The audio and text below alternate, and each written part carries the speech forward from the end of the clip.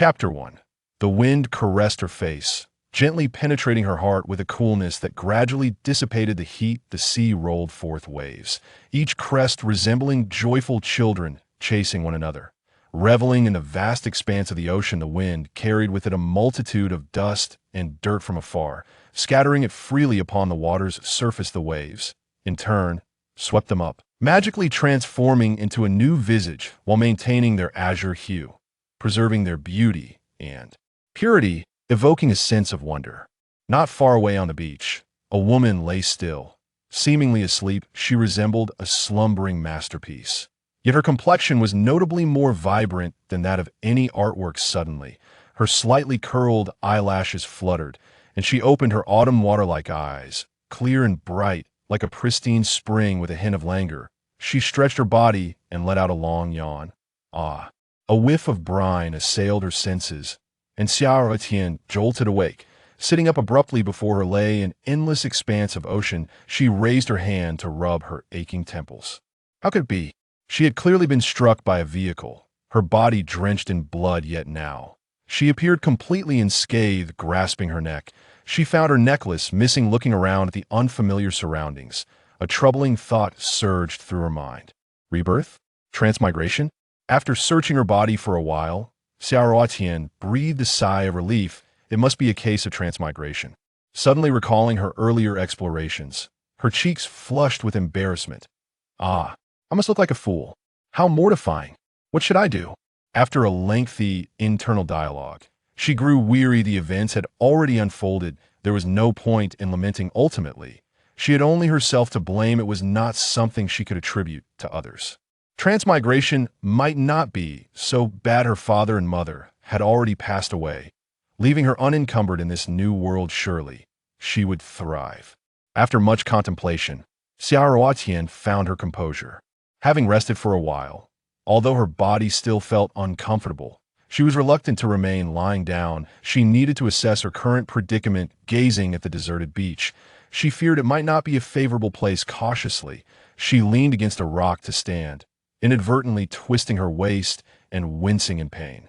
Instantly, her pallid face lost even more color, her lips turning somewhat translucent. Clearly, Xiao Etienne was not in the best condition. Nevertheless, she had no time to rest. It was imperative to ascertain her whereabouts. Drenched in seawater, a gust of wind made Xiao Etienne shiver. Yes, I must find a way to start a fire, she thought. Drying her clothes would not only provide warmth, but also create smoke visible to anyone at sea. The more she contemplated, the more excited she became. Hurrying off into the nearby jungle to gather dry twigs and leaves, intending to emulate ancient methods of fire starting. Her stomach growled with hunger, an insatiable longing, as if she could devour anything in sight. It had been a full day and night since she had last eaten. After collecting some dry wood, she began to create friction for fire. To her delight, she succeeded after just a few attempts, and she joyfully embraced her kindling. Soon, the fire blazed, and Xiao Etienne set about drying her clothes. After a while, she checked her garments, discovering they were nearly dry, and quickly donned them. Yet her stomach protested once more with a demanding growl. Rubbing her belly, she rolled up her pant legs and ventured to the shoreline, searching for shellfish like lobsters and clams. As their hard shells would spare her the trouble of cooking and ensure cleanliness, she hurriedly gathered a few and returned to place them on the fire, then set off to find more. After several trips, some shells had begun to crack open, the delightful aroma wafting towards her nostrils. Xiao Etienne plopped down beside the fire, oblivious to her appearance, and indulged in a hearty feast. Lost in her meal, she failed to notice a pair of eyes observing her from the nearby forest. After satisfying her hunger, Xiao Etienne felt the stickiness on her hands and stood to wash them by the sea. Suddenly, a hissing sound reached her ears. What is that noise? So loud? Xiao Etienne stepped forward, only to find a large rock obstructing her view of the beach. Curiously, she climbed atop it to investigate. Heavens! Is that a sea python? Xiao Etienne gasped. Nearly letting out a scream, she quickly covered her mouth with one hand, eyeing the massive spotted python coiled beside her fire, feasting on her leftover food. Fuming at the sight of the gigantic serpent enjoying her meal, she grasped a nearby stick, ready to charge at it, but the python seemed to sense something, causing Xiao Etienne to hesitate. retreating behind the rock in fear as she noticed the creature's head turning towards the distant forest. In the forest, the half-beast Pen Fei and half-beast Zhuang Rui lay on the grass. Engaged in idle chatter, Pen Fei felt an odd sensation and turned to Zhuang Rui, asking, "Do you feel something is off?" Upon hearing this, Zhuang Rui leaned against a vine-covered tree and replied, "I do feel something amiss. Why does it feel so unsettling?" Zhuang Rui's scalp prickled, as if being watched, yet he could not discern any immediate danger, leaving him somewhat anxious.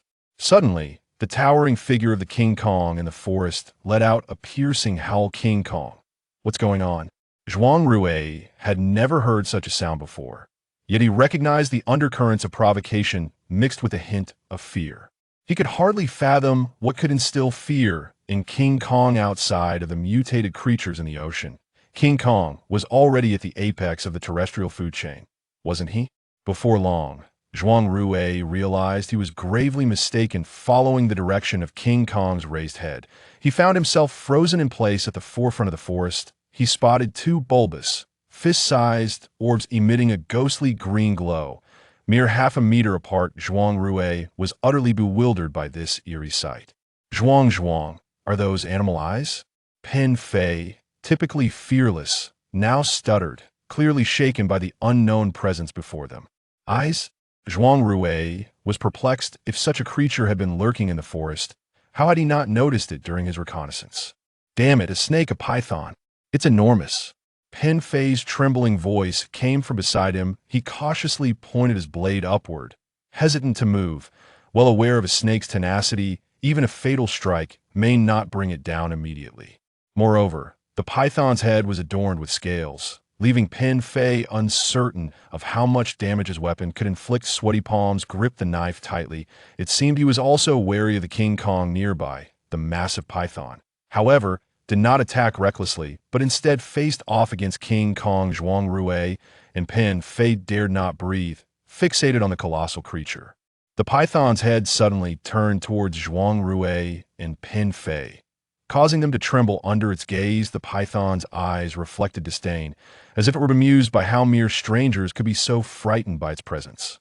King Kong approached the python, attempting to negotiate, explaining that they were unaware they had intruded upon its territory. The python scrutinized them for a moment, seemingly discerning they did not intend to fight, and warned them not to return before retreating into the water.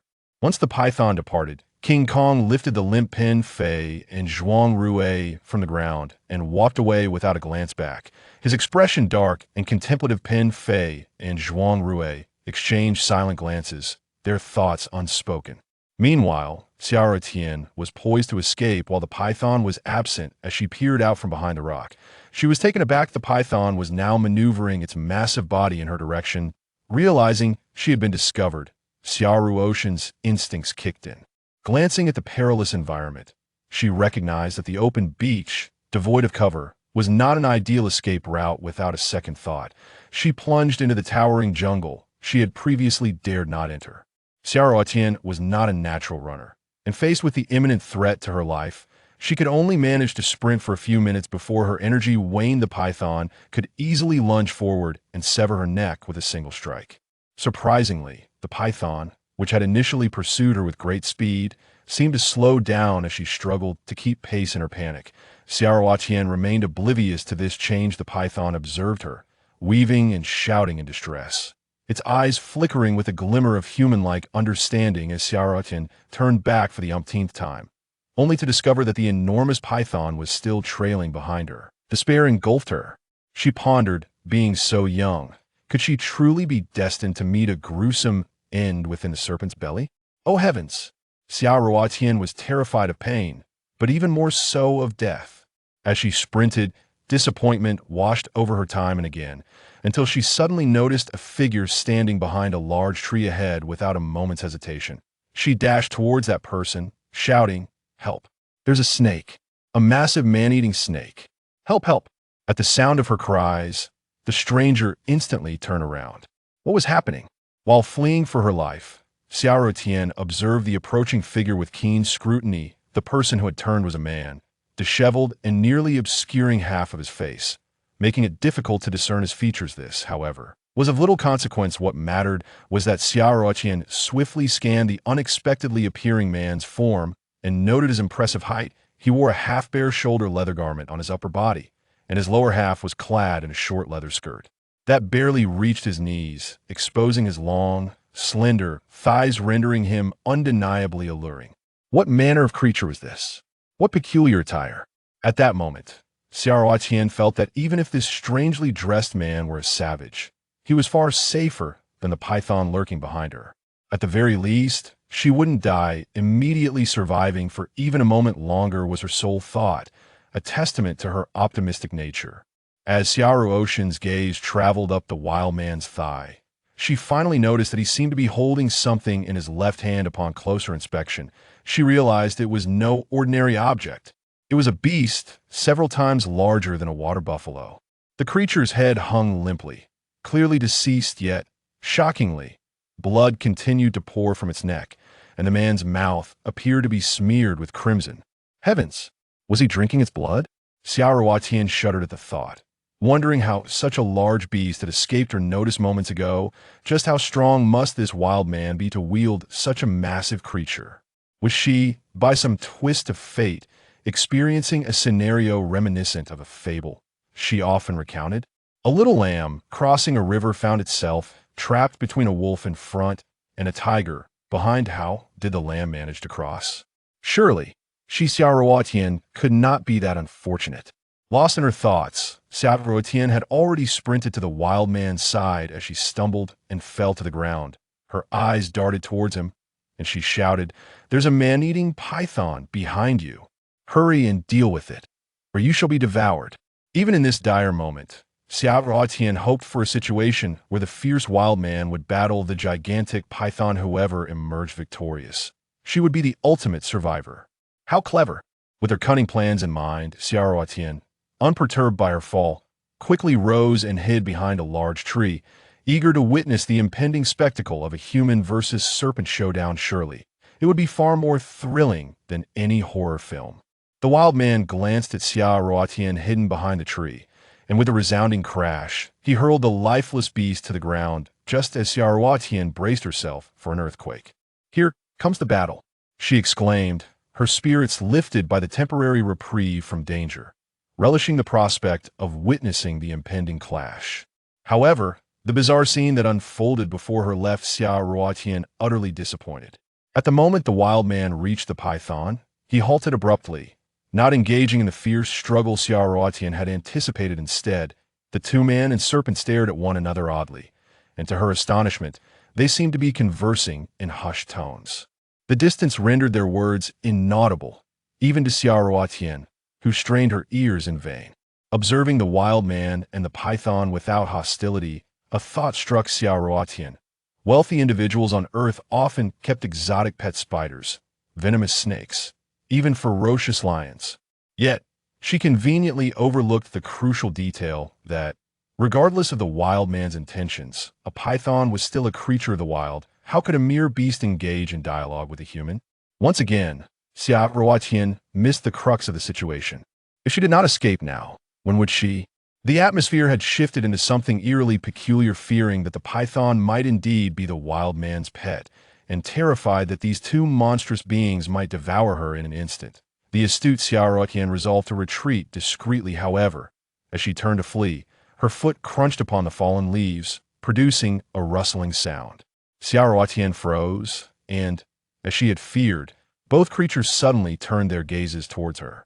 "Li li yi lai," the wild man bellowed at Xiaoruotian. In that moment, she was utterly bewildered.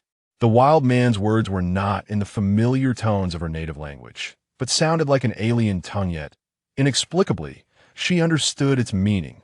The wild man's inquiry was clear. "Who are you?" Staring at the unknown figure, listening to a language she had never heard yet comprehended, Xiaoruotian was rendered completely speechless. As she stood in a daze, Xiaoruotian witnessed the colossal python behind the savage transform into a strikingly handsome prince, akin to a white steed. However, the elongated blue eyes of the prince, shrouded in a brooding demeanor, betrayed his true nature as a serpent man.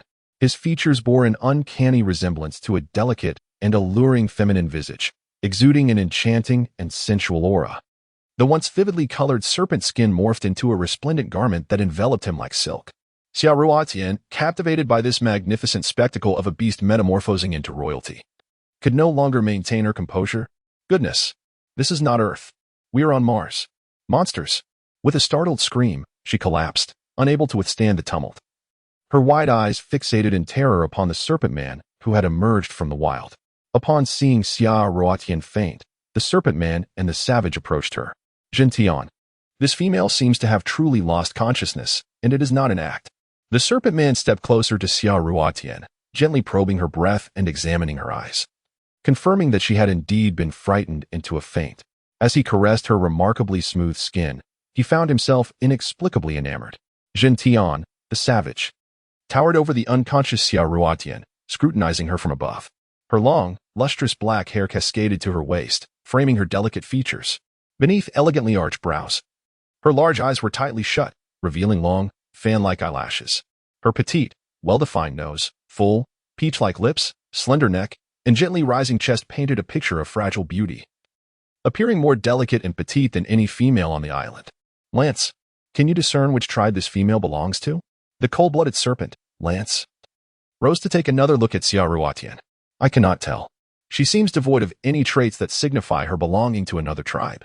She is unlike any other female beastmen on the island. Perhaps she hails from outside?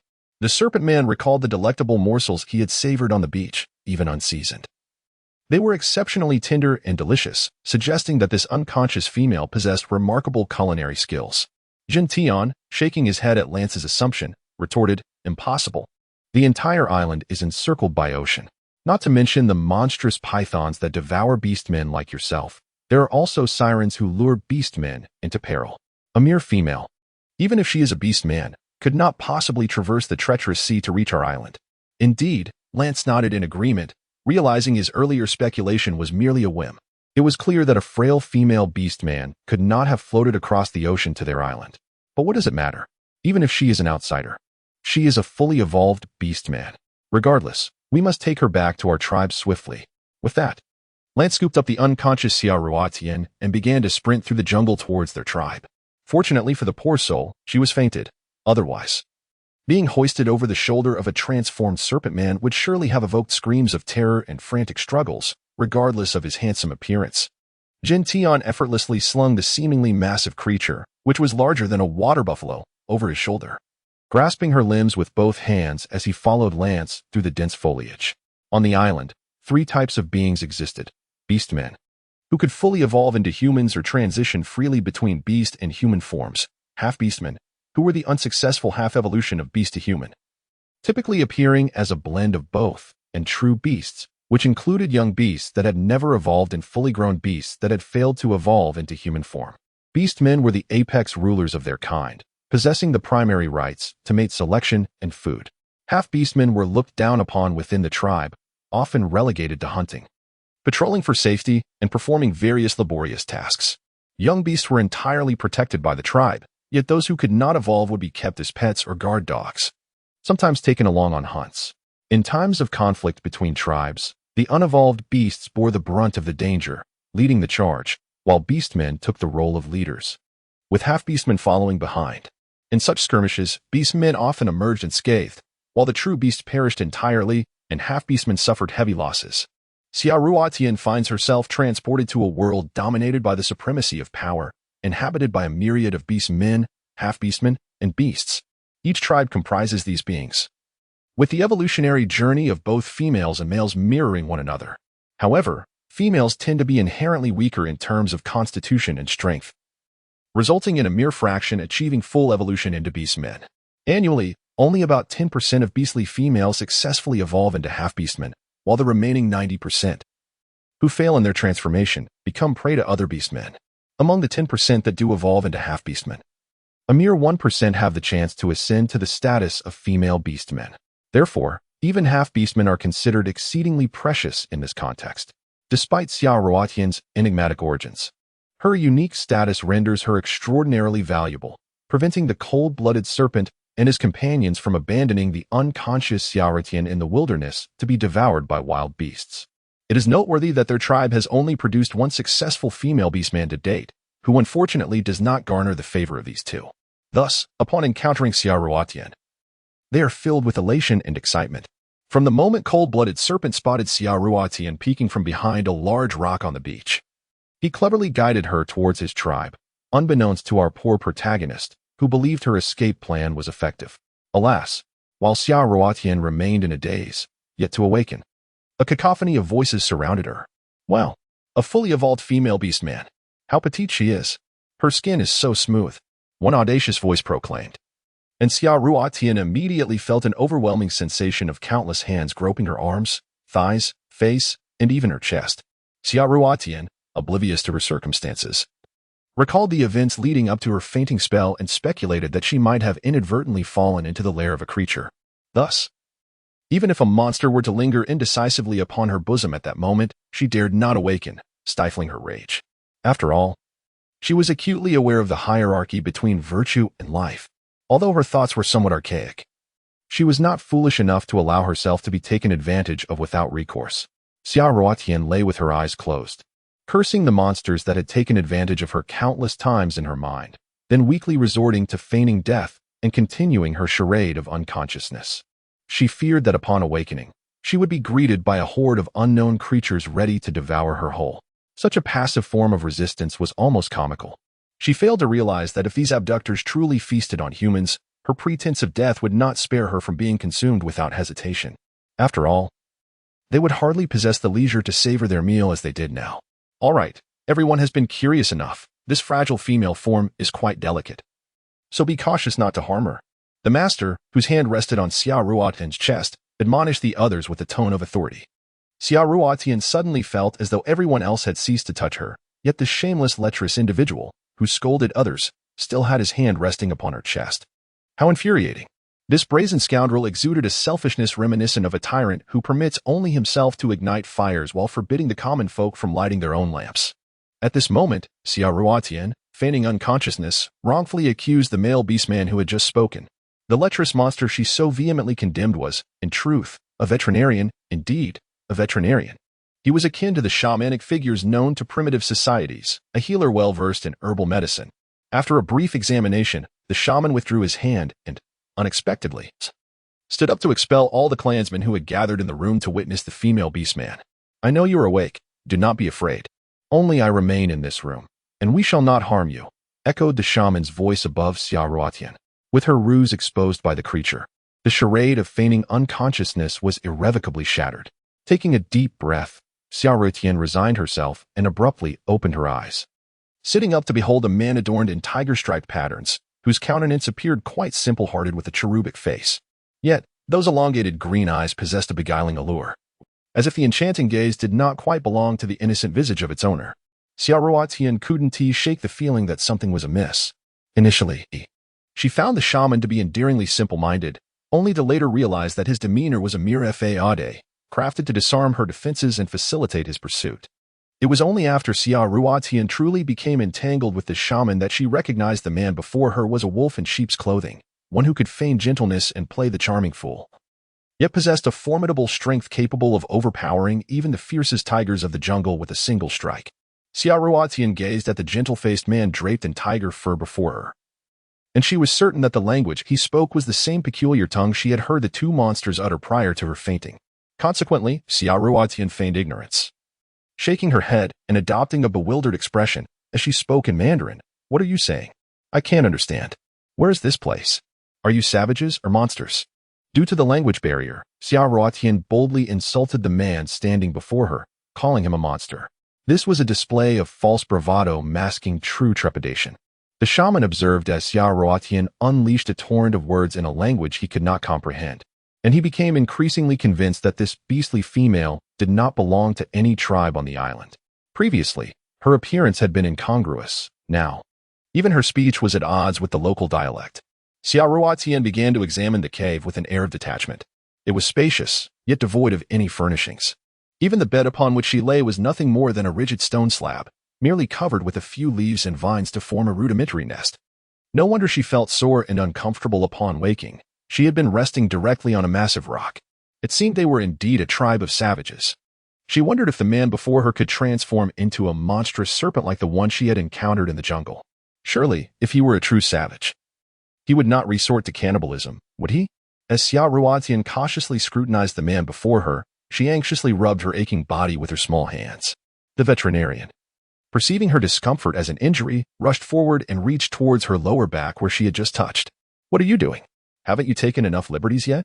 In that moment, Xia Ruotian, emboldened by her indignation and momentarily forgetting her fear, raised her hand and slapped the face of the shamanic man leaning over her. The sound of the slap echoed through the cave, even catching the attention of the onlooking beastmen outside who had not yet departed. After delivering the slap, Xia Ruotian looked at her own palm and then at the expressionless, narrowed-eyed veterinarian who emanated a palpable sense of danger. His youthful visage, which appeared even younger than her own, now exuded a menacing authority. "I am sorry. Who told you to take advantage of me? Just because you're handsome doesn't give you the right.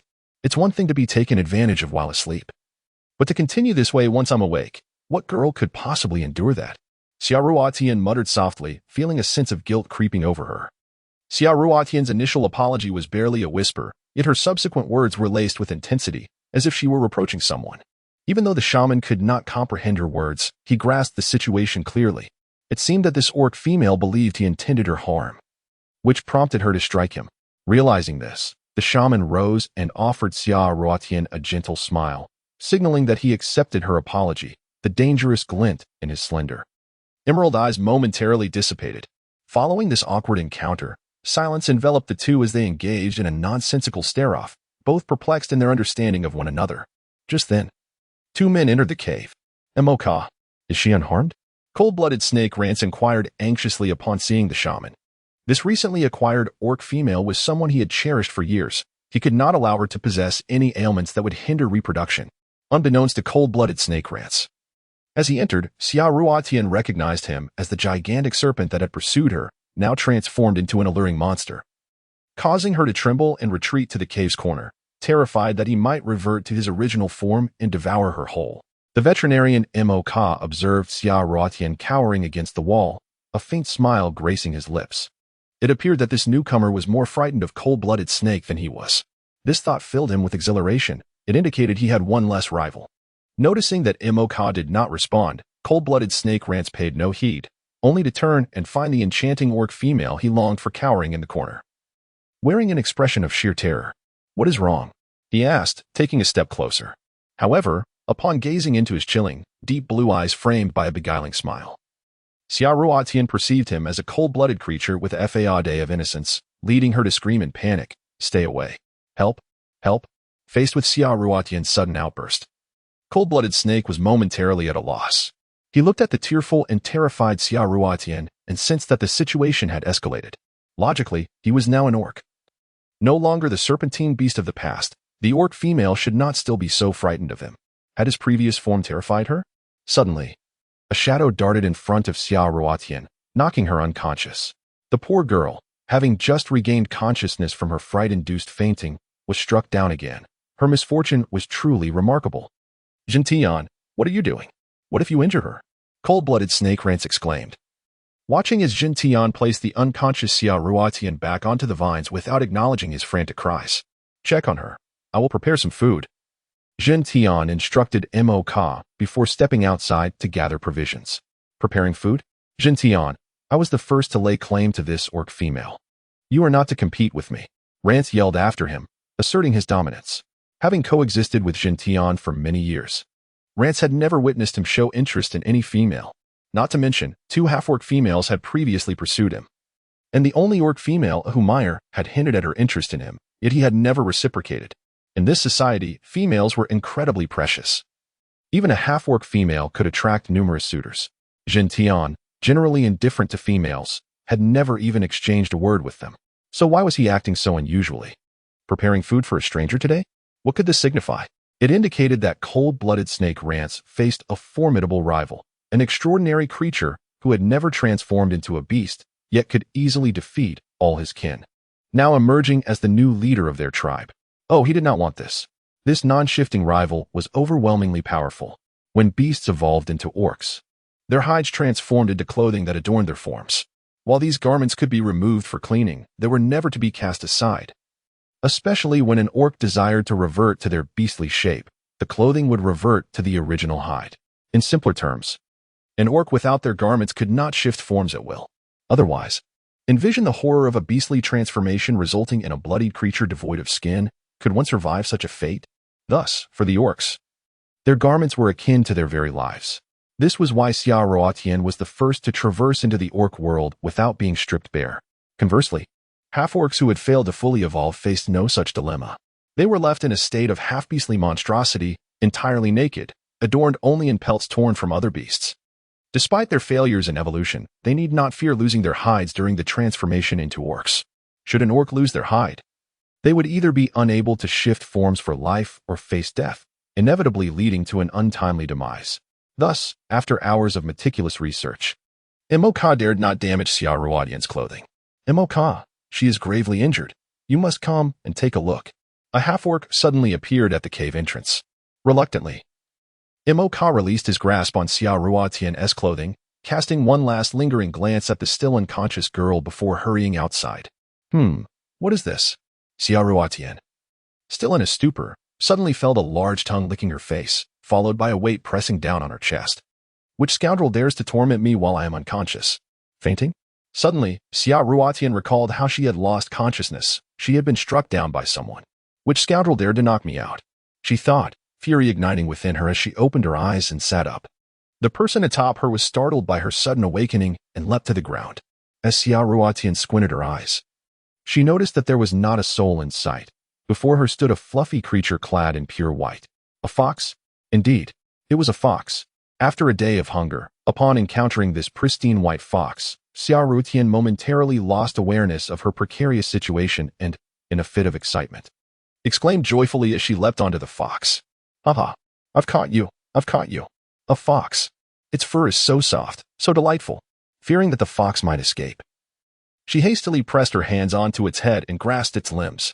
Little did she realize that the fox, already overwhelmed by her grip, was fortunate to have survived the encounter without losing consciousness. At that moment, the fox, dizzy and disoriented, was hardly in a position to flee. Yet, Xia Ruotian paid no heed. It was her first encounter with a fox, a creature she adored, and she could not help but shower it with affection. Alas, poor fox, rendered mute by the circumstance, was subjected to the enthusiastic attentions of a smitten girl. As Jintian entered the cave, holding a stone bowl filled with food, he was greeted by the sight of the young female pressing herself against the white fox, exploring it with unrestrained curiosity. "Do you like it?" Jintian approached cautiously, careful not to startle Xia Ruotian further, as he observed her reactions with keen interest. Xia Ruotian was suddenly startled by a sound echoing within the cave. She looked up to see a wild man.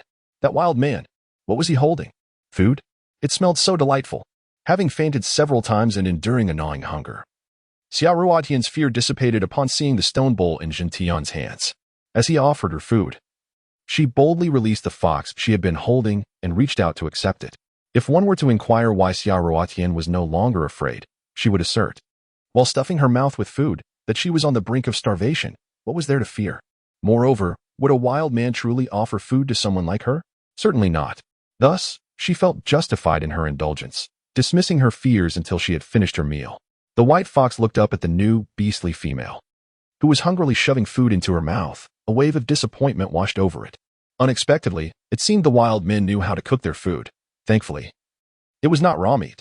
Xia Ruotian marveled at the well-prepared meal, and even if the food was less than palatable, to her famished self, it was a divine delicacy. Jintian maintained a stoic expression but felt a surge of happiness as he observed Xia Ruotian relishing the meal. Although he could not comprehend her words, he sensed her satisfaction with the food he had provided. A glance revealed the white fox still lingering in the cave, prompting him to shoot a glare in its direction. The fox, filled with remorse, dared not voice its grievances and swiftly scampered out of the cave. "Jintian, that duo went hunting today and were injured by the bear clan. We must go check on them." Cold-blooded serpent lands, who had ventured out to fetch water for Xia Ruotian, overheard the tribe discussing this matter. Most of the beastmen had gone to visit that duo, and as the leader, Jintian naturally had to follow. With Jintian out of the way, I can spend some time alone with the new beastly female. However, as Jintian passed by Lance, he sees the beast skin that Lance had transformed into and dragged him out of the cave. No, I must care for the newly arrived beastly female. I want to personally feed her water. Lance flailed desperately, unwilling to leave. Yet, with nothing to grasp around him, he could only clutch at the air as Jin Tian forcefully pulled him out of the cave. Witnessing this unexpected turn of events, Xia Ruotian stared wide-eyed, forgetting even the remaining piece of delicious roasted meat in her hand. When Jin Tian turned back, he met those innocent, large eyes, stirring a wave of emotion within him. He halted his dragging of Lance, releasing one hand to place the stone bowl in Lan's grasp upon the ground, signaling to Xia Ruotian with a gesture to drink. Let go. I'll go see that duo with you. Lance, aware that Jin Tian would not permit him to remain with the new female, struck a defiant pose in agreement. Meanwhile, he cast a flirtatious glance at Xia Ruotian, exclaiming, "My lady, wait for Lance to return." Jin Tian seized Lance by the neck, whisking him away with a force that could only be described as formidable. Lan's brazen flotation sent a shiver down Xia Ruotian's spine.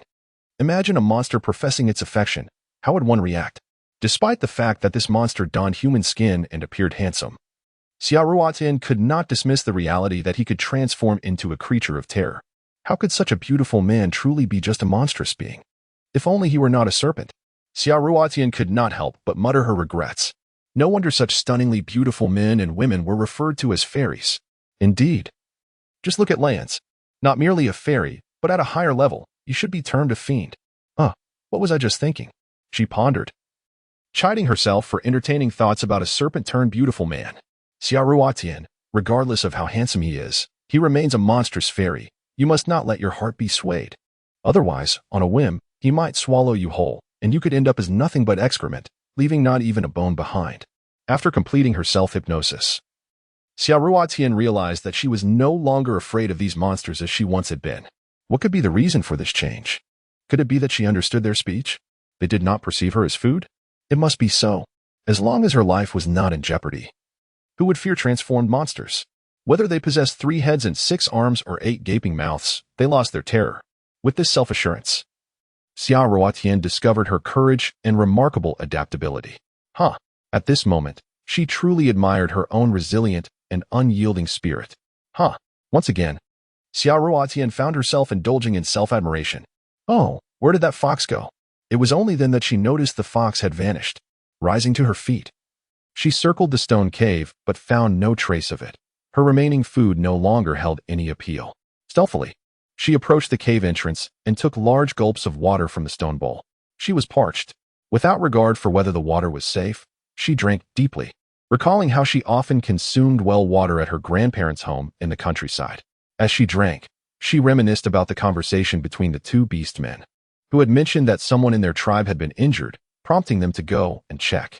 Xia Ruotian surveyed the scene outside the cave and noticed the absence of orcs. She stepped out to gaze into the distance, initially intending to seize the opportunity to escape. However, she soon discovered several orcs stationed not far away.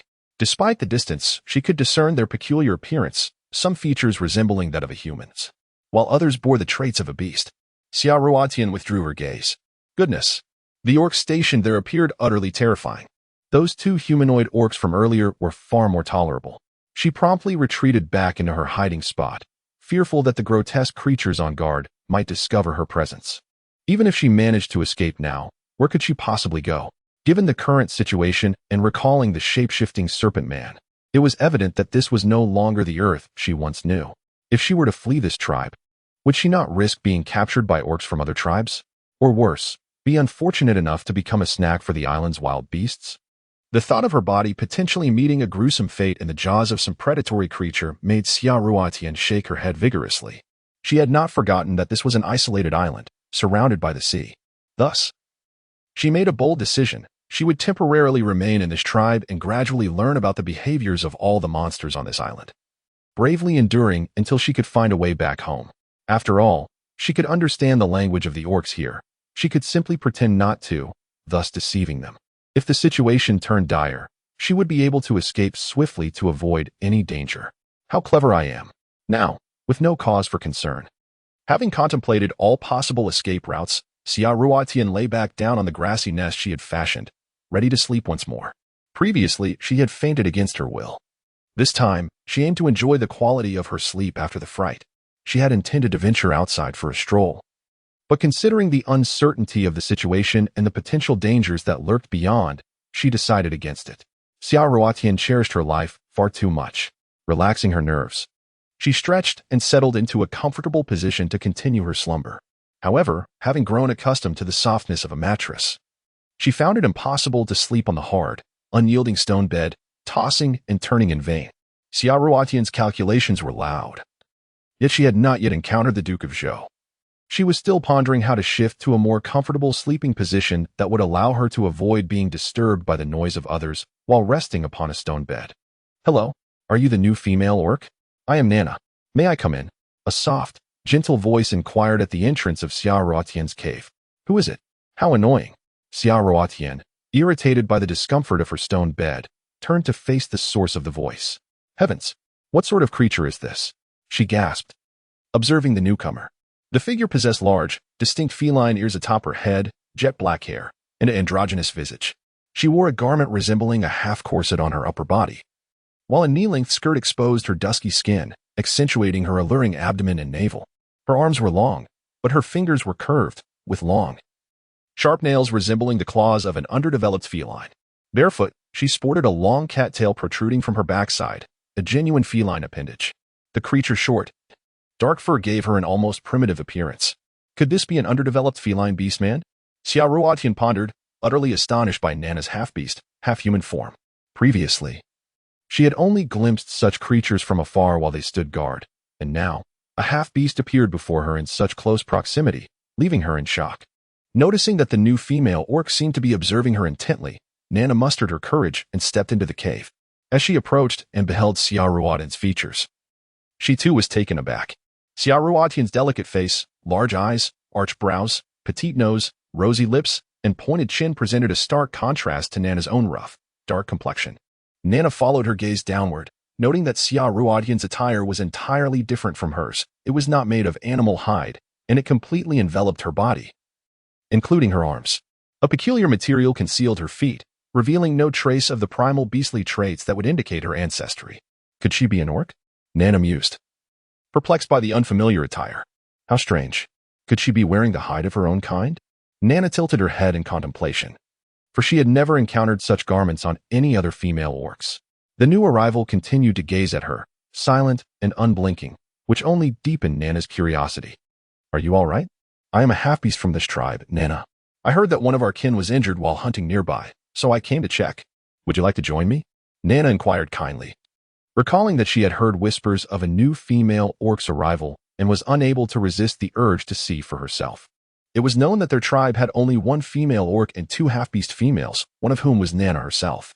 However, her relationship with the other two was not particularly amicable, prompting her desire to forge a connection with this newcomer, hoping to find companionship within their small tribe. Oh, I don't understand what you were saying," Xia Ruotian responded, sitting up after a moment of surprise.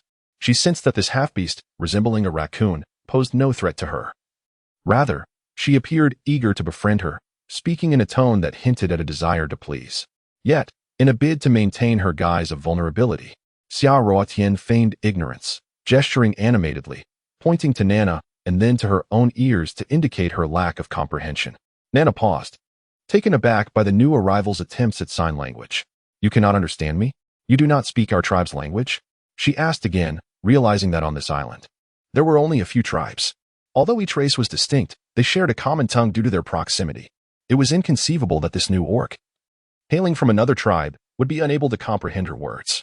Was she perhaps a freshly evolved orc from the jungle? As Nana studied Xia Ruotian, her mind swirled with various theories regarding the newcomer's inability to understand her speech.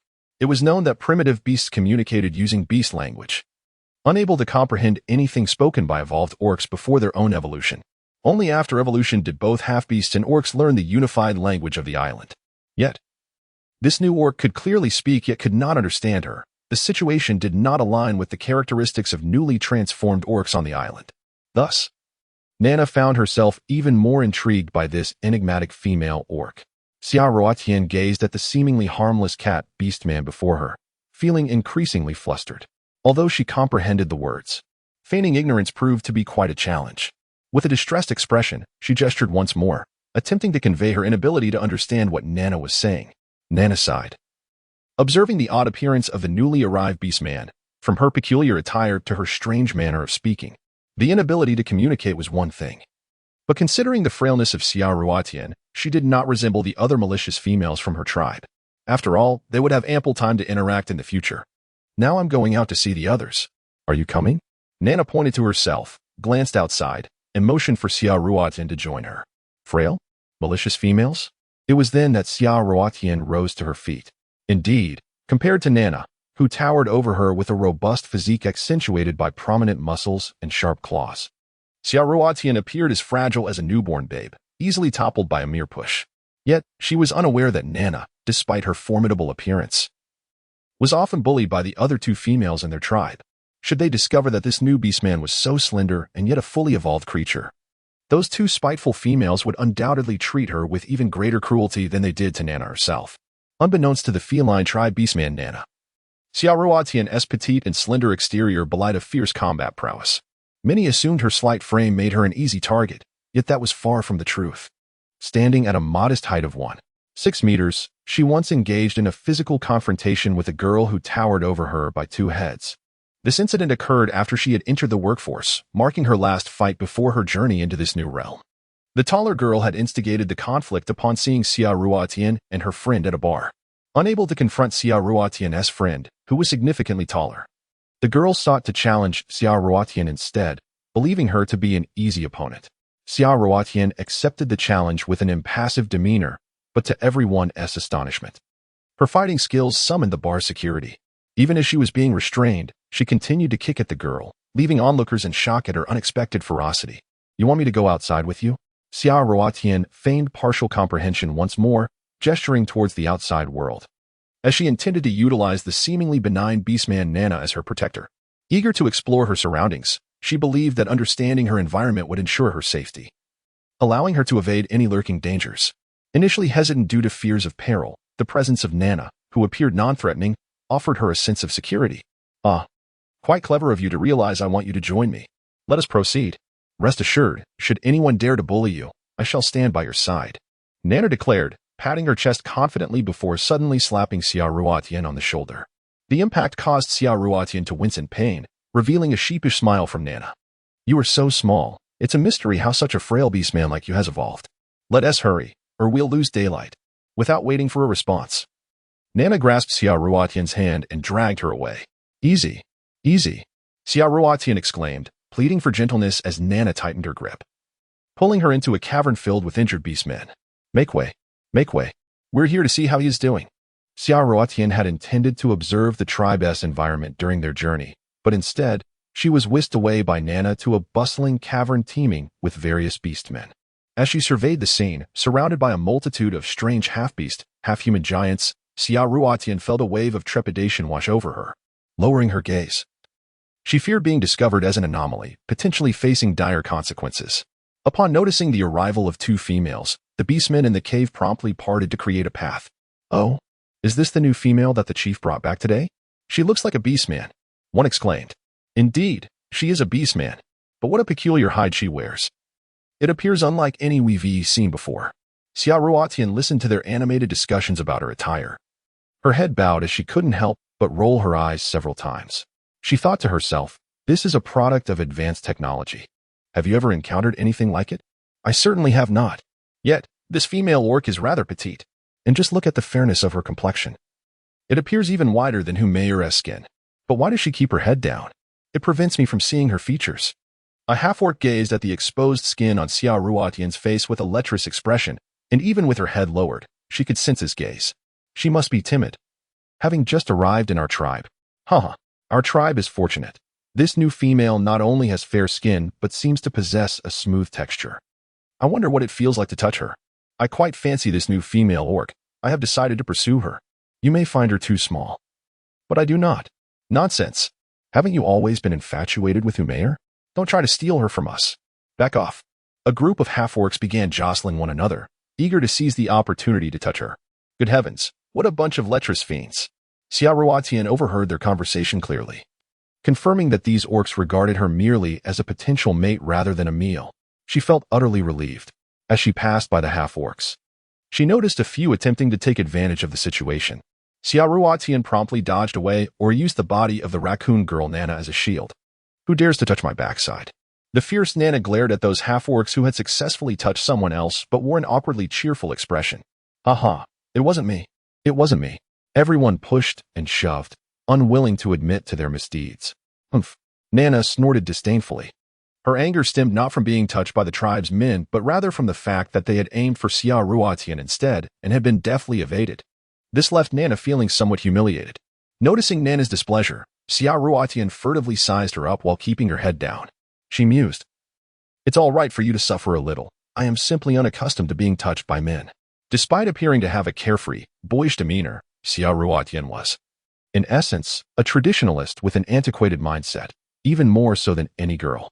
In this modern age, it might lead others to think her peculiar. Yet Xia Ruotian steadfastly adhered to her principles. Enough, Nana. That duo is on the brink of death, and you still have the energy to fuss about. Gentian, standing by Duo's bedside, was incensed. Instantly, all the tribesfolk fell silent, their eyes fixed on the ailing duo lying on the stone bed. This included the enchanting Lancy, who had been watching Xia Ruotian since she entered the cave. Duo, I am so sorry. How are you? Nana approached the bedside, looking at the pale, blue-skinned half-orc duo with an apologetic expression. Duo looked at Nana, who had been scolded by the chief and appeared pitiful, managing a faint smile. It's all right.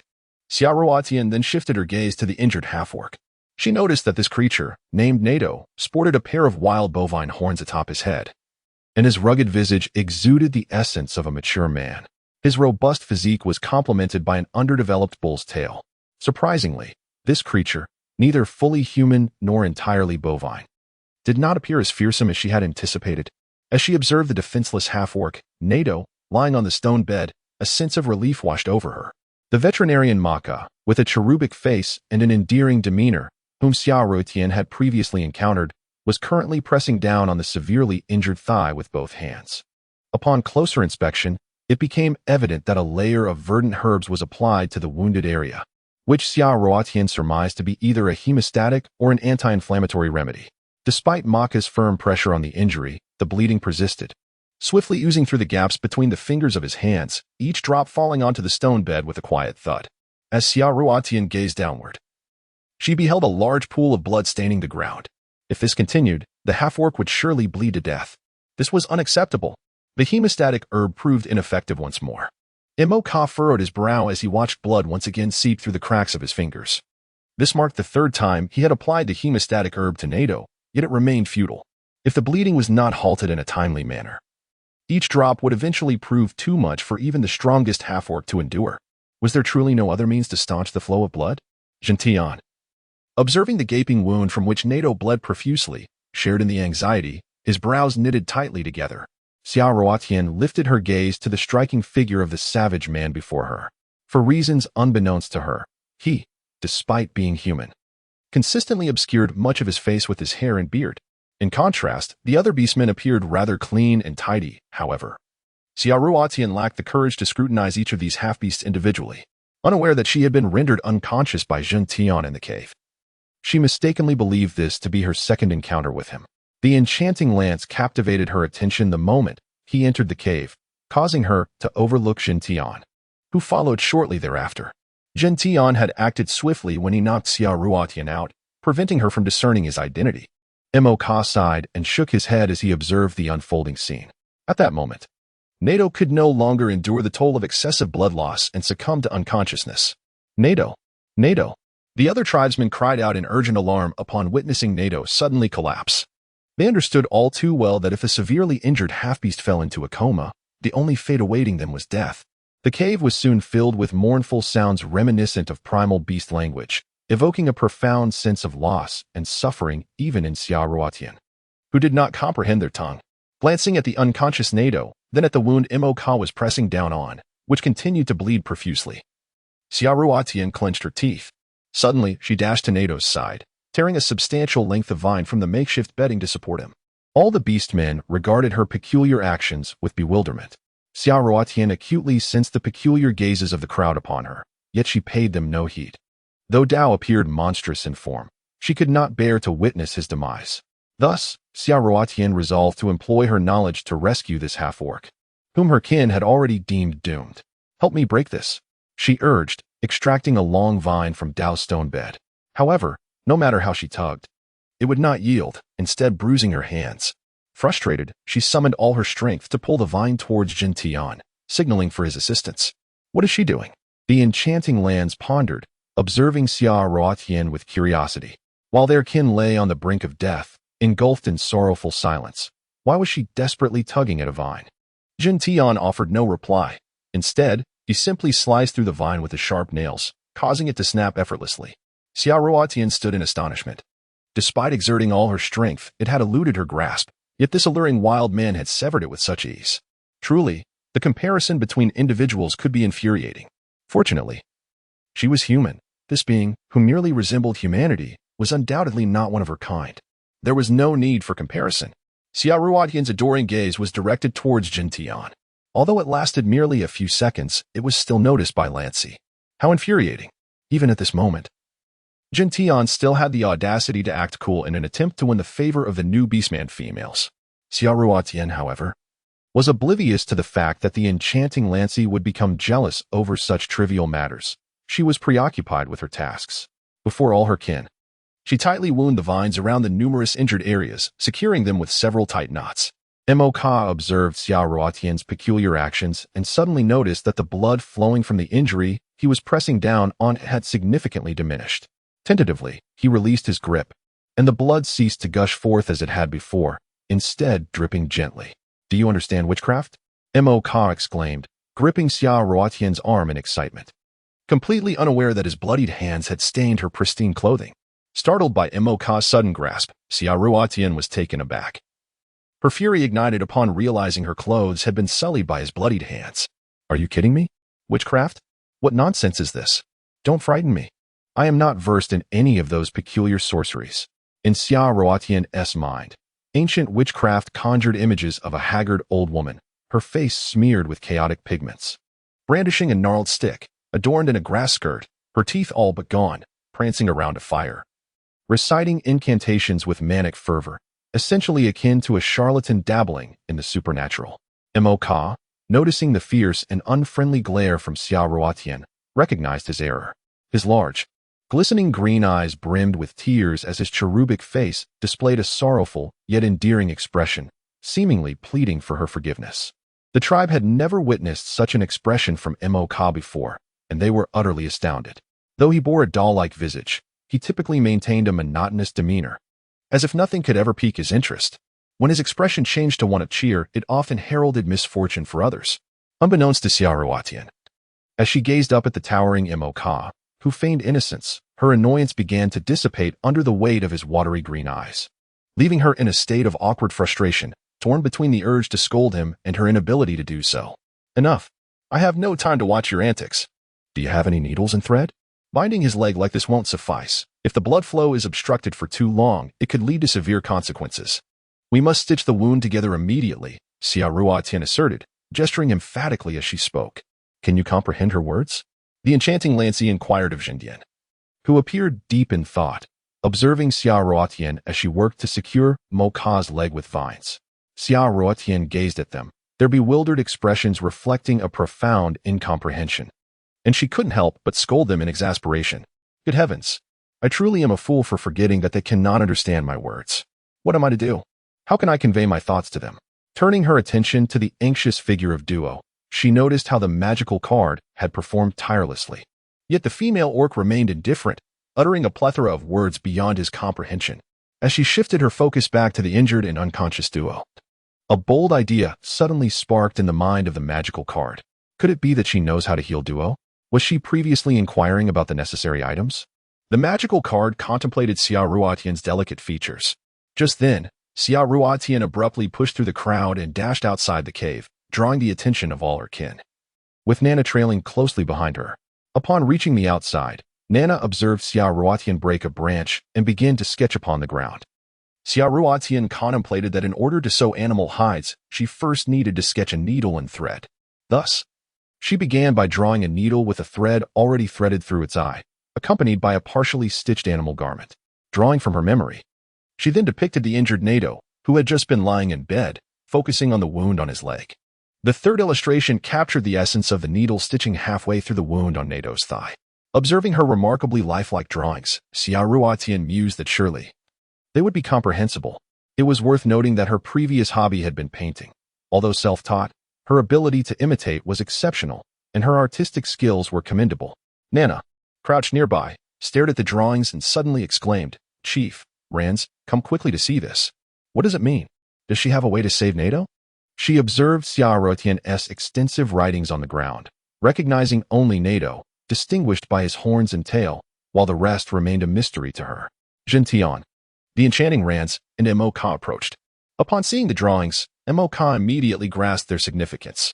"Well, I never expected such a method to staunch the bleeding. It is truly ingenious. Quickly, prepare fishbone needles and hemp thread." Mo-Ka joyfully instructed Nana. It was well known that these fishbone needles and hemp threads were typically used by female half-beasts for crafting animal hide skirts. Thus, once the veterinary Mo-Ka understood, she naturally sought out the half-beast Nana. Nana looked puzzled at Mo-Ka, then turned her gaze back to Xiaoruotian's drawings on the ground, comparing them in her mind. Indeed, the new beastman had depicted a small hole at the back of the finely detailed figure, with a long line trailing behind, resembling a fishbone needle threaded with hemp. But could these items truly save Nado? Nana, lost in thought, hesitated to fetch the necessary supplies. "Go and get them," Jintian commanded, his tone brooking no argument. Nana, startled by his rare directness, immediately turned and hurried away to retrieve the items. "You are truly clever. To think you can write." The alluring Rans observed Xiaoruotian with a glint of desire in his eyes, stealthily approaching her and daringly placing a hand on her round, shapely form. Xiaoruotian swiftly turned her head to glare at the lecherous man who had taken liberties with her. "Lance, what are you doing?" Throughout her life, Xiaoruotian had never been subjected to such indecency. While she had endured a previous instance of violation while feigning unconsciousness, the audacity of having her backside groped in front of so many people was utterly intolerable. She could hardly believe that someone so alluring could also be so vulgar. Lance, though taken aback by Xiaoruotian's reaction, sensed her anger towards his earlier touch. Could it be that she had never been accosted by a beastman before? The thought of this possibility nearly made him squeal with delight. At that moment, he dared not meet the fiery gaze of Xiaoruotian. Instead, he feigned interest in a nearby half-beastman, murmuring about the drawings Xiaoruotian had created, as if he were not the one who had just harassed her. "Rogue, what are you pretending for?" Xiaoruotian glared at him with wide, indignant eyes. She was not the type to acquiesce to unwanted advances simply because a man was handsome. She steadfastly adhered to her principles. Unless it was someone she loved, no other man was allowed to touch her. Even a gentle caress or a kiss would feel like an affront to her dignity. As Xiaoruotian continued to paint, she naturally attracted attention. When she raised her voice, all the beastmen diverted their gaze from her artwork, their eyes fixated on her instead, intrigued by the fact that this newcomer could write. Even those who were illiterate could comprehend her words. It was truly remarkable. The collective gaze of curiosity, admiration, and trepidation converged upon her. As they witnessed Xiaoruotian glaring at Lance, their attention shifted back and forth between her and him, their puzzled expressions oscillating in confusion. Xiaoruotian suddenly felt the gaze of everyone upon her and Lance. Embarrassed, she lowered her head, unable to continue glaring at Lance, while inwardly cursing him. That damned man who looked like a fairy. He only brings trouble. Fortunately, at this awkward moment, the half-beast Catwoman Nana hurriedly arrived with supplies. The veterinarian Mocha quickly took them and rushed into the cave, preparing to stitch up the wounds on Nado as Xiaoruotian had illustrated. All the beastmen returned to the cave once more, and Xiaoruotian followed suit. Upon seeing the baby-faced Mocha neglecting to disinfect the area and hastily tearing open the hemostatic herb to stitch up Nado's wound, she rushed over to intervene. "Why aren't you disinfecting first? He could very well get infected again." In a swift motion, Xiaoruotian snatched the fishbone needle from Mocha's hands and retrieved a lighter from her coat pocket. With a flick, flames erupted.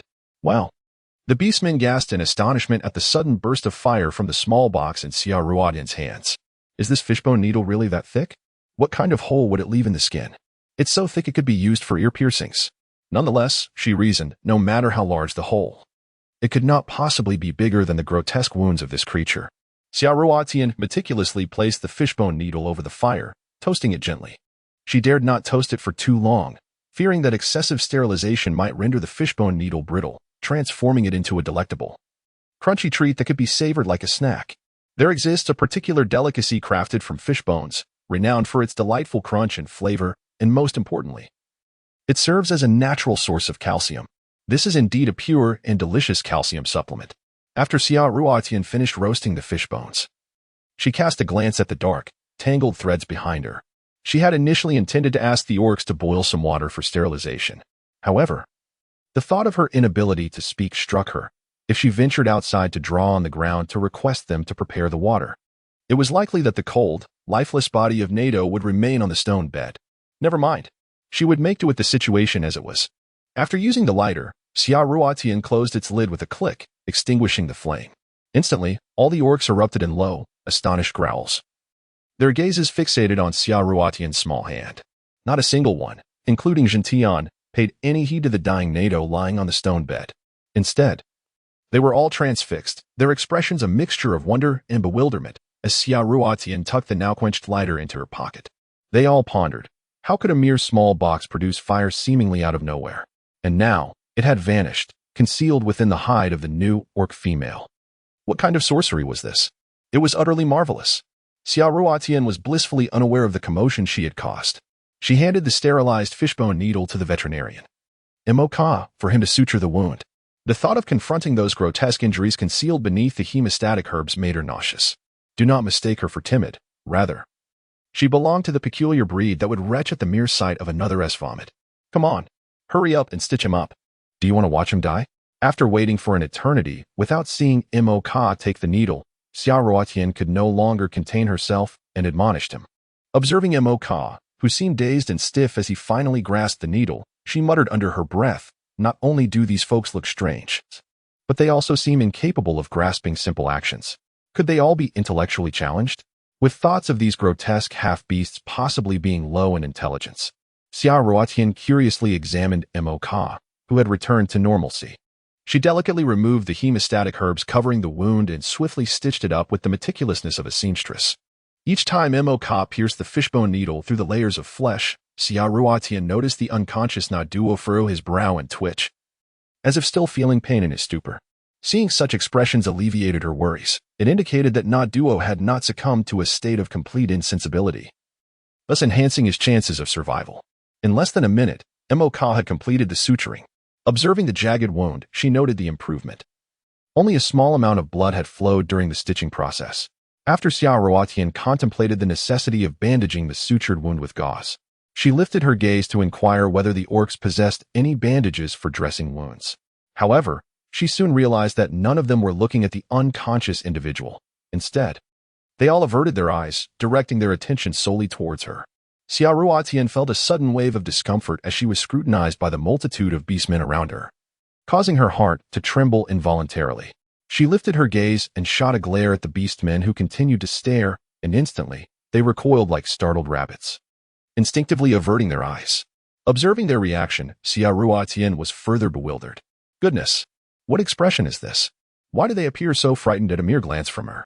Considering the bizarrely towering beastmen, each exceeding 6 feet, one would expect her, the diminutive human, to be the one in fear. Had she unwittingly committed some horrifying act? Reflecting on the recent events, she realized nothing was amiss at all. Truly, what a peculiar bunch. Xia Ruotian muttered a quiet curse under her breath, feeling vexed. She was unafraid of these creatures. In fact, it seemed they were somewhat intimidated by her. How could this not frustrate her?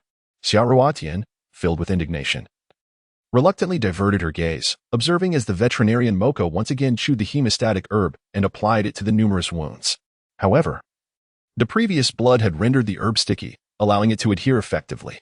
Now that the bleeding had ceased, the herb naturally could not cling, and much of it fell away as Moko applied it. Never mind. Relying on others is often less effective than relying on oneself. To the astonishment of the surrounding beastmen, Xia Ruotian boldly performed an astonishing act. She began to undress in public. Although this setting consisted of a female among multiple males, it was not as scandalous as one might imagine. The females only loosened their garments in front of their partners and would never undress in the presence of other beastmen, as such behavior could lead their partners to believe they lacked allure. Consequently, a female undressing to entice other beastmen would face scorn from her partner. Of course, if a female fancied a particular beastman, she could undress to allure him, but this was strictly confined to private settings, solely between the two.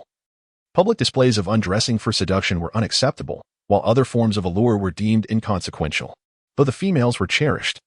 If a female treated her partner with excessive coldness and indifference, it could wound the male's heart, leading him to request the chieftain to dissolve their partnership. While this possibility was exceedingly rare, it was not entirely unheard of. The relationships here were consensual. All the single beastmen unabashedly gazed at Xia Ruotian with unrestrained desire. Witnessing such unabashed stares from the beastmen, Lans nearly shouted in an attempt to stop Xia Ruotian, only to be violently restrained by Jin Tian. Amidst the tense and suppressed atmosphere, Xia Ruotian merely donned a coat, revealing a pure cotton long-sleeved t-shirt underneath. With a swift motion, one sleeve was torn off entirely along the seam at her shoulder with a sharp rip. Xia Ruotian was well aware of the lecherous gazes cast upon her by the crowd. With an impassive expression, she donned her outer garment once more, raising her head to offer a malicious grin to the onlookers. My apologies. I trust one haven't disappointed you. Jin Tian, however, regarded Xia Ruotian, now clad in the tattered remnants of her beast skin, with certainty that it was not the attire she had shed during her transformation. His unruly hair obscured much of his face, leaving only his keen, probing eyes to scrutinize this enigmatic new female. All fully evolved beastmen adorned their own beast skins, with the sole exception of Jin Tian himself, who wore the pelts of other creatures to conceal his identity, ensuring no beastman had ever witnessed his true form. Yet, why did this petite female not don her own beast skin? Was she a spy sent from another tribe, or did she harbor secrets akin to his own? As Jin Tian observed Xia Ruotian, his gaze grew increasingly perplexed. The new female, who had brought joy to her kin, was not only devoid of her own pelt, but also emitted a faint scent, rendering her true identity a mystery. It seemed she concealed numerous secrets, igniting a profound curiosity within the usually indifferent Jin Tian. He anticipated that his days would no longer be mundane. He would gradually unravel the mysteries surrounding this elusive female. Seeing the astonished expressions of the crowd, Xia Ruotian gleefully tore the sleeve she had previously removed into 2 pieces. She then seized a handful of hemostatic herbs, grinding them to a pulp, and applied them to the multitude of wounds. With one hand pressing down, she freed the other to untie the vines that had bound the legs of the injured beastman. De duo. Upon release, deep indentations marred his legs. Xia Ruotian swiftly organized the freshly untied vines, binding them to the wounds with the torn sleeve, finishing with a grand, elegant bow. At last, she sighed in relief, standing tall. Gazing at the duo, adorned with horns, a tail, and a beastly form, she mused on her own benevolence. Daring to rescue even a half-human, half-monster creature, feeling a swell of admiration for herself. Jin Tian glanced at Mo Ka, who, understanding the situation, intently observed the bandaged wounds. Minutes passed without a trace of blood flowing from the injuries. At most, a few areas bore slight crimson stains. Mo Ka inspected the duo again, noting his significantly steadier breathing, indicating he had been saved. The veterinarian nodded at Jin Tian, affirming that the duo would most likely survive. A wave of astonishment and admiration radiated from Jin Tian's deep green eyes towards Xia Ruotian. Well, the beastmen erupted in excited cheers. A cacophony of roars echoing through the air, prompting Xia Ruotian to cover her ears, feeling as though an earthquake had struck. Observing her distress, Jin Tian bellowed to the crowd, "Cease your noise. The new female cannot endure it." Immediately, the tumultuous roars subsided, restoring tranquility. "You are remarkable. Are you a messenger of the gods?" The half-beast catgirl, Nana, exclaimed, helping Xia Ruotian to her feet. "A messenger of the gods? What on earth does that mean?" Xia Ruotian questioned, bewildered by Nana's sparkling eyes. The other beastmen, taken aback by the new female's miraculous feat, marveled at her abilities. Many had witnessed countless beasts perish from grievous wounds, yet this seemingly unassuming female had brought one back from the brink. The crowd surged forward, eager to express their gratitude. Though, in truth, it was merely an excuse to take advantage of her. "Ah, what are you doing? Get away. If you touch me again, I'll cut off your hands." Xia Ruotian shouted, her face flushed with anger as she attempted to evade the groping hands of the beastmen. Yet, in her frantic movements, she found her chest covered but her rear exposed, inciting her to cry out in fury. Jin Tian had anticipated that she might relish the affection of her kin. But the bashful female was, in fact, shouting at them with a flushed face, clearly displeased. "Get away, you lecherous fools." Boo-hoo. Unable to fend off the advances, Xia Ruotian, feeling cornered and defeated, crouched down, overwhelmed. The beastmen, momentarily stunned, halted their actions, gazing at the weeping female in confusion, unsure of what had transpired to cause her such distress. "What is happening?" Did her voice change? Lancy, initially reveling in the crowd, now sensed something amiss. He had thought her earlier cries were merely shyness or excitement, yet he now perceived the sorrowful sobs emanating from her. Had he misheard? As he looked up, he met Xia Ruodian's tear-streaked face, filled with anger and despair. Witnessing her sorrowful state, Lancy felt a pang of remorse pierce his cold heart. As Xia Ruodian sank to the ground in tears, he stood in shock. Unbeknownst to Lancy, Xia Ruodian's tears stemmed from her perception of being treated as a mere object, a humiliation she had never endured before. Crouching and hugging her arms, she wept for her lost family and the fear of the unknown, releasing all her pent-up frustrations. Move aside. You brutes. How could you make her cry? It must be your fault for being too rough.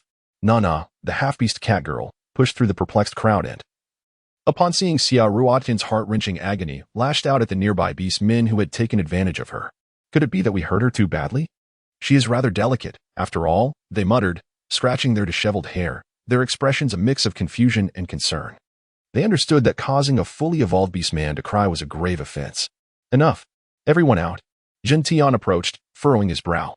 The crowd, recognizing that the duo was unharmed but witnessing the distress of the female, had never seen such sorrow from a female before, not even during childbirth. With a single command from the leader, the bewildered beastmen scattered out of the cave. What's wrong? Are you unwell? Nana asked, her heart racing with anxiety as she circled Xia Ruodian. Moka, quickly check on her.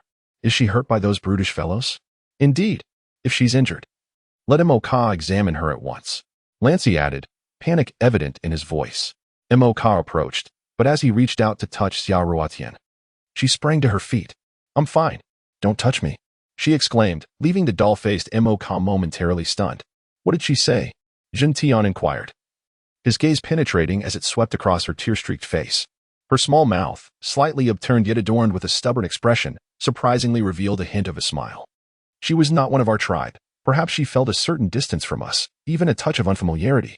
It is possible that your earlier action startled her. Nana, please take her back to the cave to rest. Oh, very well. The raccoon cat, Nana, grasped Xia Ruodian's hand. Initially, Xia Ruodian contemplated resisting. But having comprehended their entire conversation, she realized that this half-beast raccoon cat bore no ill intent. Her earlier tears had merely been misinterpreted. Nana's concern had been genuine. Xia Ruodian felt a flicker of gratitude and ultimately allowed Nana to lead her toward the cave entrance. With care, Nana pointed to herself, then to the cave, and tilted her head in a reassuring gesture, hoping to convey her intentions clearly to Xia Ruodian. Xia Ruodian grasped the paws of Nana, which were adorned with fleshy pads and coarse fur, and was amused by Nana's adorably charming expression. Observing the two females disappearing outside the cave, the enchanting Lancy's demeanor abruptly shifted. Moments ago, she had exhibited an anxious and opportunistic demeanor, but now she appeared cold and noble, shrouded in an air of mystery. She was not one of the orcs from their island. Jin Tian nodded in agreement. He had been observing the new female as well and noticed her behavior was markedly different from that of the island's orcs. Most notably, she possessed knowledge that many orcs were completely unaware of, including the extraordinary little box that suddenly appeared and disappeared while emitting sparks. The veterinarian, Moka, displayed indifference as he scrutinized the two leaders of the tribes. He lowered his head once more to assess the condition of the injured, noting that they remained intact. He spoke slowly and calmly. Everyone harbors their own secrets. She may be petite and a female, but how much threat could a spy from a foreign tribe pose? You could simply assign someone to follow her. Regardless, she has piqued my interest. Even if she is an outsider, I can make her one of my tribe. He chuckled. Do you lack even this confidence? Moka provocatively glanced at Jin Tian and the others, his tone indicating a desire to become the new female's partner, impervious to opposition. Upon hearing Moka's words, Lancy grew anxious. Having known you for so many years, although you maintain a certain flirtation with every female, you have never explicitly shown interest in any of them. I thought you were incapable. How could you suddenly take such a stance towards a female who has only been in the tribe for a day? Lancy felt displeased at the thought of Moka meddling in the matter. While Lancy was gentle with every female and had experience pairing with others, he had never allowed himself to be emotionally attached to any female as a permanent partner. He was a cold-blooded creature, and his heart had seldom warmed or quickened for any small female.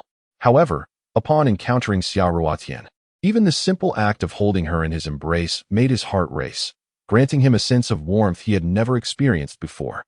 This sensation was lethal for a cold-blooded creature, prompting Lancy to adopt a shameless demeanor, seizing every opportunity to take advantage of Xiaoruotian. Suddenly, Moka's green eyes narrowed as he delivered a punch to Lancy's chest, causing him to stagger back in pain. In this island, one could mock a male's hunting prowess, but questioning his capabilities in other aspects was taboo. Why did you strike so hard? Lancy fumed. Was it necessary to resort to violence over a mere comment? Strike hard? I haven't even exerted myself yet. If you're not afraid of needing my help later, feel free to speak. Despite his youthful visage and seemingly innocent demeanor, Moka's true nature was known only to those who understood him well. He was cunning and ruthless, capable of effortlessly severing heads in the blink of an eye. Coupled with his healing skills for orcs, his standing within the tribe surpassed even that of the leader, Jintian.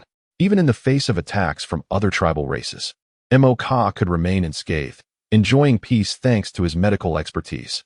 You haven't exerted yourself? Lancy's striking azure eyes brimmed with fury and confusion. He regarded Moka, who was not even taller than him, while clutching his sore chest. Despite having anticipated Moka's strike, he had still been hit. How could someone seemingly weaker than him possess such astonishing strength? He had heard rumors that Moka concealed his true power and seldom engaged in combat with his kin. There was only one instance when he transformed into beast form to rescue a young beast from a massive predator's jaws, but he reverted to human form immediately after, leaving no one to witness his true nature. Lancy had once inquired about Moka's beast form, but Moka had merely laughed and claimed it was that of a wolf, an assertion Lancy found hard to believe. The tribe held two legends. One concerned the leader, Jintian, who had never been seen transforming. After the previous leader's death, the position had been passed to him, leading to much discontent. Yet, Jintian effortlessly defeated any challengers without needing to reveal his beast form, leading the tribe to speculate that he was a descendant of a powerful mutated lineage. And no one dared question him about his origins, as it was a taboo subject that could result in a severe beating. The second legend revolved around the youthful Moka. Due to the previous leader's excessive compassion, he had taken in other tribes that were either exterminated or weakened, resulting in a mixed tribe of various races. Unlike the other powerful tribes on the island, such as the dominant tiger tribe and the second strongest bear tribe, which only consisted of their own kin, it was said that Moka's tribe was composed of those who had sought refuge after being annihilated by other races. As a veterinarian, Moka did not need to hunt or patrol, allowing him to remain the second mysterious orc, aside from Jintian, who had never revealed his true form. Moka spent his time either foraging for herbs or healing his kin, lacking the notoriety Jintian had gained through his constant battles. Enough. Night has fallen. Let's quickly start a fire to roast meat, Jintian declared, a glimmer of curiosity flashing in his gaze as he strode out. Humph. Lancy followed Jintian, unwilling to concede. Moka observed their departing figures, glancing at his clenched fists. He had acted too impulsively, exerting excessive force against Lancy, the cold-blooded serpent. Although he feigned exerting all his strength, Jintian's departing glance had clearly indicated that he was beginning to harbor suspicions about him. Whatever. Moka opened his palm and began to bury the bloodied areas of the cave floor with dirt, mindful that nighttime could attract wild beasts. As long as he refrained from harming the tribe's members, he believed that Jintian, as the leader, could not force him to reveal his secrets or take actions that would be detrimental to him. Back in the cave, Xiaoruotian covered her face, wishing to weep aloud once more. After the raccoon cat, Nana, brought her back, she gestured for her to conjure something. Xiaoruotian's eyes strained from trying to comprehend, but she remained bewildered. She could not discern whether Nana had brought her back to comfort her or to torment her. Watching Nana flail about like a performing monkey, her hands and feet moving chaotically while producing strange sounds, only added to Xiaoruotian's confusion. She had no idea what Nana was trying to accomplish. Frustrated, she finally opened her mouth to demand clarity, only to discover that Nana still spoke only in Chinese. What a predicament. Do you even understand? I've gestured for so long. How can you still not comprehend?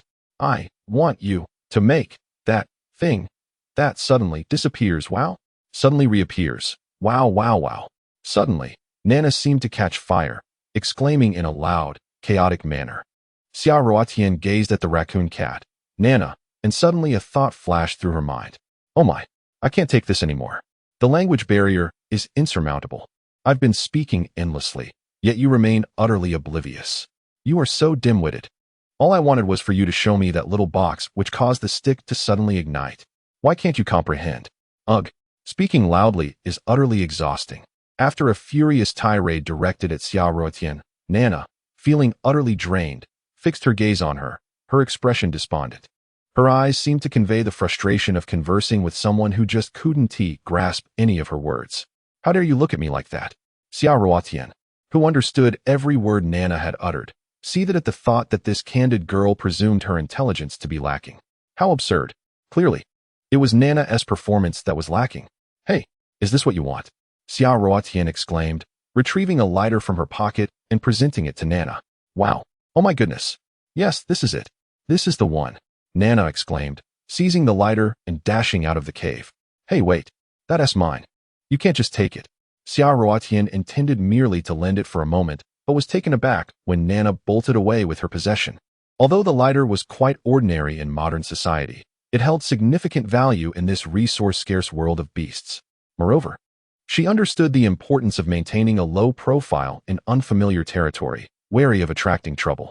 Given the rarity of such an item in this tribe, combined with Nana's enthusiastic reaction, it was undoubtedly a treasure, regardless of the necessity to start a fire for cooking in this alien tribe. That lighter was something that absolutely could not be relinquished. As Xiaoruotian contemplated the dire consequences of its loss, she hurriedly pursued Nana. Xiaoruotian observed as the raccoon cat, Nana, approached a pile of firewood, pushing through the crowd. Come here, come here. I have borrowed a miraculous spark from the new female. It will ignite this wood in an instant. Upon hearing this, the beastmen immediately parted ways, their eyes fixated on the small box in Nana's hands, eagerly anticipating how she would produce the spark. However, the outcome was quite unexpected. Xiaoruotian watched as Nana carelessly tossed the lighter onto the pile of firewood, her large eyes intently locked onto the lighter, murmuring, "Spark, come forth. Spark, come forth." Ha! Is she casting a spell? Witnessing such a comical scene, Xiaoruotian couldn't help but burst into laughter. The beastmen, enchanted by the melodious laughter of the unusual female, stood there dumbfounded, completely forgetting the tasks at hand. Sensing the attention of the onlookers, Xiaoruotian swiftly stifled her laughter, scolding herself inwardly. Really now? Why are you drawing so much attention? The raccoon cat Nana, upon spotting Xiaoruotian's sudden appearance, seemed to see her as a savior and dashed towards her, tugging at her hand and leading her to the pile of firewood. Without a moment's hesitation, she picked up the lighter and, with animated gestures, urgently urged Xiaoruotian to understand her intentions. Nana, despite her resemblance to a human, was entirely covered in black fur, her excited cat ears and tail quivering with enthusiasm. To Xiaoruotian, this sight was utterly adorable. She resembled a character straight from an animated series featuring cat beastmen. With a smile, Xiaoruotian took the lighter and directed it towards the pile of wood. Suddenly, with a whoosh, a vibrant flame leaped forth. She brought it closer to the easily ignitable leaves and grass, and with a resounding boom, a great fire ignited. How could there be fire without opening the lighter's cap? Although she was aware that the nearby half-beasts could not comprehend her words, Xiaoruotian instinctively felt the need to explain. When she sensed an unusual silence around her, she turned to see that all the beasts had suddenly knelt in her direction, murmuring incomprehensible incantations. What were they doing? Xiaoruotian closed the lighter and tucked it into her pocket, nudging the dazed Nana with her elbow. The beasts then erupted into a fervent uproar. Nana, the raccoon cat, unexpectedly joined the throng in kneeling. As Xiaoruotian anxiously paced, she pondered whether to conform to their customs and kneel or to remain indifferent. The thought of kneeling was truly unappealing to her. After all, she had never bowed even before her parents. Did she really need to kneel in this seemingly primitive place? Would her refusal provoke their wrath? Just as she contemplated a compromise, pretending to squat as if kneeling, Zhen Tian and his companions suddenly appeared. Zhen Tian observed the kneeling beasts but did not mirror their actions. Instead, he stood beside the fire, embracing Xiaoruotian, and bellowed, "Long live the fire god! Grant us the strength to survive." Upon hearing their leader's voice, the beasts roared thrice in unison before rising to attend to their own affairs. Yet, before departing, Xiaoruotian distinctly felt various gazes upon her. What was happening? Zhen Tian continued to embrace Xiaoruotian, intentionally disregarding the stiffened little female in his grasp, and turned to inquire of the half-beast Nana. The raccoon cat sprang up, regardless of Gentian still holding Xia Ruotian and clung to her arm. Leader, this new female is remarkable.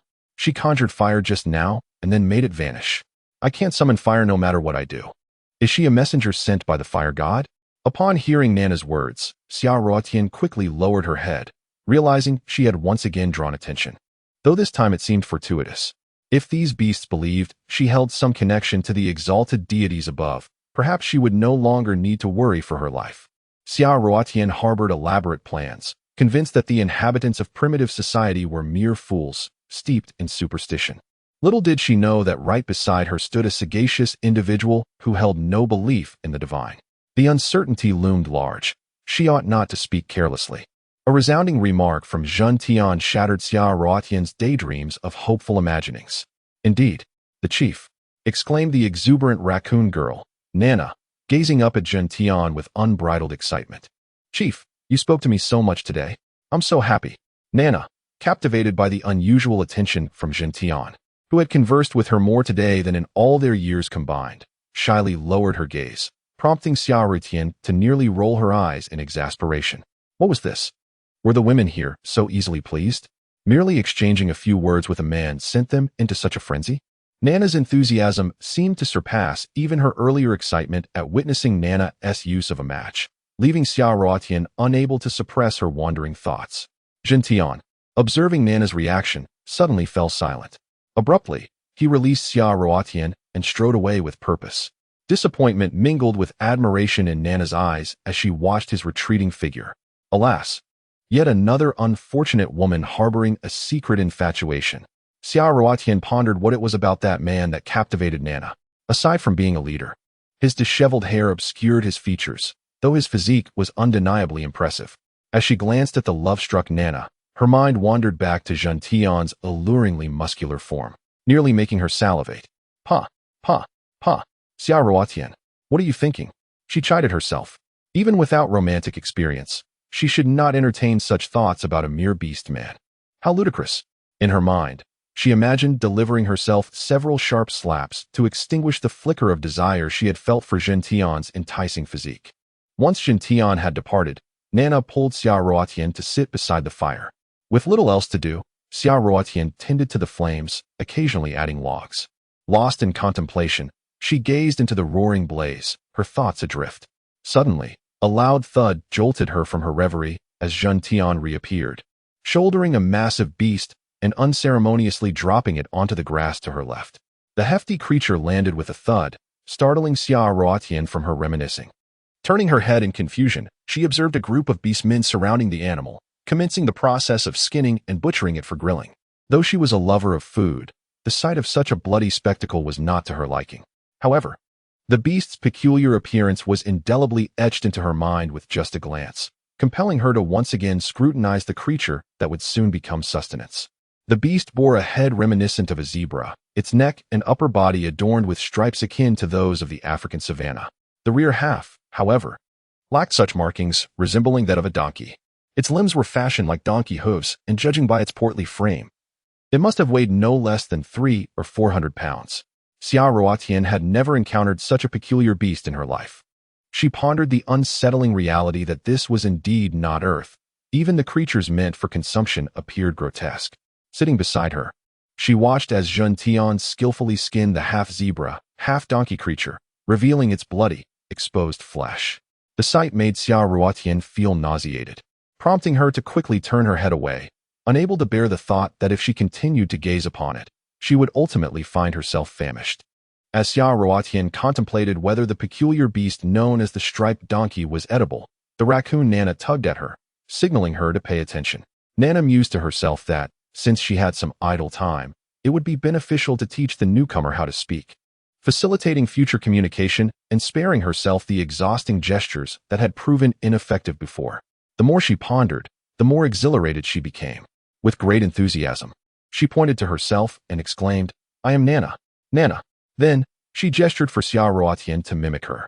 Since Xia Ruotian understood the sounds, she successfully echoed, "Nana. Nana. The leader. The leader.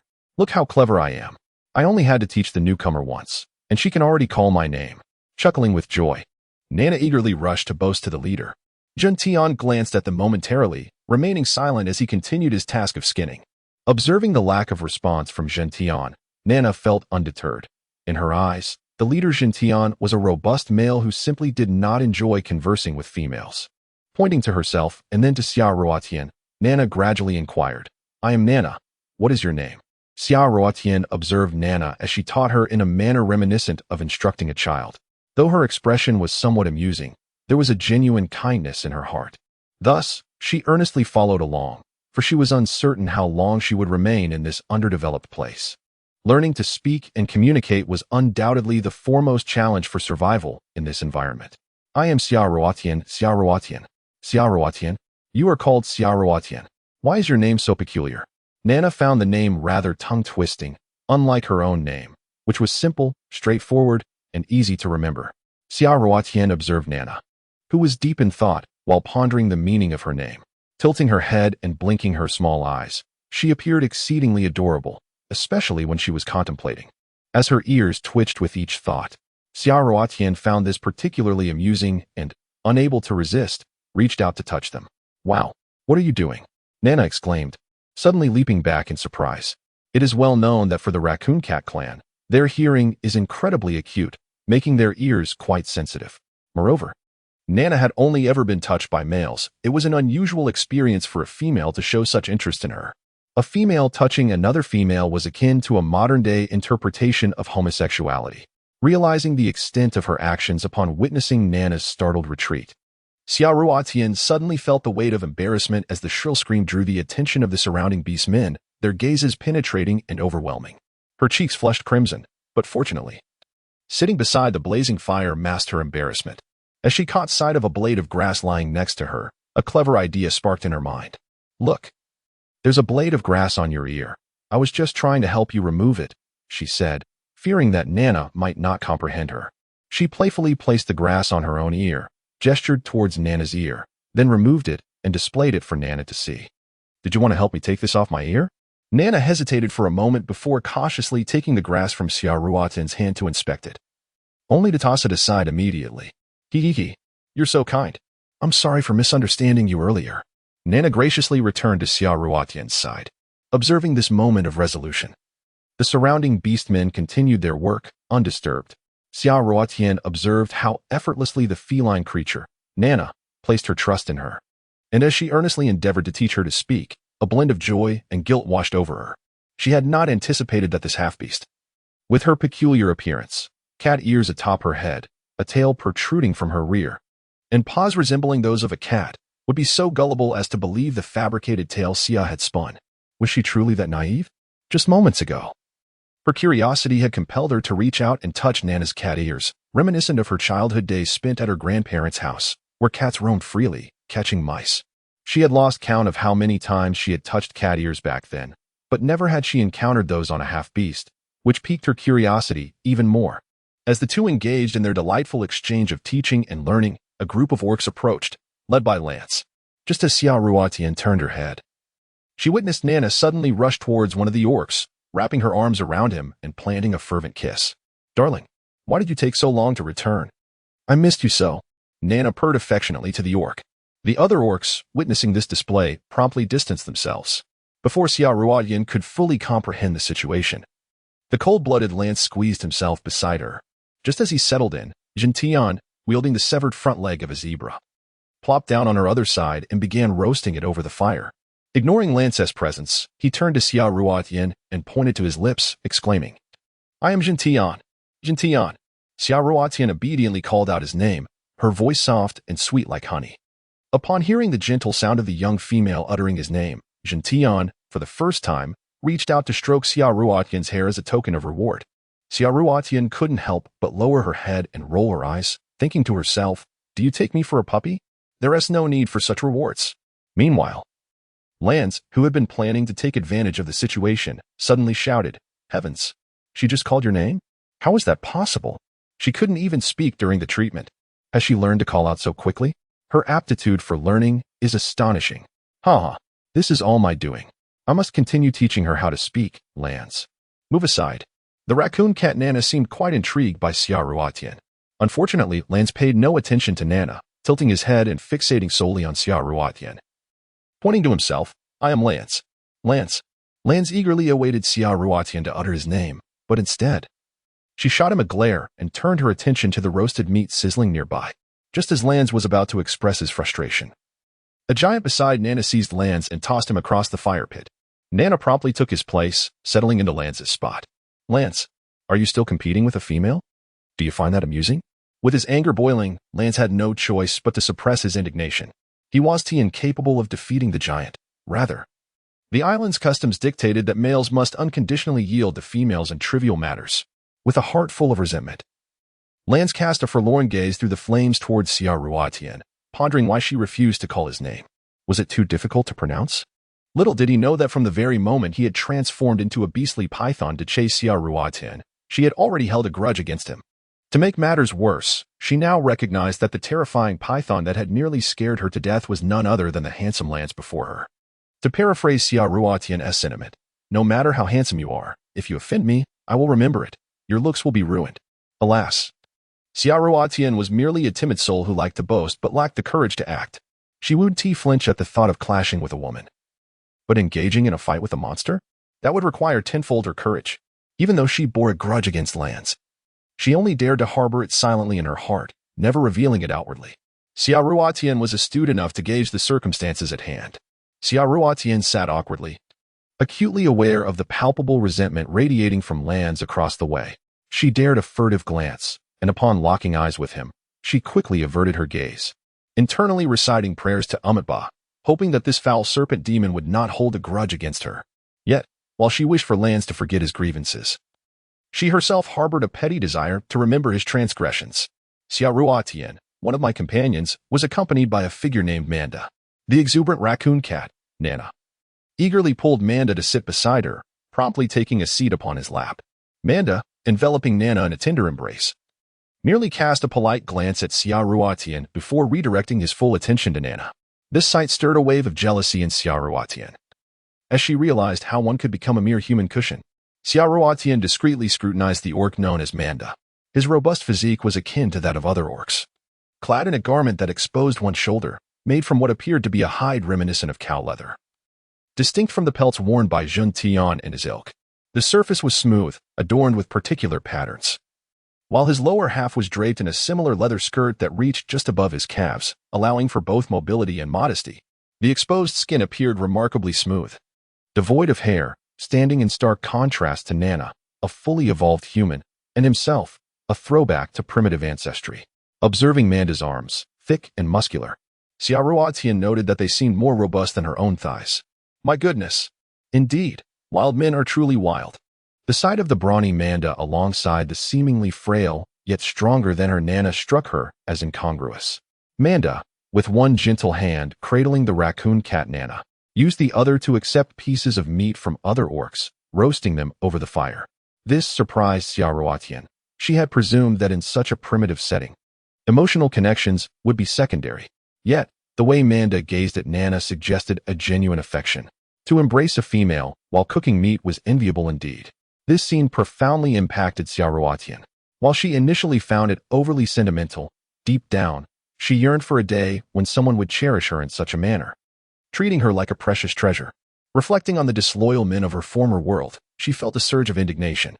It baffled her that a human could be outdone by an orc in matters of the heart. Alas, Xia Ruotian sighed as she recalled Nana's earlier words. Realizing that Manda was merely one of her companions, one among many? Goodness, could it be that this tribe practiced polyandry? Xia Ruotian cast a sympathetic glance at Nana, perplexed at how such a frail female could endure the presence of multiple males. Unbeknownst to Xia Ruotian, her musings were misguided. The raccoon Nana did not see herself as pitiable. On the contrary, in this realm, the more partners a female possessed, the more potent and alluring her charm. This notion stood in stark contrast to Xia Ruotian's beliefs. Nana, feeling the weight of Xia Ruotian's scrutinizing gaze, mistakenly assumed that Xia Ruotian had taken an interest in her partner. Instantly, she clung to Manda's neck, defiantly asserting, Xia Ruotian, I don't care whether you understand or not, he is my partner. As Nana declared her claim, Manda looked up and met Xia Ruotian's gaze. Xia Ruotian's face flushed crimson, and she shot a glare at Nana, too embarrassed to look at Manda again. Her curiosity about this robust beastman stemmed solely from her intrigue regarding his imposing physique and what his beast form might resemble. Yet, Nana had misconstrued her interest as attraction. It was truly a misunderstanding.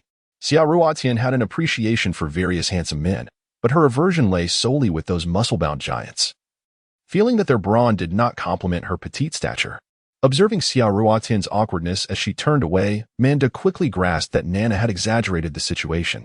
Nonetheless, he felt a surge of happiness. Nana's embrace around his neck was an indication of her fear of losing him.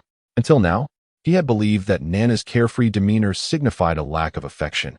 It appeared, however, that she simply struggled to express her feelings. Elated, Manda reached out with one hand to stroke Nana's head, taking her hand and placing it against his chest, kissing her tenderly in front of the assembled beastmen. "My heart belongs only to you." His unabashed declaration of love led Xia Ruotian to anticipate a bashful response from Nana, yet to her surprise, Nana boldly returned the kiss with fervor. Witnessing such a forthright display of affection left Xia Ruotian momentarily stunned. Meanwhile, Jin Tian tore off a generous piece of the roasted meat he had just prepared and handed it to Xia Ruotian. Though he had been focused on grilling, his attention had remained fixated on her. Initially, he had perceived her curious yet bewildered gaze towards Manda as mere intrigue towards a stranger, convinced it was not as Nana had claimed. Additionally, he noticed something peculiar. Despite Nana's fiery outburst and declaration towards the petite female, Xia Ruotian displayed no fear. Rather, she seemed to understand the situation, deliberately avoiding Manda's eyes. This led Jin Tian to contemplate a possibility. Although this new female might not speak the language of the island, her various reactions suggested she certainly comprehended their words.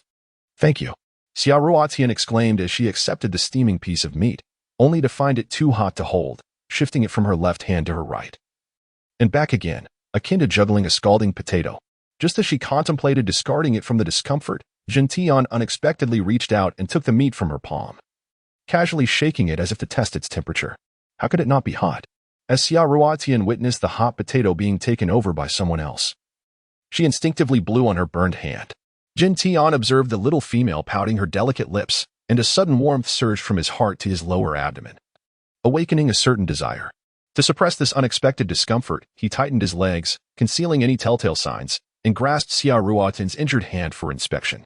Upon touching the soft, smooth skin of the little female, he was struck by its remarkable texture. A stark contrast to other female beasts who typically had rough skin or were covered in fur or pads. This silky sensation captivated Jin Tian, igniting a longing to draw her close to his heart. Realizing his burgeoning desire for a mere female hand was perplexing, Jin Tian endeavored to quell his rising emotions before scrutinizing Xia Ruotian's hand more closely. To his dismay, the originally tender palm now bore a fiery redness, with some areas forming blisters. He murmured in disbelief, questioning the fragility of this little female's body. After all, he had cooled the meat before offering it to her. Yet she still suffered a burn. The memory of her naive act of blowing on her palm elicited amusement within him. Did she truly believe that would alleviate the swelling and pain? It appeared he must seek the veterinary magician, Mo, to procure some herbs for treatment. As Xia Ruotian observed Jin Tian's meticulous gaze upon her injured hands, a flicker of emotion coursed through her heart. While other beastmen engaged in playful banter without a care, she found herself being attended to, inadvertently injuring herself even while holding the roasted food. The ever-resilient Xia Ruotian felt a surge of helplessness and grievance. The sight of her wounded palms evoked memories of her family, particularly a childhood incident when she had accidentally scalded her hand while helping her parents with boiling water, and her father had tenderly applied ointment to her injury. In an attempt to reassure both herself and Jin Tian, she smiled and nodded, declaring, "I am fine." As she discreetly withdrew her hand, her eyes slightly reddened. Meanwhile, Nana, seated on Man's lap, was engrossed in displaying affection, oblivious to the minor incident unfolding nearby. Jin Tian, reluctant to see Xia Ruotian hide her hand behind her back, stood up, intending to seek out Mo. Unbeknownst to all, Lance, who had just departed, returned with a stone bowl in hand. He presented the bowl to Jin Tian, cast a glance at Xia Ruotian, and took a seat opposite the fire once more. Xia Ruotian, sensitive to the attention of the opposite sex, even if it were but a fleeting glance, cast a puzzled look at the enchanting Lance, then turned to observe Jin Tian as he brought the stone bowl before her, encouraging her to extend her hand. Although she was unaware of the contents within the bowl, the green liquid hinted to her astute mind that it was likely a remedy brought by Lance for her scalded hand. Xia Ruotian, with a gentle demeanor, extended her hands, allowing Gentian to carefully assist her. Yet her gaze wandered to the opposite side, where Lance, engrossed in devouring a sizable piece of meat, caught her attention. For the first time, she felt a flicker of fondness towards the serpentine creature before her, sensing that perhaps he was not entirely malevolent. Oblivious to the impact of his seemingly trivial action, Lance unknowingly alleviated the fear he had instilled in Xia Ruotian, earning her forgiveness. When he sensed her gaze upon him, he glanced up, only to find that Xia Ruotian was merely observing her own hands. A wave of emptiness washed over Lance, as if he had lost something precious, leaving him feeling desolate and forlorn. Xia Ruotian was oblivious to the sorrow that enveloped Lance at that moment. Instead, her curiosity was captivated by her hands, which had taken on a faint green hue after applying the verdant liquid. Although the cooling sensation alleviated her pain significantly, the sight of her discolored hands evoked an unsettling feeling akin to poisoning. The more she observed, the more she felt that her green-tinged hands were far more alarming than when they had been flushed red from heat. Gentian seemed to perceive Xia Ruotian's confusion and, for the first time, chose to explain to a female. Though this liquid may alter the color of your skin, it is remarkably effective in treating your injury. Is that so? I see now, she mused, her surprise evident. I never realized such a humble herb could possess such potent properties. There is even a subtle fragrance reminiscent of fresh herbs. It's quite pleasant. In her moment of fascination, Xia Ruotian momentarily forgot her pretense of not understanding the Orcish tongue, and with an air of nonchalance, she brought her hands to her nose to inhale the scent. Observing her small gesture, a flicker of insight passed through Gentian's eyes. Although he had not comprehended what the young female had said, it was clear she understood his words. It dawned on him that she had been feigning ignorance. But why? Was it merely coincidence that Lance had discovered her by the seaside, or was there a deeper scheme at play? Gentian scrutinized Xia Ruotian, who was now left alone to air-dry the liquid on her hands, lost in contemplation. While the island was vast, it had been rife with conflict. There have been instances of other races feigning acceptance by various tribes, only to conspire and eliminate others. Despite the orcs' seemingly simple-minded demeanor, they were quite astute. In their primal form, they acted solely on instinct driven by desire. However, upon evolving into humanoid beings, they developed the capacity for thought and individuality, rivaling even the intellect of ancient Chinese civilization. Though the current Orcish era may appear primitive, employing only stone tools, their spiritual and intellectual capabilities could easily parallel those of China's slave society. Hey, I'm hungry, Xia Ruotian exclaimed, noticing that the liquid on her hands had dried. She gestured to Gentian, requesting the piece of meat from earlier. At that moment, she remained unaware that her intentions had been inadvertently revealed. Had she openly acknowledged her understanding of their language, it might have quelled Gentian's suspicions. Instead, her evasive demeanor led him to believe she was a spy from another tribe. Little did Gentian know, Xia Ruotian merely sought to conceal her status as an anomaly in the eyes of the Orcish community. Following her, Gentian swiftly delivered the requested piece of meat to her. Xia Ruotian gazed at the hefty chunk of meat in her hands, weighing at least 2 or 3 jin, her brows knitting together in mild frustration. She had intended to tear the meat in half, for the portion was far too substantial for her to consume alone. However, after several attempts, she found herself lacking the strength. Jindan observed this scene keenly, noting her pouting lips in indignation, pondering how such a slight creature could possess so little power. He also contemplated the purpose of sending such a feeble female from another tribe. Was she merely a bait to entice the warriors of her clan? Once more, Jindian scrutinized Xia Ruotian, who struggled to rend the meat, before she resorted to tearing off a small piece from the edge, which she then chewed. The sight of her lips, glistening with grease under the flickering firelight, and the rhythmic motion of her swallowing, rekindled the embers of desire within him. Indeed, if this enchanting female were truly dispatched to lure the warriors of the Zhufeng tribe, then even he, a leader known for his asceticism, felt a stirring of interest. Jindian, observing Xia Ruotian's complete oblivion to his gaze, resolved to keep a vigilant watch over her until he discerned her true identity, ensuring she would not have the opportunity to entice other warriors. As he glanced at Lance, who was similarly fixated on Xia Ruotian, he noted that the cold-blooded serpent always bore a smile, concealing a mind as dark as any cunning beast. With both he and Lance observing, it seemed unlikely that this petite female could devise any schemes. As time passed, Jindan contemplated integrating her into his tribe. For even if a disloyal female were to bear offspring within their ranks, the likelihood of betrayal would diminish. Since they had received such a rare and precious female from outsiders, he felt it would be a grave mistake not to embrace her. Yet, one question perplexed him: the animal skin Xia Ruotian wore, the firebrand she carried, and her ability to read and understand magic. How could such a clever and extraordinary female be sent by a tribe willing to part with her? The mightiest tribe on the island was the tiger tribe in the center, yet Xia Ruotian bore no resemblance to them. As Jinjian contemplated the myriad possibilities, he mechanically continued to eat, lost in thought. Could she be a messenger from distant islands?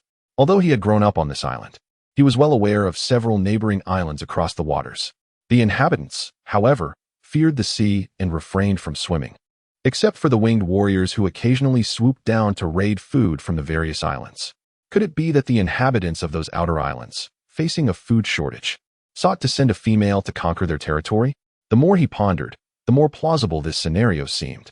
The items she possessed were entirely unfamiliar to him, and despite her inability to speak the island's language, she understood theirs, indicating her origins from foreign shores.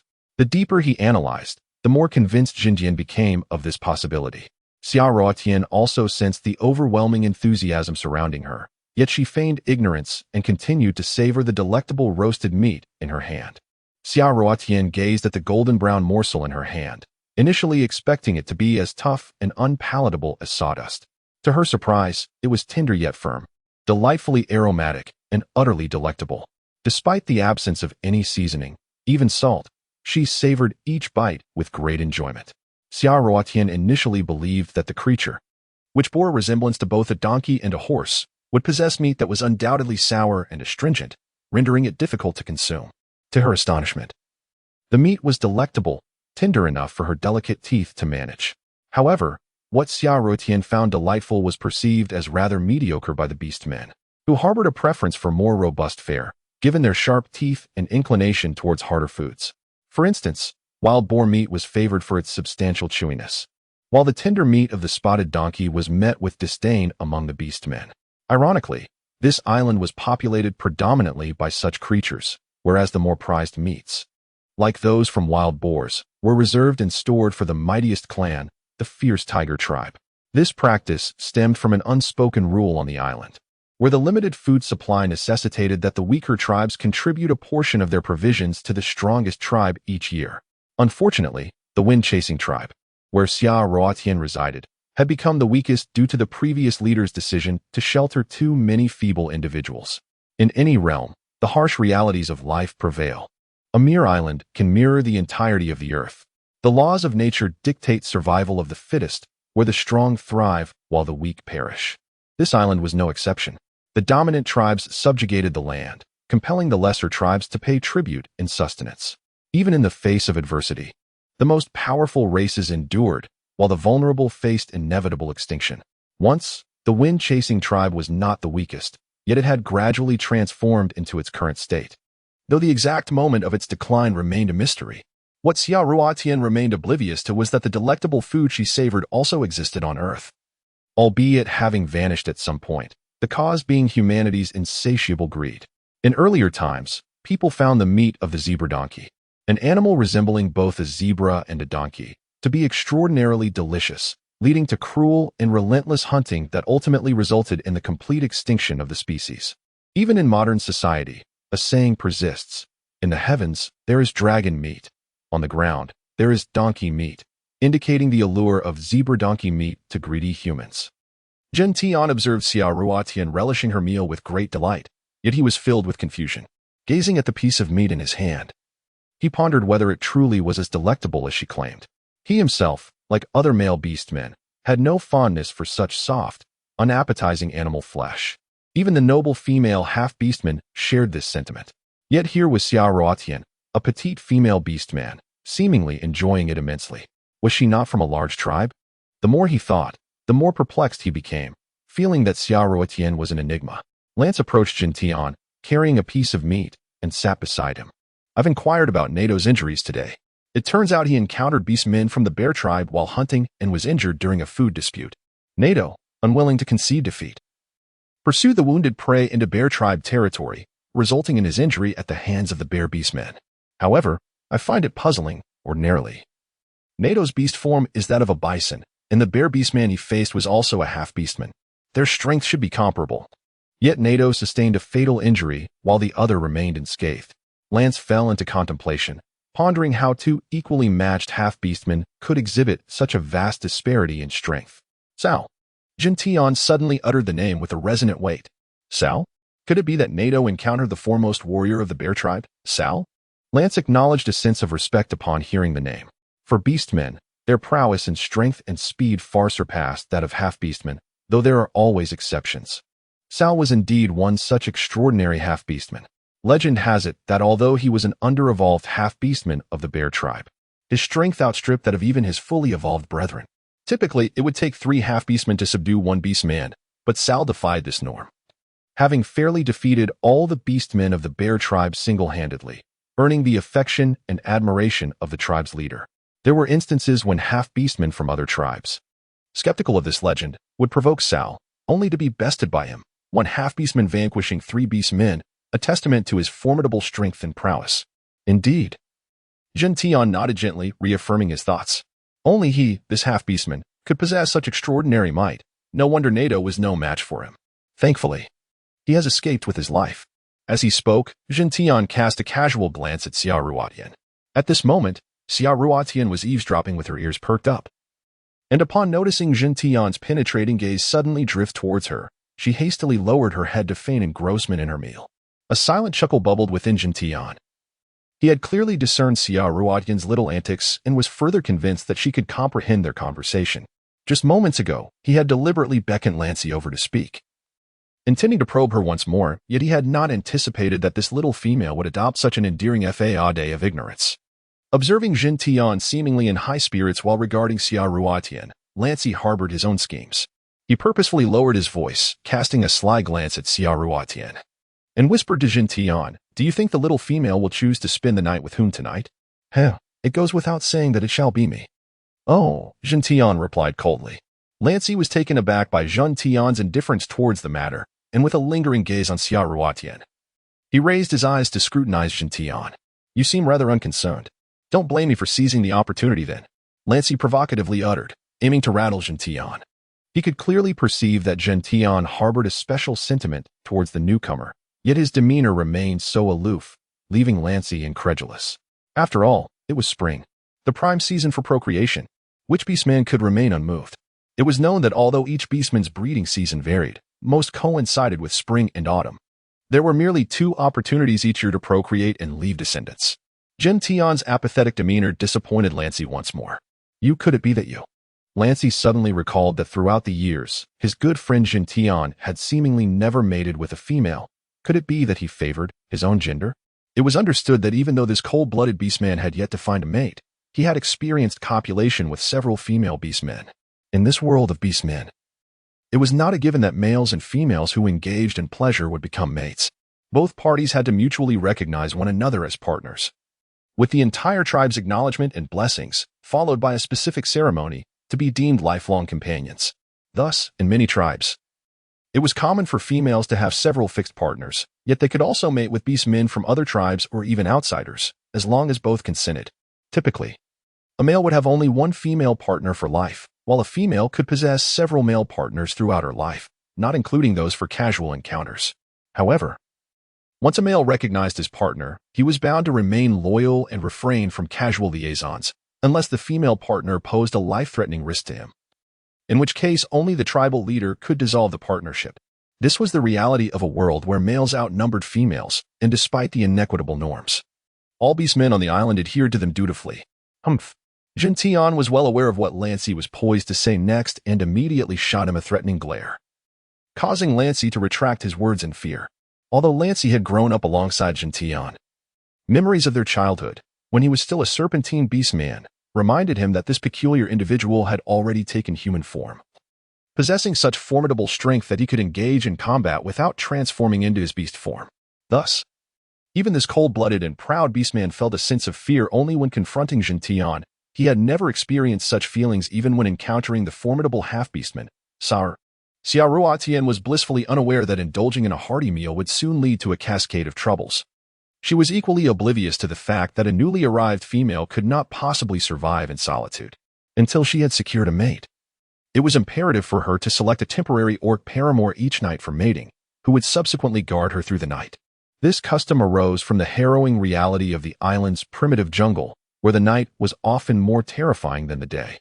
Numerous tribes and feral beasts would launch their assaults under the cover of darkness, and smaller predatory creatures, such as snakes and rodents, might inadvertently invade caves in search of sustenance. Should these creatures happen upon a female orc's dwelling, her diminished resistance and lack of vigilance could lead to a tragic fate, as she might unwittingly find herself as prey. However, the presence of a robust male protector would imbue the cave with his potent scent, deterring weaker beasts from intruding. This regulation was entirely designed to ensure the survival of vulnerable females in a merciless world. Xia Ruotian had only consumed less than a quarter of the meat before feeling satiated. She was the type of girl whose diet primarily consisted of vegetables and fruits, and even a month without meat would not dissuade her. Yet, after indulging in such a substantial amount of meat in a single day, she felt quite overwhelmed. Here, I can't eat anymore. Knowing that wasting food was a disgrace, Xia Ruotian offered the remaining meat to Jintian. Initially, she intended to give it to Nana. But upon witnessing the affectionate exchange between the couple, she felt hesitant to intrude, despite their disregard for the onlookers. Jintian and Lans looked at the meat she was handing over, puzzled by her intentions. Xia Ruotian pointed at the meat, then gently caressed her belly, even letting out a satisfied burp to indicate her fullness. Jintian furrowed his brow as he examined the piece of meat in his hand. Casting a glance at Xia Ruotian, no wonder this little female was so slender. It turned out she consumed so little. Lans looked at the substantial portion of meat that remained in Jintian's grasp, feeling a twinge of sympathy for Xia Ruotian. Why do you eat so little? That is simply not acceptable. In the eyes of the orcs, eating abundantly and being robust were synonymous with health and resilience, contrasting sharply with human ideals where slenderness is often celebrated. Their standards of beauty echoed those of ancient China during the Tang dynasty, where plumpness and strength were revered. Xia Ruotian gazed at Lance, who was about to take the piece of meat from Jintian to allow her to continue eating. In a swift motion, she seized the entire chunk of meat, disregarding all else, and directly shoved it into Jintian's mouth. Fearing that the cold-blooded serpent beastman before her would compel her to finish the remaining meat, she was certain that if she consumed any more, she would be overwhelmed and inevitably retch, leading to a lasting aversion to meat. That was a fate she wished to avoid. Jintian was taken aback by Xia Ruotian's unexpected action, astonished that a female would dare to block his mouth with unwanted meat. Lance, observing Xia Ruotian's audacity, was equally stunned. The entire tribe was aware that their leader was not only a peculiar being who could not transform, but also one who rejected any offerings from females, let alone leftovers from a female. The enchanting Lance cast a dark glance at Jintian, his eyes resembling those of a seductive fox. Even a mere gaze from him felt like an alluring invitation. Sensing that Jintian might erupt at any moment, he swiftly reached out to snatch the morsel from Jintian's mouth, thinking, I am still hungry, let me have a bite. However, Jintian tilted his head, evading Lance's grasp, and effortlessly devoured the enormous piece of meat in just a few bites. Watching him consume the meat with such voracity, Xia Ruotian's eyes nearly bulged in disbelief. She had spent nearly half an hour to eat just a small portion, while this beastman had devoured it all in mere moments. She was astonished by the beastman's capacity for consumption. With the remaining food now entirely consumed, Xia Ruotian stared at her greasy hands in bewilderment. She felt the urge to wash them with soap, as one would do by a water source, but she pondered whether soap could even be found in such a place. The answer was evident to all. Xia Ruotian was utterly astonished by Jintian's voracious eating habits, and Lancy, too, was left dumbfounded by the sight. He pondered to himself, wasn't Jintian averse to anything female? Why would he indulge in the remnants of food left by a female? Could it be that he truly intended to compete with him for the affections of the petite female? Hadn't his recent actions made everything abundantly clear? From that moment on, Lancy began to regard Jintian as a genuine rival. Lancy gazed at Xia Ruotian, who appeared lost in thought, and despite the presence of Jintian between them, he managed to present what he believed to be his most charming smile. What troubles you, little female? As Xia Ruotian lifted her gaze to behold the enchanting yet unervingly intense gaze of Lance, a shiver ran down her spine, nearly causing her to lose her composure. She had not anticipated that orcs possessed the art of seduction through their eyes. Truly, in any realm, some instincts flourish unbidden, unlearned. Xia Ruotian gestured animatedly, mimicking the act of drinking. So you were parched? I shall fetch some water at once. The beguiling Lance rose with an eager bounce, hurrying off to retrieve water.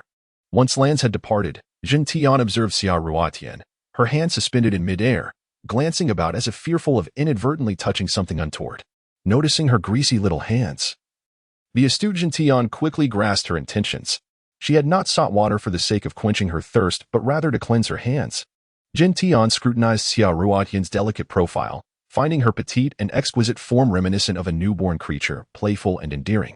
Did she truly remain unaware of the preciousness of water to their tribe, the Wind Chaser clan? Without a moment's hesitation, Gentian seized Xia Ruotian's greasy hands and led her toward the fringes of the jungle. "What are you doing?" Xia Ruotian exclaimed in panic, staring up at the towering orc who seemed to drag her effortlessly along.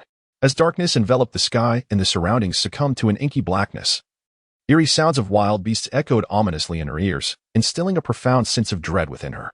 She was acutely aware that the night served as a hunting ground for certain predators, their silhouettes masked by the shadows, allowing them to ambush unsuspecting prey. In this unfamiliar territory, under the cover of night, being pulled along by a stranger evoked an instinctual sense of peril in any woman, let alone being towed deeper into the forest by a bloodthirsty, carnivorous orc. Xia Ruotian was oblivious to Gentian's intentions, although fear gripped her. An instinctual sense informed her that this orc harbored no malicious intent. Thus, she merely struggled quietly, refraining from drawing attention with loud cries. Gentian, perceiving the fear reflected in the little female's eyes, felt a flicker of admiration as she stubbornly surveyed her surroundings. He pulled her beside a shaggy grass tree and gestured for Xia Ruotian to focus her gaze upon him. Xia Ruotian gazed as Gentian wiped his filthy hands on the fur. Curiosity piqued, she leaned in for a closer inspection.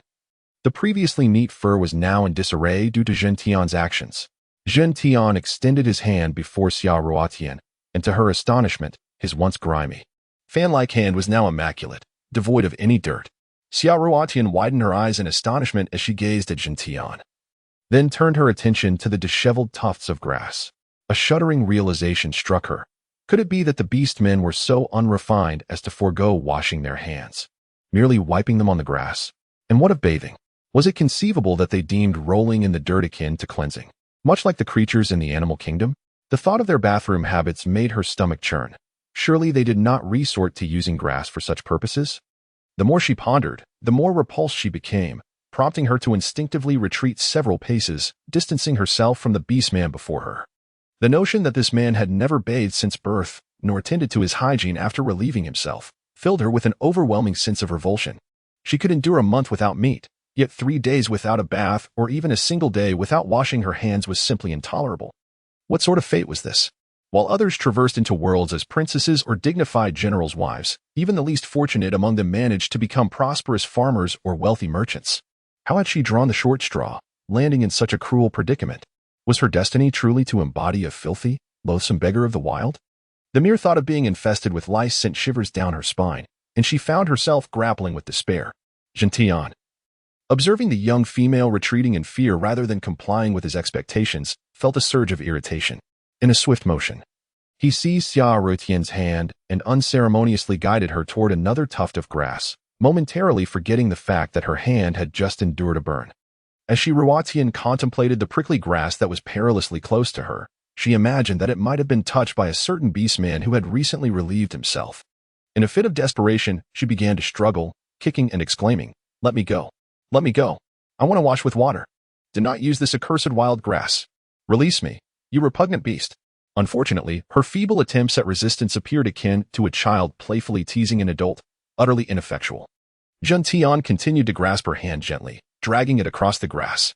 Ouch! Though Gentian's movements were tender, the coarse grass was indeed abrasive.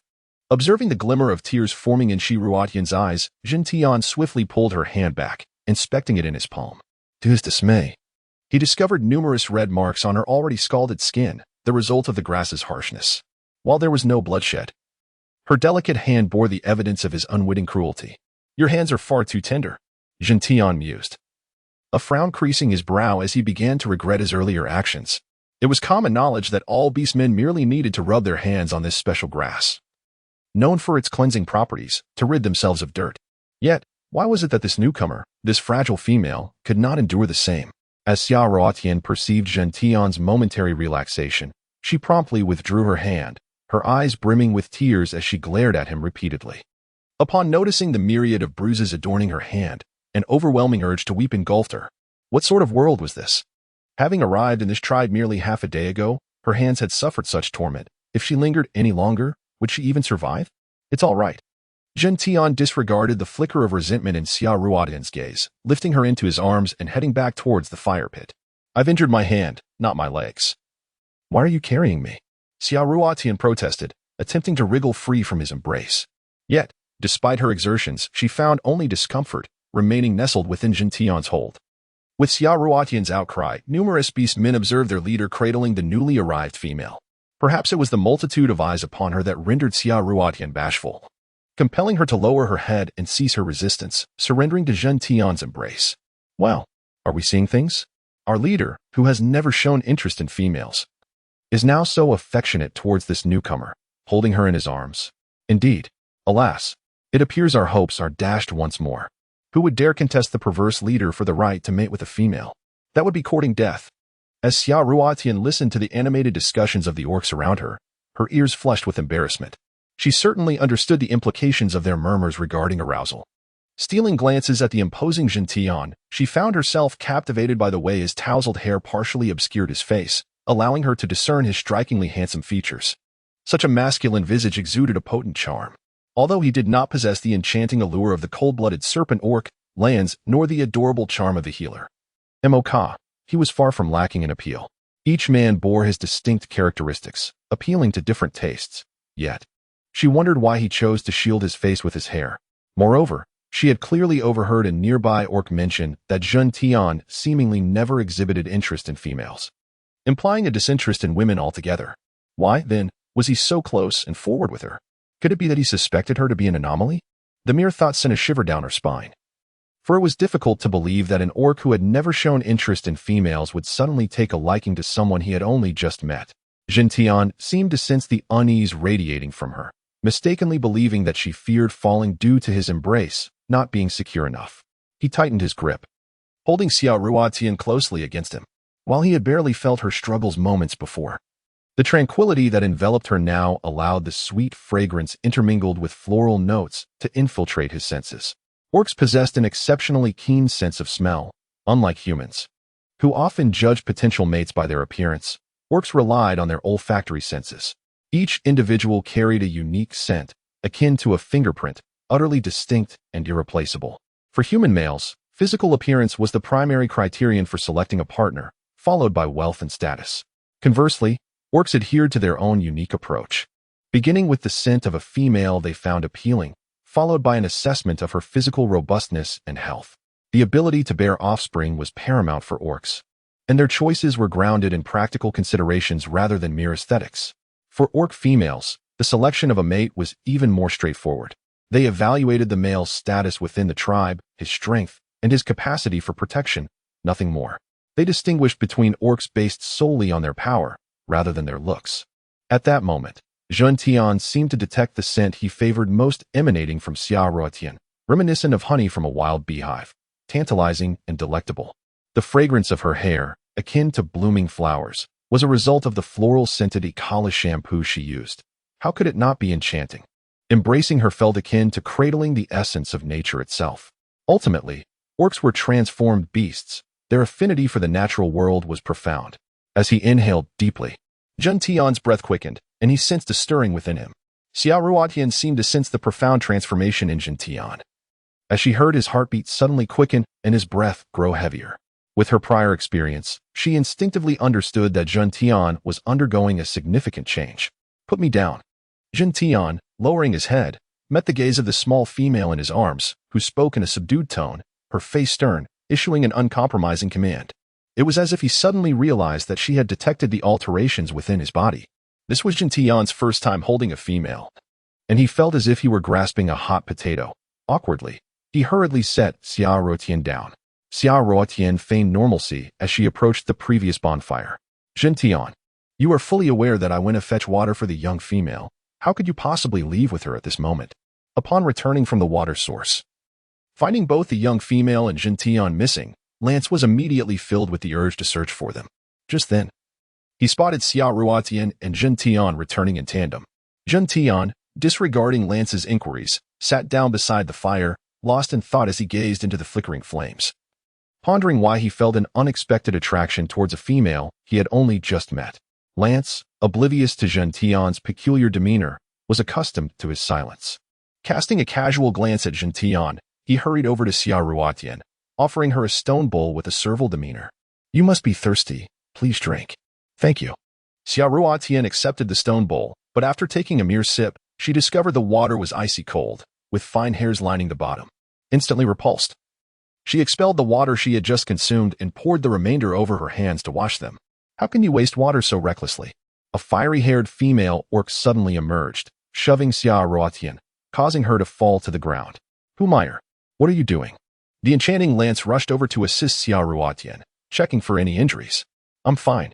Xia Ruotian gently shook her head at the anxious Lance, signaling that she was unhurt, and carefully rose, avoiding his outstretched hands. As Xia Ruotian observed Lance retract his hands, a fleeting expression of hurt crossed her face. She felt a twinge of guilt within her, yet she swiftly regained her composure and indifference. After all, she had witnessed Lance's terrifying beast form and had been relentlessly pursued by him.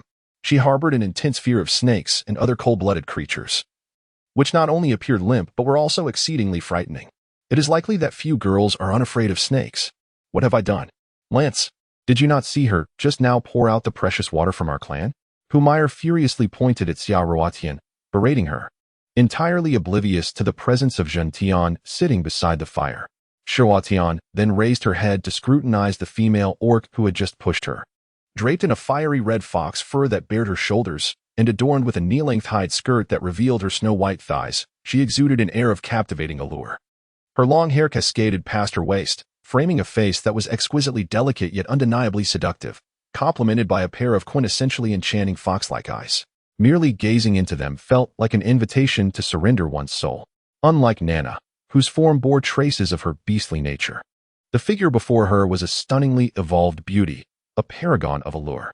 Xia Ruotian had never encountered a woman of such breathtaking beauty, surpassing even the enchanting allure of the cold-blooded snake, Lancey. She stood there like a blazing flame, capable of melting the most resolute heart of any man. Xia Ruotian, momentarily entranced, was jolted back to reality by the piercing voice of Humayer. The sight of such a beguiling beauty now behaving like a shrew, hurling accusations at her, tarnished her entire image and grace. Humayer, the sole fully evolved female fox beastman of the Zhifeng tribe, possessed an irresistible charm that could incite passion in male beastmen with merely a flick of her wrist. She was known for her jealousy, her propensity to bully the weak, and her admiration for the tribe leader, Gentian. Yet, her sole flaw remained, a persistent and unmistakable odor of fox musk that lingered, even after her evolution into a humanoid form. Upon hearing Humayer's accusations, the attention of the tribe's beastmen, initially indifferent to Xia Ruotian washing her hands, was suddenly drawn to the scene. They were initially skeptical of Humayer's claims, but as they observed the stone bowl beneath Xia Ruotian's feet and the damp grass below, their expression shifted to one of ire directed at her. Witnessing the solidarity of the tribe seemingly aligning against her, Humayer reveled in her triumph, delighting in the disarray of the bewildered Xia Ruotian. Xia Ruotian gazed at the myriad accusing glances directed at her, akin to those directed at Humayer, feeling a sense of grievance as she pondered what grave transgression she had committed. All she had done was wash her hands in a small bowl of water. Was that truly so egregious? She was not a murderer nor a fire starter. Why did these beast folk regard her with such fierce and malevolent eyes? Humayer, which of your eyes witnessed Xia Ruotian pouring out the water? It is evident that you are simply envious of the new female beast folk who has arrived in the tribe, as your uniqueness has been diminished. You deliberately knocked Xia Ruotian down, causing her stone bowl to shatter and the water to spill onto the ground. How dare you accuse her first? Humayer, do not presume that all the beast folk in the tribe adore you. Do not think that we half-beast females are at your mercy. Suddenly, the cat girl Nana leaped to Xia Ruotian's side, pointing an accusatory finger at Humayer and berating her. Fear not. With me here, I shall see to it that this Humayer does not dare to bully you. She is merely a fox tribe beast folk, after all. She has often taken advantage of her status to oppress us half-beast females. Nana turned back to pat the bewildered Xia Ruotian, offering her comfort. Xia Ruotian felt deeply moved by Nana's unwavering support. However, being fluent in the language of the beastmen, she discerned from both Nana and Humayer's tones a stark reality. Water, the most commonplace of resources, seemed to hold extraordinary value for this tribe. As a newcomer, she was oblivious to the fact that her minor habits had inadvertently violated the tribe's taboos. Initially flustered, the astute Xia Ruotian quickly adopted a pitiful demeanor. Clutching tightly onto Nana's hand, presenting an image of being wronged by the fierce Humayer. How absurd! Humayer exclaimed, suddenly caught off guard by Nana's pointed remarks. Her face flushing with embarrassment. She glanced around, sensing disbelief from her fellow beastmen, then shifted her gaze towards the new beastwoman hiding behind Nana. A glint of cunning flickering in her eyes. Humph. You can act. So can I. Humayer promptly donned a tearful, pitiful guise, gazing at Nana with feigned sorrow. Nana, how could you lie for a mere newcomer? We are from the same tribe. Haven't I treated you well? Why do you shun me so? Witnessing Humayer's disingenuous display of vulnerability, Nana the cat girl felt an urge to retch. Had she not known Humayer well? She might have been swayed by the fox's enticing facade. Alas, Nana had long seen through the thin veneer of this cunning creature. Having spent her time with the intimidating Mangda, she had missed the scene where Xia Ruotian washed her hands with the tribe's precious water. Though she cast a dubious glance at Xia Ruotian behind her, her fierce gaze quickly returned to the deceitful Humayer. Lance observed the squabble among the females with a headache, as he detested conflicts between them.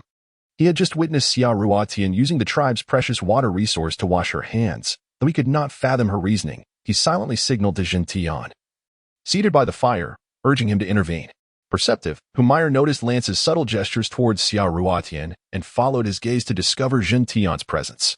Under normal circumstances, she would have been the first to notice him, but her focus on dealing with the newcomer had dulled her awareness, leaving her oblivious to Jin Tian's watchful eye. Earlier in the day, Humayer had heard murmurs among the beastmen about a new female with exceptional abilities. One who not only carried fire but had also revived half-beastmen with her sorcery. Initially skeptical, her disbelief turned to alarm upon hearing that another precious beastwoman had joined their ranks. In the entire wind-chasing tribe, apart from a few half-beast females, she had been the sole beastwoman, basking in the admiration and affection of the beastmen. The sudden emergence of a rival fundamentally altered the dynamics she had grown accustomed to. Thus, after adorning herself with care and indulging in dinners served by her admirers, she could hardly contain her eagerness to scrutinize the newcomer. Jin Tian, they are bullying me. Humayer's voice dripped with feigned innocence as she cast a sultry glance at Jin Tian, her body swaying like a willow as she moved closer, seemingly ready to collapse into his arms. Xia Ruotian momentarily forgot her precarious situation, captivated by the scene of a beauty attempting to ensnare a beast. She had expected Jin Tian to welcome the advances with open arms, but to her astonishment, he remained unfazed, turning away just as Humayer was about to reach him, causing her to stumble against a nearby tree. Ha! Serves you right.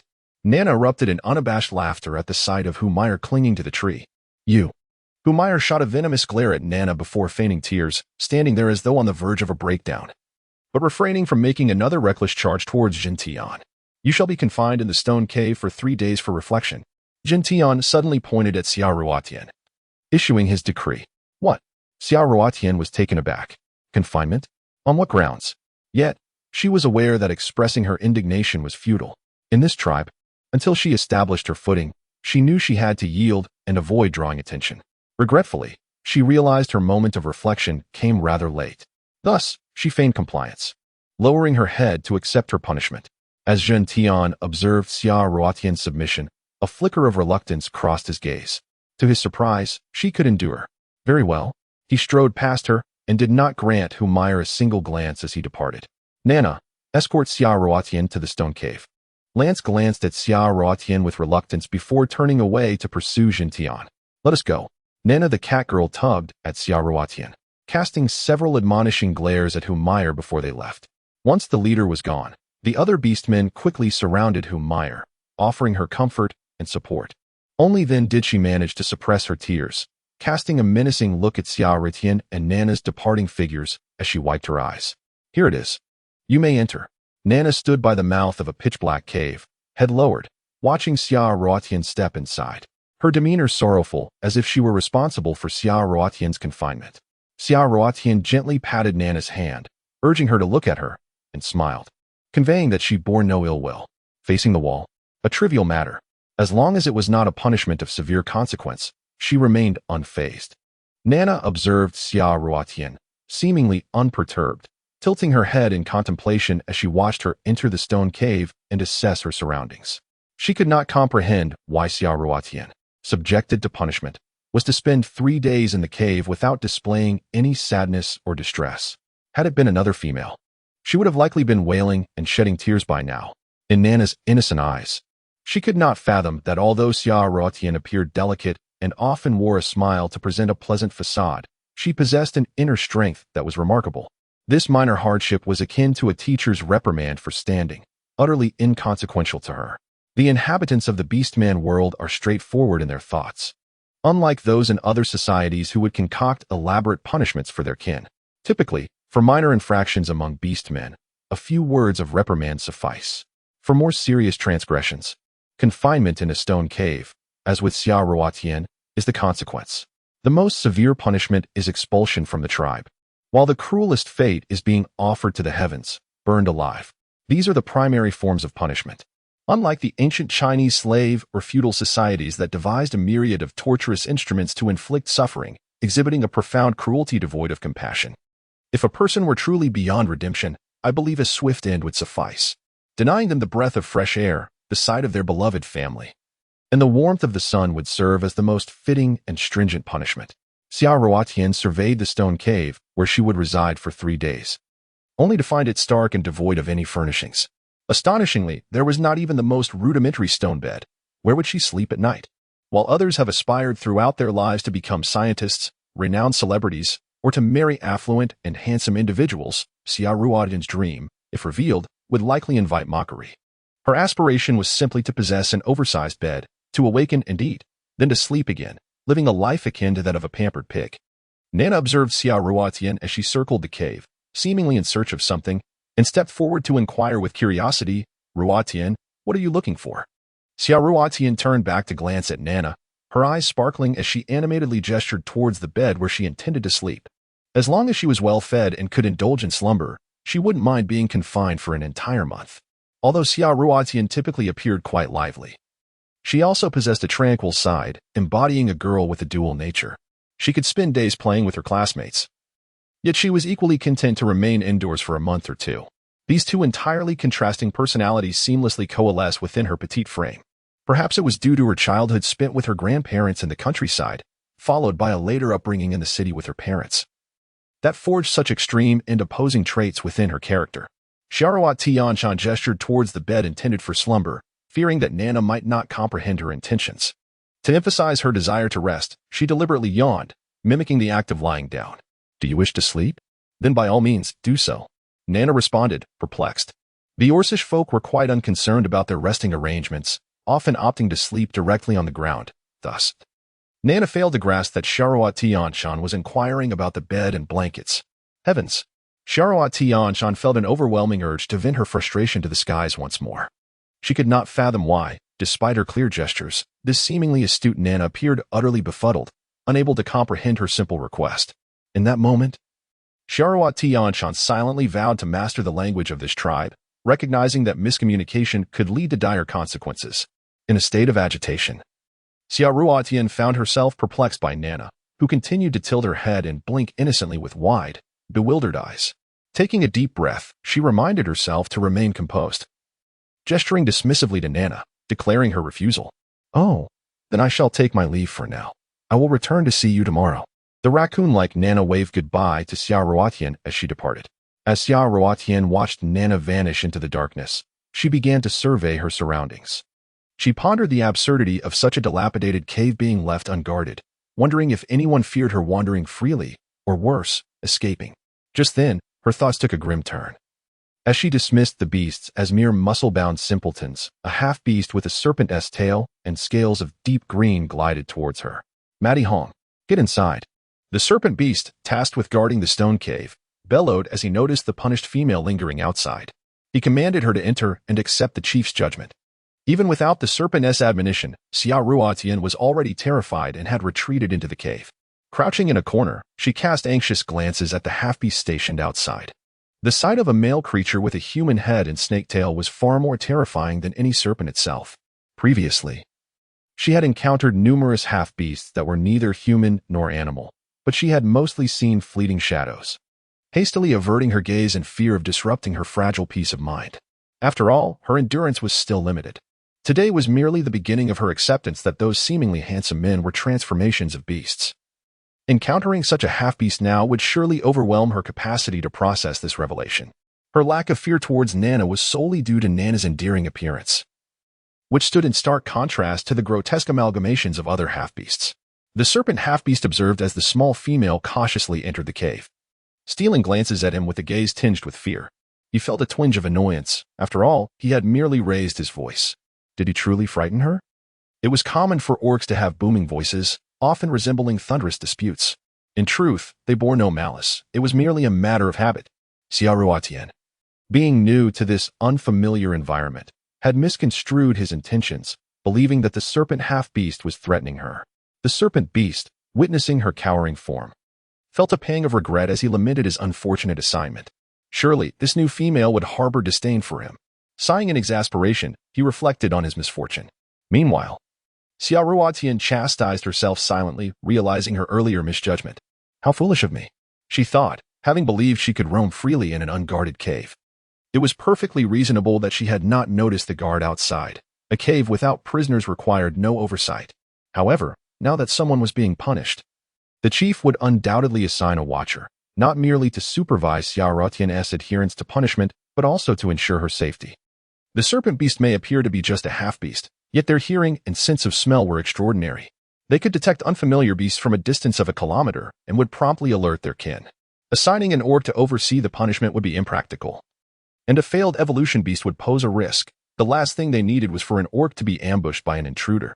Thus, the serpent half-beast was the ideal choice. Alas, how could one sleep without a bed? Even sitting would lead to freezing.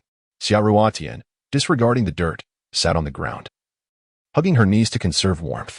Although it was spring, the chill of early spring nights still prevailed, making it quite frigid. The beasts, with their thick fur, were unfazed by the cold, even in their human forms. Their greatest fears lay in hunger, illness, or injury. Alas, what misfortune! Mom, Dad, grandparents, how I long for you. I wish to return home. Xiaoruotian gazed at the sky outside the cave, where the moon hung high. As she beheld that same moon, the ache of missing her family overwhelmed her, and tears flowed unbidden. Who goes there? The serpent half-beast suddenly issued a warning.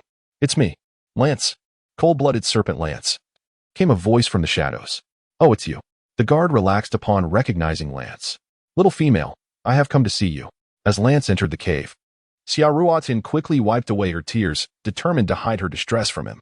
Why do you ignore me? I brought you a pelt. If you feel cold tonight, you can cover yourself with it. Lance extended the beast's skin towards Xiaoruotian. Xiaoruotian then shifted her gaze to Lance, accepting the enormous beast's skin and expressing her gratitude with a simple thank you. Lance observed as Xiaoruotian placed half of the beast's skin on the ground while draping the other half over herself, effectively enveloping her entire form. Xiaoruotian marveled at the sheer size of the beast's skin, surprised by its dimensions. As she wrapped it around herself, an immediate warmth enveloped her.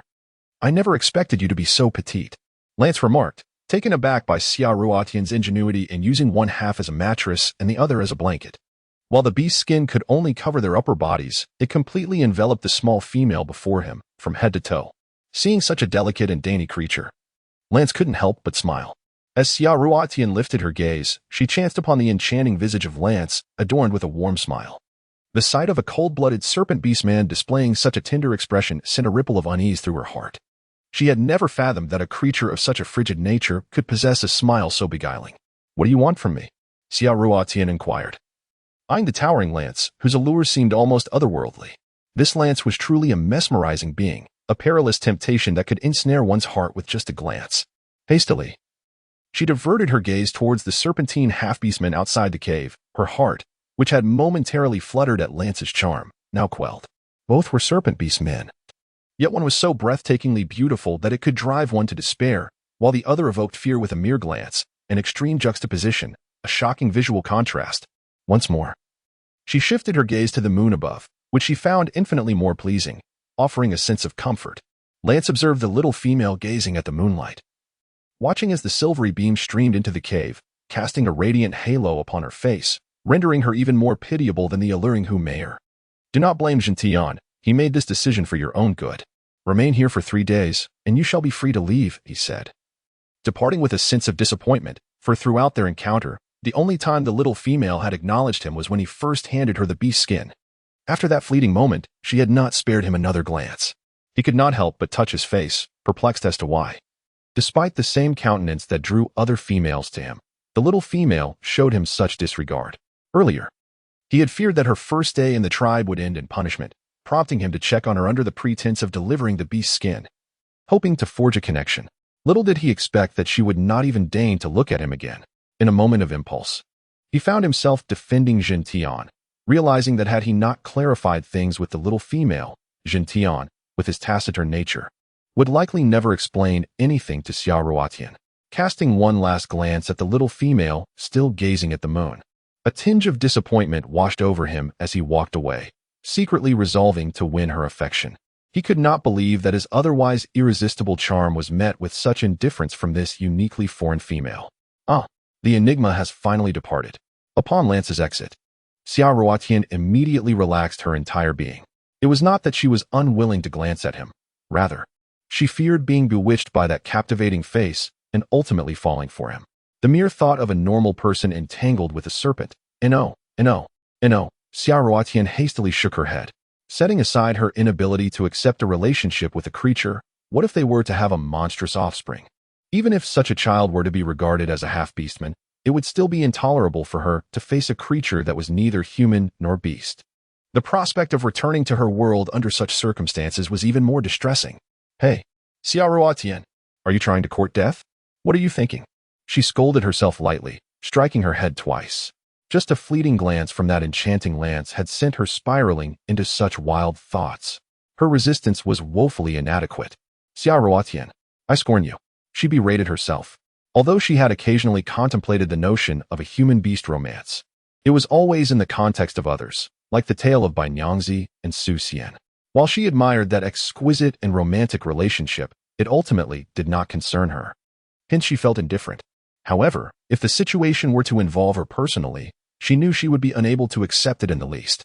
Xiaoruotian sat lost in thought, gradually succumbing to slumber as she sank to the ground.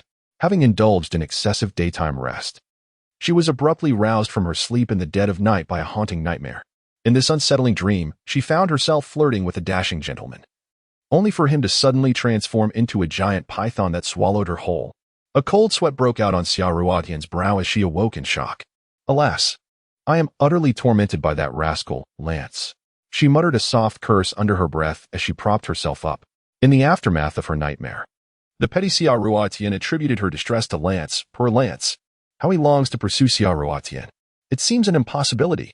Xiaoruotian cast a glance outside the cave, discovering that the serpentine half-orc had also succumbed to slumber on the ground. Yet, even in sleep, he bore an air of vigilance, as if the slightest disturbance would rouse him instantly. Such is the nature of Orcish repose, in the harshness of their surroundings. A lack of alertness could easily render one a meal for another. Beasts that have transformed into orcs naturally possess heightened awareness. Suddenly, a silvery figure darted silently into the cave. Xiaoruotian barely registered a flash of white light before a pristine white fox nestled at her feet, its bright, sparkling eyes blinking curiously up at her. Xiaoruotian quickly lifted her gaze to the outside and was astonished to find that the serpent beastman remained asleep and utterly unaware. Though the white fox was indeed a beast, being a member of her clan, the scent emanating from her did not alarm the half-serpent beastman, who was familiar with it and thus remained unperturbed. Xiaoruotian gazed in astonishment at the sudden appearance of the white fox, which had mysteriously vanished during the day. Just as she was about to pounce upon it like a fierce tiger on its prey, the white fox gracefully leaped onto Xiaoruotian's lap, gently pawing at the animal skin draped over her. Xiaoruotian gazed at the ethereal white fox, her eyes wide with wonder, scarcely daring to blink. She gently lifted a corner of her animal hide, a smile of endearment gracing her face as she regarded the creature perched upon her lap.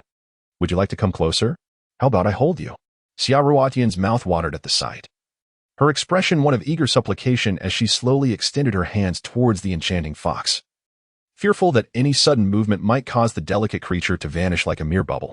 Xiaoruotian was immensely nervous as she fixed her gaze upon the white fox, finally seizing it in her grasp. To her surprise, the fox remained remarkably calm, blinking its bright, sparkling eyes at her in an almost endearing manner. How beautiful you are! You are simply enchanting, akin to the mythical white foxes of legend. The more she looked, the more she adored it. Unable to resist gently pressing her fingers against the soft, fluffy head of the fox, showering its face with affectionate kisses. At last, I have fulfilled my wish.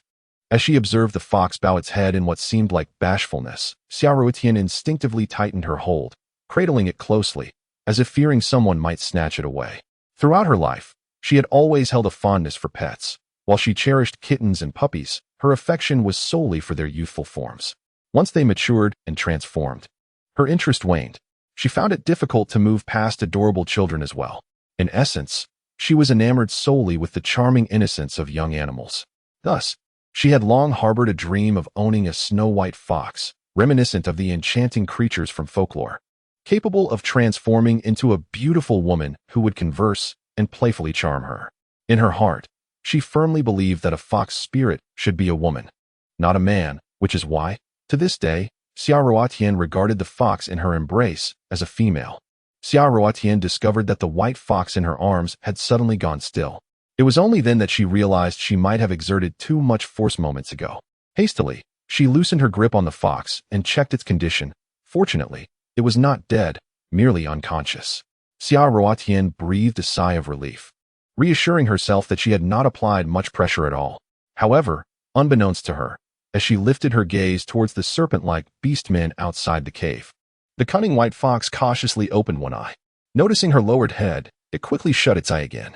Xiaoruotian gently caressed the soft, snow-white fur of the white fox, its texture as smooth as silk. Observing the obedient creature, which feigned unconsciousness at her whim, she felt an indescribable affection swell within her.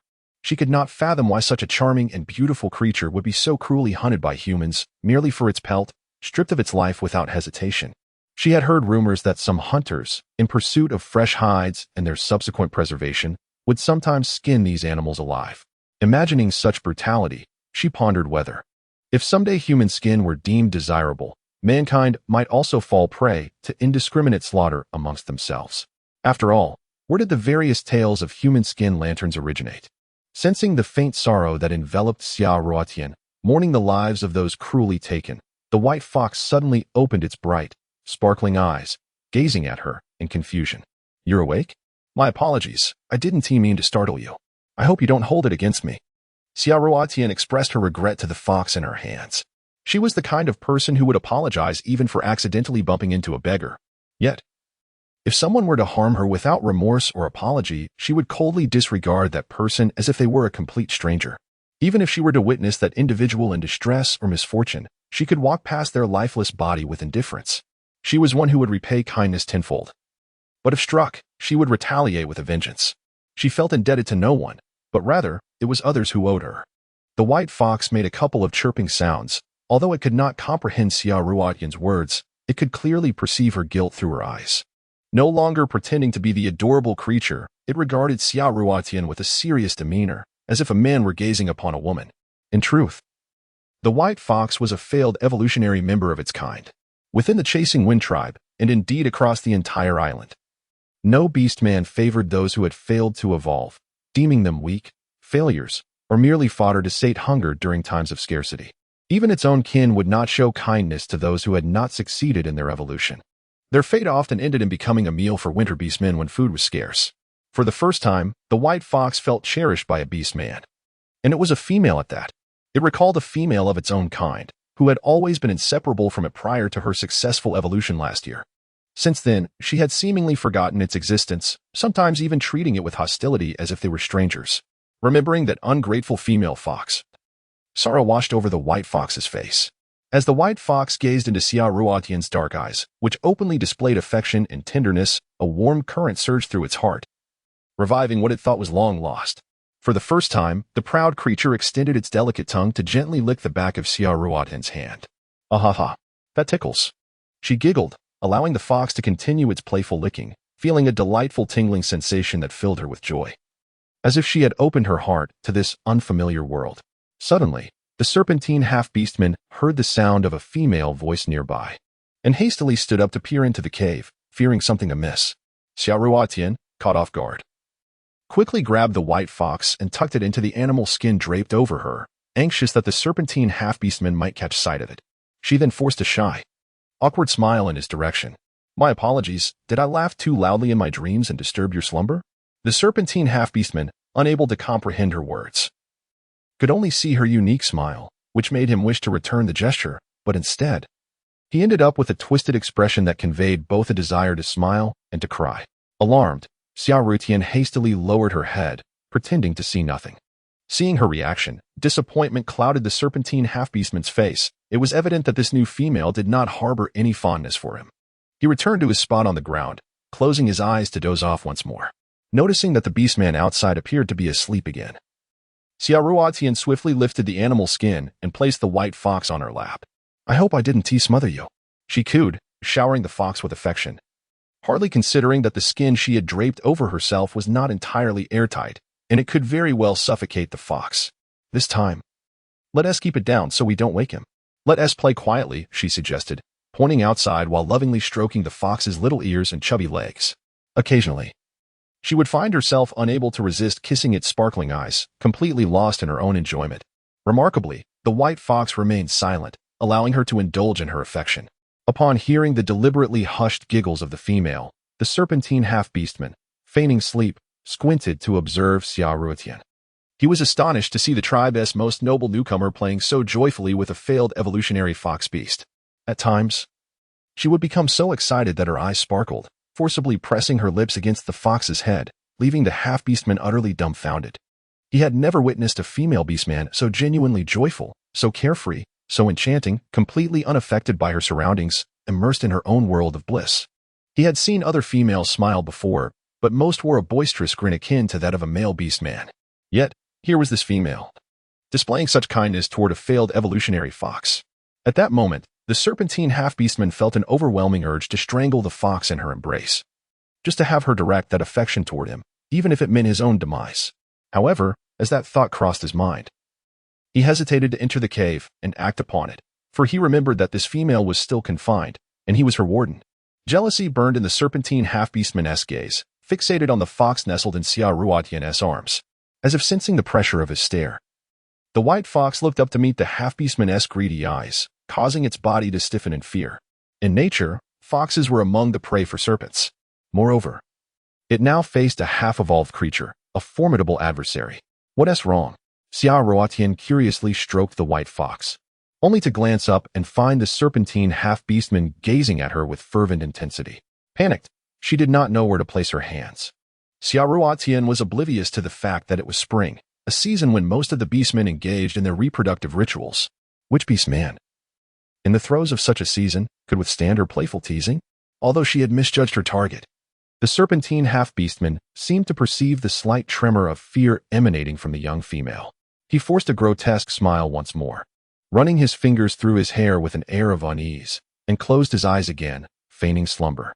Xiao gazed at the serpentine half-beast before her. Although she found his earlier smile rather unsettling, reminiscent of a ghostly grin that stirred a sense of fear within her, she instinctively sensed that he bore no intention of causing her harm. After observing him for a while and noting that he seemed oblivious to her presence, she joyfully resumed playing with the white fox in her hands. Before long, the two of them were once again engrossed in their playful antics. In their excitement, they remained blissfully unaware of a pair of yearning eyes outside the cave, fixated upon them. As dawn approached, Xiao, exhilarated from a night spent playing with the white fox, finally succumbed to sleep. Reluctant to part with the creature, she clutched it tightly, fearful that someone might steal it while she slumbered. Observing the little female fox finally wearied and closing its eyes, the fox gently extricated itself from Xiao's embrace. It cast a wistful glance at the dimly lit entrance of the cave before slipping away into the early morning light, leaving Xiao behind. The serpentine half-beast opened its eyes, squinting at the vanishing white figure, then resumed its slumber. Who is it? So bothersome. Can't one get any rest? As Xiao slept soundly, she felt a gentle scratching at her side. Annoyed, she turned over, seeking to evade this disturbance, only for the audacious intruder to brazenly press their hand against her cheek. The icy sensation instantly banished her drowsiness, and in her irritation, she momentarily forgot that she was not at home. Sitting up with her eyes still closed, she began to scold. Which scoundrel dares to interrupt my slumber? Do they seek death? Ah, so fierce. I come bearing food, came a deep, alluring voice, enticing her ears. Memories surged back into her mind.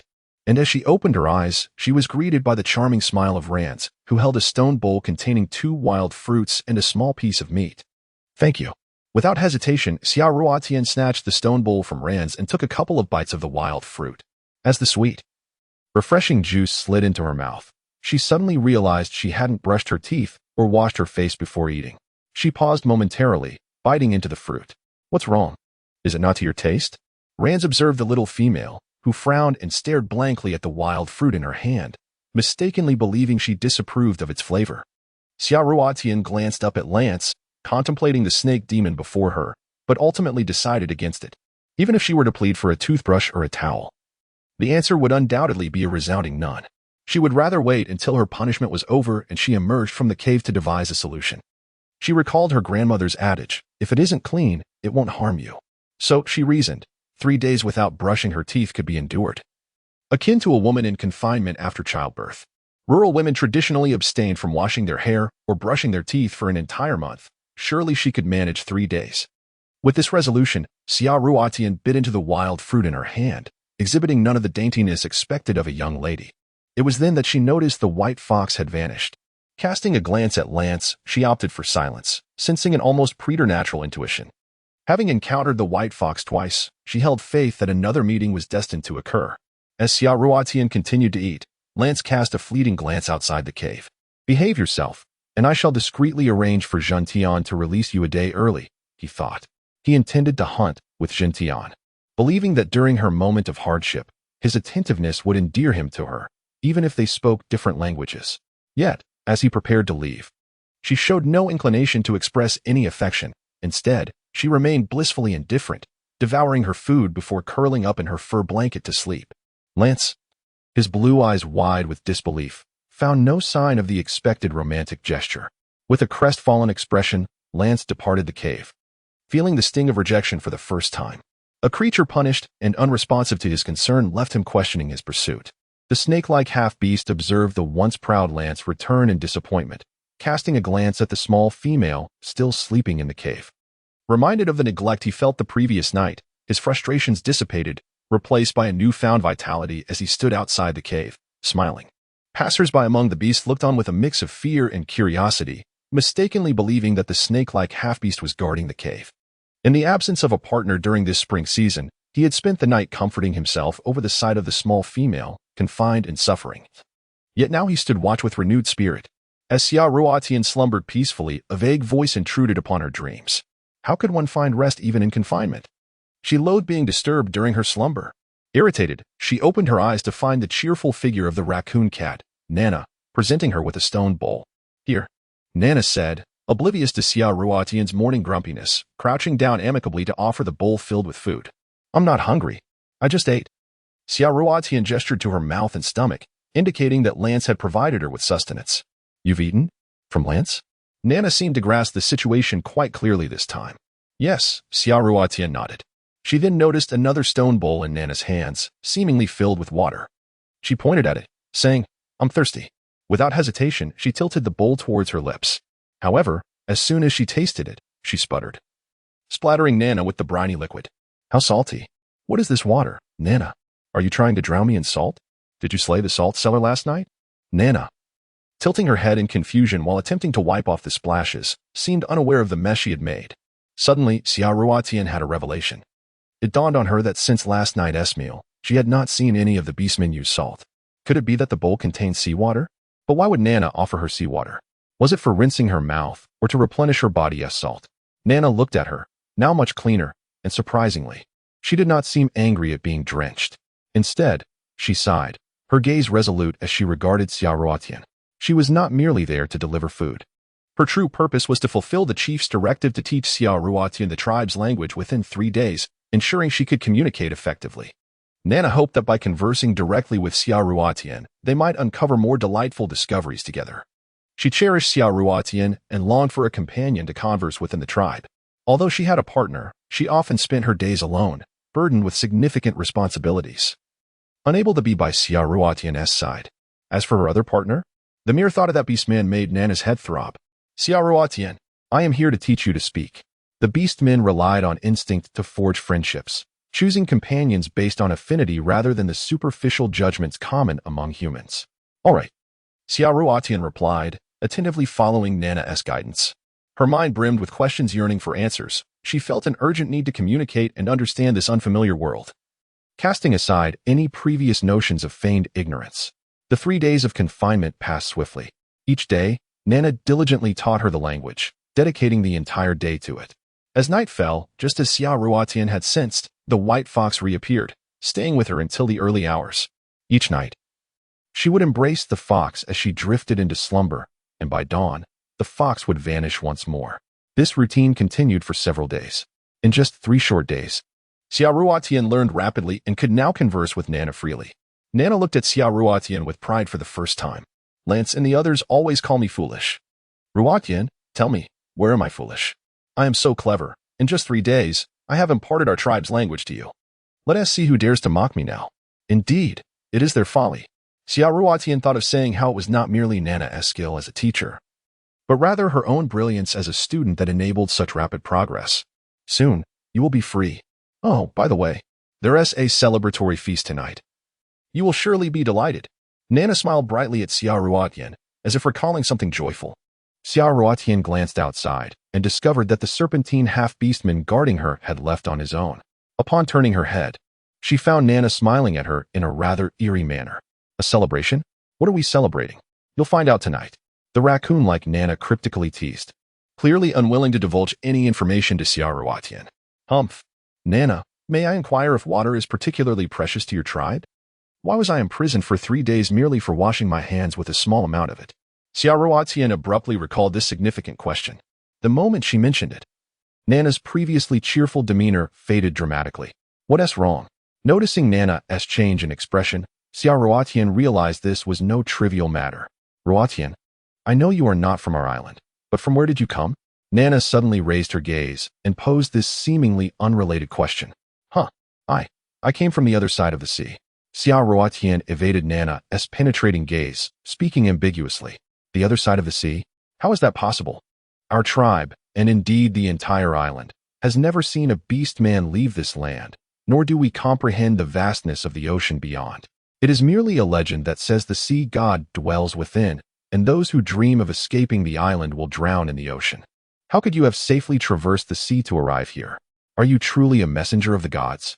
Despite her apparent straightforwardness, Nana, belonging to the raccoon tribe, was indeed cunning and contemplative, albeit not as astute as the foxes, yet certainly more clever than the bears, who were strong but lacked wisdom. Well, to be honest, I'm not quite sure how I arrived here. I remember sleeping in my own tribe one night, and when I awoke, I found myself on this island. Xiaoruotian had no choice but to fabricate a story. Sleeping all the way to our island? Nana's eyes widened in astonishment as if she were hearing a fable. Yes, my tribe had everything we needed, so I never lacked for anything. I had no idea water held such special significance for your tribe, which is why I inadvertently violated your customs. It is only right that Chief Shintian punished me.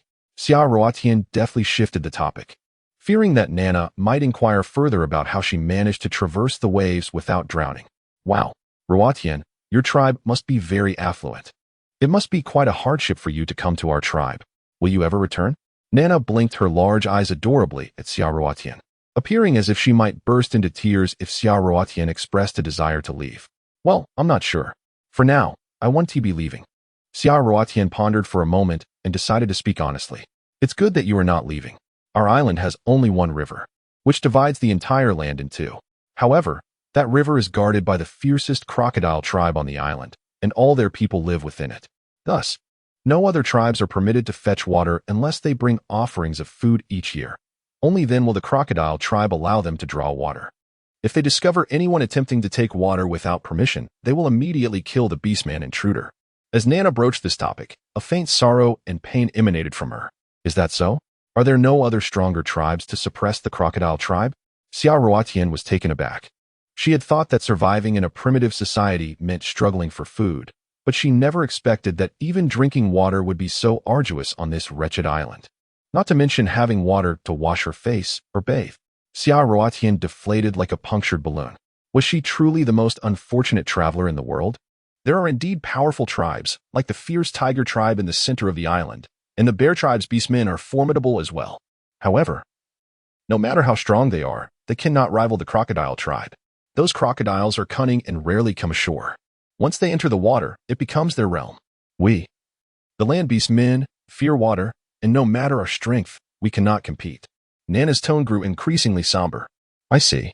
Crocodiles, by nature, are brutal and cunning creatures. I've often seen news reports of tourists going on wild excursions only to end up as crocodile dinners after swimming in lakes. Too many examples suggest that when humans stray from their groups and tools, their chances of survival in nature are perhaps even less than that of an ant. Our Wind tribe's former leader, having taken in too many weak races, caused our tribe to become the weakest and most bullied on the island. Each year, we must not only offer food to the strongest tiger tribe but also struggle to provide enough for our own tribe's beastmen. There is hardly any surplus left to offer to the crocodile tribe. Oh, the tiger tribe is so oppressive. Xiaoruotian's impression of the tiger tribe soured upon hearing Nana's words. Once, a tribe member suggested offering food to the crocodile tribe instead of the tiger tribe. However, Jin Tian disagreed, stating that our tribe only lacks water during the hot season, making it unwise to offer food to the crocodile tribe. And we cannot afford to offend the tiger tribe. I believe Jin Tian has his reasons. Hot season? You mean summer? Xiaoruotian shot Nana a critical glance. She hadn't expected this chief, Jin Tian, to be quite clever, knowing that it was better to offend the crocodile tribe than the tiger tribe. After all, the tiger tribe lived on land. If they were angered, it could result in the extermination of their small tribe. The crocodile tribe, no matter how powerful, could not remain on land for long, so they posed less of a threat to the beastmen. Indeed, he is quite astute. Xiaoruotian never hesitated to commend others. She resolved to find a solution for the tribe's water issue, not just for their sake but for her own as well. She longed to take a refreshing bath. After 3 days without bathing, she felt as though she might sprout lice. Xiaoruotian silently vowed that when she met Jin Tian later, she would share her plan with him. From then on, not only would there be water available for washing hands daily, but she could also enjoy hot water for bathing whenever she desired. What a relief that would be. She had no intention of remaining a filthy wretch. You think so too? Our chief Jin Tian is admirable in many ways, except that he. Nana began but suddenly sighed. What is it that he cannot do? Seeing the curious and inquisitive look on Xiaoruotian's face, Nana felt she had said too much. It's nothing. She shook her head repeatedly, unwilling to elaborate. Best not to say then. Xiaoruotian muttered softly. Now she understood why resources were so precious to them. It was no wonder the beastmen reacted so strongly when they saw her using water to wash her hands. She had come to grasp the significance of Jin Tian's gesture of offering her grass to wipe the grease from her hands that day. Nana observed Xiaoruotian's angry expression, her lips quivering as if she wanted to say something but ultimately changed the subject. Our tribe members always seize the opportunity to sneak into the crocodile tribe's territory whenever they venture out, hoping to find water. Water is incredibly precious to us. Some male beastmen, in order to conserve water, capture prey alive when they go hunting, drinking their blood to save water for us precious females. Ruotian, please do not blame Jin Tian for imprisoning you for 3 days, all right? Drinking blood from living prey?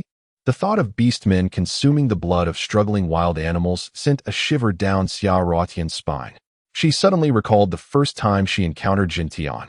When he had been pursued by the foul snake Demon Lance, she had witnessed him drinking blood then. Initially, she thought beastmen were merely bloodthirsty, but she did not realize there was such a deeper rationale behind it. It seemed these beastmen were quite protective of their females and treated them well.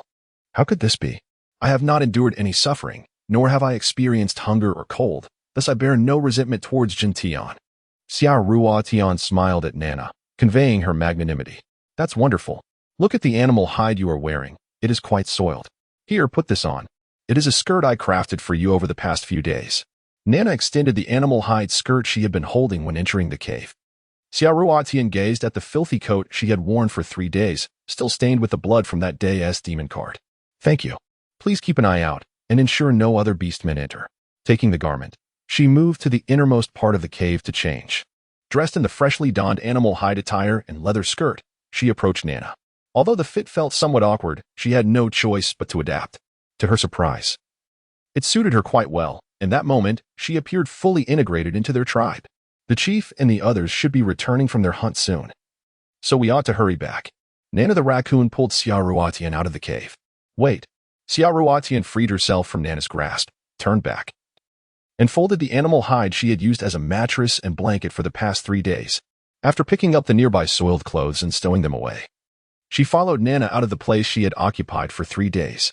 As they journeyed, Xiao Ruotian kept her gaze fixed beside her, deliberately avoiding the scrutinizing stares of the beastmen.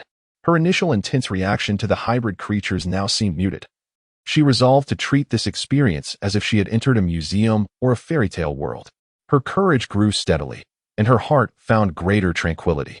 As long as they did not perceive her as food, she had nothing to fear. Ruotian, come with me to the vast cave. We can discuss things further when night falls. Nana guided Xiao Ruotian directly towards her dwelling. Xiao Ruotian initially intended to inquire why she was not taken to the cave where she had spent her first night. However, upon reflection, she speculated that the cave might already be claimed, likely by either Lance or Tian. Yet, she could not comprehend why she could not have a cave of her own. Nana, why must we wait until nightfall? May I request Tian for a cave that belongs solely to me? Haha, what are you saying? That is utterly impossible. Are you not aware that the tribe forbids females from residing alone? Nana paused, turning to Xiao Ruotian with a smile as she elucidated. What? Is that true? We cannot live alone. Does that not imply? As this dreadful possibility dawned on her, Xiao Ruotian's countenance turned pale. Does your tribe permit females to dwell alone? Surely, you do not value us females very much. In Nana's perspective, the notion of females living independently was non-existent. It was well understood that females were perpetually under the vigilant protection of males. During the day, the bustling activity of the tribe rendered special protection unnecessary. However, by nightfall, the weary males also required rest. Even those on watch could become negligent. Thus, regardless of the female, once night descended, she would remain inseparable from the males. After Nana's boisterous outburst directed at Xiao Ruotian, she realized that her excitement had perhaps spiraled beyond control. Xiao Ruotian gazed at Nana, who wore an awkward smile, seemingly a bit embarrassed. In our tribe, males and females are regarded as equals, and females must also venture out to work. Otherwise, they would perish from hunger. Equality? Work? What nonsense! Nana's mind was a muddle. Observing the perplexity etched on Nana's face, Xiao Ruotian took the initiative to clarify before she could pose a question. Equality signifies that the status of females in our community is equivalent to that of males, while work entails the necessity of hunting outdoors, akin to what your males do, to sustain oneself. Is it possible? Hunting outdoors is perilous. The males in your tribe are utterly reprehensible. I understand now, Ruotian. You must have fled to our place to escape your tribe's males, right? Kiki. Otherwise, you could have stayed here forever. You ought to realize that females in our tribe hold a high status. You merely need to wait for food and drink daily. You can do nothing at all. Engaging in such dangerous activities like hunting is completely unnecessary. How does that sound? Isn't our tribe far superior to yours? Nana wore a pleasing expression aimed at Xiao Ruotian, yet inwardly she condemned the males from Xiao Ruotian's tribe. They are utterly despicable. How could they treat females in such a manner? It is only natural for males to hunt and provide for females. How could they allow females to undertake such perilous tasks? Poor Ruotian must have endured mistreatment to escape from her tribe. Believing wholeheartedly that Xiao Ruotian had suffered abuse, Nana resolved to ensure that Xiao Ruotian would stay, vowing to treat her even better than before. Their tribe often faced shortages of food and clothing, and there were frequent injuries and fatalities among the beastmen. However, females were generally safe and had never gone hungry. Thus, in Nana's heart, she firmly believed that the Windchaser tribe was the finest of all. Xiao Ruotian observed Nana's expression filled with righteous indignation. Fully aware that she had misunderstood yet unable to clarify the situation, akin to a scholar confronting a soldier, where reason fails to prevail. With a clever shift in thought, Xiao Ruotian decided to redirect the conversation. Oh, by the way, Nana, how is that orc who was injured the other day? Was there an orc injured? Nana queried, clearly taken in by Xiao Ruotian's diversion.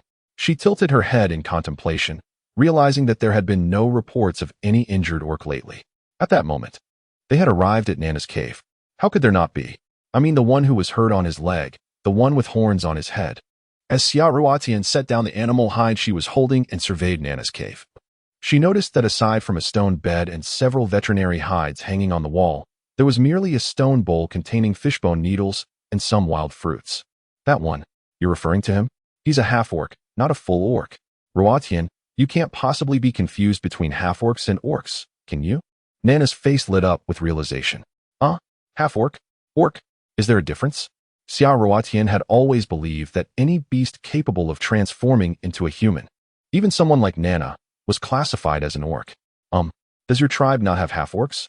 Those like you, Thunder and Barbarian, are orcs, whereas those like me are half-orcs. Nana replied, her gaze filled with surprise as she regarded Xiao Ruotian. A fleeting shadow of pain crossed her eyes when she identified herself as a half-orc, but it vanished quickly, almost as if it had been a mere figment of imagination. Oh, the people in my tribe all look somewhat similar to me, so, I'm not really sure. Xiao Ruotian felt a strong urge to slap herself. How had the conversation once again circled back to her own identity? Xiao Ruotian gazed at the half-orc Nana before her. Though intelligent, Nana had yet to reach the level of suspicion that Xiao Ruotian was an anomaly. She merely considered her previous tribe to be rather peculiar. In the heart of the island, the crocodile tribe consisted entirely of half-human, half-beast creatures after their evolution, with none transforming into humans. This was the reason the crocodile tribe could not stray far from the river, passively defending it against orcs who attempted to draw water, unable to pursue them for retaliation. Goodness, Ruotian, does your tribe consist entirely of orcs? How extraordinary. No wonder you said you lack for nothing in your tribe. It must be so powerful. Nana's eyes sparkled with admiration and respect as she regarded Xiao Ruotian. Powerful? Xiao Ruotian thought Nana would consider them humans to be freaks. Yet she had assumed they were merely strong. Reflecting on modern Earth, indeed, humanity was formidable, so much so that other races were on the brink of extinction, and the planet itself teetered on the edge of destruction. Ruotian, if you have some free time, could you take me to your tribe? Please don't misunderstand. I have no intention of betraying my tribe. I am simply a bit curious about yours. Nana, towering over Xiao Ruotian, exaggeratedly bent at the waist, playfully shaking her arm. Stop. Have you forgotten? I have no idea how I even left my tribe to come here, let alone how to return. Even if I could go back, I certainly wouldn't allow you to follow me. If you were to step into the modern world, I fear that the police, detectives, or even heads of state would personally intervene, seizing you as an alien for study. Xiao Ruotian shook off Nana's playful grip, avoiding her pleading, curious gaze. Oh, right. I almost forgot. Hee. Ruotian, does that mean you can never return? Nana laughed heartily, previously worried that Xiao Ruotian might vanish or return home unexpectedly. Now, it seemed she needn't fret. She would have a good sister in the Zhifeng tribe from now on. How can you be so pleased that I can never return? Xiao Ruotian narrowed her eyes, casting a dangerously dark look at Nana. She could hardly believe that this straightforward half-orc would be so brazen as to voice her thoughts aloud. Ruotian, didn't you just say you wanted to see more? Then I won't leave. Let's go. Realizing her mistake, Nana quickly covered her mouth, aware she had said something inappropriate. Though sometimes foolish, she could be quite cunning, and immediately sought to change the subject, eager to avoid further angering Xiao Ruotian. Seeing Nana's sudden retreat into the cave, Xiao Ruotian retracted her stern expression, a playful smile creeping onto her lips. She had merely jested with Nana, yet the other had taken it to heart. This blend of cleverness and silliness made Nana utterly endearing, leaving Xiao Ruotian unable to remain angry.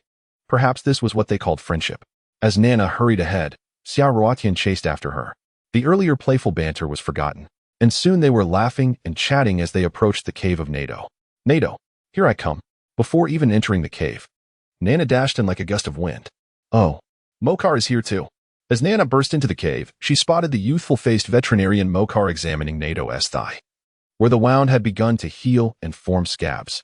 Mokar and Nado turned their attention, momentarily ignoring Nana, their eyes fixated on Xiao Ruotian, who ambled in leisurely behind them. You've arrived just in time. Look at Nado's wound. It's starting to scab. But what about this grass? Will it grow into his flesh and affect his health? Mokar pulled the slow-moving Xiao Ruotian closer to Nado, urging her to observe the wound on his thigh, while her gaze lingered on Xiao Ruotian's newly donned beast skin, which she found far more pleasing than her own attire. Grass? Xiao Ruotian, puzzled, glanced at Mokar and then at Nado's injury, unable to suppress a chuckle. That's not grass. That's hemp thread. I forgot that it can't be absorbed by the body. It needs to be removed once the wound is sufficiently healed. Upon closer inspection, Xiao Ruotian noted that humans typically required at least a week to heal enough for stitches to be removed, yet this orc would mend in merely 3 days. Such resilience was remarkable. Absorb? Hemp thread? Mokar's curiosity was piqued, his gaze riveted on Xiao Ruotian's every move. Xiao Ruotian then looked up at Nado, a sudden smile illuminating her face. Just endure it. It might sting a bit. If the sutures were made from animal intestines, they wouldn't need to be removed. But this hemp thread must be taken out. Xia Ruotian lowered her head, deftly untangling the thread. With a gentle tug, the entire string of hemp was freed. She gazed at the small holes left by the fishbone needles, noting that blood was still oozing from where the hemp thread had passed through. Yet, this small amount of blood was nothing to worry about. Even a baby could survive it. A little hemostatic herb and a fresh dressing would suffice. And after a few days of rest, he would recover completely. Observing how the young female smiled so charmingly at the half-beast man, Mo-Ka felt an unfamiliar pang of jealousy. He had an overwhelming urge to drag the man off the bed and give him a thrashing. But reason reminded him that he was still a patient. Watching Xia Ruotian move with such agility, he pointedly instructed her to rebandage the wound. Though it was the first time someone had commanded him, he felt no anger. Instead, a profound sense of joy welled up within him, and he eagerly assisted in tending to the injury. Nadwa, are you all right? Nana called out. Noticing that Nadwa had been fixated on Xia Ruotian since she entered the cave. Even now, when she called his name, he showed no reaction. Realizing Nadwa was lost in a daze while staring at Xia Ruotian, Nana felt a twinge of understanding. Oh, I'm fine. That person is you? You saved me? At Nana's call, Nadwa snapped back to reality, staring at the petite and enchanting young female before him, his nerves rendering him a stutterer. Oh. I merely exerted a bit of effort. All the credit goes to her. Xia Ruotian was not one to claim the accolades for a minor deed at the expense of Mo-Ka's efforts. Oh, thank you, you. Nadwa observed Xia Ruotian's lack of gratitude, instead gesturing towards the veterinarian, Mo-Ka. He cast a fleeting glance at Mo-Ka, but had already resolved in his heart that this young female was indeed a savior, as his tribesmen had recounted her miraculous deeds of reviving him upon his awakening 2 days prior. However, he learned that she had been confined by the chief the night before when he earnestly wished to meet his benefactor. Had he not been injured, he would have personally approached the chief to plead for her release and express his gratitude. Mo-Ka narrowed his dangerous green eyes, easily discerning Nadwa's thoughts. No need for thanks, Xia Ruotian replied with a serene smile, oblivious to the newfound admirer at her side. All right, Nadwa, you need to rest more. Young female, I have something to discuss with you. Please follow me. Without regard for Nadwa's lingering gaze upon Xia Ruotian, Mo-Ka firmly led the bewildered young woman away. Seeing Xia Ruotian being pulled away by Mo-Ka, Nana initially intended to leave as well, but Nadwa called out to her. Nana, who is that beautiful young female who has just joined our tribe? What is her name? Nana glanced back at the retreating figures, her heart heavy with sympathy for Nadwa, who remained entranced by the sight of the cave's entrance. She approached him and gave his shoulder a few encouraging pats. Nadwa, I advise you to relinquish that thought. Rans and the others are also interested in Ruotian. You. Nana hesitated to deliver the harsh truth, that he was too weak, being a half-beast. How could such a precious beast female ever be drawn to him? Ruotian? What a lovely name, Nadwa murmured, suddenly realizing the unspoken implications behind Nana's words. His expression fell as disappointment washed over him, leaving him feeling as though he had lost all strength. I don't. Nadwa denied Nana's inference. But could he really deny his own feelings? He knew he stood no chance against other beasts in vying for her affection. Just moments ago, he had sensed Mo-Ka's interest in the young female, and to his astonishment, even the cold-blooded Ran seemed moved. Yet, even if he could not become her mate, he vowed to protect Ruotian and remain her devoted follower for all eternity. In that moment, the straightforward Nadwa found himself enamored with his savior, Xia Ruotian, and silently vowed his loyalty to her. Nana, witnessing Nadwa's crestfallen demeanor, was unsure how to console him when she caught sight of his sudden surge of determination. He clenched his fists and gazed resolutely out of the cave, his eyes filled with resolve. What are you doing? If you have something to say, just say it. Xia Ruotian seized the opportunity to shake off Mo-Ka's grip, pouting in annoyance and rubbing the spot where he had grasped her arm too tightly. She glared at him, bewildered by his abruptness. Mo-Ka, taken aback by Xia Ruotian's displeasure, recalled how he had impulsively dragged her out. Observing her reproachful gaze and the way she rubbed her arm, he realized that his jealousy of her smile toward Nadwa had inadvertently caused her discomfort. Are you all right? Let me see. There's no need. Your feigned concern is meaningless. You caused the injury and now regret it. What good is that? Xia Ruotian swiftly dodged Mo-Ka's outstretched hand, showing no appreciation for his concern. Feigned concern? What does that mean? Mo-Ka frowned, pondering her words but unable to decipher their meaning. He had merely exerted a bit of force. What did that have to do with cats? And what was a rat, anyway?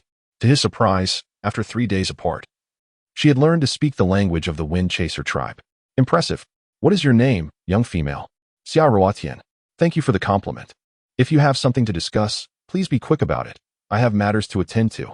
Though still somewhat irritated, Xia Ruotian's tone softened, and she no longer glared at Moka. I am Moka. Were you a shaman in your previous tribe? Could we perhaps exchange knowledge? So, that is why you sought me out. Xia Ruotian studied Moka's cherubic face, sensing a complexity beneath his seemingly innocent appearance. No, you misunderstood. In my tribe, I merely indulged in feasting. I am no veterinarian and possess no skills, Xia Ruotian replied, recalling her past work, which had been far removed from that of a physician. Why would the veterinarian want to exchange knowledge with her? She could hardly identify a medicinal herb, let alone teach him about wild vegetables. In her mind, Moka was a veterinarian, while everyone on the island referred to him as a shaman. They believed he could revive the injured and the ill, as if he were channeling divine powers, which is why he was called a shaman. Only feasting?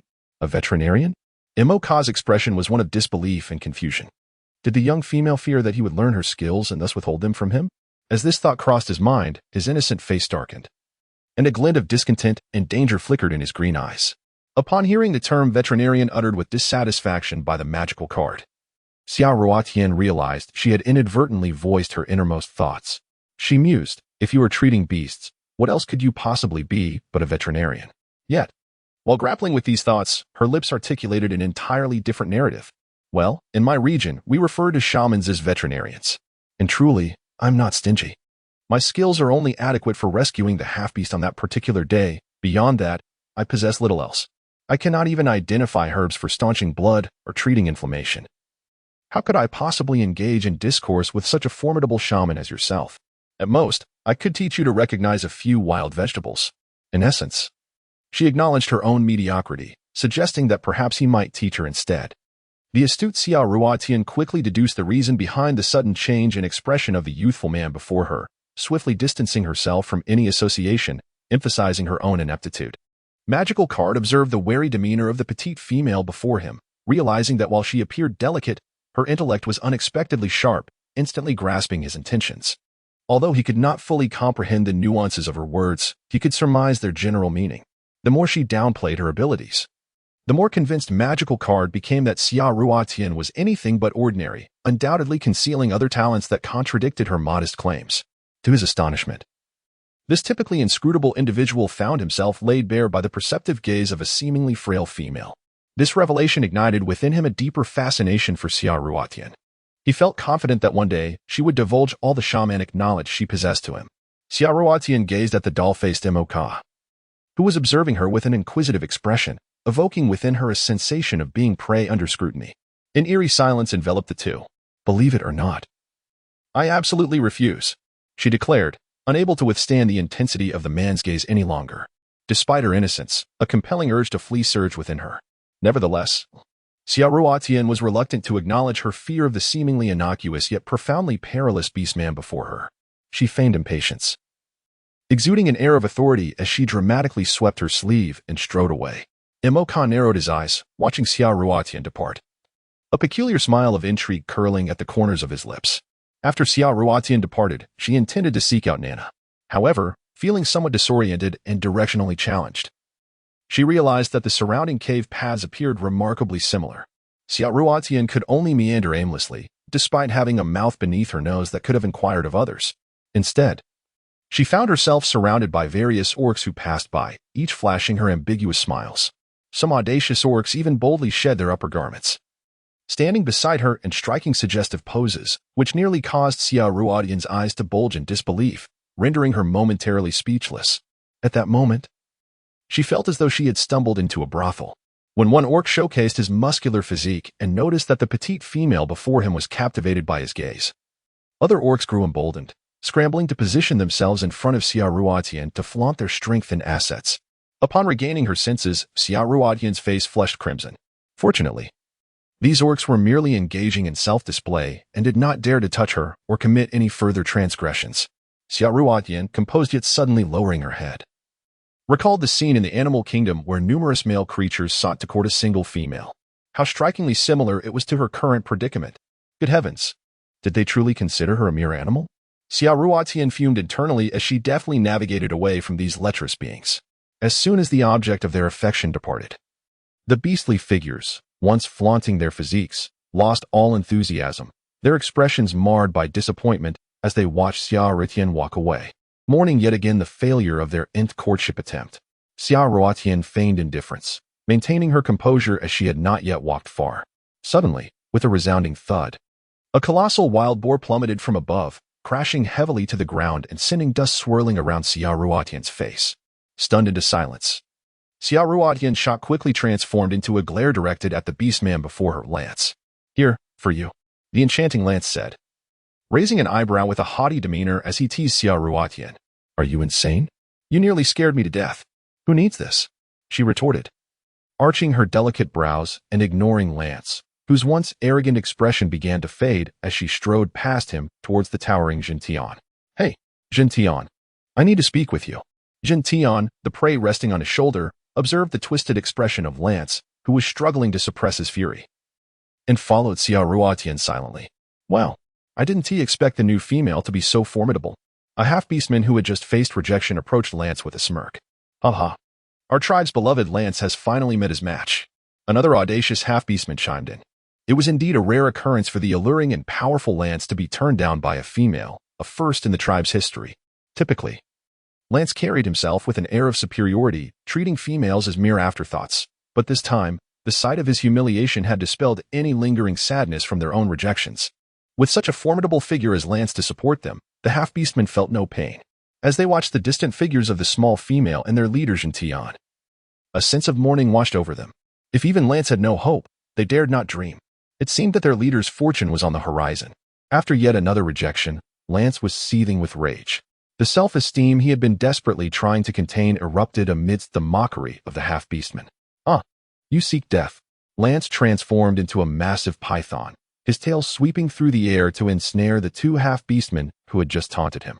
Hearing Lance's roar, Xia Ruotian turned in astonishment. Upon seeing the enormous serpent coiling around the two half-beastmen, she gasped, "Oh no. It's fine," Jin Tian assured, casting a glance back. Although they were at a distance, Xia Ruotian, who was terrified of snakes, lacked the courage to look again at Lance's transformed form. She grasped Jin Tian's hand, urging him to leave swiftly. Seeing Xia Ruotian glance back brought a fleeting joy to Lance, but before he could revel in it, he noticed Jin Tian pulling Xia Ruotian away. Anger coursed through him, tightening around the two half-beastmen until they nearly succumbed. "Lance, let us go. We want to do it again. We can't breathe," they pleaded. Upon hearing their cries for mercy, Lance swiftly released his grip, sending the two half-beastmen crashing to the ground with a loud thud. "Humph," Lance huffed angrily, refusing to revert to his human form as he slithered deeper into the jungle. Jin Tian led Xia Ruotian back to his cave, releasing her hand and retrieving a bright red wild fruit from a stone bowl, offering it to her. Xia Ruotian peeked curiously into the familiar cave, suddenly realizing that it was indeed the very same one where she had previously rested. To her surprise, her assumption was correct. As she accepted the fruit handed over by Jin Tian without hesitation, she took a hearty bite, savoring its sweet, juicy flavor. "Truly delightful. Thank you," she exclaimed, her ingrained politeness prompting her to express gratitude reflexively upon receiving something. "I heard from Nana that your tribe often faces a scarcity of water during the summer, or rather, the hot season?" "Indeed," Jin Tian replied, scrutinizing Xia Ruotian, puzzled by her inquiry. He had initially thought that she sought him out to question why he had confined her. Yet, observing her demeanor and expression, it seemed her curiosity lay elsewhere. Jin Tian felt a flicker of confusion. Could it be that this young female was so magnanimous? "Could you take me to see where you usually store water?" Xia Ruotian asked, finishing the fruit in a few bites, and, feeling unsatisfied, she playfully licked the juice from her lips. Noticing the unintended provocation, Jin Tian felt a lump in his throat and suddenly turned his face away. "Follow me," he instructed. Xia Ruotian, blissfully unaware, trailed behind Jin Tian, scrutinizing the figure that strode ahead of her. She pondered to herself, could it be true, as Nana had claimed, that Jin Tian had no fondness for women? Might he be a homosexual? TSK. From this vantage point, his physique was undeniably impressive. Although much of his face was habitually obscured by his hair, a fleeting glance the last time had revealed that this beastman named Jin Tian was not unattractive. Why then, Did he consistently conceal his appearance? It puzzled her.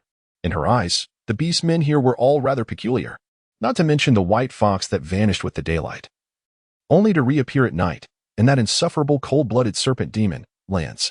She couldn't help but wonder if he had intentionally frightened her just now.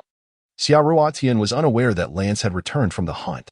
From a distance, she saw him create a commotion, dropping his catch, as she was surrounded by a throng of beastmen vying for her affection. Little did he know that offering a massive wild boar, a delicacy favored by beastmen, would delight many females. However, unfortunate Lance was oblivious to the fact that Xiaoruotian was an anomaly. She was a female with a rather mundane taste akin to that of a human woman who reveled in gifts of flowers. Startled by the sudden appearance of the enormous wild boar, she could hardly fathom that this was a gesture of courtship from the beastmen. In her flustered state, Xiaoruotian was lost in thought and did not notice when Jintian, who was walking ahead, abruptly halted. She collided into him, wincing in pain as she rubbed her forehead and glared at Jintian. "What on earth are you doing? Why did you stop so suddenly? Your back is as hard as stone, and now I'm hurt." "We have arrived," Jintian replied tersely. He cast a few glances at her forehead, noting that it was merely red and not swollen, which eased his concern. He pointed to a massive stone jar ahead, gesturing for Xiaoruotian to inspect it herself. Following Jintian's, Xiaoruotian approached and discovered that there were 2 half-beastmen guarding either side of the jar, evidently to prevent other tribe members from pilfering its contents. "Chief." The guarding half-beastman called out respectfully upon seeing Jintian accompanied by a small female. Xiaoruotian walked over to the stone basin, and under the immense gaze of the 2 half-orc giants, she merely cast a fleeting glance before retreating. Having assessed the situation, she decided it was time to leave. Ignoring Jintian entirely, she chose to retrace her steps, pondering how best to negotiate for an independent cave of her own. Observing Xiaoruotian's peculiar behavior, Jintian remained silent and followed her without uttering a word. His intelligence and patience were always commendable. He believed that the young female would not raise such a question without reason, and he awaited the moment she would confide in him about her concerns. Upon returning to Jintian's cave, darkness had enveloped the surroundings. He led her directly to the fire pit where he began to roast meat, preparing their evening meal. As the prospect of consuming meat loomed once more, Xiaoruotian felt a wave of nausea wash over her. At that moment, she longed for rice, for vegetables, and for the refreshing experience of a thorough bath. She felt as though she were on the verge of decay. Xiaoruotian squeezed beside Jintian, wearing an overtly ingratiating smile. "Where shall I sleep tonight, the leader?" She initially intended to request the water she had seen earlier for a bath, promising to command the orcs to dig a well the next day, thus ensuring an endless supply of water. However, she hesitated. Knowing that Jintian would likely not believe her, she understood that the orcs had never seen a well. Offering them their precious water for her bathing would probably lead to her immediate demise. Therefore, she decided to temporarily resolve her sleeping arrangements before addressing other matters one by one. "Once you've tasted the meat, you'll understand." Jintian glanced at her, noting her deliberately flattering expression, which only deepened his suspicions. "Can I have my own cave?" Xiaoruotian boldly broached the subject, as she was not one to beat around the bush. "No," Jintian retorted without a moment's thought, faced with his unequivocal refusal. Xiaoruotian suddenly realized that what Nana had said earlier was indeed true. Was it really impossible for females to have their own separate living quarters on this island? Then can I at least sleep with Nana? Xiaoruotian thought, considering that she only knew Nana here and had a somewhat favorable impression of her. "No," Jintian repeated emphatically. "Why not again?" Frustrated by his incessant refusals, Xiaoruotian sprang to her feet, her outburst attracting the attention of other orcs. She quickly settled back down, pretending her earlier anger had never occurred. "Nana has a mate. You cannot disturb her." Jintian finally offered an explanation, an unprecedented occurrence. Oh. Upon hearing this, Xiaoruotian's face fell. She had forgotten that Nana already had a significant other. If she intruded upon their relationship, she would undoubtedly become an unwelcome presence, despised by Nana's mate. Jintian cast a glance at Xiaoruotian's disappointed expression, seemingly in good spirits. He tore off a piece of the roasted meat, allowing it to cool in his palm for a moment before handing it to her, cautious not to burn her as he had done previously. "Thank you." Despite her disappointment, Xiaoruotian couldn't help but express her gratitude as she accepted the meat. In her view, no one would offer assistance without expecting something in return, and even if others were willing, one should always convey their appreciation. Jintian frowned slightly, evidently displeased by her expression of thanks. He had noticed that each time Xia Ruotian uttered those two words, her face appeared gentle and smiling. Yet her demeanor conveyed a deliberate distance that he found unappealing. "Do not say those two words to me again." "Oh, whatever."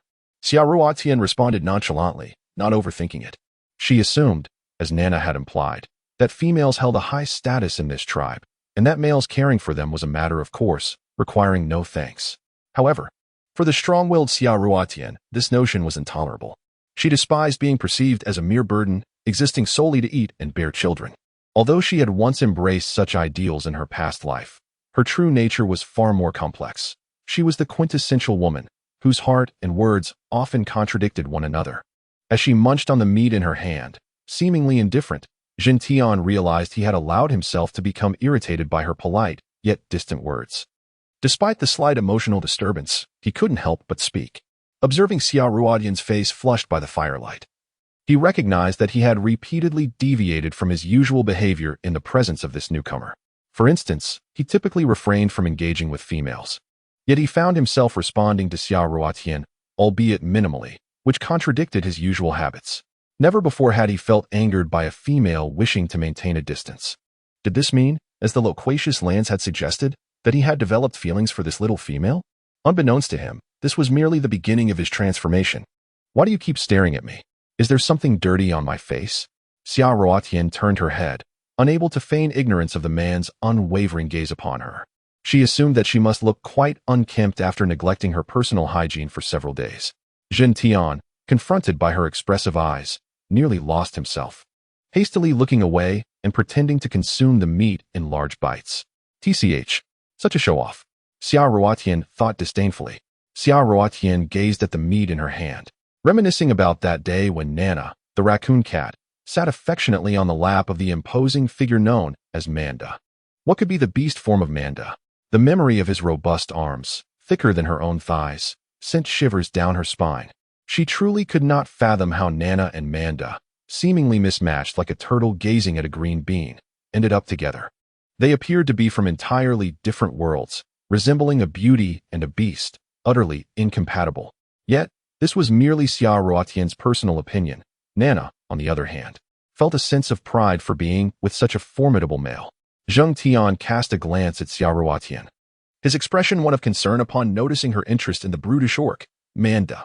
After all, he was Nana's companion. Zheng Tian felt compelled to issue an unprecedented warning to Xia Ruotian, cautioning her against harboring feelings for Manda, who had a female partner. Upon delivering the warning, he suddenly realized he was actually worried about the little female's attraction to another male. It appeared that he was genuinely smitten this time. Sensing the underlying warning in Zheng Tian's tone, Xia Ruotian shot him a puzzled glance. Did he believe she was a homewrecker? She had no interest in muscle-bound brutes. Her taste leaned towards delicate, charming men. Men who appeared almost ethereal. Almost ethereal? The image of Lance's enchanting visage flashed through her mind. Oh heavens! Damn it! Xia Ruotian could not help but curse herself. How could she entertain such unforgivable thoughts? Extinguish them. She needed to extinguish them at once. Homewrecker? What does that mean? Zheng Tian stared at the little female, perplexed by her incomprehensible words. Furrowing his brow, he pondered the meaning behind her statement. Manda's beast form was that of a rhinoceros, which explained his elephantine appearance, frighteningly robust. And what is your beast form? Xia Ruotian continued to nibble on the meat in her hand, mentally treating it as her favorite delicacy, a tender vegetable. Xia Ruotian's seemingly casual inquiry provoked a tempestuous upheaval within Jin Tian's psyche. He had nearly forgotten the visage of his beast form. Yet the most significant and humiliating aspect of it would forever remain etched in his memory. Had it not been for the peculiar nature of his beast form, he would have never set foot on this island. Reflecting on the past, Jin Tian, who had never displayed any emotion, now bore a countenance so grim it was almost terrifying. Without responding to Xia Ruotian's question, he abruptly rose from the fire. Observing his impolite departure, Xia Ruotian felt no indignation. Instead, her thoughts wandered back to 2 days prior, when she was confined in the stone cave. The serpent-like half-beast who guarded her, in his boredom and loneliness, had engaged passing beastmen in conversation, predominantly discussing 2 individuals. One was the alluring female favored by all, the beguiling fox Humayer, and the other was their esteemed yet peculiar leader. Xia Ruotian distinctly recalled hearing that the leader of the wind-chasing tribe, Jin Tian, was a monstrous entity incapable of transformation. Surely, This was the matter that Nana had wished to keep from her. A monster? If he was a monster, what then of these half-beasts who were neither human nor beast? Could it be that he, like herself, was merely human? As her thoughts veered into a fanciful realm, Xia Ruotian gazed at Gentian's retreating figure, a flicker of excitement dancing in her eyes. Xia Ruotian earnestly finished the morsel of meat in her hand. Despite feeling an overwhelming urge to regurgitate due to its greasiness, however, for the sake of her health, she felt compelled to consume it entirely. Such a trivial matter was inconsequential for someone like Xia Ruotian, who had endured hardships. Just as she was about to rise, she was suddenly startled, finding herself surrounded by a horde of bizarrely shaped beastmen. While she stood there, momentarily at a loss, the beastmen began to roar around her. Some of the half-beastmen struck various poses, while a few transformed entirely into their animal forms, howling at the sky. Faced with this astonishing spectacle, Xia Ruotian felt her mind short-circuit. What on earth had transpired in such a brief span? Why did she constantly feel out of sync with the tribe's peculiar rhythm? Just then, Nana emerged from seemingly nowhere, rushing to Xia Ruotian's side, raising her brows and gesturing towards the half-beastmen and some of the shape-shifting creatures, enthusiastically pointing out the characteristics of one beast man and praising the merits of another, as if introducing potential suitors. Xia Ruotian's mind was abruptly reminded of Nana's earlier words, mentioning a celebratory soiree scheduled for tonight. A chilling thought struck her as she recalled the events of the day and her recent conversation with Xintian. Could it be that they intended for her to choose a companion from among these orcs at her whim? The astute Xia Ruotian quickly grasped the situation, yet regrettably, her assumptions were somewhat misguided.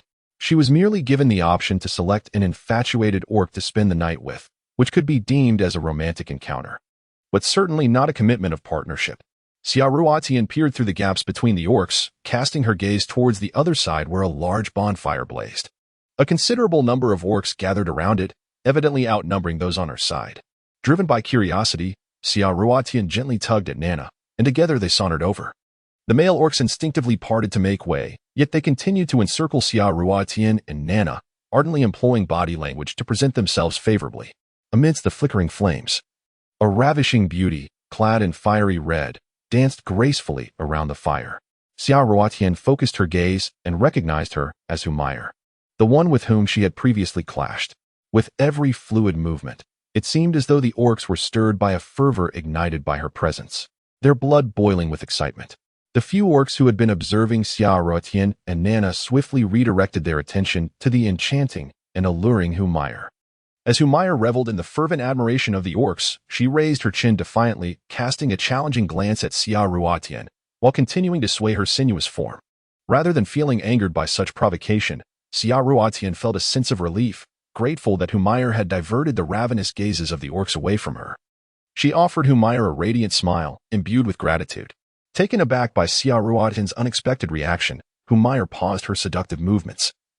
Momentarily stunned by the smile directed her way, Xia Ruotian discerned the fleeting expression of surprise that flickered across Humayer's face, before shifting her gaze to the orc beside her, who had been observing her intently. It appeared to be a female, a half-beast with the body of a woman and the tail of a serpent. Her upper body was adorned in animal hide that bared her shoulders and accentuated her slender waist, while her navel glimmered enticingly, almost inviting transgression. Below, a long tail, draped in azure scales, rendered clothing unnecessary. Xia Ruotian halted, scrutinizing the intriguing figure. Nana, noticing Xia Ruotian's focus on the serpentine half-beast, leaned in to whisper an introduction. Her name is Lan Shui, Sister of Lands. A reticent serpent-like half-beast, much like the Thunder Chief, she explained. Lan Shui, Sister of Lands? Xia Ruotian raised her gaze once more to meet Lan Shui's unwavering stare, recognizing in her the visage of a mythical figure akin to Nuwa. Strangely, despite their unfamiliarity, Xia Ruotian perceived resentment emanating from those slender, serpentine eyes that smiled at her. Resentment? Did this serpentine half-beast, Lan Shui, harbor animosity towards her? Why? It seemed she had never wronged Lan Shui in any way. Xia Ruotian regarded Lan Shui's exquisitely alluring face, and in a moment of disorientation, she found herself overlaying Lan Shui's striking features with those of Lan's, who shared an equally captivating yet dangerous appearance. Indeed, they were siblings. Both possessed a beguiling allure capable of inciting chaos. Once again, Xia Ruotian reached the same conclusion about Lan Shui, who, although smiling at her, exuded an unmistakable chill. What a childish fade. Who did she think she could deceive? Did she truly believe Xiaoruotian was among those mindless orcs? Xiaoruotian lowered her head and murmured a few words. With her keen intuition, she immediately sensed that the woman named Lan Shui was not a person of good character. She reminded herself to keep her distance from this woman and to exercise caution. In comparison to the enchanting Humayer, it was evident that one wore her hatred on her sleeve while the other concealed it within. This stark contrast made Lan Shui appear even more perilous. You must be the new female, Xiaoruotian, right? You are truly beautiful. Your affairs have spread throughout the entire tribe in recent days. My brother has mentioned you to me every day. I believe Nana has already told you about me. My name is Lan Shui, as Xiaoruotian pondered. The snake demon half-beast, Lan Shui, approached her with a smile. Hiki, I am merely an unremarkable carrot compared to the likes of you and Humayer. Xiaoruotian saw through the facade of the deceitful woman before her. Since others were so hypocritical, she would not expose them.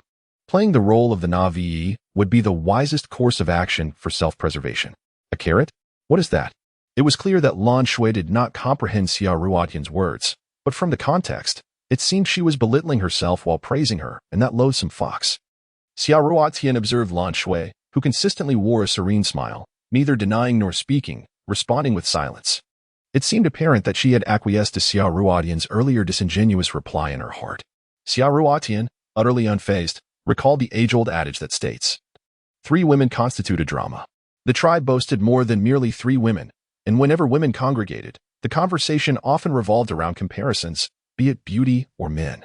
Yet, to Xiaoruotian, who had grown accustomed to modern perspectives, such matters seemed trivial. She bore no jealousy towards Lan Shui or Humayer for their superior looks. Nor did she feel irked by Lan Shui's veiled remarks. In her view, one's appearance was an attribute bestowed by one's parents, an unchangeable fate. What truly mattered was one's cultivation and character. Even the most breathtakingly beautiful individuals, if lacking in virtue, could bring harm upon themselves and others. Historically, many renowned beauties were exploited by men, treated as mere tools for manipulation. Thus, while Xiaoruotian was not unattractive, she wished to avoid such a fate. Recognizing that without the ability to protect oneself, life could become tragically burdensome. Each individual possesses their own unique qualities. A life spent in constant envy and comparison was not her ambition. As Xiaoruotian pondered her escape from the bizarre bonfire gathering, a path unexpectedly opened among the oblivious beastmen. An aged woman, her face etched with deep lines and adorned with a myriad of vibrant colors, emerged, clutching an unusual vine staff. Upon her arrival, even the typically haughty Humayer and Lan Shui approached her, eager to curry favor. Xiaoruotian scrutinized the old woman, noting her attire of gray fox fur and the peculiar sight of her blackened lips. Curiosity piqued. She wondered whether the woman was poisoned or had applied some sort of pigment. Who is she? Xiaoruotian inquired of her companion, Nana. She is the most esteemed shaman of our tribe, belonging to the Fox clan, just like Humayer, Nana replied, her eyes alight with excitement as she regarded the shaman with the reverence one might reserve for a deity. Ishera, the shaman proclaimed, raising her vine staff towards the heavens. In an instant, all the beastmen prostrated themselves, uttering strange, guttural sounds. Xiaoruotian had yet to comprehend the unfolding events, while those around her had all fallen to their knees. When the sole figure still standing, Xiaoruotian, locked eyes with the sorceress. She distinctly perceived a fleeting glimmer of murderous intent within the sorceress's gaze. Kneel down. Suddenly, before the sorceress could unleash her wrath, the fox spirit Nana yanked Xiaoruotian down to the ground. What on earth is happening? Why must I kneel? Why does that decrepit old hag get to stand? Xiaoruotian protested inwardly, a sense of indignation bubbling within her. Clearly, she intends for me to bow before her. What sorceress is this? She is nothing but a witch, attempting to frighten us with her theatrics. Reluctantly, Xiaoruotian knelt, her heart brimming with discontent. The sorceress then averted her indifferent gaze, her mouth moving in a fervent chant. Xiaoruotian could only observe the old woman as she danced wildly around the fire, her incantations incomprehensible, clearly not belonging to the language of the tribe. Just as Xiaoruotian's legs began to numb and threatened to betray her, the sorceress suddenly let out another fierce cry. In response, all the orcs bowed their heads 3 times towards her direction, before gradually rising to their feet. As Xiaoruotian massaged her numbed legs, she managed to rise with Nana's assistance. When she lifted her head, the wizard had vanished without a trace, presumably departing after the completion of the ritual. This wizard truly possessed an uncanny ability to appear and disappear, shrouded in mystery. While rubbing her legs, Xia Ruotian resolved to clarify all matters regarding this enigmatic sorcerer through Nana and the other beasts. She harbored a lingering suspicion that the wizard bore some animosity towards her. Perhaps it was her profound sense of alienation that made her perceive hostility from any unfamiliar beast, rendering her environment fraught with danger and devoid of any semblance of safety. Xia Ruotian thought it prudent to be prepared for any eventuality. Just as she pondered where she might sleep that night, Jintian, Imoka, and Lancy, along with the imposing Manda, made their entrance, appearing as though they had tidied themselves up before arriving. Only Jintian retained his mysterious demeanor, his hair obscuring his face. Upon their arrival, Humayer and Lanshui immediately rushed over. Even Nana, who had been holding Xia Ruotian's hand, eagerly dashed towards the group of handsome men. What was this? Prioritizing romance over friendship. Xia Ruotian watched Nana run off with excitement, muttering her complaints softly. Xia Ruotian, though she grumbled, could only proceed at a leisurely pace, pondering why, upon their arrival, these few females appeared as if invigorated by a stimulant, brimming with such exuberance. Xia Ruotian was unaware that the bonfire gathering recently held by the sorcerers was, in essence, a mating ceremony, aptly named as such, representing the solitary occasion on the island for procreation, occurring twice a year. On this day, all males, regardless of size or strength, are permitted to request a night of passion with the females of their choosing. Naturally, such encounters may continue even after this day, as long as mutual consent is present. Given the rarity of females on the island, they are afforded the privilege of selecting their preferred males first, after which the males may express their affections. Once a mutual agreement is reached, they may retreat to a secluded spot to spend the night together. It is also permissible for them to choose multiple partners, provided all parties are amenable. Xia Ruotian's eyes widened, as if she were watching a play, witnessing Humayer being the first to approach Jintian. With her head bowed shyly and a face full of delight, she gazed at Jintian with a demeanor that was both inviting and hesitant. Jintian, would you be my companion for tonight? The sight of such an alluring beauty posing enchantingly before Jintian stirred a fervor within Xia Ruotian. She longed to speak on behalf of the taciturn man. However, to her surprise, Jintian turned his head, clearly rejecting Humayer's invitation. Well, you would turn down such a vivacious beauty? Why, look at me. Xia Ruotian winked at Jintian, playfully trying to convey to him the folly of dismissing such an opportunity. Upon noticing her hint, Jintian's expression darkened further, concealed beneath his hair, his eyes glinting with coldness. Humayer, upon facing rejection once more, pondered how a being of her stature had ever endured such humiliation, only to be thwarted repeatedly by the leader, Jintian. Anger bubbled within her, yet she feigned a pitiful expression, on the brink of tears. As she awkwardly faced rejection yet again, she noticed the gaze of her beloved directed behind her. Turning swiftly, she caught sight of Xia Ruotian subtly urging Jintian not to be foolish and to accept the beautiful woman before him. Fuming with rage, Humayer nearly erupted, her eyes shooting daggers at Xia Ruotian. It was evident to her that Xia Ruotian's gestures were a blatant warning to Jintian against choosing her, urging him to accept Humayer as his beloved. What does this mean? I am encouraging him to accept you. For goodness sake, why direct such venomous glares at me? I am not the one dissuading him.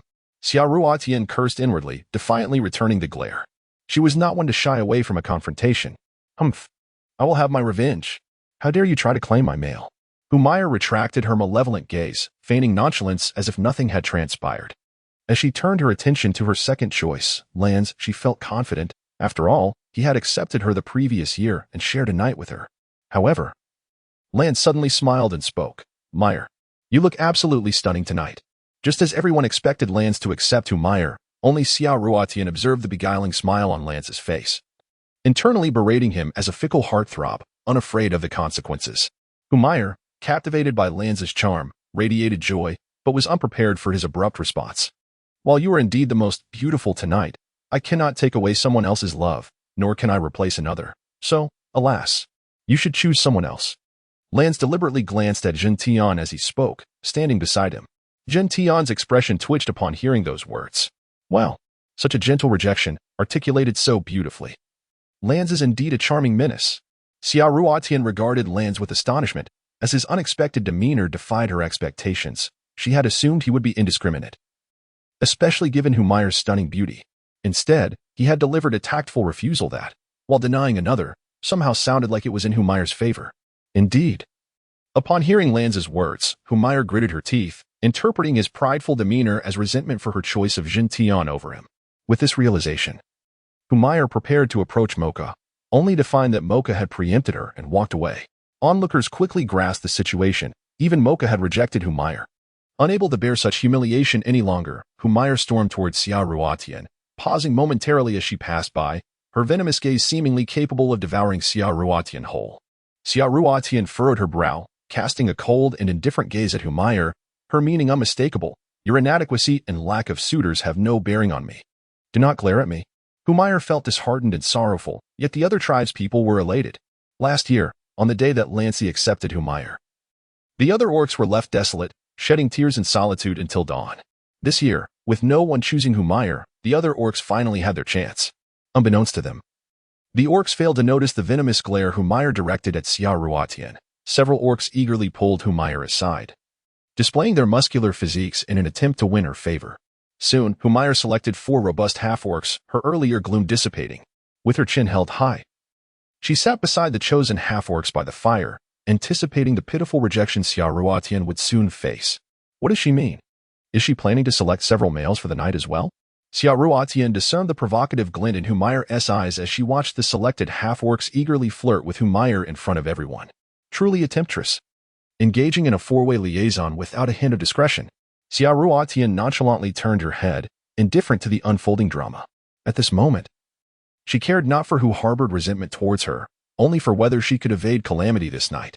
Just as Xia Ruotian anticipated that Lan Shui would begin selecting her companions, Lan Shui unexpectedly captivated her attention, gliding gracefully before Jin Tian and the others.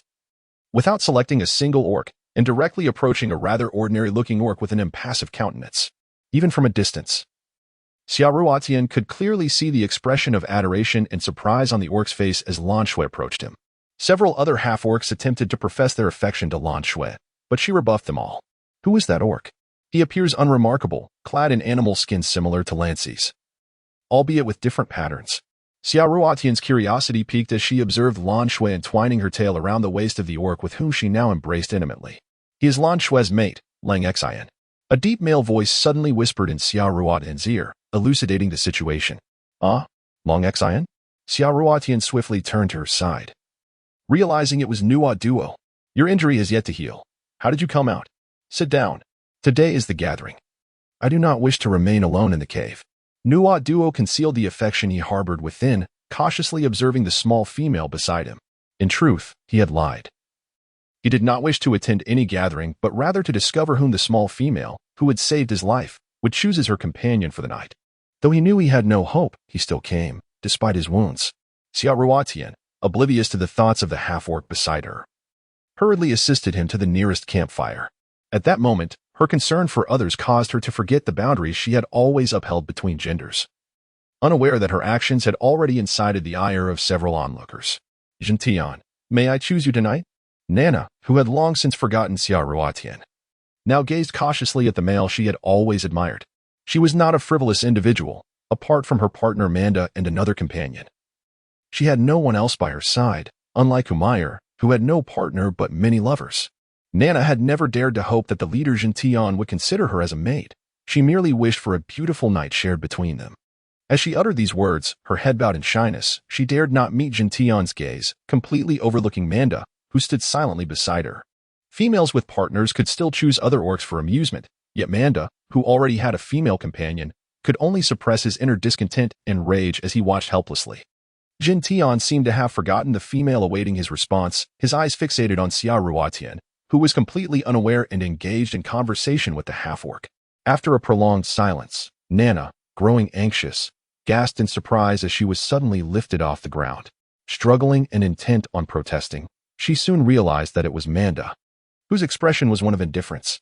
In an instant, Nana softened like a ripe persimmon, for she understood her partner deeply and knew that her rejection had wounded Manda's heart. She obediently allowed Manda to carry her, nestling into his embrace. At that moment, another half-orc, resembling Manda but with significantly larger horns, unexpectedly blocked Manda's path, seeking Nana's affection. He was robust in stature, slightly more imposing than Manda. Xia Ruotian, blissfully unaware of the tumult surrounding her, engaged in delightful conversation with Nado, believing that such merriment would divert everyone's attention from her. She thought that if necessary, she could simply retreat to the confines of her secluded chamber to rest later that evening. Alas, her plans had not yet materialized, and her hopes were swiftly dashed. Are you really going to choose him? Lancy suddenly approached, casting a sardonic gaze upon Xia Ruotian as he questioned her. Xia Ruotian's expression turned pale as she glanced at the many figures beside her, seemingly overwhelmed by fear of the voice's owner.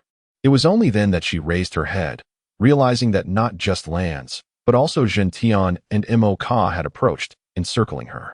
Through the gaps between them, Xia Ruotian caught sight of the nearby fire pit, where Humayer was being playfully teased by the orc beside her, her breath coming in gasps, while she wore a look of amusement as she regarded Xia Ruotian. Unfortunately, Humayer's moment of joy was short-lived. The half-orcs who had been lying beside her, unable to contain themselves any longer, suddenly roared.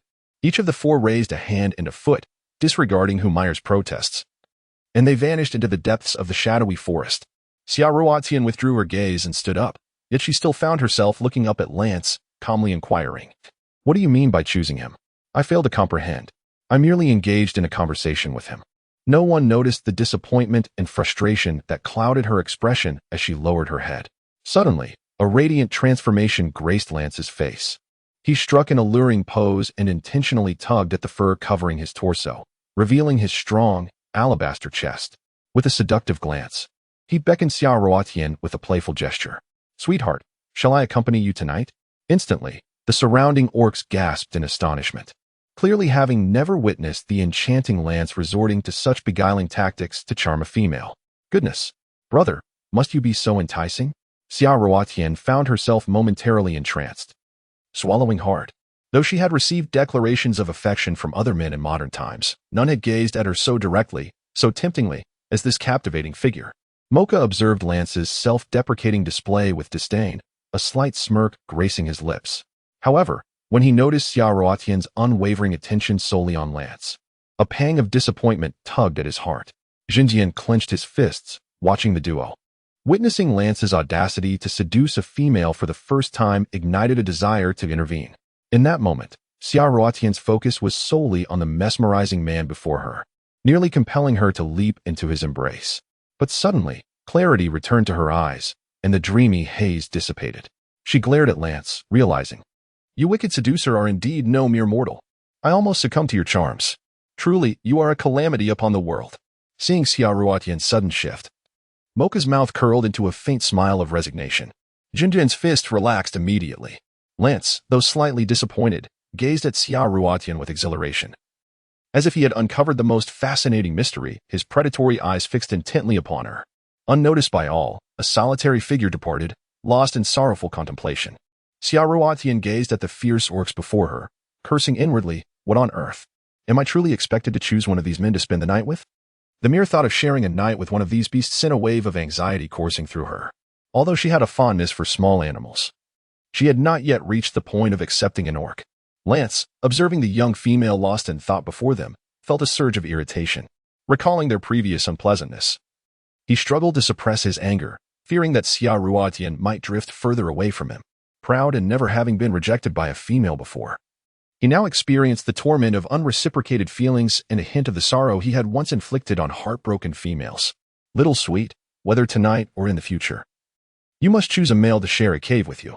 It's merely a lover, not a life partner. Why can't you be more decisive?" Lance mused. "Look at Jintian, he is so dull. And that little rascal Mo Ka, despite his cute appearance, harbors a wicked heart." Implicitly, he urged Xia Ruotian to select him. Seeing Xia Ruotian hesitate, he brazenly slandered her in front of Mo Ka and Jintian. Truly, he was reckless in his pursuit. Jintian, unfazed by the accusation of being boring, merely fixated on Xia Ruotian. Mo Ka, however, would not stand idly by. He swiftly moved to Lance's side and delivered a punch to his abdomen. Ouch! Lance staggered back, clutching his stomach and casting a pitiful glance at Xia Ruotian, feigning innocence. "Little sweet, surely, you see it clearly now? I was right, I am the best." Mo Ka paused, realizing he had fallen for Lance's cunning ploy. But he merely grinned at him, waiting for Xia Ruotian to speak first. Lance, feeling the chill of Mo Ka's strange smile, shuddered inwardly. Upon witnessing Lance's punishment, Xia Ruotian muttered to herself, "Serves you right. Who told you to speak ill of others in front of them? I have a name. It's Xia Ruotian." so refrain from calling me that in such a disgusting manner. After voicing her protest, she approached Jin Tian, leaving Lance and Mo Ka in a state of anxiety. Fearing she might profess her affections to Jin Tian.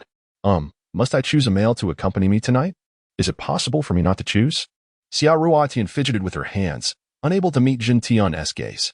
Despite knowing the odds were slim, she still wished to try. No. Jin Tian's cold and unfeeling voice shattered Xia Ruotian's hopes once again. But I already have a partner. The moment the words left her lips, all the orcs fell silent. What? This female already had a mate? How could that be? They had not detected the scent of another male on her when passing by. What was happening? Mo Ka and Lance exchanged shocked glances. Jin Tian clenched his fists tighter, a fleeting pang of pain surfacing within him. Nana also has a partner. His meaning was clear. Nana had chosen a lover earlier, and Xia Ruotian, an outsider, had no reason not to choose as well, especially since her partner was not present. What? Are you implying that even if she finds a partner in the tribe in the future, she must select another? Xia Ruotian looked up in astonishment at the crowd, her gaze inadvertently landing on the shadowy corner where Lan Shui stood with her partner, Lang Xin. She recalled that Lan Shui had not chosen anyone earlier, but had opted for her partner. Perhaps, if she were compelled to choose a partner in the future, she too could follow Lan Shui's example and refrain from selecting anyone else. Xia Ruotian, resolutely determined, lifted her head and gazed earnestly at Jin Tian. I will not engage in a fleeting liaison. If I am to choose, it shall be a partner. Xia Ruotian believed that by uttering such provocative words, she would deter anyone from pressuring her into a transient encounter with a beastman. The moment her words were spoken, the atmosphere fell into stunned silence. All the beastmen, including Lan Shui, were taken aback. In their eyes, it was unheard of for a female to refuse a fleeting liaison. Partners were typically chosen for their formidable strength, standing by one's side as a symbol of pride and honor. Yet, a fleeting liaison could easily be initiated with a mere glance. After all, what female would not relish the attention of numerous males surrounding her? Even Nana and Lan Shui, who appeared to have only one partner, had engaged with several other beastmen from their clan, though their numbers paled in comparison to the flirtatious Humayer, who had yet to secure a fixed partner but had dozens of fleeting liaisons. Did she truly believe that such a declaration would dissuade the suitors? Was she not aware that beastmen scorned being mere fleeting partners and yearned to be a female's chosen companion? It is important to note that fleeting partners could only indulge during the day or on special occasions, while as a partner, a female was expected to share her nights with her chosen male. Of course, this did not apply to individuals like Humayer, who, lacking a partner, spent her nights rotating among fleeting partners. Jin Tian observed the resolute little female before him, puzzled by her intentions. A glance around revealed that many beastmen were eagerly anticipating her swift decision. Who among them would not wish to transition from a fleeting liaison to a permanent partner by her side? Jin Tian took a small step back, feeling an unfamiliar interest in her and contemplating a fleeting liaison for the first time. Yet, Xia Ruotian insisted on a partnership, a demand Jin Tian feared he could not fulfill. He worried that even if she chose him today, she would inevitably regret her decision in the future. Xia Ruotian initially intended to repel these orcs with her own words, but when she witnessed Jin Tian stepping back in retreat, she suddenly found the scene painfully glaring. Narrowing her eyes in resentment, she glared at Jin Tian, who had taken a step back, feeling a surge of indignation. How dare you disdain me when I do not scorn you? She thought. Truly, no man is to be trusted. They are only interested in fleeting encounters, unwilling to shoulder any responsibility. It seemed she had forgotten her original intention was to prevent these orcs from choosing her. The other orcs, believing that their leader's spring had arrived, were taken aback by his overt rejection. They foolishly thought they had hope and began to encircle Xia Ruotian, shouting loudly, "Choose me! Choose me! Select me as your mate!" The cacophony nearly deafened her. Observing this, Jin Tian raised his hand, prompting the other orcs to gradually calm down. At that moment, Lance unexpectedly stepped forward, bending down to kiss the back of Xia Ruotian's hand. "Little sweet, you are quite intriguing. Life with you as my partner would surely be delightful." What was happening? This was not how things were supposed to unfold. Staring at Lance, who appeared to be proposing, Xia Ruotian was utterly taken aback. Mo Ka, with his piercing green eyes, fixated on the young female, watching to see if she would once again reject Lance.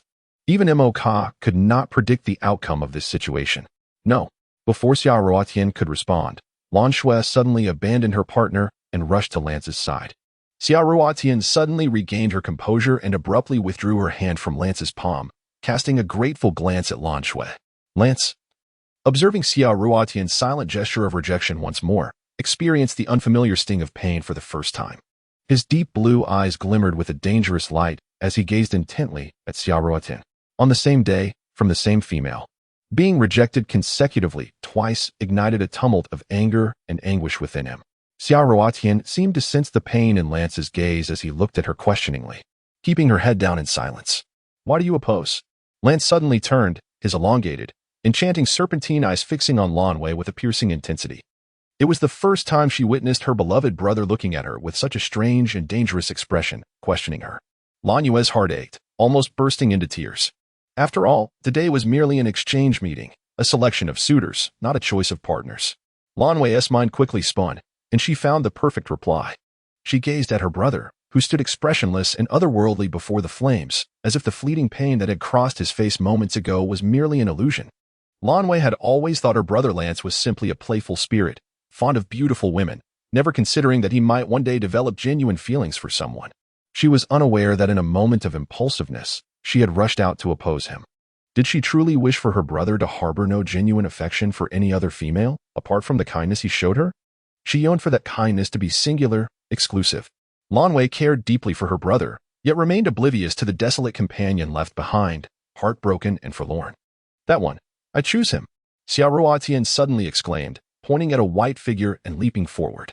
This dramatic turn of events startled the surrounding beastmen, who discovered that the male she referred to was, in fact, a failed transformation, a white fox.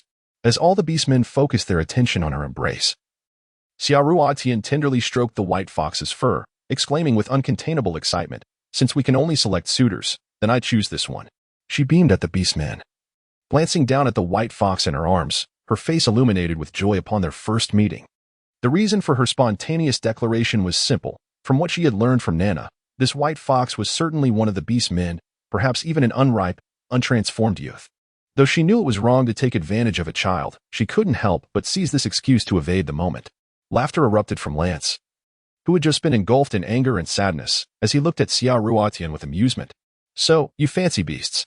In an instant, he transformed before her into a colossal python, showcasing the sheer strength and power of his true form, far surpassing that of the failed white fox she held. As the handsome figure morphed into the cold-blooded creature she dreaded most, Xia Ruotian's mind went blank in fear. Oblivious to the transformation, Lance playfully flicked his forked tongue, testingly licking Xia Ruotian's cheek.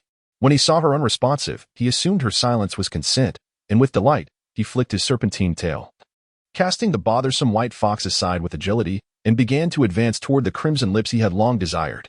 The discarded white fox swiftly changed direction midair, landing safely nearby. Its sparkling eyes filled with sorrow as it gazed at Xia Ruotian, surrounded by the beastmen, and shot a glance of jealousy and resentment towards the massive python. Suddenly, Xia Ruotian felt the white fox being pulled away by an unseen force. As she regained her senses, she found herself face to face with the terrifying serpent, close enough to see the saliva glistening in its mouth. "Ah, a snake," Xia Ruotian, in a panic, forgot that the giant python was Lance and instinctively raised her fist to strike the serpent's head. Lance, startled by her sudden outcry, was momentarily stunned as her blow landed, causing him sharp pain in his eye, prompting him to release her. In that moment, Xia Ruotian, in a frenzy, grabbed a wooden stick from beside the fire and swung it at the serpent's head. Lance, still bewildered by the unfolding chaos and reeling from the pain in his eye, felt several more blows land upon him. Observing Xia Ruotian's erratic demeanor, the vigilant Mo-Ka immediately sensed something amiss. Before he could intervene, Jindian swiftly scooped Xia Ruotian into his arms, pulling her away from Lance, fearful that the beast's primal instincts might harm her. Xia Ruotian was swept into the embrace of Jintian, her mind clouded with exhilaration, rendering her unable to discern the identity of the person before her. In her disoriented state, she mistakenly believed that the arms encircling her waist were the coils of a colossal serpent that had ensnared her once more. Enveloped in a nightmare and oblivious to reality, she unwittingly swung a stick with force towards the head of her savior. With a resounding thud, Jintian, caught off guard, released Xia Ruotian, his irritation prompting him to raise his hand in retaliation. "Xia Ruotian, what are you doing? How could you strike the leader?" Just as Manda had resolved a rival for affection and was about to escort Nana back to their den to revel in their love, he was met with this unexpected scene. The other beastmen remained silent, yet Nana, who held an unwavering admiration for Jintian, rushed forward to confront Xiaoruotian with indignation. Xiaoruotian finally awakened from the nightmare, feeling embarrassed as she gazed at the scene before her. Nana stared at her with wide eyes, silently standing nearby as if he hadn't just been the one to suffer. Lance, now taking on a human form, had a blackened left eye and numerous bumps adorning his head, his fist clenched tightly as if struggling between tension and release, surveying the incredulous glances surrounding her. Xiaoruotian lowered her head in shame and discarded the stick in her hand. She was at a loss for how to explain the recent events to these orcs. "You all female. How dare you strike my brother? You're courting death." Lan Shui suddenly rushed up to Xiaoruotian, raising her hand to deliver a couple of slaps. However, Mo Ka, standing nearby, promptly intervened, grasping Lan Shui's delicate arm that was poised to strike. "Mo Ka, let go." Lan Shui glared fiercely at Mo Ka. Xiaoruotian raised her head to witness the scene before her, fully aware of the events that had just transpired. With a grateful smile directed at Mo Ka, she solemnly bowed in front of the severely beaten Lance, offering her sincere apology. "I am truly sorry. It was not my intention." Yet, who would believe that it was unintentional? Lan Shui glared at Mo Ka with intense disdain, forcefully shaking off her hand before turning her attention to Xiaoruotian and Lance. Her tone laced with sarcasm. Although females were exceedingly rare on this island, surely no female would be audacious enough to strike a male with a stick? If it were within her own den, inflicting harm upon her partner might be overlooked, but to do so in plain view during a courtship event was rather excessive. The more powerful the male, the more he cherished his pride. Moreover, Xiaoruotian had just struck two formidable warriors of the Zhufeng tribe. Lance shot a warning glance at Lan Shui, signaling her to refrain from further comments. Receiving his hint, Lan Shui huffed in frustration. Gazing at the visibly embarrassed female before him, Lance was truly perplexed. His earlier actions had been a gesture of courtship, even if Xiaoruotian rejected him. Her reaction seemed excessively harsh, especially in front of all their kin, which wounded his pride. "Do you truly despise me so?" Lance's heart ached anew. He cast a glance at Jin Tian, who had just whisked Xiaoruotian away. Even in his beastly form, filled with rage, he would never harm the female he cherished, despite her inexplicable assault upon him. Observing Lance's unusually indifferent and captivating visage, Xiaoruotian realized that she had indeed crossed a line this time. "No, I was just..." Xiaoruotian struggled to find the right words to explain herself to the injured Lance, whose head was now swollen. Having been raised in the countryside by her grandparents during her childhood, she often encountered snakes emerging from the nearby woods, as their house was isolated from neighbors. Consequently, she had developed a profound fear of snakes after several terrifying encounters, which had led to countless nightmares. The haunting memories of those dreadful experiences still lingered, serving as a testament to the profound psychological impact snakes had left on her.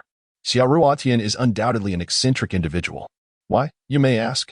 It is because she harbors an intense fear of live snakes, regardless of their size, yet displays no trepidation towards dead ones, even consuming them with an unflinching demeanor. However, upon encountering a living snake, she is prone to scream in terror and flee, thus earning her the reputation of being peculiar. Perhaps this duality in her character accounts for her complexity. On one hand, she is formidable and fierce, while on the other, she embodies innocence and timidity. The coexistence of these two contrasting extremes within a single person is what makes her our distinctive heroine, Xiaoruotian. Many individuals can relate to this phenomenon at various points in their lives. At times, one may feel audacious, while at others, they may feel timid. Sometimes we exhibit kindness, and at other moments, we may perceive ourselves as rather unkind. This notion is echoed in our high school textbooks, which assert that humans are inherently contradictory beings, embodying dual natures. In the midst of Xiaoruotian's guilt, Jin Tian picked up the stick she had used to strike someone earlier and, for the first time, pushed aside the stray strands of hair from his face, revealing his handsome visage, imbued with a mature masculinity that he seldom showed. With a smile in his eyes, he approached her. "Tonight, the little female has chosen me and Lance," he declared, deliberately raising the stick for all his kin to see. Xiaoruotian was momentarily taken aback, her mouth agape in confusion, utterly bewildered by the turn of events. What could this possibly mean? She had just been striking someone. When did she select them to spend the night? The crowd erupted in excitement, surrounding the pair and vocally expressing their enthusiasm before dispersing to attend to their own matters. Observing Jin Tian effortlessly diffuse the situation, Xiaoruotian blinked at him, silently urging him to elucidate. However, Lan Shui was relentless as she approached Lance, glaring at Jin Tian. "Leader? What do you mean by this?" "Yes, what is the meaning of this?" Xiaoruotian echoed, Her curiosity piqued despite her hesitation to question him. Choosing to disregard Lan Shui's hostile gaze, Zhen Tian remained silent, but he drew Xia Ruodian into an embrace. She struggled momentarily, but it was futile. She resigned herself to the whims of fate. Receiving Zhen Tian's implicit hint, Mo.Ka reluctantly stepped forward, gazing at Xia Ruodian with a smile that belied his earlier seriousness. Little female. So, this is your traditional way of expressing affection? I like it. Please continue to do so with me. After uttering this teasing remark, he cast a glance at the expressionless Lance, who, fully aware that the night held no prospects for him, discreetly withdrew. Ha ha ha. You startled me. Ruodian, I initially thought you disdained our kin, but it appears you were employing the most ancient method of courtship with Lans and the others. Nana, not perturbed by Xia Ruodian's apparent claim on Zhen Tian for the night, looked upon them with sincere well wishes. Meanwhile, the impatient Manda, waiting nearby, hoisted Nana onto his shoulder and strode away. Courtship? The most primitive method of courting? Watching Nana, who was beaming with joy as she was carried away, Xia Ruodian felt as though lightning had struck her. Her mind raced back to a scene she had once witnessed in a comedic film featuring stars like Zhang Zhongji, Zhang Baiji, Lu Qingyun, Inkayer, Wu Jinyu, Huang Yonan, and Su Tianyu. The film concluded with the awakening of a character in a primitive world, culminating in a scene where Inkayer, portraying a primitive female, struck another primitive male, Zhang Zhongji, into unconsciousness with a large stick before dragging him into a cave as a peculiar form of courtship. Could they possibly think that her earlier act of striking them was a declaration of affection? Heaven help her. This was a self-inflicted predicament. Xia Ruodian felt a bittersweet urge to cry, her expression a mix of sorrow and amusement as she regarded Zhen Tian and Lance, who bore the marks of her earlier actions. Upon seeing this expression, Lance abruptly turned away. Tonight, I am feeling a bit unwell, Zhen Tian. The little female belongs to you this evening, he declared, striding away without a hint of mercy. Xia Ruodian remained oblivious to the deep turmoil that engulfed Lance at that moment. He comprehended that the words exchanged between the magic card and Zhen Tian were merely a fade to extricate the little female from an awkward situation, devoid of any genuine romantic intent. In fact, they seemed to harbor a distinct aversion towards him, prompting Lance to utter those words. Although he turned away with an air of indifference, his heart secretly yearned for the little female behind him to call out, to retain him. Alas, Xia Ruodian was destined to disappoint Lance. Upon witnessing this, Lan Shui unexpectedly smiled and cast a flirtatious glance at Xia Ruodian. I apologize for misunderstanding you earlier. You two can enjoy yourselves until dawn tonight. With that, she pivoted and hurried after Lance. Brother, wait for me. As Xia Ruodian processed the sudden shift in Lan Shui's demeanor, he struggled to grasp the implications of her earlier statement. He then observed as Lan Shui caught up with Lance, the siblings walking closely together, their silhouettes gradually fading into the distance. Xia Ruodian's heart was a blend of joy and concern. She felt elated that she no longer had to face the lecherous Lance, who had distanced himself, yet apprehensive about confronting Zhen Tian, who could transform into a predator at any moment. She was also troubled by the notion that the seemingly composed Lance might still harbor resentment towards her. Zhen Tian cast a deep gaze at the departing Lance before lowering his head to observe Xia Ruodian, who was lost in thought, fixated on Lance's retreating figure. He understood that she was still grappling with guilt over her earlier confrontation with Lance. He was willing to endure your blows. Let us go, Zhen Tian said, lifting Xia Ruodian and carrying her back to the cave. The overlooked white fox blinked its bright eyes, following the departing pair. As they walked, Xia Ruodian pondered what to do. Upon returning to the cave, Zhen Tian set her down. Xia Ruodian's anxiety intensified as she gazed at the solitary stone bed within. I'm not tired. You should sleep first. I'll go out to gaze at the moon, she stammered, attempting to escape. Without a word, Zhen Tian seized her and laid her down on the stone bed. What are you trying to do? Xia Ruodian's face turned pale with alarm. I haven't bathed in days. I'm quite dirty, she exclaimed, fearing that Zhen Tian might have improper intentions, struggling to rise from the stone bed. Don't move. Sleep, Zhen Tian commanded, holding her close. As he looked at the back of Xia Ruodian's head, a smile unconsciously crept onto his lips. He had not anticipated that a timid female would utter such self-deprecating words to evade mating. Did she not realize that most orcs only bathed in water at birth, and that thereafter, they relied on sunlight, sand, or wild grasses for cleanliness? This was the first time he had heard of an orc who regularly used water to cleanse themselves. Was she perhaps of the water tribe? He suddenly recalled a few days prior when she had washed her hands with water. Initially struggling, Xia Ruotian soon realized that the orc behind her was merely holding her to sleep, not forcing her into the sordid acts she had imagined. A wave of relief washed over her. In truth, Jin Tian had sensed that Xia Ruotian lacked the typical sin of a female in heat, which is why he had not compelled her. It is important to note that while they took human form, orcs retained many primal habits. As Xia Ruotian relaxed, she indeed began to feel sleepy, yawning without realizing that Jin Tian was once again speculating about her true identity due to her earlier words. Unaccustomed to being held while sleeping, and with the stone bed only adorned with vines, she found herself uncomfortable amidst its uneven surface. Xia Ruotian cautiously turned around, gazing at the man before her through the silvery moonlight.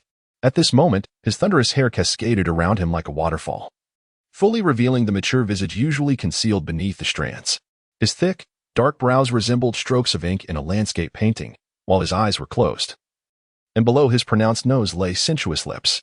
The entirety of his being exuded a mature masculine aura, appearing less imposing and aloof than he typically did. As Xia Ruotian scrutinized, Jin Tian abruptly opened his eyes, his inky gaze capturing the delicate features of Xia Ruotian's petite face. Unexpectedly confronted by the sudden awakening of the one she had been covertly observing, Xia Ruotian felt a wave of embarrassment wash over her, her hands fidgeting anxiously.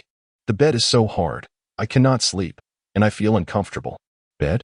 Uncomfortable? Jin Tian registered these pivotal words and sat up, inspecting Xia Ruotian's exposed arms and thighs, which were indeed marred by a myriad of imprints resembling creeping vines. How could her skin have become so marked in just a few minutes? A pang of sympathy welled up within Jin Tian as he gazed at the marks on her skin, his hand instinctively reaching out to touch her. Don't, it's fine. It will get better soon. Xia Ruotian quickly turned and leapt off the bed, evading Jin Tian's hand.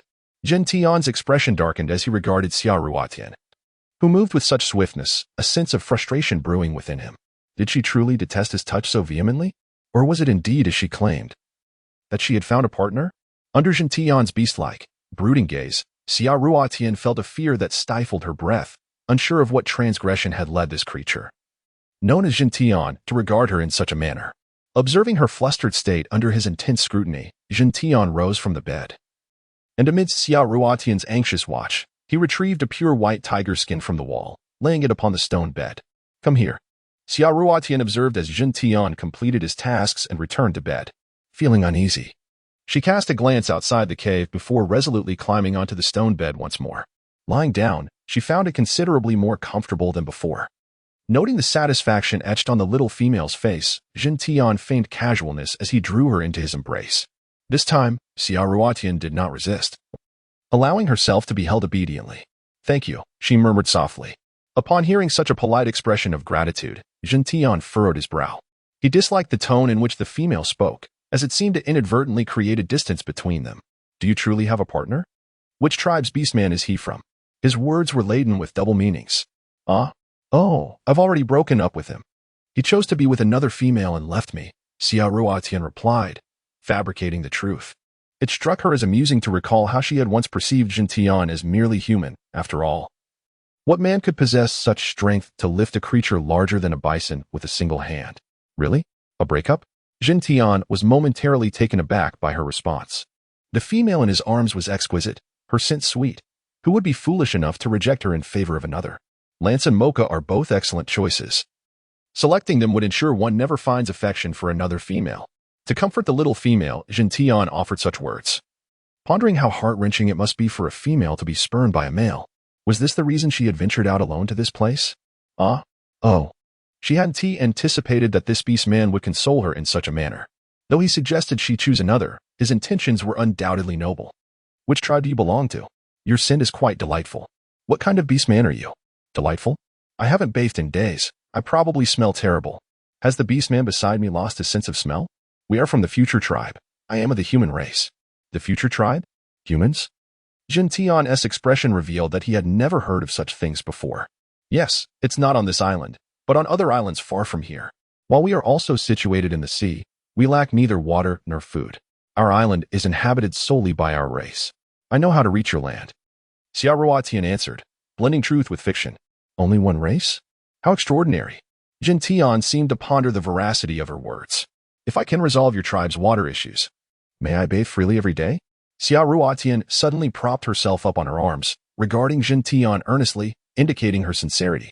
Our wind tribe only suffers from water shortages during the hot season. We store water when it snows in the cold. Yet, even then, we cannot survive the entire hot season unscathed. Sometimes, it does not rain a single drop throughout. Many elderly beastmen perish from thirst during the hot days. Some, in desperation, resort to drinking seawater, only to become thirstier. In the heat, we lack water but have food. In the cold, we have water but lack food. Gentian did not immediately agree but began to explain the value of water to their tribe. Regardless, I can solve it. If I can provide you with an endless supply of water, will I be allowed to use it freely? And will I have my own cave to live in without being pressured to choose a partner? Xiaoruotian looked at Gentian with fervent determination, her small face radiating confidence that she was not speaking in jest. Gentian gazed at the bright-eyed female, and something flickered in his expression. If you can accomplish this, you shall be considered a deity of our wind tribe. What deity? I am no such thing. I merely wish to lead the life I desire. Xiaoruotian waved her hand dismissively and lay back down. She had never believed in deities, for the adage persisted. Good people do not live long. Calamities linger for 1,000 years. If there were deities, why did they not allow good people to thrive? Since none existed, she would rather be a calamity than a short-lived good person.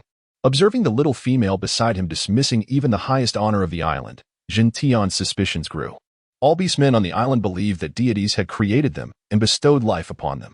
They might disbelieve in anyone but the divine. Yet, why did this little female exhibit such indifference to the notion of deities? Could it be true, as she claimed, that she could create the source of life that only deities could provide? Water? Can you truly create water? Gentian earnestly turned Xiaoruotian, who lay supine, to face him. Xiaoruotian discerned the skepticism reflected in Gentian's gaze. Of course. Do you think I take pleasure in deceit and boasting? Tomorrow, procure a few orcs skilled in excavation, and after a week, you may assess the results before casting doubt upon me.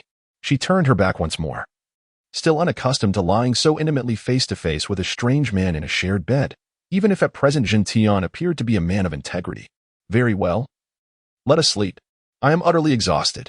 Xiaoruotian feigned a yawn, closing her eyes to feign slumber. Unbeknownst to them, a white shadow lingered outside the cave, surreptitiously observing. Time passed, and after what felt like an eternity, the tautly wound Xiaoruotian finally heard the familiar sound of Gentian snoring behind her. Cautiously, she turned to face him. Hey, hey? She tentatively called out twice, but Gentian remained unresponsive in his deep slumber. At that moment, Xiaoruotian genuinely exhaled in relief, sensing that the threat had finally dissipated. Though she remained uncertain as to why Gentian did not treat her as other orcs typically did with females, she felt a profound sense of gratitude alongside her relief.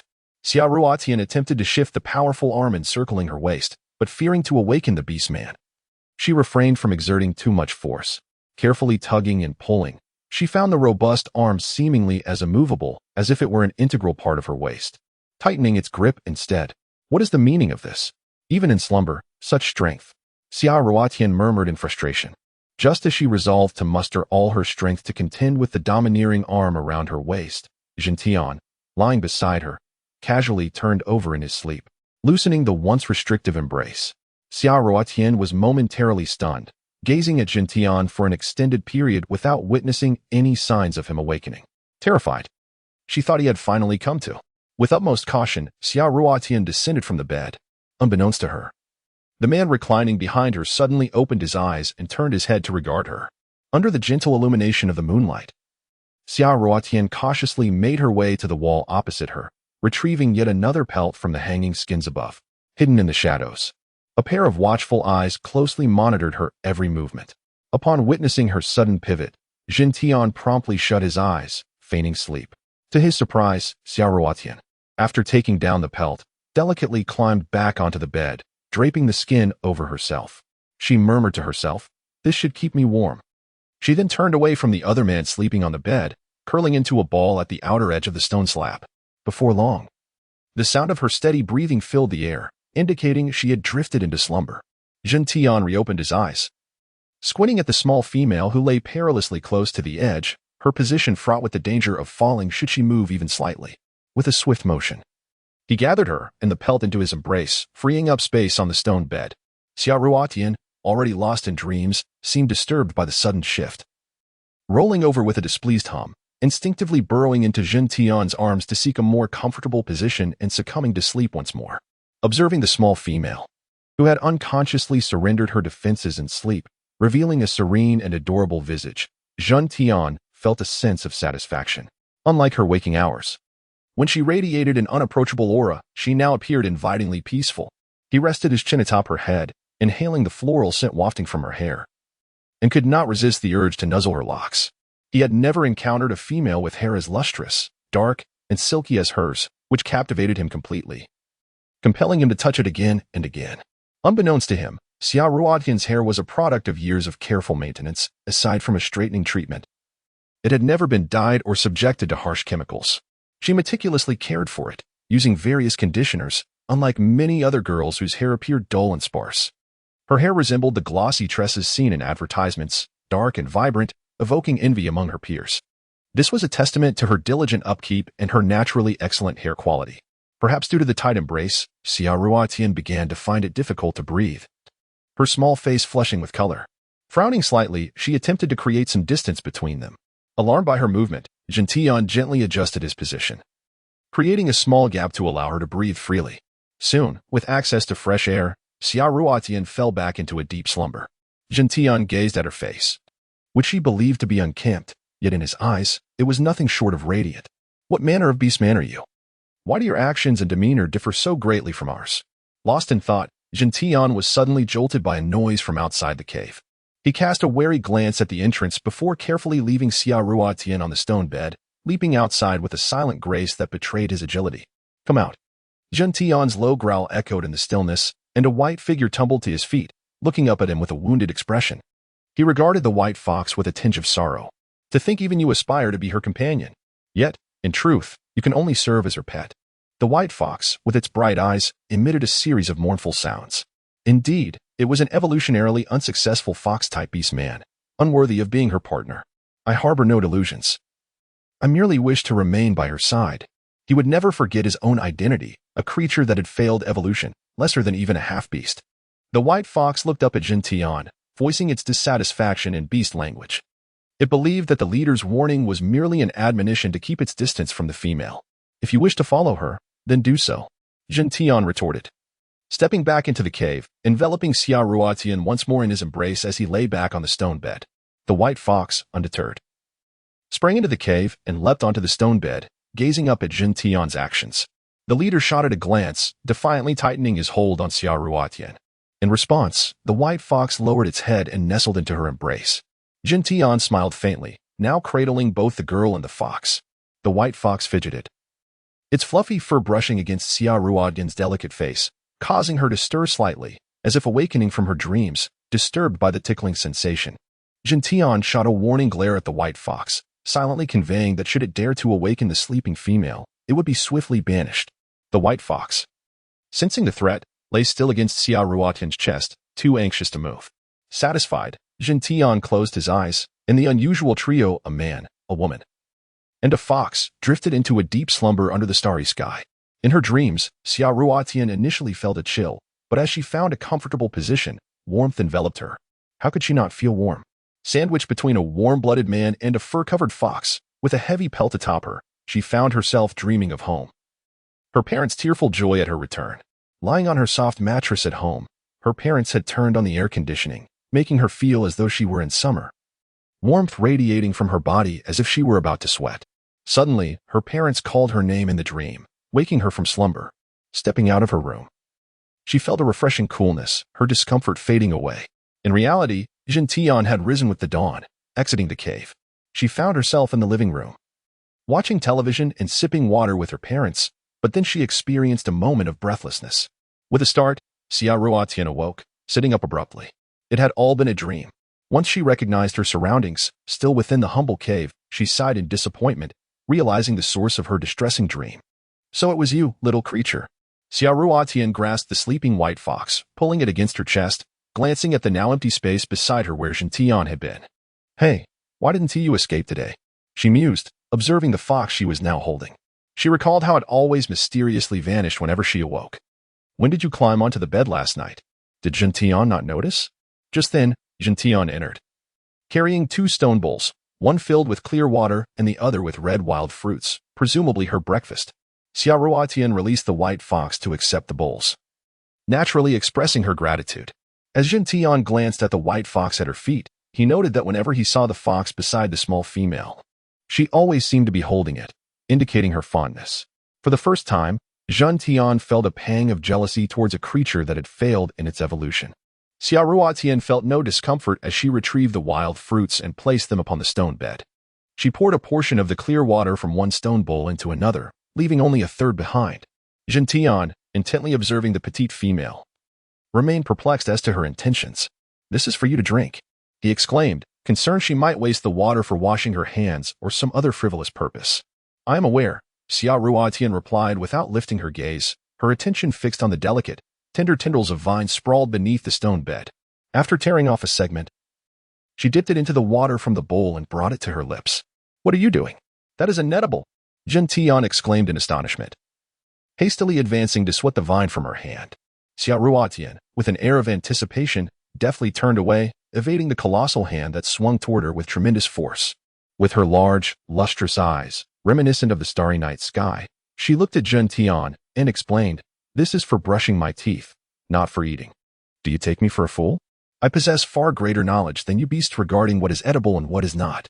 "Brushing teeth?" Jin Tian furrowed his brow, gazing at the young female, utterly perplexed by her utterances that were beyond his comprehension.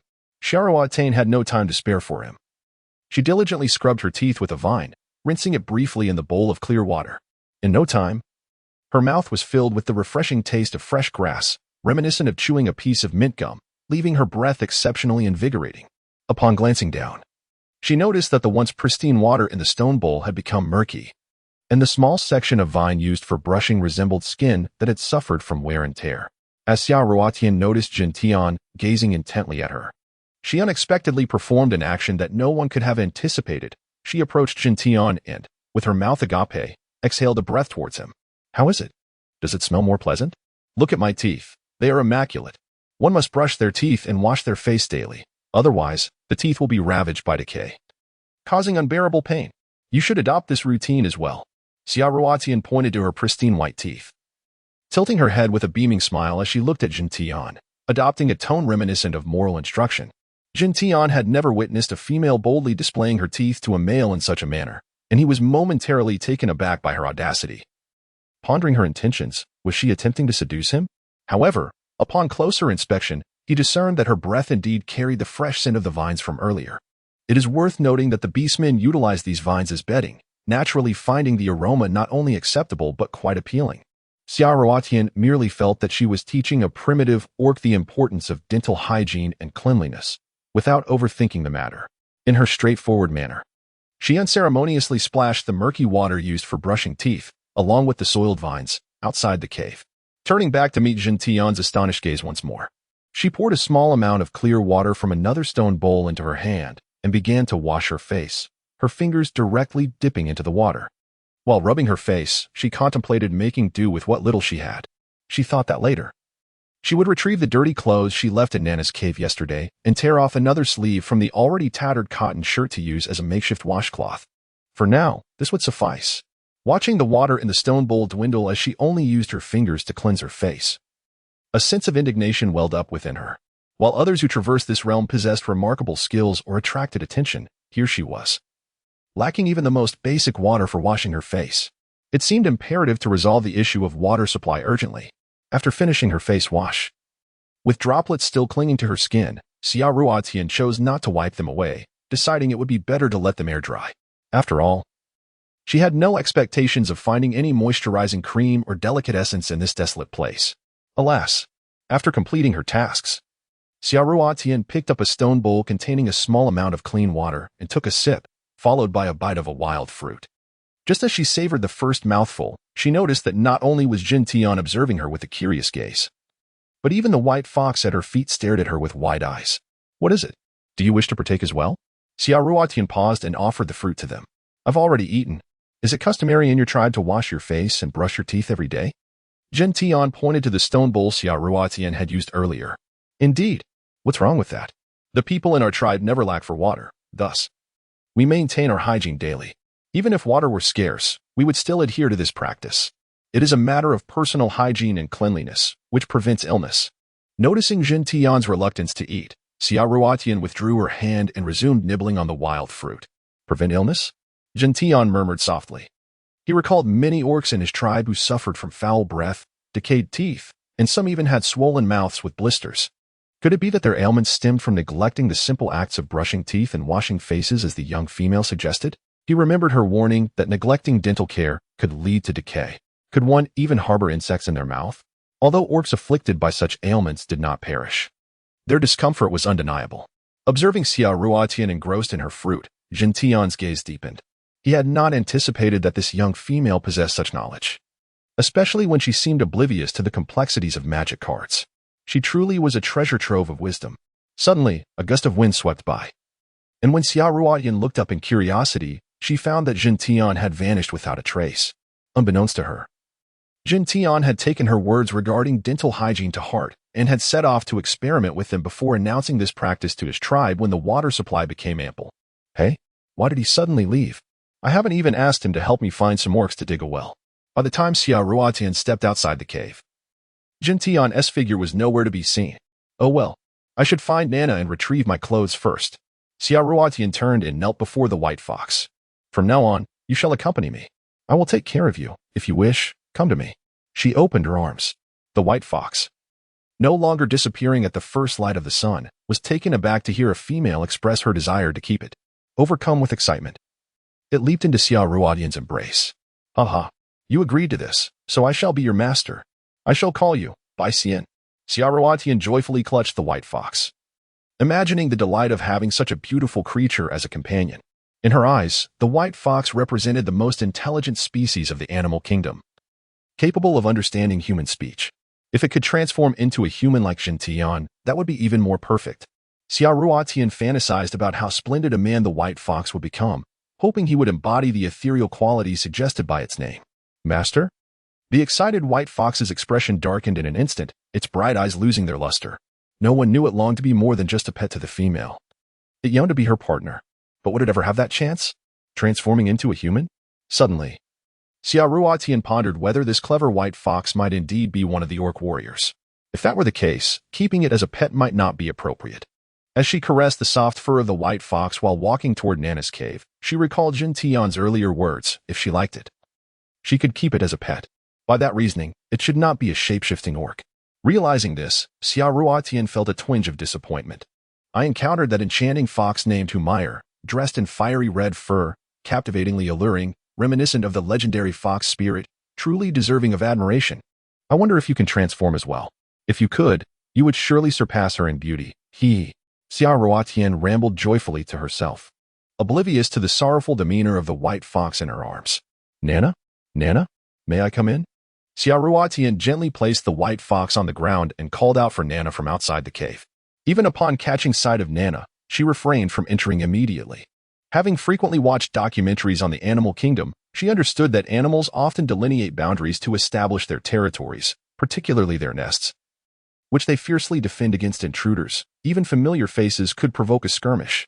Therefore, in her ignorance of the customs of these orcs, Xia Ruotian opted to wait outside for permission to enter, adhering to her understanding of animal behavior, despite the irony that this cave lacked even a proper door. Xia Ruotian's caution is indeed warranted. On this island, every male orc possesses his own private lair. Only their partners and invited individuals may enter freely. Outsiders, even fellow tribesmen, cannot intrude without permission. Despite their transformation into humanoid forms, they retain many primitive instincts from their beastly past. Last night, Nana was thoroughly exhausted by Manda, only managing to drift into a muddled slumber at dawn. Now, upon hearing female voices outside the cave, she lazily rose to peer out. Ruotian? Is that you? Come in. Why are you up so early? Nana, still half asleep, regarded Xia Ruotian with a teasing glint in her eyes. After all, she and Manda had spent a night together as an old married couple, and she found it amusing that the seemingly delicate Xia Ruotian had risen before her. Could it be that the leader, Jin Tian, is lacking in that regard? Xia Ruotian, oblivious to the convoluted thoughts swirling in Nana's mind, smiled innocently while playfully mocking her. Do you think I'm as lazy as you? I'm here to collect my dirty clothes. Later, I shall ask Jin Tian for a few skilled orcs to help me find a spot to dig a well. Will you join me? turning away. Xiao Ruotian began to search for her soiled garments. Dig a well? What on earth is that? Nana, utterly perplexed, rose to her feet and handed Xiao Ruotian the clothes she had left there yesterday, along with the pelt she had slept on in the penal stone cave. It's a secret. Once we dig it, you'll know what it's for. So, do you want to come? Xiao Ruotian enticed the straightforward Nana with an air of mystery. Being new to this place and lacking friends, she longed for a familiar companion, even if Nana might not be of much help during the digging. Merely having her around would provide a sense of comfort, akin to the presence of a friend. A secret? Ah, then I'm in, Nana exclaimed, leaping from her bed.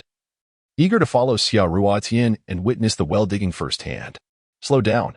Wait a moment, I need to put my dirty clothes away first and find Jintian. All right. Nana released Xiao Ruotian, allowing her to walk on her own. Hey, why is that white fox following us? Nana suddenly noticed a white fox appearing from nowhere, trailing behind Xiao Ruotian. Oh, do you know it? Is it an orc? Can it transform into a stunning beauty like Humayer? Xiao Ruotian, brimming with excitement, bombarded Nana with questions. Well, Ruotian, I'll explain later, Nana replied, casting a furtive glance at the white fox and subtly lowering her voice in a tone that suggested delicacy. Oh. The astute Xiao Ruotian quickly deduced that there were certain things Nana might prefer to keep from being said in front of the fox. At that moment, a striking beauty with fiery red hair cascading down to her waist turned abruptly towards them, and it was evident that the approaching figure was Humayer. From a distance, Xiao Ruotian could see the fierce determination etched on her face, a visage that radiated anger and hostility. Be careful, Nana warned, instinctively adopting a defensive stance while urging Xiao Ruotian to be cautious. You wretched female, who told you to choose Jintian last night? He is mine. Even before she arrived, her provocative voice crashed against Xiao Ruotian and Nana like a wave. Oh. Xiao Ruotian, unfazed, wore an expression of detached indifference. Nana had expected Xiao Ruotian to tremble in fear at Humayer's overwhelming presence, at least lowering her head to avoid eye contact. To her surprise, the delicate female who had just smiled at her moments ago now radiated an undeniable aura of strength, her demeanor exuding an unyielding coolness. Nana had never witnessed a female capable of such a dramatic transformation, even more so than the peculiar Mocha. The leader Jintian was perpetually obscured by his hair, rendering his emotions unreadable, while Lance displayed an alluring charm even in anger. Mocha typically maintained an expression of tranquility, yet the angrier she became, the more joyful her laughter seemed. Clearly, the formidable Xiao Ruotian had startled Nana, who found herself wholly captivated by the icy demeanor of her companion. Xiao Ruotian regarded Nana, who wore a broad smile of satisfaction and confidence, with indifference. She was not the type to feign cheerfulness in the face of provocation. If her opponent surpassed her in strength, Xiao Ruotian would not be foolish enough to engage in a direct confrontation. Like others, she would first adopt a facade of vulnerability, knowing that even if she faced a setback at that moment, she could seize an opportunity for reprisal in the future. However, when confronted with an adversary of equal standing or one significantly weaker, there was no necessity to extend any semblance of goodwill toward her opponent. Xiao Ruotian understood a profound truth. No matter where one travels in any world, there will always exist a certain type of individual, those who prey on the weak. Although she herself would never stoop to such tactics, it does not mean she is destined to remain a victim. Individuals like Humayer, who are inherently weak yet wield their frail forms as weapons, harbor ambitions of bullying others, and such behavior is something Xiao Ruotian would never tolerate. She recognized that Humayer's beast form was that of a fox, and thus, she resolutely refused to afford her any courtesy, nor would she submit to intimidation. A fox? What does that signify? Were it a ferocious tigress before her, perhaps she would choose to avoid confrontation. However, the audacious fox had come seeking trouble, and Xiao Ruotian felt no fear. Moreover, despite Humayer's striking beauty, she was confident that the other beastmen would, out of respect for their leader, Jintian, refrain from openly supporting Humayer. After all, she had her ally Nana by her side. Humayer, taken aback momentarily by Xiao Ruotian's commanding presence, quickly regained her composure, her anger intensifying. She presumed that this female would be submissive like Nana. On this island, all females, for the sake of their dignity, would not openly assault one another in the presence of males. Instead, they resorted to verbal insults. Even if they found another female intolerable, they would only strike in secrecy, away from the eyes of the beastmen. Little did Humayer expect that this seemingly frail female would not only steal the affection of the male she coveted, but would also dare to confront her without flinching. In a fit of rage, she charged forward, intending to slap Xiaoruotian. However, suddenly the white fox that had been trailing behind leaped forward to shield Xiaoruotian, its sparkling eyes pleading with Humayer. You dare to assist this detestable female? Humayer seethed, her blood boiling with fury. Without hesitation, she kicked the white fox aside, raising her hand to strike Xiaoruotian. The white fox, unprepared, was struck by Humayer's kick, tumbling sideways and rolling several times until its once pristine fur became coated in dust. You vile fox! You dare to harm my Xian. You are courting death. Xiaoruotian had anticipated Humayer's aggression, but she had not foreseen that her beloved pet would defend her so fiercely. Seeing her pet fox tumble on the ground, Xiaoruotian's heart surged with indignation. A smile curled at the corners of her lips as an inner triumph bubbled forth. How dare you lay a hand on me? I am not one to be trifled with. She swiftly evaded Humayer while delivering a sharp kick to her calf. Ah, curse you. You wretched female. You actually kicked me. It hurts so much. Woe is me. Humayer yelped, clutching her throbbing leg, her tears streaming down as she feigned vulnerability. Glancing at the approaching beastmen, hoping for a foolish hero to emerge and defend her. Such hypocrisy, Nana observed, noting how Xiaoruotian, who had initially been at a disadvantage, now held the upper hand. She watched the tearful beauty with no sympathy, muttering a quiet reproach. Humayer, momentarily startled, resumed her sobbing. But a glint of murderous intent flickered in her eyes as she regarded Nana. Those who do not provoke me shall know peace, but if they do, I shall return the favor tenfold. Humph! You dare to strike my pet. That kick was merely a lesson for you. Your tears, you filthy fox, are utterly worthless. Xiaoruotian scoffed at Humayer's theatrics, her anger boiling over as she spoke in her native tongue. She glanced at her white fox, rushing to its side to inspect its condition, relieved to find it merely soiled but unharmed. Gently, she cradled it, brushing off the dust with one hand while the other held its dirty fur. You, an outsider, what foreign language are you speaking now? You are a menace, a blight. Humayer, oblivious to the meaning of Xiaoruotian's words, instinctively assumed she was being insulted. Enraged, she abandoned her fade of tears and pointed an accusatory finger at Xiaoruotian. At that moment, Zhen Tian approached, coincidentally catching sight of Humayer berating Xiaoruotian. Humayer instantly rushed towards him. Leader, she is bullying me and struck me. You must take my side. Stand down. Zhen Tian regarded the weeping Humayer with disdain, sidestepping her advance. That is not the case. She obstructed our path and struck Xiaoruotian first. Nana, fearing that Zhen Tian might misunderstand and believing Xiaoruotian had been wronged, quickly interjected to expose Humayer's deceit. You, what do you have to say? Zhen Tian turned to Xiaoruotian, inviting her to explain. Xiaoruotian gazed at the tearful and shy Humayer with profound grievance, then turned to the imposing and dignified Zhen Tian. Suddenly pouting her lips, she wore an expression that mirrored her desire to weep, yet she valiantly stifled her tears. I am unsure of what transpired. I had just conferred with Nana about seeking you out, when she suddenly rushed over, pointing at me and berating me, claiming I shouldn't have chosen you last night, insisting that you belong solely to her, asserting that I am the wicked one who has stolen her mail. I endeavored to disregard her provocations, yet she unexpectedly attempted to strike me. By Xian, indeed, the white fox intervened in my defense, but Humayer forcefully kicked it aside, unaware of the possible harm inflicted. This vixen, however, refused to relent, lunging at me once more with the intention to strike. My reflexes were quick, and I evaded her assault. With her plans thwarted, she erupted into tears, turning the tables and accusing me of injuring her. That was the entire sequence of events. Should you doubt my words, feel free to inquire with the other beastmen. Many witnessed the encounter. Upon finishing her account, Xiaoruotian feigned a look of deep distress, lowering her head and pretentiously using the soiled clothing she had clutched to dab at the corners of her eyes. Humph. Attempting to play the victim before me? Engaging in a battle of wits? Humph. Let us see who is more formidable. Xiaoruotian's visage reflected a desire to cry, yet internally, she reveled in the situation. After all, her eloquence was unmatched. She would never initiate conflict, instead ensuring she always occupied the moral high ground. With merely her words, she could incite fury in others. Far from mere theatrics, she was a model daughter before her parents, yet transformed into a shrew, a term not particularly flattering, before her peers. In the presence of her teachers, she was a compliant and diligent student.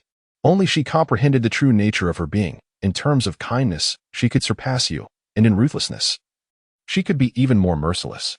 She consistently navigated her relationships with this duality. To those who treated her well, she became even better. To those who wronged her, she displayed unyielding cruelty. Individuals with such dual personalities, if uncontrolled, may one day descend into madness. Though that may be an exaggeration, it remains an undeniable truth. Humayer's soft sobs faded into silence as she recognized, for the first time, that the petite female before her was a formidable adversary, far more adept at feigning grievance. Nana, observing Xia Ruotian's transformation, gaped in astonishment, her jaw nearly dropping. Was this truly the small, cheerful female she had known? In the span of mere minutes, it seemed as if Xia Ruotian had been possessed by a spirit, morphing into various personas. Zhen Tian cast a glance at the surrounding male beastmen, noting their hesitance to intervene. Although they stood at a distance and had witnessed Humayer instigating the conflict by kicking the white fox away, they had not observed Xia Ruotian's retaliatory kick. Now, as the two females quarreled, the other beastmen naturally favored the long-established Humayer. Yet upon glancing at the newcomer Xia Ruotian, whose face bore an expression of innocence and grievance, they felt a surge of sympathy. Zhen Tian's authoritative gaze swept across the assembly, scrutinizing the expressions of the beastmen. He pondered the credibility of Xia Ruotian's words, but when his eyes fell upon Nana, he noticed her astonished gaze fixed upon Xia Ruotian, as if she were unfamiliar with the newcomer.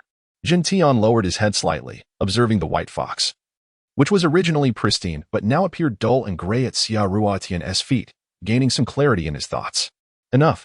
Disperse. Zhen Tian's voice thundered, seemingly directed at the surrounding beastmen, yet his gaze lingered on Humayer. His disdain for the vixen of the Fox clan grew increasingly intense. When had he become hers? Thus, even though Zhen Tian clearly perceived that Xia Ruotian was the wronged party, he refrained from admonishing Humayer, instead silently urging her to leave and refrain from causing further disturbances before him. Zhen Tian, Humayer attempted to feign grievance. Her gaze pleadingly fixed on Zhen Tian, but the moment their eyes met, his silent scrutiny rendered her uncomfortable. She could only see her charade through to the end. Zhen Tian, I adore you. Humayer departed, glancing back 3 times, her demeanor a mix of reluctance and resentment, as if she still harbored hopes of winning him back. Humph. Such a disgusting display of love declarations upon leaving. Xia Ruotian observed Humayer's spiteful retreat, her expression morphing from feigned grievance to disdain. Just as she shifted her gaze, she found Zhen Tian's profound eyes fixed intently upon her face, and an overwhelming sense of having been caught in wrongdoing washed over her. She quickly averted her gaze, thinking to herself, this is bad. Zhen Tian has unearthed her wicked side. Return to the cave first, we shall follow shortly, Zhen Tian instructed. Casting a glance at Xia Ruotian, signaling the white fox to escort her away. Xia Ruotian yearned to escape the battlefield, hastily trailing behind the white fox. However, after a few steps, she turned back and noticed Zhen Tian, his head bowed, seemingly inquiring something from Nana, who cast a sidelong glance in her direction. Could it be that Zhen Tian harbored doubts about her? Was he discreetly probing Nana about the recent events? A frown creased Xia Ruotian's brow as she observed the pair, now at a distance engaged in conversation. In her moment of contemplation, she realized Zhen Tian was also gazing her way, prompting her to feign nonchalance and resume her walk, returning to Zhen Tian's cave. Xia Ruotian returned to the cave. Plopping down onto the stone bed, she set aside her soiled garments and embraced the white fox. Bai Xian, you performed splendidly just now, displaying remarkable intelligence and loyalty. In the future, just stay behind me when facing such trivial foes. Do take care not to get hurt, for it would truly pain my heart. As Xia Ruotian cradled the white fox, her fingers absent-mindedly caressed its delicate ears. Trivial foes? What does that mean? The white fox was bewildered by the first part of her statement, only to be touched by the latter, feeling a pang in its heart. Almost on the verge of tears, having been born less than 3 months ago, the young beast, in its natural form, was expected to accompany adult beastmen to hunt and learn various survival skills. Consequently, barely a third of those who reached adulthood could undergo evolution. When the time for evolution arrived, they would face peril once more. However, this fox was an exception due to its noble lineage, ensuring it had dedicated guardians even during hunts. Yet, unexpectedly, a few years of prosperity came to an end when its clan nearly faced extermination, leaving only it, Humayer, and a renowned shaman to survive. In their struggle for survival, the fox and Humayer had to seek refuge with the wind-chasing tribe under the shaman's guidance. Eager for vengeance, the fox yearned to exact retribution upon their enemies after successfully undergoing transformation, only to discover that higher hopes often led to greater disappointments. While Humayer successfully evolved into a beastman, the fox failed to achieve even half-beast status, rendering it a complete failure. Gradually, both Humayer and the shaman abandoned it, leading the fox to avoid encounters with the tribe's beastmen during the day, not wanting to face the embarrassment of meeting its former kin, who still basked in glory. Every night, it would quietly gaze at the moonlight and the vast darkness, mourning the vengeance for its parents and the hatred for the annihilation of its clan. A retribution it feared it would never attain. It loathed its inability to shed the guise of a beast, merely existing in a futile struggle for survival amidst the solitude of each passing year. Despite knowing the futility of its evolution, the desire for revenge lingered on. Though hope was dim, it became the sole motivation for its existence. Even the meager sacrifice of its beastly form seemed preferable to the mere act of surviving in this world. However, the shaman would taunt it, declaring that without the ability to transform, it would never learn the identity of its enemies, belittling its power and warning that seeking revenge could endanger her instead. From that moment, the white fox harbored deep-seated animosity and a profound rift towards the shaman, dismissed by its fellow beastmen due to its failure. Even its kin and former beloved turned against it, leaving it questioning how to continue living in such a world. When despair enveloped it entirely, contemplating suicide, it was saved by Jin Tian, who was not yet the tribe leader at the time. Rather than feeling gratitude, the fox was consumed by an overwhelming jealousy. It envied Jin Tian's ability to transform into a human, his strength, and his position as a tribe leader, while it struggled to attain even the most basic form. Consumed by jealousy, it found it difficult to voice its hatred. Boundless anguish tugged at its immortal body, and in solitude, it could only choose to suppress its feelings time and again until it met Xia Ruotian, the small female before it. Only after Jin Tian graciously allowed it to sleep beside Xia Ruotian did its jealousy and hatred toward him begin to wane. When one lives unwell, and those around them thrive and find joy, a narrow-minded individual may succumb to jealousy, even hatred. This is why countless individuals have committed heinous acts solely out of envy. The white fox relaxed, resting its head on Xia Ruotian's lap, its bright eyes filled with gratitude and affection. She did not disdain it for being an unevolved beastman. Instead, she held it close, providing warmth. Although it had been kicked by Humayer, it had not suffered any injury. It was not weak to that extent. Yet, this female, who claimed she would care for it, felt such compassion for its plight. In their shared gaze, the white fox could see the concern and care reflected in her beautiful eyes, reminiscent of the worried gaze of its mother when it had been mischievous as a child and had gotten hurt. How kind-hearted she must be to treat a failed evolved beastman with such tenderness. In contrast, Humayer's actions. The memory of Humayer kicking it in anger replayed in the fox's mind repeatedly. Meyer, from this moment forth, we shall walk separate paths. I shall only guard Xia Ruotian. The fox's eyes sparkled with renewed desire and hope for life. Meanwhile, Xia Ruotian, preoccupied with thoughts of whether the raccoon cat, Nana, might betray her, remained oblivious to how her love for a pet could rekindle hope in a beastman whose heart had turned to ash. It was this simple expression of concern and genuine care that sowed the seeds of affection in the white fox's heart. Xia Ruotian felt a twinge of anxiety for less than 10 minutes when Jin Tian and Nana entered the cave, accompanied by 4 or 5 oddly formed pangolin half-beasts. Let us proceed. These individuals are adept at burrowing, Jin Tian announced. He pointed to the foremost pangolin half-beast and introduced it to the inquisitive Xia Ruotian. The Zhufeng tribe was a melting pot of various races, with leaders such as Feline overseeing pangolin beastmen, while others like Lan's managed python beastmen, and Manda presided over rhinoceros beastmen, among others. Yet, all these leaders were bound to heed Jin Tian's commands. Pangolin. Xia Ruotian's eyes sparkled as she approached the half-beasts for a closer inspection. Previously, the mere thought of such hybrid creatures had filled her with trepidation. However, now that she stood before them, her fear dissipated, replaced by an inquisitive desire to study them. The pangolin half-beasts stood upright, their heads and torsos resembling those of humans. Yet their limbs and tails retained the formidable claws of pangolins. Though their feet bore the appearance of wild beasts' paws, they were notably more robust than their forelimbs. Their sharp claws gleaming with a dazzling luster, unmistakably weapons of defense. While their bodies and heads bore human traits, they were still adorned with thick scales. With the exception of their faces, under the sunlight, these scales refracted a striking azure light, rendering the pangolin half-beast reminiscent of ancient generals clad in armor, exuding an air of majesty and extraordinary presence. Undoubtedly, if one were to overlook their limbs and the stout tail, they would appear as formidable warriors, equipped for battle with impressive defensive capabilities. Jin Tian observed Xia Ruotian's fascinated appraisal of the pangolin half-beast before him, and he squinted, finding the scene somewhat irksome. The pangolin half-beasts had previously cast furtive glances at the new female, Xiaoruitian, from a distance. Now up close, they realized she appeared more delicate and fragile than the other females of their tribe, prompting an instinctive desire to protect her. They sensed that the petite female held no scorn or disdain in her gaze. Instead, they felt a swell of pride as they assumed postures they deemed more imposing. Reveling in the rare attention from a female, the leader among them, Feilin, even boldly directed a flirtatious glance towards Xiaoruitian, shaking his hardened armored scales, producing a resounding, crisp sound. Xiaoruitian was blissfully unaware that her mere curious gaze towards the few pangolin half-beasts had sparked a misunderstanding among them. Naively, she contemplated extending her finger to prod the scales of the beast before her, eager to ascertain whether they were as resilient as she had imagined. Feilin observed the little female's outstretched hand, nearly bursting into laughter at her innocent antics. After all, last night had made it abundantly clear that the newcomer belonged to the chief, and the common orcs dared not lay a finger on Xiaoruitian. However, if the little female were to approach them of her own accord, she could hardly blame them for reciprocating her affections. Even the chief's beloved would not be spared from their advances. Feilin's eyes widened in alarm as he watched her delicate hand inch closer to his chest.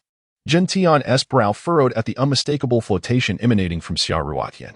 Suddenly, a piercing howl from a fox shattered the air, startling Xiaoruitian and causing her fingers to retract instinctively. The white fox gazed triumphantly at Xiaoruitian, satisfied that she had withdrawn her hand, and secretly cast a glance at the chief, noticing that Gentian's previously stormy demeanor had cleared. Yet, Feilin's expression fell into disappointment. Ruatian? Do you fancy them?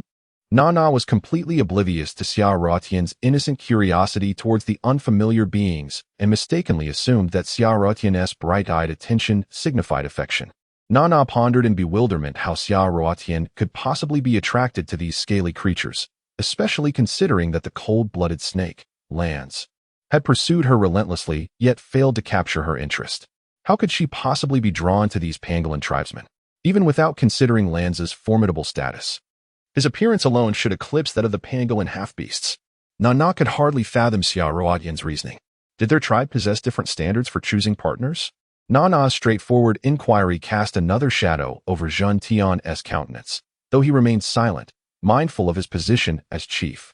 Meanwhile, the white fox in Xiaoruitian's embrace glared fiercely at Nana, undeterred by the tension. Only Feilin and his companions brightened visibly, their eyes glimmering with hope, anticipating a response from Xiaoruitian. Did I say something wrong? Nana, noticing the fierce gaze of the white fox, was left perplexed. She briefly glanced at the fox before returning her focus to Xiaoruitian, seeking clarification. Coughing awkwardly, Xiaoruitian felt her face flush with embarrassment. She realized that her moment of distraction and innocent gestures had led to Nana's misunderstanding, her cheeks heating up to her neck. Nana, what nonsense are you spouting? I merely found the pangolin half-beasts intriguing, having never encountered them before. Xiaoruitian shot a playful glare at Nana, attributing her discomfort to her friend's remarks. Zhen Tian and the white fox's spirits lifted instantly, while Feilin and his companions wore expressions of profound disappointment. The earlier awkwardness enveloped them in silence for several moments, until Xiaoruitian finally broke the tension. Come, let us select a spot for the well. With one arm cradling the white fox and pulling Nana along, she led the way out of the cave. Zhen Tian and Nana followed closely behind, observing as she flitted about, seemingly searching for something. Xiaoruitian discerned the curiosity etched upon their faces, but chose not to elucidate her intentions. She was in search of the optimal location for a well. She recalled her visits to her grandparents' rural village, where every household possessed a well, and she had witnessed the entire process of well excavation. Naturally, she understood that selecting the right spot was paramount. Firstly, it was essential to choose an area abundant with wild grasses. The more luxuriant the vegetation, the greater the likelihood of subterranean water. Secondly, one should seek a slightly lower terrain where water might flow, as excavating merely a few meters could yield water. Conversely, selecting a higher elevation would contravene the natural principle of water flowing downhill. Moreover, a well that could have yielded water at a mere depth of 10 meters might require an arduous 20 meters if situated too high. Thus, the selection of a well site is of utmost significance.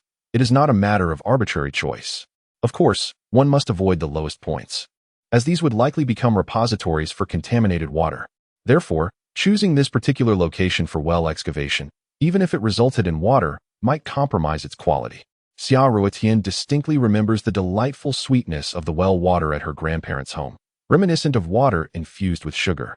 Exceptionally refreshing and possessing the unique quality of warmth in winter and coolness in summer. The well water was remarkably pure, devoid of any impurities. In contrast, her uncle's family, despite having dug a well of their own, suffered due to their poor choice of location. The low terrain resulted in water that was both bitter and astringent. When Xia Ruotian was a child, she once visited their home and accidentally took a sip of water, mistaking it for foul water, when in fact it was pristine well water. She cried out to her grandfather, who then elaborated on the various tastes of well water. From that moment on, she learned that the most crucial aspect of digging a well was selecting the right location. Right here, let's dig down, ideally following the circle I have drawn, maintaining uniformity above and below. Xia Ruotian released the white fox in her grasp and ultimately chose a favorable spot lush with grass. She then used branches to sketch a relatively circular outline around the area, instructing the half-beast pangolins accompanying Jin Tian to dig according to her drawing. Digging down here? Phelan inquired, eyeing the circle Xia Ruotian had drawn with curiosity. Yes, try to follow the shape I created, digging straight down. And ensure the surrounding walls are as smooth as possible, Xia Ruotian indicated with her stick. The half-beast men remained still, casting expectant glances at their leader Jin Tian, awaiting his command. Are you certain? Jin Tian asked Xia Ruotian, scrutinizing the circle she had drawn, his mind clouded with endless doubts. He pondered, beneath the soil. Isn't it merely earth? How could there possibly be water? Though he harbored suspicions about Xia Ruotian's claims, he refrained from voicing them, fearing that his inquiry might cause the young female to believe he doubted her, thus hurting her feelings. Jin Tian glanced at Nana, signaling her to inquire further. The astute Jin Tian had already discerned that Xia Ruotian seemed to harbor an unusual fondness for the half-beast raccoon, Nana. Otherwise, she would not have confided in her so freely. Indeed, previously, Jin Tian had discreetly engaged in conversation with Nana to learn more about Xia Ruotian. However, he did not wish for her to misconstrue his intentions as probing into her conflict with Humayer. In truth, Jin Tian was concerned with Xia Ruotian's origins and her past life. From Nana, he gleaned two pivotal pieces of information. The first was that Nana revealed Xia Ruotian's former tribe comprised solely of beastmen, devoid of any half-beasts, which astonished Jin Tian. The second revelation was that while Xia Ruotian's tribe was prosperous and lacked for nothing, the females were still expected to hunt, leaving Jin Tian equally astonished. Akin to Nana. Thus, after concluding his conversation with Nana, Jin Tian recalled Xia Ruotian's assurances from the previous night regarding the resolution of the water source dilemma. This prompted him to gather several pangolin beastmen to embark on this endeavor, as his instincts urged him to trust this peculiar young female before him. Xia Ruotian discerned that these several pangolin beastmen were under the command of Jin Tian. She contemplated the high esteem Jin Tian held within the tribe, yet found his scrutinizing gaze rather disconcerting. Of course, Xia Ruotian replied with steadfast determination. Jin Tian turned to Fei Lin and nodded slightly, prompting the pangolin half-beastmen, along with Fei Lin, to immediately lower their heads and commence digging. It is well known that the prowess of pangolin beastmen lies in their ability to burrow. They could tunnel through an entire mountain, hence their designation as pangolins. Although Xia Ruotian had sketched a large wellhead, only two half-beastmen could enter at a time to excavate the earth. Thus, the small leader of the pangolins, Fei Lin, without any instruction from Xia Ruotian, spontaneously organized pairs to alternate in their digging efforts, a method that proved both labor-efficient and swift. How deep should we dig? Jin Tian inquired casually as he observed Fei Lin and the others laboring diligently. After all, he had taken it upon himself to send several beastmen to excavate without clear justification, and should their efforts yield no results, he would undoubtedly face criticism from the other tribesmen for delaying the hunt. His own concerns were minimal, rather. He worried about the potential ostracism of the young female from her fellow tribespeople. She had only recently arrived in the tribe and had already experienced a series of peculiar events, leading him to fear that the tribe might not fully embrace her. He wished for the endeavor to succeed, for if it did, it was certain that all the tribesmen would revere the young female as a goddess. Some envious females would think twice before troubling her, particularly that one whom he found so irksome, Humayer. Xia Ruotian could hardly fathom why Jin Tian would ponder so deeply. Upon hearing his question, she naturally assumed he still harbored doubts about her assurances. After a moment's reflection on what her grandfather had once mentioned regarding the depth of a well, she estimated it to be around several meters, roughly 10 times his height. To ensure Jin Tian comprehended the concept of a dozen meters, she approached him and gestured accordingly. Jin Tian's eyes flickered momentarily before he nodded in acknowledgement. Meanwhile, Nana's curiosity was piqued as she observed the hole that Fei Lin and the others were excavating, watching as dust swirled and soon accumulated with earth. She hurried to Xia Ruotian's side, tugging at her sleeve and pointing at the excavation, inquiring, "Ruotian, is this what you refer to as digging a well? But it appears to be merely a hole. Why is it called a well? Furthermore, what if a beast man were to stumble upon this pit and accidentally fall in?" Xia Ruotian gazed at Nana, who wore a serious expression, fervently seeking knowledge, and stifled a laugh as she endeavored to explain. This is certainly well digging, not merely a hole. Typically, holes are excavated by small creatures for nesting purposes, but what I am referring to is well digging, as it leads to water emerging from beneath the earth. How is that possible? Ruotian, you must be deceiving me. Beneath this soil lies more soil. How could water possibly spring forth from below? Do you take me for a fool? Water descends from the heavens, bestowed upon us by the deities. Nana exclaimed animatedly, frequently glancing upwards to point at the sky. Jindian observed Nana's inquisitive expression and turned his gaze towards Xia Ruotian, his own face betraying an air of calmness, yet he was anxiously awaiting her response. Xia Ruotian could not help but roll her eyes.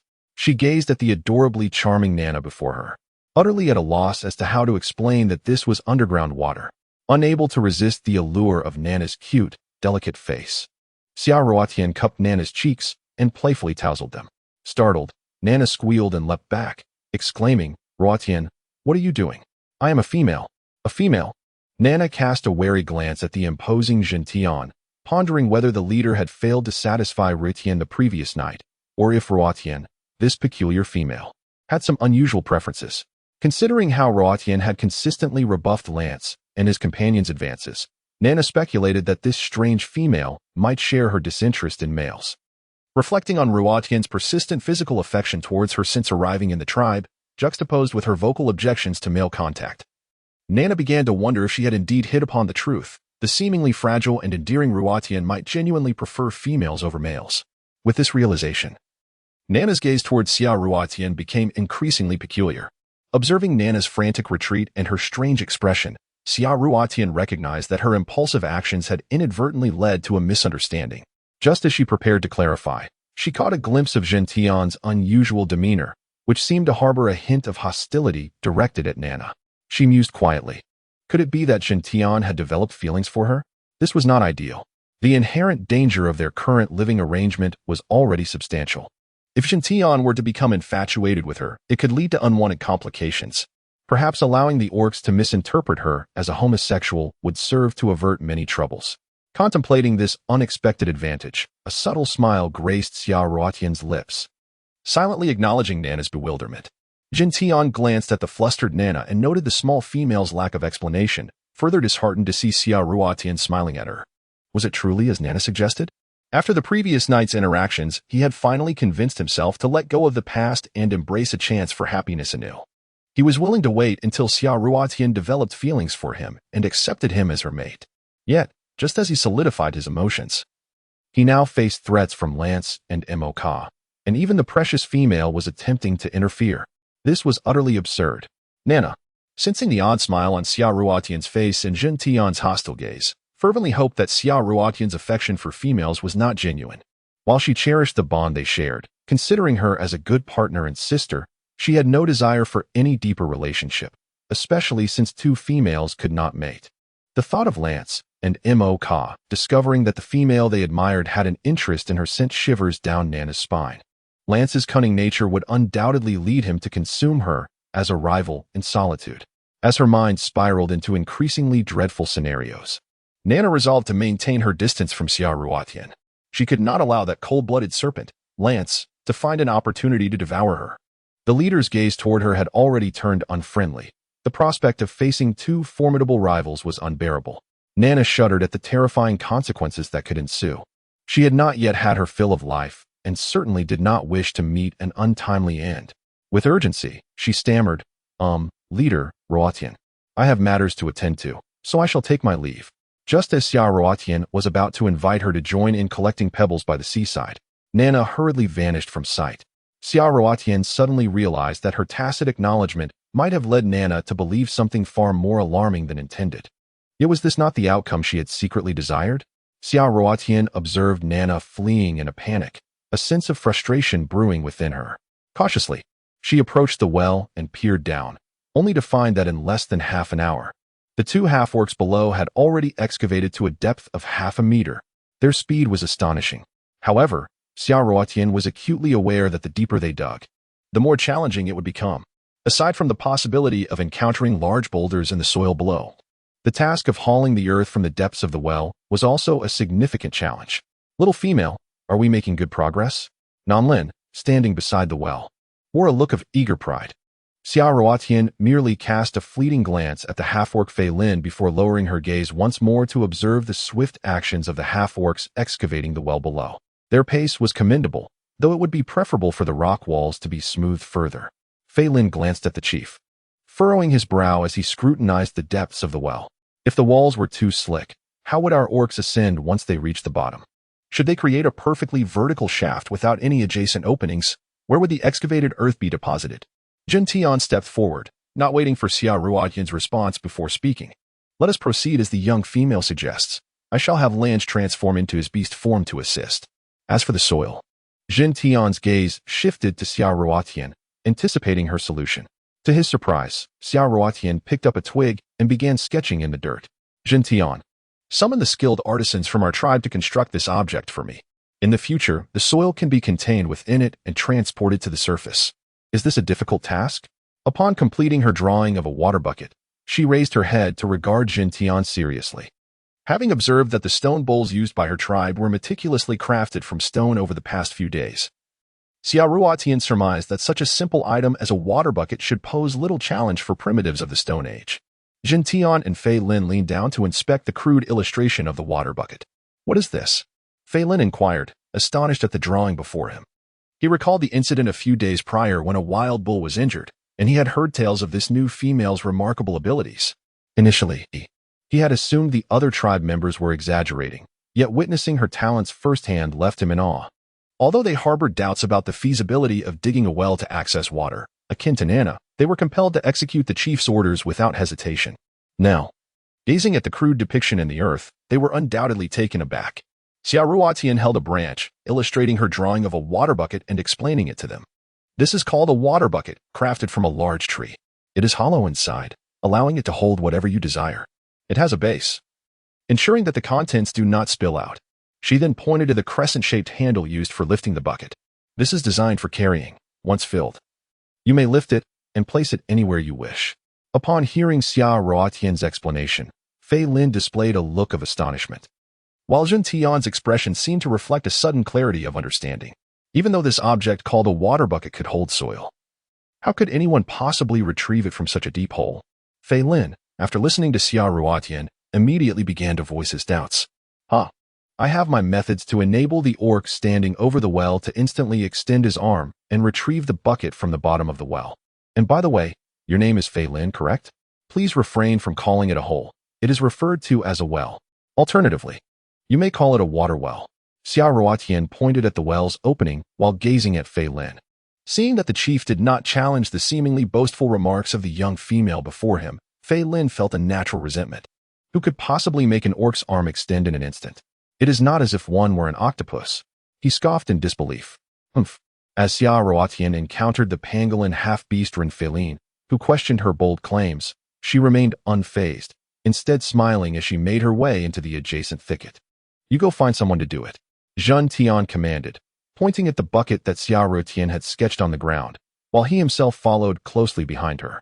Observing Xia Ruotian and the chief moving away, Ren Fei Lin donned an expression of anticipation, seeking out the most skilled orc to craft the water bucket capable of holding all things. The white fox, realizing that Xia Ruotian had left without it, protested with a few squeaks and swiftly darted out.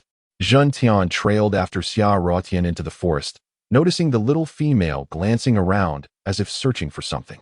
What are you looking for? Vines. The kind you use to lay on stone beds as a mattress, Xia Ruotian replied while she searched. That plant is not found here. Allow me to guide you. Jin Tian grasped Xiao Ruotian's hand, steering her in another direction. The jungle is perilous. Do not venture in alone in the future. MHM. Xiao Ruotian acquiesced, allowing Jin Tian to lead her. Jin Tian lowered his gaze upon the obedient little female, astonished. He had witnessed her in various states, the frail being, the one filled with panic at the tribe's inception, and the confident figure riding on the ground, yet he had never seen her exhibit such docility. He had assumed that taking her hand would provoke her into struggle or defiance, as she had done days prior. Though puzzled by Xiao Ruotian's transformation, Jin Tian relished the sensation of their hands intertwined, experiencing for the first time the beauty of companionship as described by his kin. If only the persistent white fox trailing behind them could be disregarded, the moment would be even more delightful. I have a name. You may call me Xiao Ruotian or Ruotian. Please refrain from referring to me as little female like the others. I dislike that term, for it is not my name. Xiao Ruotian voiced her discontent. She resented the orcs addressing her as little female, as it made her feel indistinguishable from the other orc females in the tribe.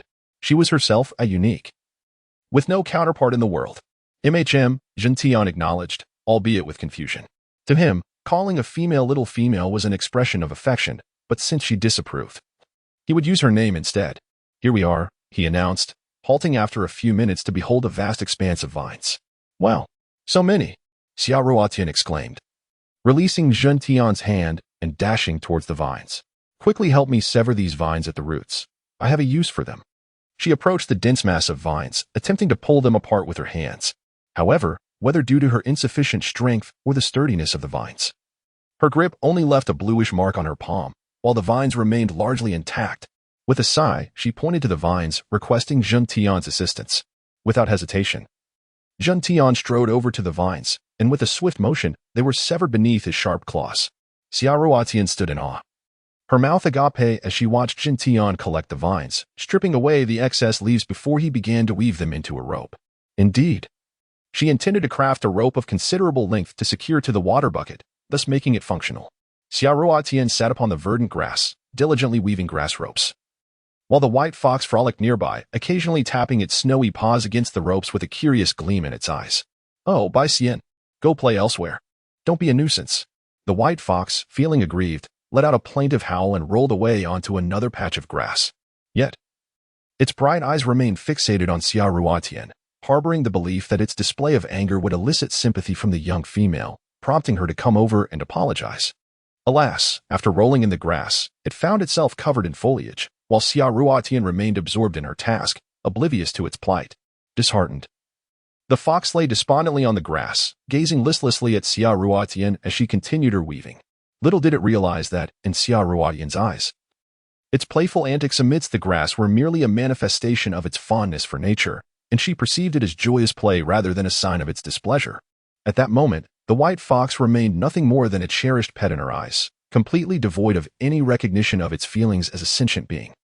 Xiao Ruotian gazed at the lengthening vine with a sense of accomplishment, holding the section she had woven as she approached Jin Tian. Jin Tian, the vines are sufficient. There's no need to continue. Come and test the strength of the rope I crafted. Xiao Ruotian handed the four-stranded vine rope to Jin Tian, encouraging him to tug at it to ascertain its durability. Curious, Jin Tian accepted the entwined vines, pondering the utility of such slender strands. However, upon witnessing the glimmer of hope in Xiao Ruotian's sparkling eyes, he silently took the rope and, at her urging, exerted a slight pull. To his surprise, the rope exhibited remarkable elasticity, stretching without breaking. Haha, I knew this vine rope would be sturdy enough. Look, you couldn't break it at all. Now I can continue weaving with peace of mind. Xiao Ruotian exclaimed joyfully, reclaiming the rope from Jin Tian's grasp and resuming her intricate work. In her hands, the simple rope transformed into an exquisite creation. During her school days, she had been exceptionally skilled, adept at whatever trend swept through the campus. She had woven stars from shimmering transparent tubes, crafting 520 to gift to her beloved as a declaration of affection. At one point, this became quite the fashion among her peers.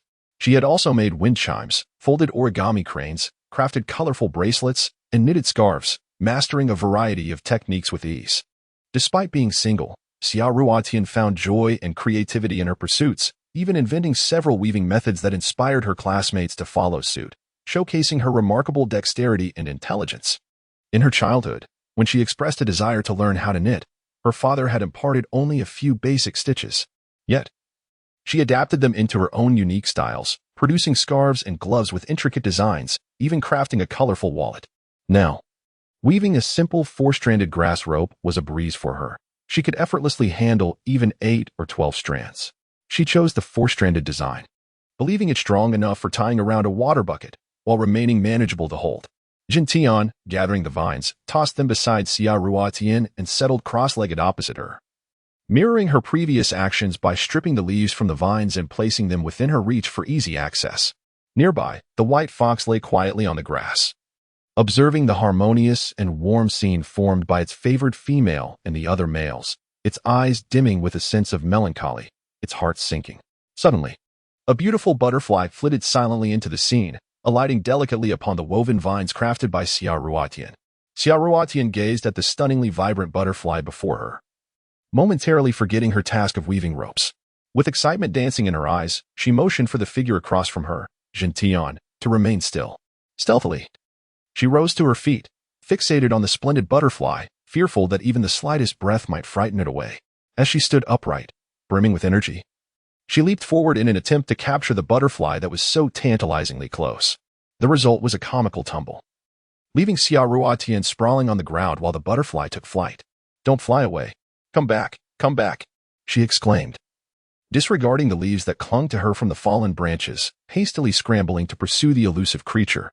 Alas, the louder she called, the faster the butterfly soared away, disappearing into the thicket in the blink of an eye. Jintian, poised to follow, caught sight of Xia Ruotian returning with a crestfallen expression. My queen is gone. This is infuriating," she lamented, kicking at the nearby weeds in frustration. It turned out that the butterfly she had failed to catch was none other than the queen of butterflies, a vision of beauty that seemed almost ethereal, the rarest gem adored by all young girls. "Did you take a liking to that little creature?" Jintian inquired, approaching Xia Ruotian and glancing at the white fox. He had assumed that the delicate female favored the white fox above all else. However, he found it curious that she referred to the flying creature as a queen. Typically, young beasts were drawn to fluttering beings, so why was it that Xia Ruotian was equally enchanted? Upon gleaning details about Xia Ruotian from Nana, Jintian smartly deduced that her affinity for the white fox stemmed from her treating it as a pet, which explained why the fox clung to her side so readily. This notion aligned with her current affection for the white fox. On the island, some beastmen kept failed evolutionary specimens as pets, utilizing them for simple tasks, such as guarding their dwellings or assisting in hunts. Seeing the commotion, the white fox hurried over, pawing at Xia Ruotian's legs, signaling her to pick it up. She bent down and cradled the fox in her arms. "When I was young, I lived in the countryside, and during summer, my favorite pastime was catching beautiful butterflies, dragonflies, and cicadas." As memories flooded back, Xia Ruotian felt a deep yearning for her family. "The countryside? Oh, that's my grandparents' home," she explained hurriedly. "Grandparents? What an odd term," Jintian remarked, perplexed. Xia Ruotian gazed at the bewildered Jintian and suddenly recalled a rather peculiar observation since her arrival in this tribe. Aside from encountering the somewhat aged fox shaman, it seemed she had not encountered any other elders. In fact, there were scarcely any middle-aged individuals to be found. What could be the explanation for this anomaly? Xia Ruotian gazed at Jintian, suddenly recalling a remark he had made the previous night. "In our windward tribe, we only experience water shortages during the scorching days of summer. When it snows in winter, we store water. Yet, even so, we cannot peacefully endure the entirety of a hot day. There are times when not a single drop of rain falls throughout the sweltering heat. Many elderly orcs have perished from thirst during these blistering summers. Some, driven to desperation, resort to drinking seawater, but the more they consume, the thirstier they become. In summer, food is abundant, but water is scarce. Conversely, in winter, water is plentiful, yet food is lacking. This tribe cannot possibly be so peculiar as to witness the demise of all the elders from thirst or starvation by the end of the year, can it? Even the younglings are rarely seen." The more Xia Ruotian pondered, the more terrifying the thought became. The orcs on this island seemed to lead such ephemeral lives. Oh, how she dreaded the notion of an early demise. At the very least, she wished to live until the age of her grandparents. The term grandparents referred to her father as parents. As sorrow and concern swirled in her mind, she hastily attempted to clarify, "Father? Parents?" Observing Jintian's puzzled expression once more, she felt the urge to cry. The most mundane phrases, the simplest of titles, required incessant explanation before the orcs, which was infuriating. Father is the one who bore you. Grandparents are those who bore your father. Do you understand now? After Xia Ruotian finished her outburst, she noticed Jin Tian's injured expression, surprisingly. He said nothing and turned to pick up the rope she had woven, inquiring, "Can we leave now? It seems long enough." Observing the rope in Jin Tian's hand, which appeared to be about 15 meters long, Xia Ruotian nodded in agreement, indicating their return. Jin Tian wound the rope around his hand and turned to depart. Perplexed by Jin Tian's peculiar reaction, Xia Ruotian discreetly scrutinized him as she walked alongside. She pondered whether her tone had been too harsh. Yet, she had not said anything particularly offensive. She had merely raised her voice a bit in response to his incessant questioning. Logically, a leader should not be so sensitive. Could it be that he is an orphan? I apologize for my demeanor earlier. Please don't be upset. Xia Ruotian, cradling the white fox, glanced at Jin Tian with a guilty expression as she offered her apology. I am not angry. I merely envy that your grandparents are still alive. Indeed. The orcs of your future tribe are remarkable. Jin Tian observed Xia Ruotian's guilty visage, uncertain of what misunderstanding had occurred. Yet he felt compelled to clarify the reason for his prior coldness. Hearing the mention of her parents, Jin Tian was reminded of his own, which had led to his earlier lapse in composure. Longevity? The moment orcs broached the topic of her human society, Xia Ruotian felt reticent to continue. She was unsure how to articulate her thoughts or whether these orcs would regard her as an anomaly or a monster once her true identity was revealed. Ironically, in Xia Ruotian's eyes, it was they who were the true anomalies and monsters. Before long, the two individuals and the fox arrived at the well site, where the excavated earth had formed a small mound beside the well. Xia Ruotian released the white fox and approached the well's edge for a closer inspection. At that moment, Fei Lin, covered in mud from digging, tugged at Xia Ruotian's arm, urging her to step back. The well is quite deep now. Be careful not to fall in. Fei Lin, concerned for Xia Ruotian's safety, though two half-orcs were positioned below, still felt it was unsafe, especially for the delicate female. Initially intending to speak about the digging, Fei Lin recalled Xia Ruotian's prior explanation and instead remarked on the well. Thank you. I never expected you all to dig so quickly without tools. It seems you can complete a well that would normally take a week in just 3 days. You truly are impressive. Xia Ruotian generously complimented Fei Lin and the other half-orcs with a bright smile. This was the first time Fei Lin and the half-orc beside him had received praise from a female, particularly from a fully evolved orc female, leaving them somewhat embarrassed and awkward. While they did not fully comprehend Xia Ruotian's earlier comments, her subsequent praise was unmistakable, filling their hearts with joy. Even their earlier doubts about her request for them to dig the well and the hard work they had put in were dispelled by her kind words, lifting their spirits. No wonder it is often said that teamwork between men and women makes labor less burdensome. In truth, while women may possess less physical strength, a simple smile and a few kind words can inspire men to toil tirelessly. In this tribe, they had endured endless commands from Humayer and her cohort of females, exhausting themselves without receiving any gratitude, only criticism for their perceived shortcomings. Yet, in contrast to Xia Ruotian, who expressed gratitude and admiration for their modest efforts, a striking disparity emerged between the two types of females. Xia Ruotian observed Fei Lin and the others grinning foolishly, unaware that her simple words of praise had profoundly altered the perceptions of these initially indifferent pangolin beastmen towards her. In fact, her standing had swiftly ascended, surpassing even Humayer, who was previously the most popular among them. You need not exert yourselves so fervently. Take a moment to rest if you're fatigued. I shall accompany the chief to gather some stones. She called to the beastmen who were bent over the well, before once again cradling the white fox and departing with Jin Tian. Fei Lin watched the departing female, his eyes shimmering with an unexpected glimmer, revealing that Xia Ruotian's concern had genuinely touched the hearts of these beastmen. Fei Lin, this Xia Ruotian is truly remarkable.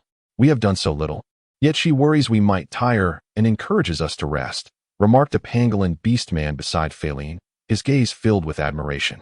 Indeed, Fei Lin grunted, having initially assumed that the new female would mirror Humayer, wielding her noble status to command the tribe and toy with their sentiments. However, he realized his misunderstanding. This new female was genuinely kind-hearted. Even if this well should yield no water, they would never harbor resentment towards her. She was the first to direct the beastmen in their tasks and the first to show them such sincere concern and warmth, truly exceptional, as the rumors suggested. Brothers, we must trust in the young female, and with great effort, we shall ensure this well brings forth water. Feline suddenly shouted down into the well. The beastmen below, having already heard Xia Ruotian's caring words upon her departure, worked with renewed vigor, laughing even in their fatigue, digging with the fervor of determined warriors. Had it not been for the increasingly stubborn earth at greater depths, their pace would have surely quickened.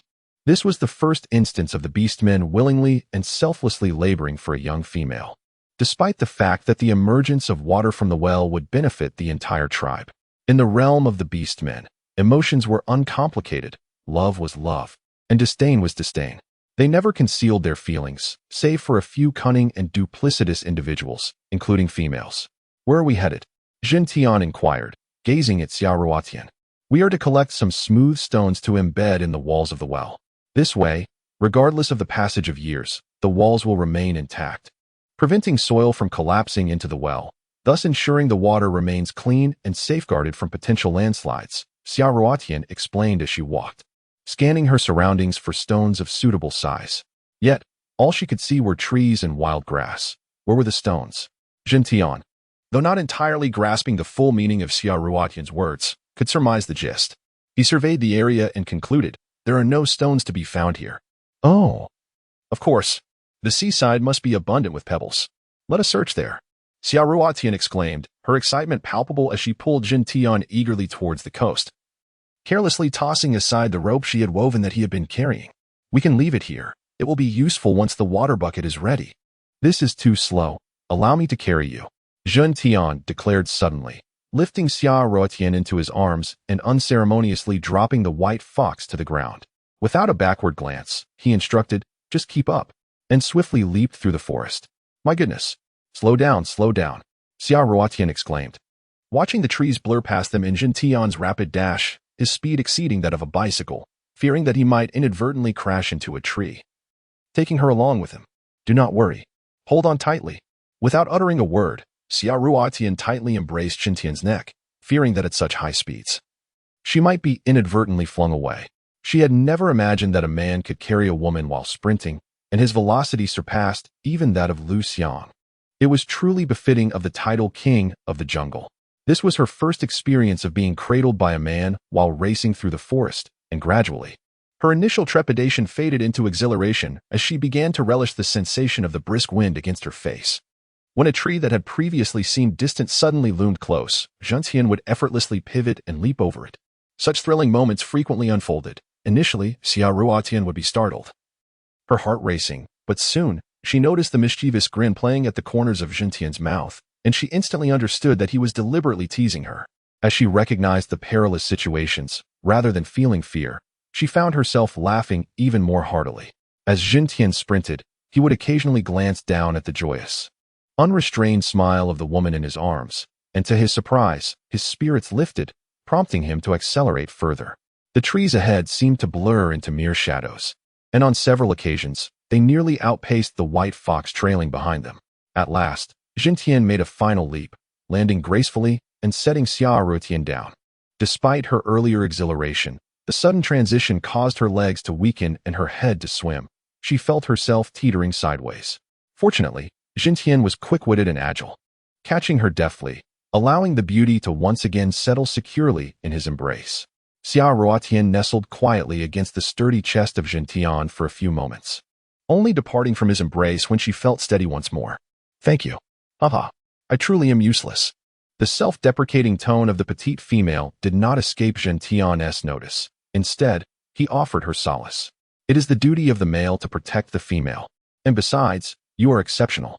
His implication was clear. He wished for Xia Ruotian not to compare herself to other males like him. The exhausted white fox, having run tirelessly, arrived at the seashore only to witness his beloved female nestled in the arms of their leader, Jin Tian. Observing their affectionate embrace ignited a tempest of jealousy within him. How could these two be so intimate in his presence, as if he were invisible? This infuriated the white fox, who began to scratch at his own legs, emitting a series of frustrated squeaks.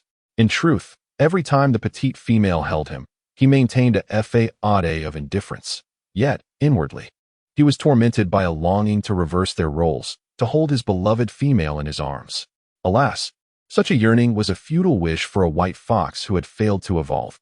Nevertheless, he could not help but feel a profound disdain for any other males who sought to approach Xia Ruotian.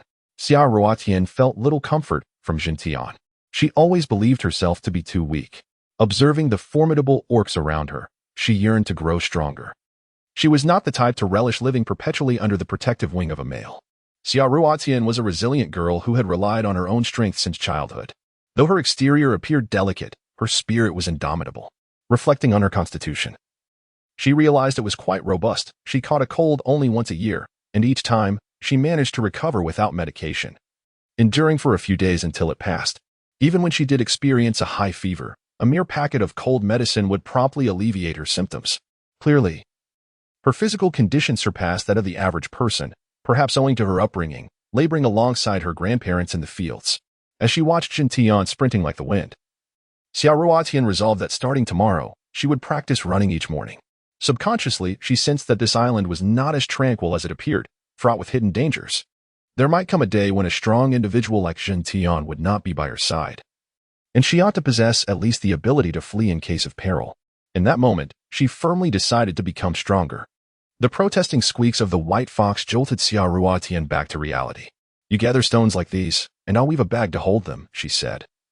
Bending down to pat the white fox's head, casually picking up a stone of moderate size to show Jin Tian. From the bright gaze of the white fox, Jin Tian perceived its jealousy. Yet, he refrained from any reaction, perhaps feeling a tinge of sympathy for the evolutionary failure that stood before him, thus repeatedly choosing to be lenient. As he observed the stone Xia Ruotian held before him, he inquired, "A bag of vines, is it? You stay here and collect stones while I go find them. Remember, do not venture into the jungle or approach the sea. I shall return swiftly." With that, Jin Tian turned and dashed into the thicket. Though he was unaware of what Xia Ruotian intended to weave from the vines, an instinctive sense of danger compelled him to undertake the task himself. "All right, be quick and return soon," Xia Ruotian managed to say just as she watched Jin Tian's figure vanish into the depths of the jungle. Left alone with the little female, the white fox's mood shifted immediately. It began to bounce joyfully, darting from Xia Ruotian's left to her right. Truly unbelievable. His speed is astonishing. Xia Ruotian marveled for a moment before diligently scouring the beach for suitable stones, soon amassing a small collection. Xia Ruotian felt a tinge of fatigue and settled down to rest. To her surprise, the white fox had a stone in its mouth, placing it among her collection of stones. Although it was unclear to him what purpose the little female had in gathering these stones, he was nonetheless delighted to contribute. "You are truly obedient. You even know how to help. Kiki, how clever you are," Xia Ruotian exclaimed, lifting the white fox and tenderly stroking its fur, rewarding it with her affection. It was commonly said that foxes were the most intelligent of creatures, and indeed, this was proven true, even without formal training. This white fox instinctively assisted her in gathering stones. As she gazed at the vast ocean that had once brought her here, a subtle melancholy enveloped her heart. Despite the warmth from Jin Tian and Nana, she remained an outsider. In this realm, she longed for someone who recognized her true identity yet still regarded her as kin. Someone who would protect her. But did such a person truly exist? If the inhabitants of this island, including Nana, were to discover that she was not a beastman, how would they treat her? Would they still embrace her as a friend as they had in recent days? Until the truth was unveiled, all emotions and friendships felt insubstantial. The primary reason Xia Ruotian persistently rebuffed Lance was her fear that one day he would learn she was not a beast man and would not hesitate to devour her. After all, there were accounts in the modern world of giant pythons preying on humans. What chance did she have on this savage island, where food was scarce? When would she find a way to traverse back to her original time? Or would she be forever trapped in this temporal realm, unable to return home? The white fox seemed to sense the sorrowful gaze of the little female as she stared wistfully at the distant sea, reflecting on her earlier words. What secrets did she harbor? Why could she not share them with Jin Tian or Nana, but felt compelled to confide in him? Did she possess an earth-shattering secret? Or was it simply because he could not speak that she felt safe divulging her thoughts to him? At that moment, the white fox looked up at Xia Ruotian's sorrowful visage, a pang of empathy rising from deep within his heart. He longed to assure her that no matter the nature of her secrets, she could confide in him, for he would safeguard them without fail. Alas, he was rendered mute, trapped within his beastly form. Squeak, squeak. The white fox pawed at Xia Ruotian's beast attire, its bright, expressive eyes fixed on her, urging her to pay attention. It playfully extended its tongue, giving her a gentle lick as she tilted her head in confusion. Hee hee hee. That tickles, Bai Xian. What are you up to? Xia Ruotian chuckled at the fox's dog-like antics, unable to suppress her laughter. She attempted to halt the fox's playful behavior, lifting it away from her. The white fox, undeterred, extended its snowy paw, blinking its eyes at her, signaling that it understood her words and that she could safely share all her secrets with him. For he would never betray her trust. Xia Ruotian gazed at the lively white fox dancing at her feet, its bright, sparkling eyes filled with curiosity as it pondered her thoughts. Surely, you cannot be suggesting that you comprehend my words? The white fox excitedly nodded in affirmation, its anthropomorphic gaze and earnest expression captivating Xia Ruotian. Xia Ruotian's mouth fell agape in astonishment, momentarily forgetting to close it, her chin nearly dropping in disbelief. How could this be? Are you truly an orc? Instinctively, she cast a glance around her surroundings before redirecting her focus to the diminutive white fox before her. Over the past few days, she had encountered various peculiar orcs and half-orcs among her kin, without needing anyone to inform her. She understood that these orcs were merely the evolved forms of nature's wild beasts. Therefore, the fact that this little white fox appeared to comprehend her words led her to subconsciously assume that it was merely a beast prior to its evolution. The white fox nodded once more. Xia Ruotian's perplexed gaze scrutinized the white fox once more, her mind swirling with a multitude of thoughts. Initially, when she took in this white fox, she had contemplated asking Nana whether it was a beastman. Now, witnessing the fox nodding in affirmation, she felt a mixture of astonishment and delight.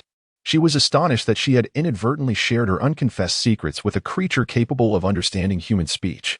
Yet, she felt a sense of relief that this white fox had not yet evolved and, thus, would not be able to speak, presumably safeguarding her secrets.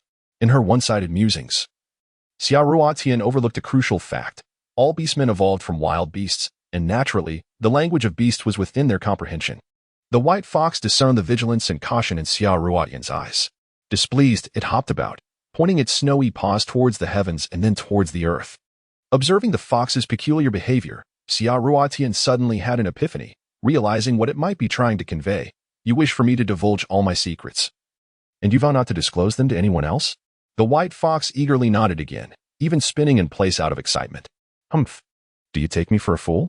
Even though you are merely a white fox now and may not reveal my affairs to others, I refuse to naively share my secrets with you. Though you may currently be a white fox, there's no telling when you might transform into a human. What if, at that time, you break your promise? Moreover, your vow is merely a thought, not spoken aloud, so I shall never disclose my secrets to you. Unless, of course, one day you become a stunning beauty, no, a superlative beauty, and swear again to the heavens, then I might consider telling you. Hee. What do you think? Xia Ruotian feigned nonchalance, playfully teasing the white fox before her. Little did she know, her jesting remarks struck a chord of irony and despair within the fox. Although it was acutely aware that Xia Ruotian was new to the tribe and unaware of its status as a failed evolution of a beast man, it could not help but succumb to an overwhelming wave of sorrow. In a fit of displeasure, it turned its back to Xia Ruotian, feeling even more irked by the fact that she had misidentified its gender. How could it not be infuriated? Xia Ruotian smiled sweetly. Yet her gaze fell upon the white fox, which had turned its back to her. She pondered whether the fox might be upset with her. Just as she was about to extend a comforting hand towards the creature, her stomach let out a loud growl. How hungry she felt. It dawned on her that, with noon approaching, she had yet to partake in lunch, having only nibbled on a few wild fruits that morning, hardly enough to satiate her hunger. With renewed enthusiasm, she rose once more, casting aside her sneakers atop a rock and dashing to the shallows to gather seashells and crabs. She envisioned gathering a few twigs later to enjoy a sumptuous feast by the sea with Xintian, though devoid of any seasoning. The seafood itself would be delectably tender and fresh. The thought of the bland grilled meat she had endured in recent days nearly made her queasy. A change of flavor was indeed in order. She planned to ask Xintian if he could catch fish, chuckling at the prospect of grilling some for an even more delightful meal. White Fairy, please do not be upset. I promise to reveal my secret to you on the day you become human, should you still wish to know. For now, let me gather some delicacies to ensure you have your fill. Xia Ruotian mused about the forthcoming feast while capturing several crabs, nearly drooling at the sight of her lively prey, which attempted to pinch her with its formidable claws. Soon enough. I'll roast you alive and see how brazen you remain. With excitement bubbling within her, she swiftly broke a few legs of the crabs to prevent their escape. At that moment, consumed by her appetite, she cared little for the ethics of her actions. A person driven by hunger often abandons all sense of propriety. Observing the amusing sight of Xia Ruotian catching crabs, the white fox's mood began to brighten, temporarily alleviating the pain of its failed evolution. It joyfully hopped around Xia Ruotian, assisting her in capturing more crabs. Before long, Xia Ruotian had built a roaring fire.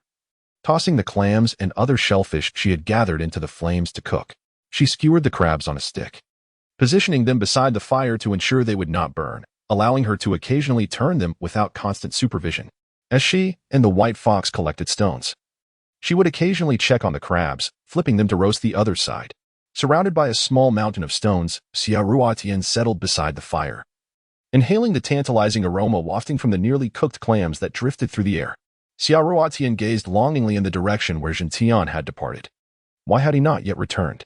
The white fox observed Xia Ruotian's anxious demeanor, yet within his heart, he felt no concern.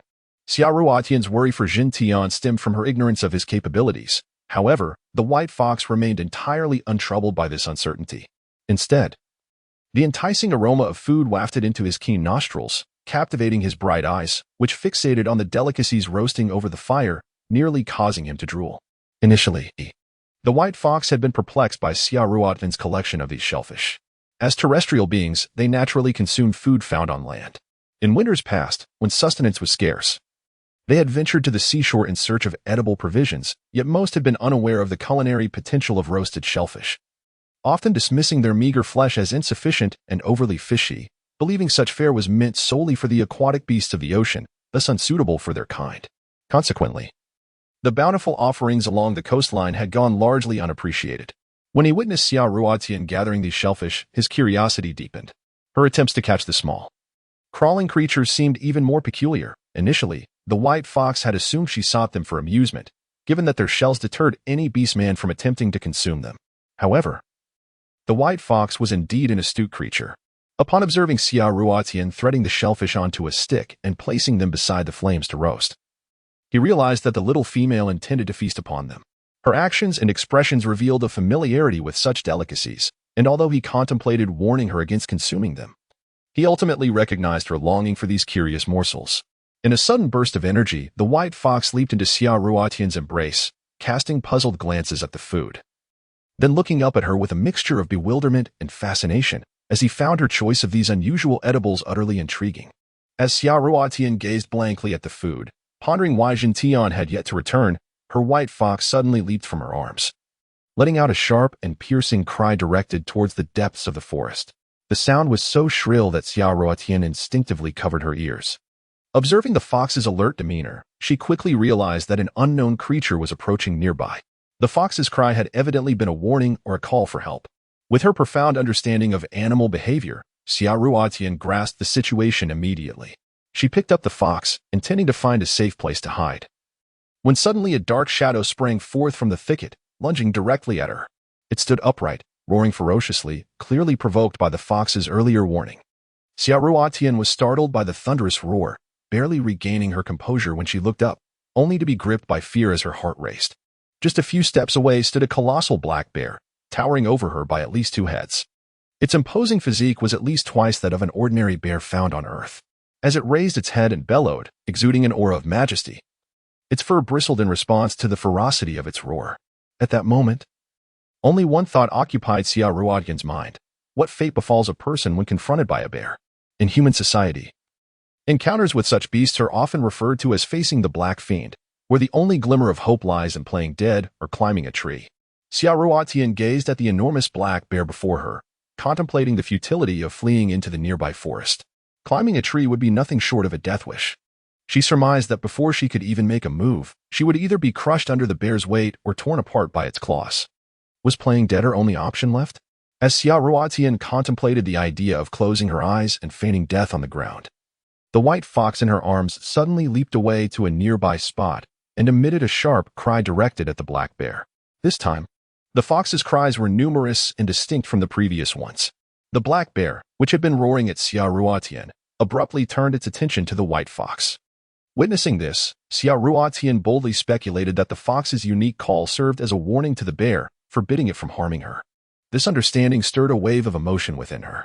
However, despite the fox diverting the bear's full attention, Xia Ruotian dared not move. After all, the bear's outstretched claws could easily reach her. She observed the standoff between the fox and the bear, anxious that the fox might not prove a worthy adversary. Fearing that the bear could become enraged and strike it down with a single blow. White Spirit, please, don't provoke it further. Let's just lie down and pretend to be dead. Bears don't eat dead creatures. Xia Ruotian urgently whispered to the fox. But her voice was too soft to be heard amidst the clamor of the fox and the bear. Even if the fox had heard her, it would likely disregard such a cowardly suggestion, as the notion of playing dead was both humiliating and perilous, intolerable for a proud creature like the white fox. Moreover, Xia Ruotian was unaware that the black bear before her was far more than just an ordinary bear, just as she was at a loss for what to do.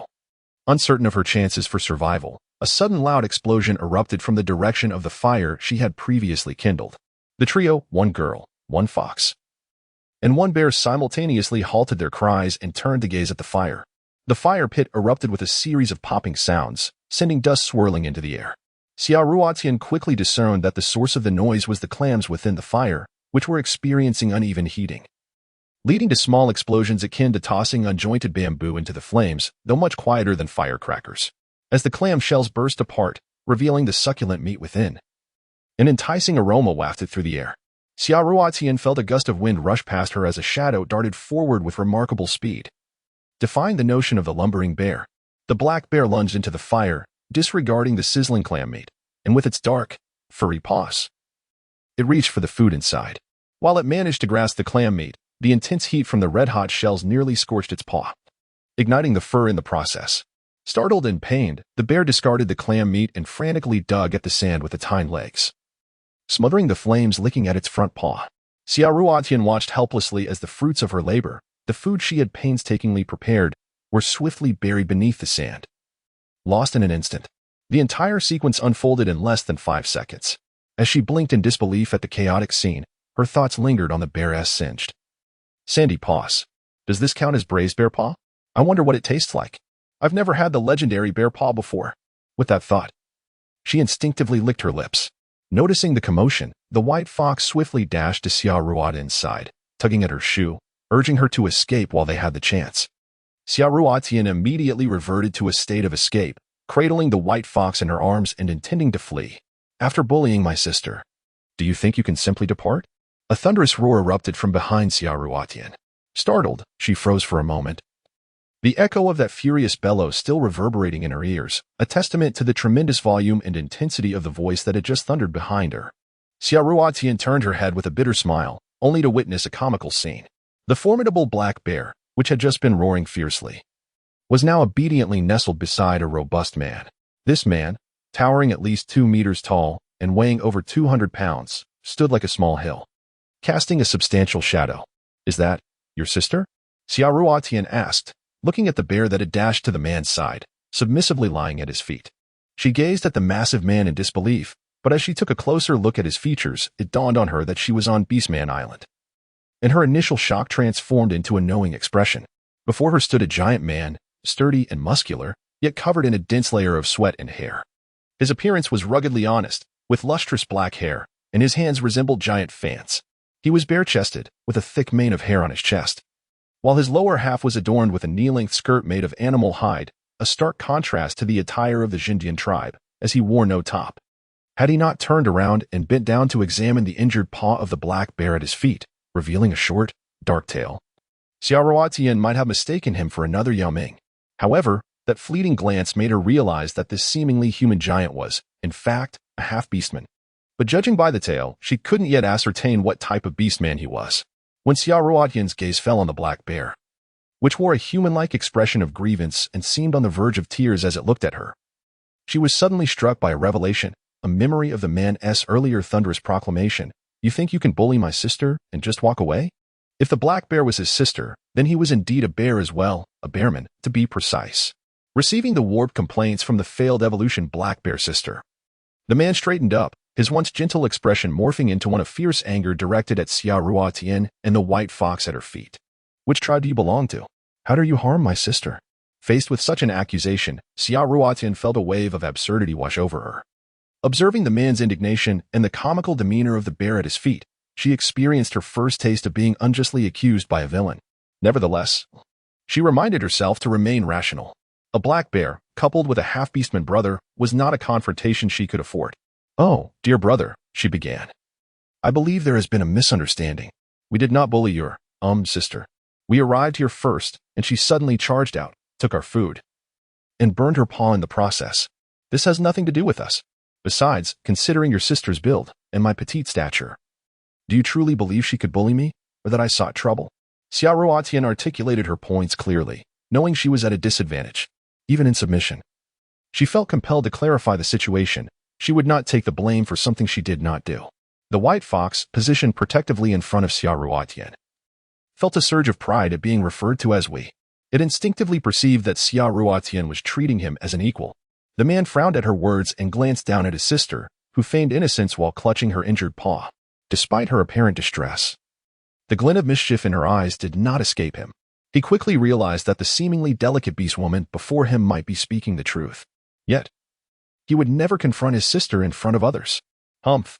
You may appear petite in human form, but who knows how fierce your beast form might be? Is it conceivable that my sister, a beast unable to transform, could bully you, a beastman?" His words implied a refusal to acknowledge the fact that his sister had acted domineeringly and harmed herself in the process. This was also the reason why the black bear did not immediately attack Xia Ruotian and her companion after initially barking at them. She was unsure of what kind of beast Xia Ruotian could transform into, and thus merely roared in an attempt to intimidate without risking actual harm. Fearing that Xia Ruotian might turn into a ferocious beast and devour her, it is well known that failed evolution beasts are often consumed by other races.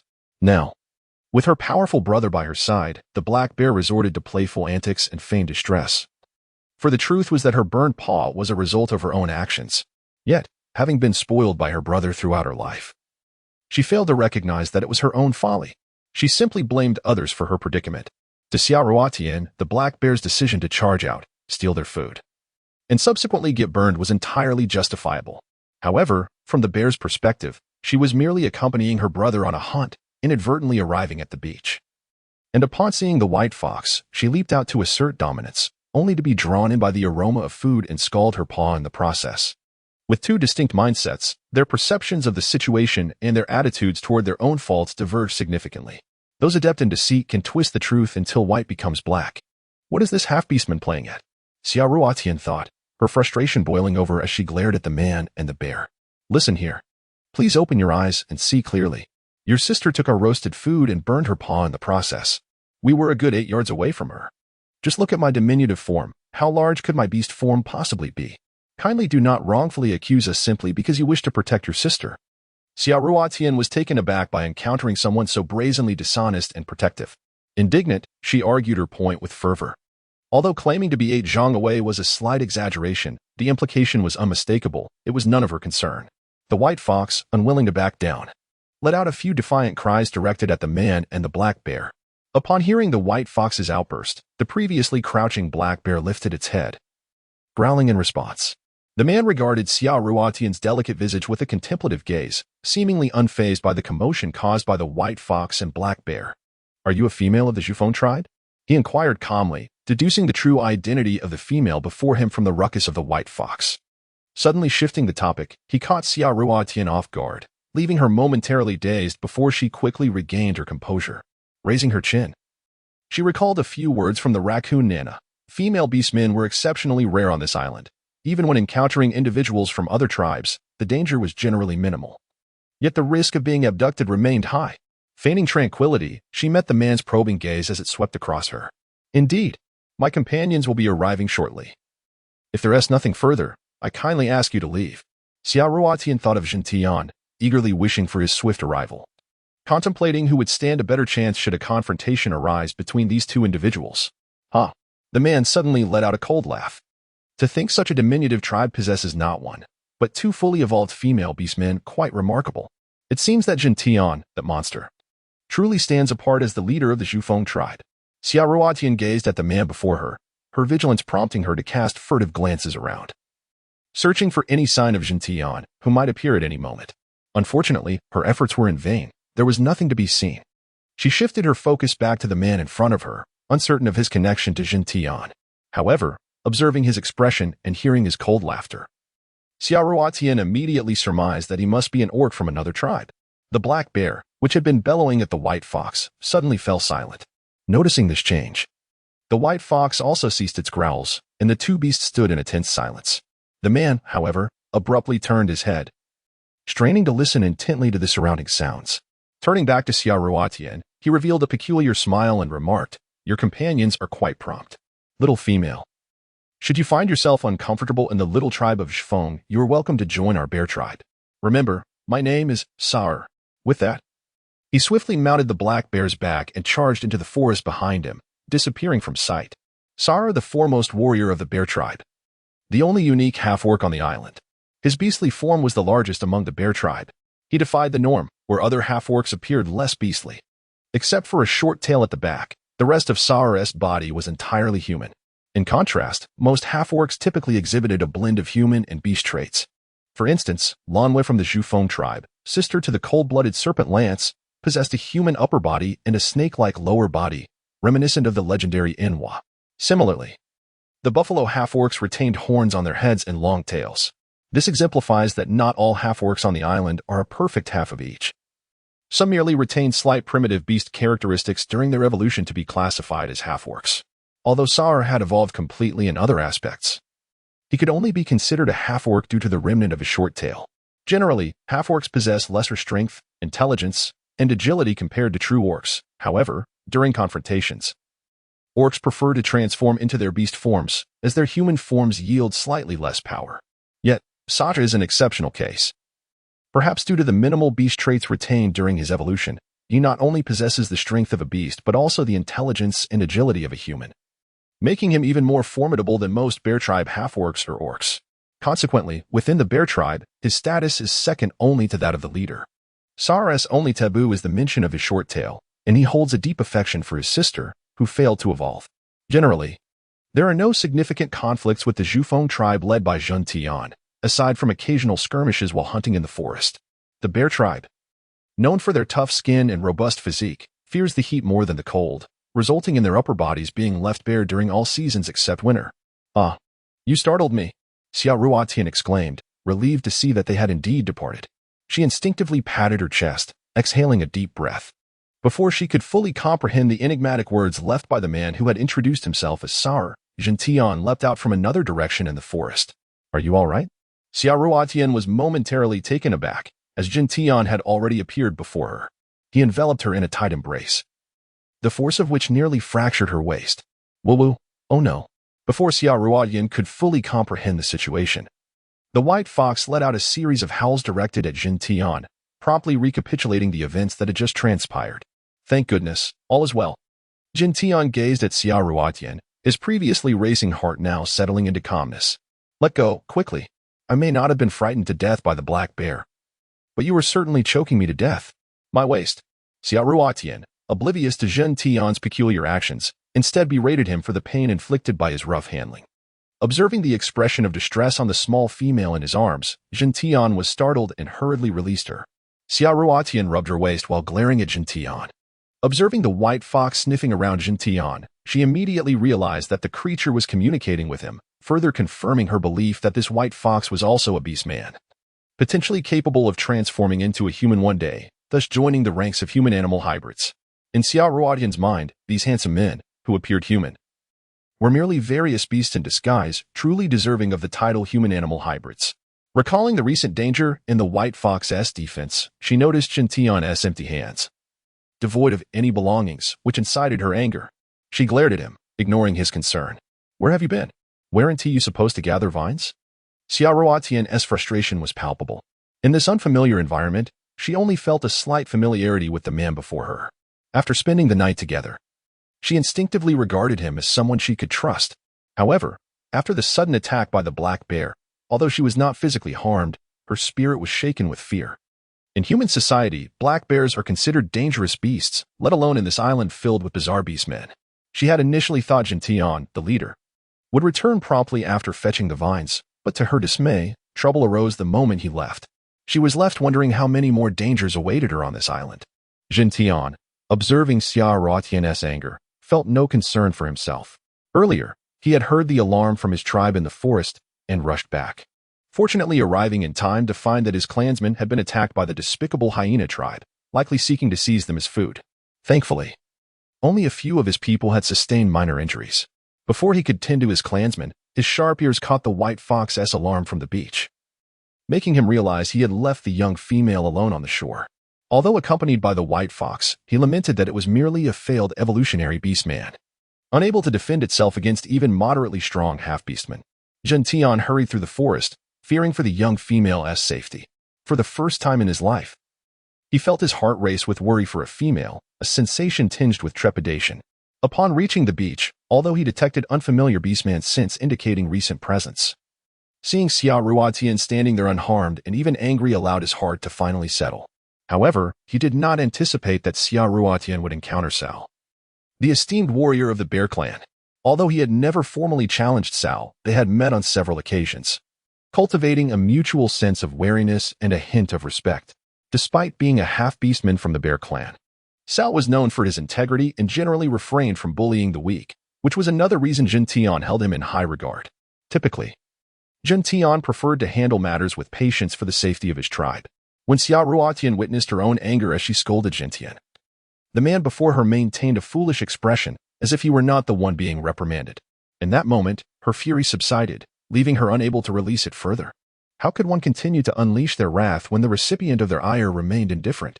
Xia Ruotian shot another glare at Gentian before turning away to the fire pit that had been buried by the black bear.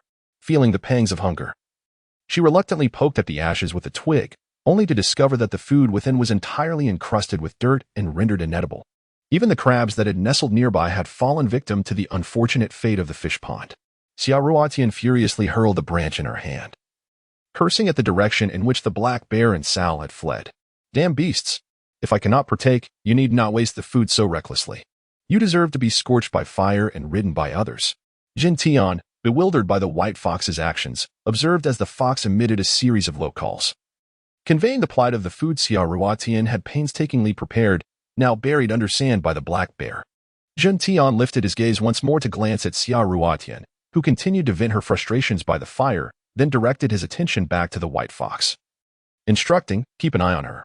I shall return shortly." With that, Gentian leaped back into the depths of the forest. By the time Xia Ruotian turned around, Gentian had vanished without a trace. Where the hell has Gentian gone now? He disappears like some elusive spirit, she exclaimed. By Xian? Did you see where he went? The white fox raised a paw and pointed towards the woods, then gestured towards its belly, mimicking a choking motion. Watching the fox's frantic gestures, Xia Ruotian's eyes widened in shock. Heavens! By Xian, are you implying that I merely scolded him, and he, in despair, ran into the forest to hang himself? The white fox was nearly toppled over by Xia Ruotian's absurd conclusion. Its gestures had clearly indicated that Gentian had gone hunting due to her complaints about hunger. Unable to suppress an eye roll, the fox ceased any further movements. After all, how could the little female comprehend the language of beasts? Comprehend the language of beasts? All beastmen evolved from animals. How could Xia Ruotian, this little female, not understand? The white fox gazed at her, its bright eyes wide with astonishment. Just days prior, it had pretended to be an ordinary pet while interacting with her.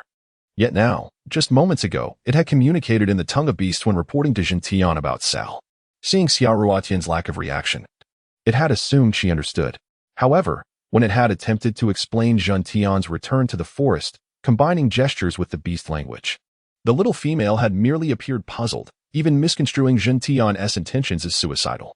Could it be that what the little female had confided to Nana was indeed true? Was her tribe the enigmatic secret she was so reluctant to divulge? The white fox regarded Xia Ruotian once more, recalling her sorrowful gaze towards the sea when she lamented having secrets that he could not know. She had mentioned waiting until he transformed into a true being before revealing them.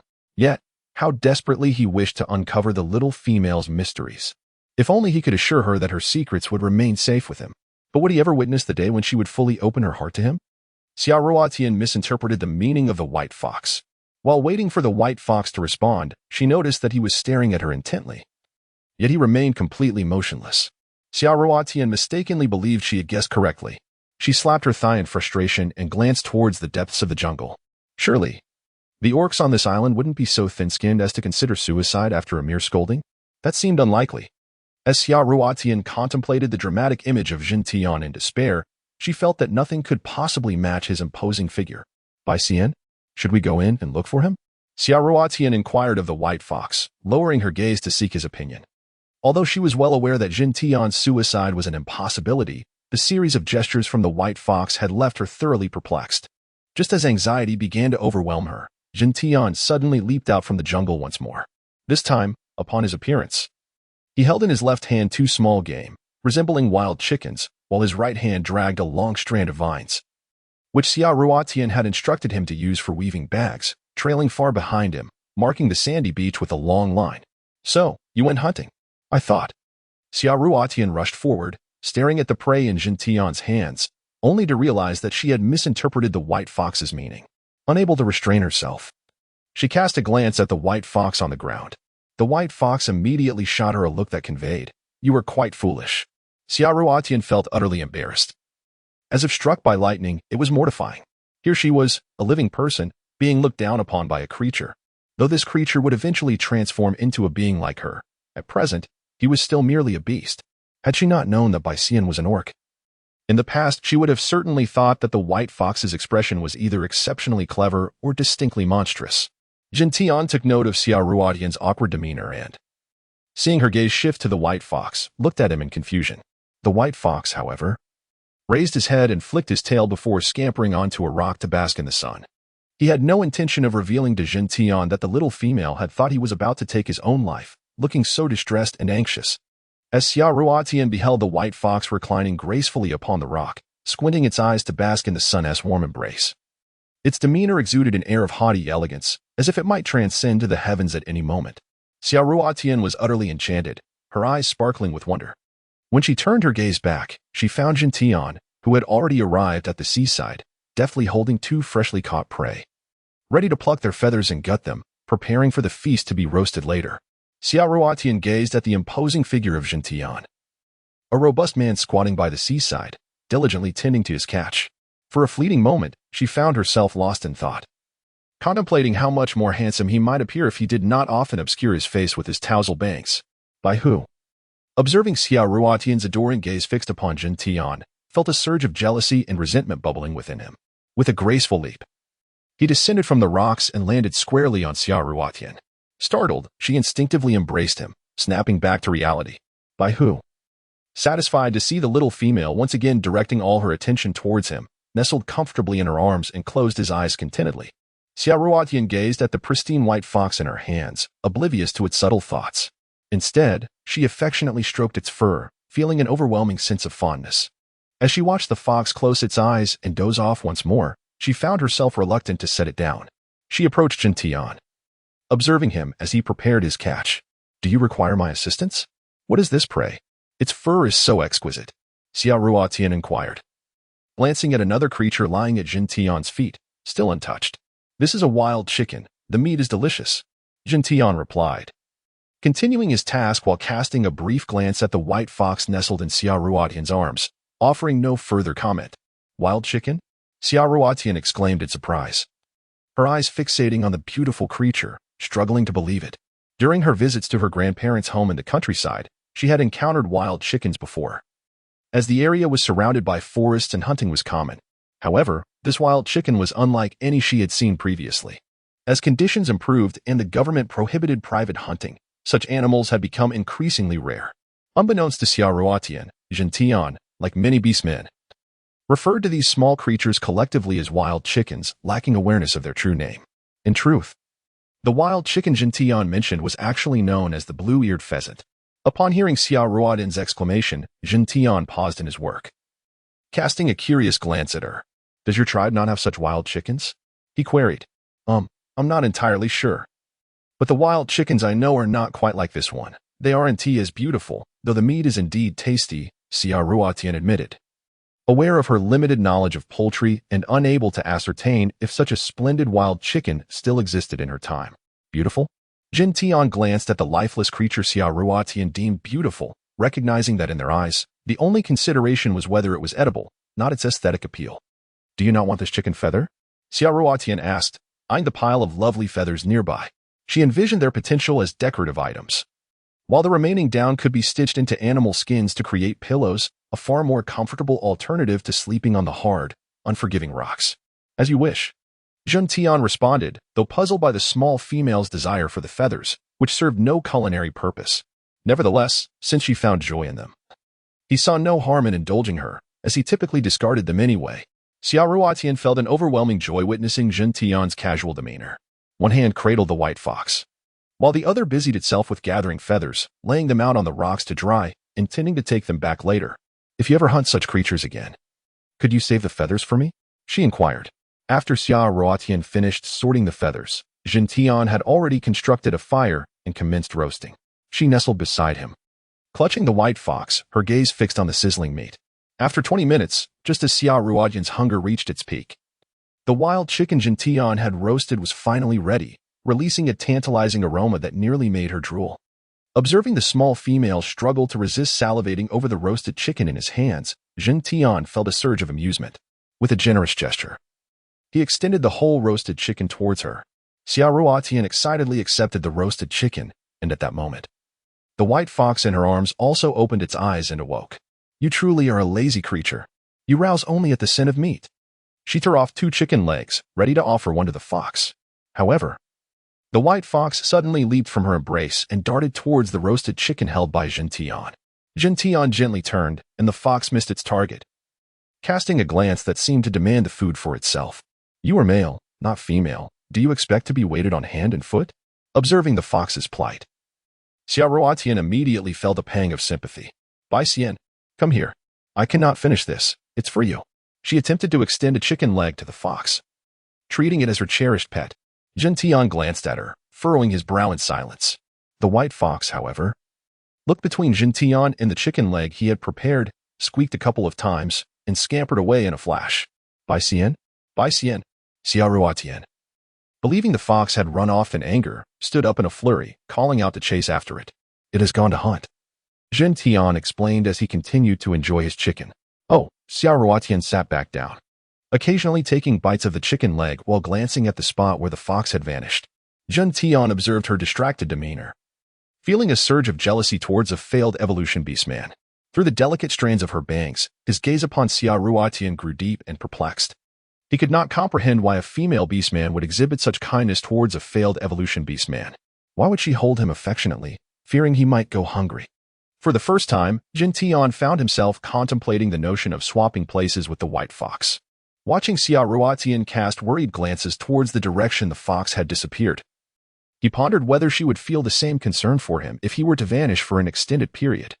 How could a female so devoted to a failed evolution beastman possibly be an enemy sent from another tribe? Xia Ruotian was solely preoccupied with the concern that the white fox might fail to catch its prey and consequently suffer from hunger, oblivious to the fact that the white fox was a wild creature adept at survival in its natural habitat, fully aware of the fundamental art of hunting. Little did she realize that this brief yet profound companionship had allowed her genuine worries to dispel the doubts that had lingered in Jun Tian's heart, leading him to embrace sincerity in their relationship henceforth. Oh, the white fox triumphantly returned, clutching its spoils, its demeanor exuding pride as it lifted its head and dropped the catch before Jun Tian. The look of sublime arrogance seemed to convey the message. I require no charity. I am more than capable of satisfying my hunger. The prey I have hunted is not only larger, but also far more delectable than what you could offer. Xia Ruotian gazed at the prey upon the ground, her attention once again captivated, unable to suppress her astonishment. Goodness, what kind of bird is this? How is it that she has never encountered it before? Xia Ruotian was left in a state of bewilderment as she beheld the creature before her. Everything felt novel, as though she were an innocent fool who had never seen anything at all. The prey, captured by the white fox, bore resemblance to both a bird and a duck. Yet it was difficult to articulate precisely what it was. It appeared to weigh at least 30 to 60 pounds, significantly heavier than the combined weight of the 2 creatures previously hunted by Jun Tian. Jun Tian regarded the white fox, adorned with an air of pride, without any visible reaction. He simply rose silently to gather the prey caught by the white fox, making his way to the seaside once more to prepare it. Meanwhile, the white fox, with an expression of entitlement, leapt into Xia Ruotian's embrace, squinting its eyes in anticipation of a meal, for it had no hands, only beastly claws, to roast the meat. As the leader, Jun Tian naturally bore the responsibility of serving the group with unwavering dedication. Xia Ruotian lowered her head, Observing the contented demeanor of the white fox nestled in her arms, shaking her head with a smile at the absurdity of it all. In her eyes, the white fox, though proud, exuded a remarkable laziness. This trait, common among pets, was nothing unusual for Xia Ruotian, who had experience in caring for them. As she bit into the roasted meat, her gaze fell upon the luxurious and languid figure of the white fox, prompting her to reminisce about the small black cat and Mimi, the cherished pets of her grandparents. In the countryside, where rodents abounded, nearly every household kept a cat, and Mimi had been a long-standing resident of her grandparents' home. However, a thief began to plague the village, stealthily entering homes under the cover of night to steal rice and poultry. In response to the threat, her grandparents decided to adopt a small dog. Xia Ruotian vividly recalled the moment her grandfather brought home the barely 2-month-old black pup, prompting Mimi to hiss and screech in protest. Yet, with a firm reprimand from her grandfather, Mimi soon settled down. It is often said that pets who have lived together for a long time develop an understanding and bond with one another, a notion that held true in this case. Although Mimi was evidently envious of the new addition to the household vying for affection, she complied with her grandfather's decree. From now on, you are all family members. No fighting. She remembered how, during the chilly weather, the little black pup squeezed into Mimi's nest, only to be met with a few swipes from her. Heartbroken, Xia Ruotian scolded Mimi, who seemed to understand, lowering her tail and escaping the nest. Eventually, the cat and dog each established their own sleeping quarters. However, one day, Xia Ruotian was surprised to find the now-grown black pup abandoning its own space to snuggle up with Mimi. To her astonishment, Mimi merely squinted her eyes, resting her paw on the black pup. It is often claimed that dogs meddle in affairs that do not concern them, and that cats and dogs cannot coexist peacefully. Yet, in that moment, Xia Ruotian learned that those who make such assertions likely had never kept both a cat and a dog in their home simultaneously. Any animals that share a space for an extended period will inevitably form bonds, with exceptions for natural adversaries.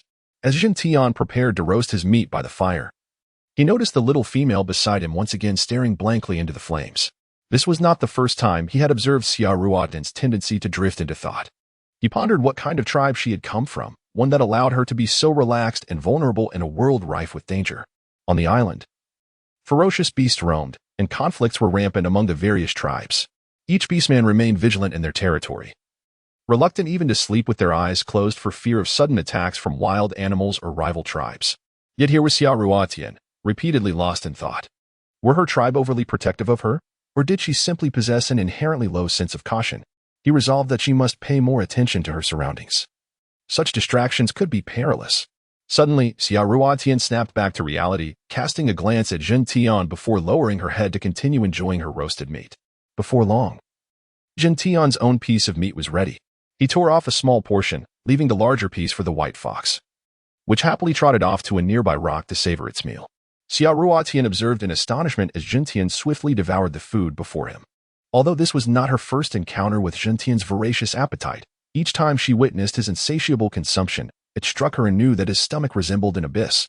Despite consuming an astonishing quantity of food, his abdomen remained unperturbed, and his physique was enviably trim.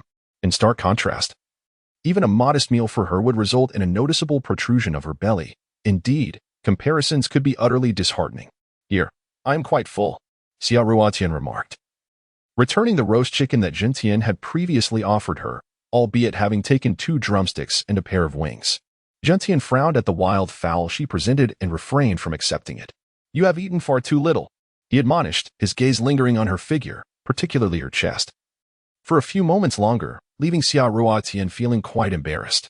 She silently lamented her modest endowment of a 34-inch bust, which, while proportionate to her frame, paled in comparison to the more voluptuous forms of others, such as the curvaceous Nana or the voluptuous Humayer, unless one were to indulge excessively and become quite rotund. There was little hope for any significant increase in that area. I am truly full. Do you think I am dieting for beauty? Look at my little belly, she exclaimed, gesturing to her slightly rounded abdomen. Recalling her childhood, Xia Ruotian remembered that she had once possessed a hearty appetite, often consuming more than a laboring adult. However, upon reaching the age of 16, perhaps due to the onset of maturity, she transformed into a plump young lady. She attempted to lose weight, subsisting on nothing but a single bun for breakfast and an apple for each meal thereafter, leading to a week of hunger that left her eyes glimmering with desperation. This regimen, combined with her clandestine indulgences, resulted in a remarkable loss of 10 pounds. Ever since, she had maintained a strict control over her diet, eventually reaching a point where no matter how much she consumed, she could not gain weight. Yet, the aftermath of that weight loss journey left her with a diminished appetite. Even a small meal would leave her feeling uncomfortably full. The memory of that torturous experience still haunted her. Jintian cast a glance at the area Xia Ruotian pointed to, and without further discussion, accepted the roast chicken she had offered. However, he tore off another sizable piece and placed it in her hands. "Eat a bit more," he urged, disregarding her reluctant expression as he continued to devour the majority of the roast chicken in a few swift bites. For a creature of his stature, this paltry meal was hardly sufficient. Had he not been wary of straying too far while hunting, he surely would have pursued a striped donkey to roast. To him, these 2 chickens were merely a snack, as he could consume over 100 pounds of donkey meat when his appetite was at its peak. It was evident that his capacity for food was immense. If one were to gauge their eating habits against one another, it would likely take Xia Ruotian a month to consume what Juntian could devour in a single sitting. In the society of the beastmen, the uncertainty of their next meal loomed large. Even when their bellies were not grumbling, they would eat voraciously until they reached the point of discomfort. Akin to the survival instincts of wild animals, they continuously sought to store fat for unforeseen circumstances, as food scarcity could potentially stretch on for weeks or even a month. Thus, the more they could consume during times of plenty, the greater their reserves for leaner times. In periods of famine, the excess fat could mean survival for several additional weeks compared to their leaner counterparts. For beastmen, eating was not merely about satiating hunger. It was a means of accumulating reserves for future needs. Regardless of their hunger, they would persist in their consumption, unlike humans who often prioritized aesthetics, eating less when unsatisfied, or even resorting to the absurdity of purging their meals. The beastmen, however, always placed their survival above all else. Hence, even upon witnessing Xia Ruotian's fullness, Jintian felt compelled to encourage her to eat more. Xia Ruotian observed the astonishing speed and quantity with which Jintian consumed his meal. She said nothing, merely tearing off small morsels of meat from the roasted chicken and savoring them delicately, her genteel manner of eating standing in stark contrast to Jintian's brutish, gluttonous approach, reminiscent of a famished soul reborn. Noticing Xia Ruotian's eating habits, Jintian reaffirmed his belief that her tribe must be quite affluent, having never known hunger for their females. With this thought, he experienced an unfamiliar pang of worry. He feared that the hardships of his own tribe might drive the delicate female before him away. "Is there something on my face? Why do you keep staring at me?"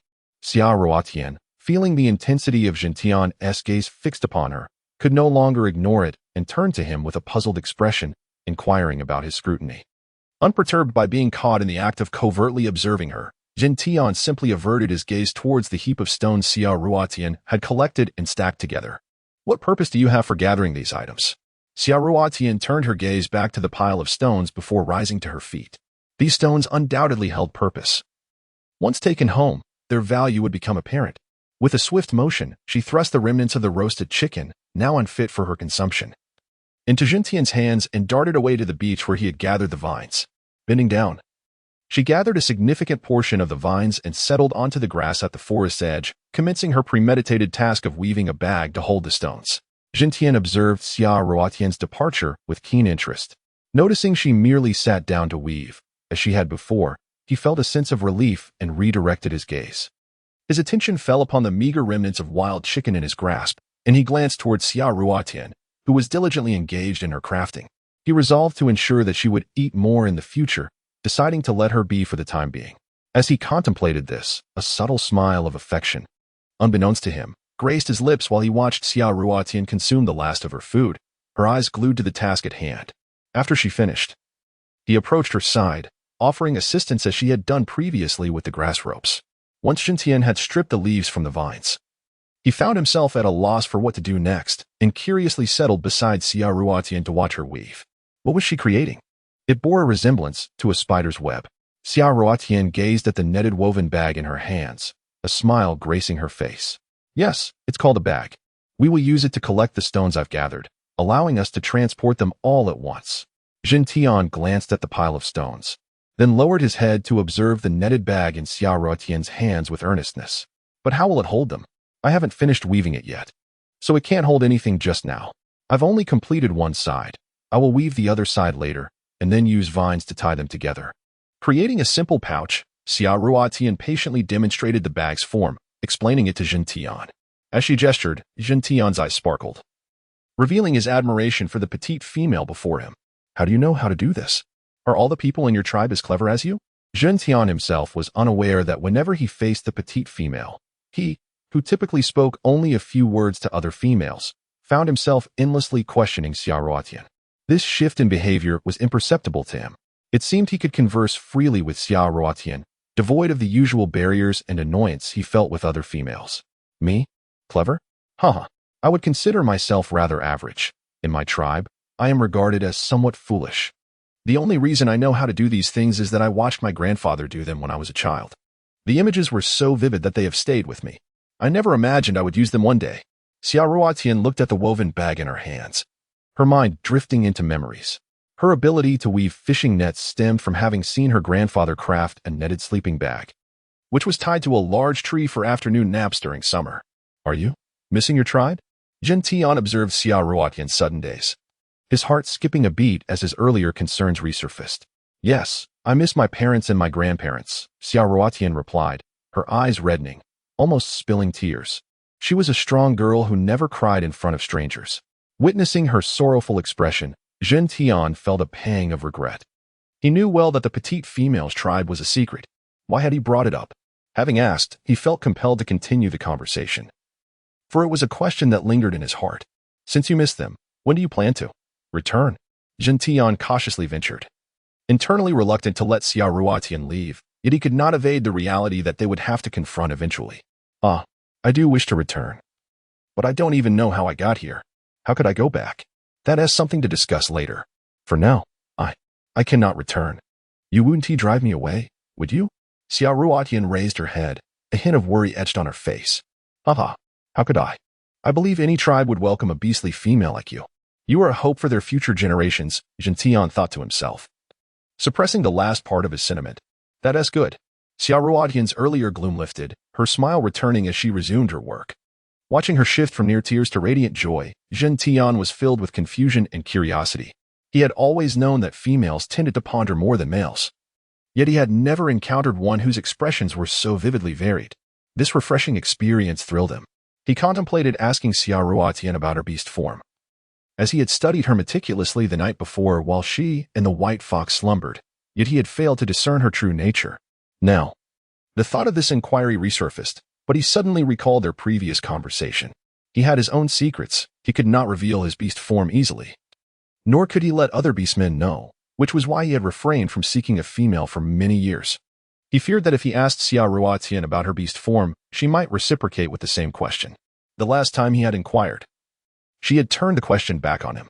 With this in mind, Jin Tian's interest in Xia Ruotian's beast form diminished. After all, every beastman harbored their own secrets, and perhaps Xia Ruotian was no different. Meanwhile, the white fox, having finished its meal, scampered to the seaside to wash its greasy paws. From a distance, Jin Tian observed this scene and glanced at his own hands, then stole a few more glances at Xia Ruotian's palms and the back of her hands. He noted how she always maintained such cleanliness, much like the white fox. This thought led Jin Tian to recall the image of Xia Ruotian brushing her teeth and washing her face with her fingers earlier that morning, igniting a concern in his heart. Would she find him dirty? Was that why she preferred to keep her distance from him while holding the white fox so closely? Little did he know that Xia Ruotian viewed the white fox merely as a pet, while she regarded him as a mature man, thus creating a natural gap between them. In human society, this behavior was nothing out of the ordinary. It was a fundamental aspect of self-respect for women. However, in this context, it sparked different thoughts in Jin Tian's mind, and jealousy flared within him once more. With an impassive expression, Jin Tian hurried to the seaside to cleanse himself of the grime that clung to his body. In truth, he was quite particular about cleanliness, though not to the same extent as the white fox. By human standards, the white fox's level of cleanliness might even be deemed obsessive. Now, comparing himself to the white fox, Jin Tian felt unclean. Beastmen were not as filthy as Xia Ruotian presumed. They simply did not wash with water as frequently as humans did. Each type of beastman had their own methods of grooming, distinct and varied. Thus, it was unreasonable to apply human standards to beastmen. As Jin Tian washed himself by the sea, Xia Ruotian completed the final steps of her weavings, joining two netted pieces with vines, transforming them into a large pouch. She gleefully ran to the pile of stones, tossing them into the bag, testing if the stones would slip through the netted openings. Clearly, the holes she wove were smaller than the stones, preventing any escape and saving a significant amount of time. Seeing this, Gentian approached to assist her, throwing stones into the bag. Watching the bag, riddled with holes yet capable of holding items, filled Gentian with excitement and curiosity that he could not conceal. Xiaoruotian briefly assessed Gentian, now much cleaner than before returning to her task, contemplating how this beastman, despite being one, maintained such cleanliness. If only she knew that her actions of brushing her teeth and washing her face had inspired Gentian to adopt similar habits, she might have been even more exhilarated.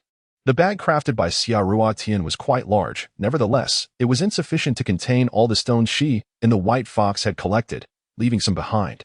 Gazing at the hefty bag filled with stones, Xiaoruotian suddenly furrowed her brow in contemplation, realizing that she had neglected to consider how to transport such a substantial load back to the tribe.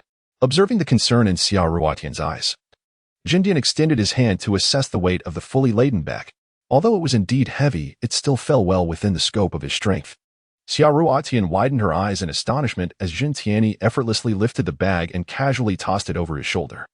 How could he so easily carry a hefty load of over 200 pounds of stones? Xiaoruotian gazed at Jintian with eyes full of admiration. This was the true embodiment of a strong man. The weight of over 200 pounds of stone was akin to that of a supersized individual. How could he effortlessly bear it on his back without even breaking a sweat? Oh my goodness! At that moment, filled with astonishment at Jintian's strength, Xiaoruotian began to ponder deeply, realizing that from now on, she must avoid offending him at all costs. If she ever angered him, he could easily crush her with a single hand. The thought of provoking this formidable being sent a shiver down her spine. What's wrong? We should head back.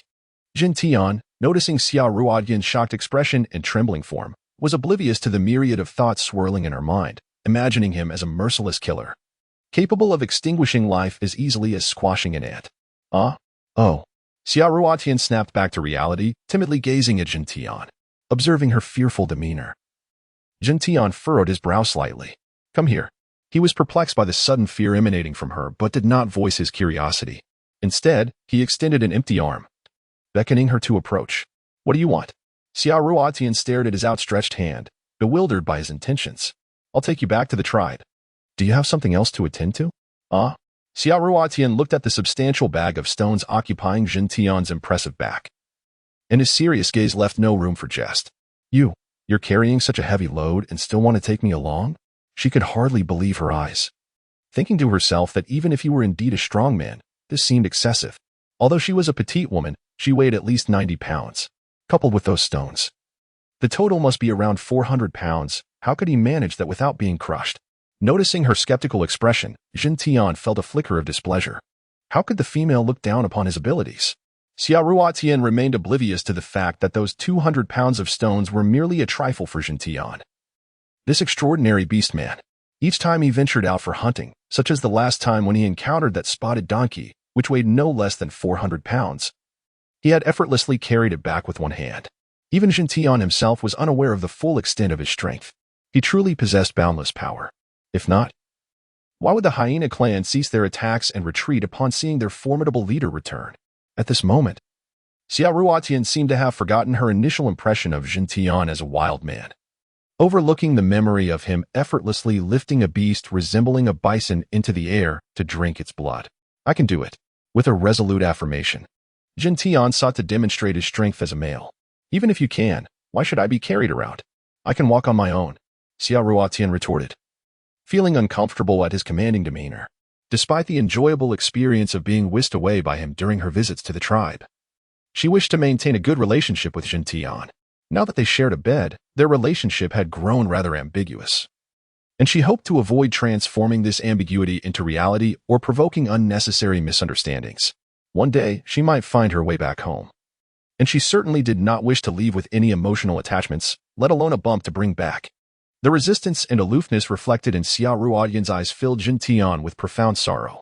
He had presumed that after their intimate interactions the previous night, this young female would regard him as one of her own, perhaps even as a potential partner. Yet, it was evident that she was even more reluctant to approach others than he was. Jintian once again lamented his decision to reject the notion of becoming her mate during their time together. The The realization that she was more hesitant than he had initially thought ignited a fierce flame within his heart. Throughout his life, only females had sought to draw near and please him. When had he ever cared for a female in such a manner? Yet, the young female before him not only rebuffed his kindness but also distanced herself further. Had her previous partner caused her such deep emotional pain that she now shunned interactions with other beings? Images flashed through Jin Tian's mind of Xia Ruotian deliberately avoiding contact with other males, repeatedly dismissing Lance's advances.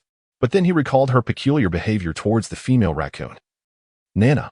Could it be that this young female was not merely heartbroken over her former male partner but had developed an affection for her own kind instead? Contemplating this possibility, Jin Tian's initially furious gaze transformed into one of awkward uncertainty. He stared at Xia Ruotian for a considerable time, hesitant to voice his thoughts, and finally said, "If you wish to walk on your own, then do your best to keep up." With that, he turned away, carrying the stone upon his back, striding forward with determination. Xia Ruotian gazed at the somewhat peculiar expression on Jin Tian's face as he abruptly departed. She hastily called out to the distant figure of the white fox, "By Xian. We are heading home. Hurry and keep up." After her shout, she quickly pursued the already distant footsteps of Jin Tian. She feared that with her hands empty, she might lag behind a burly orc burdened with several 100 pounds of stones, which would be quite embarrassing. Upon hearing her, the white fox lifted its head and shot forward like an arrow.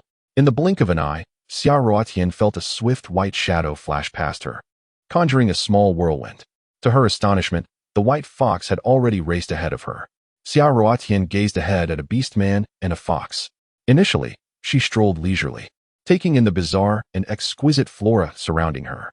Jin Tian, bearing the weight of a stone, found it quite effortless.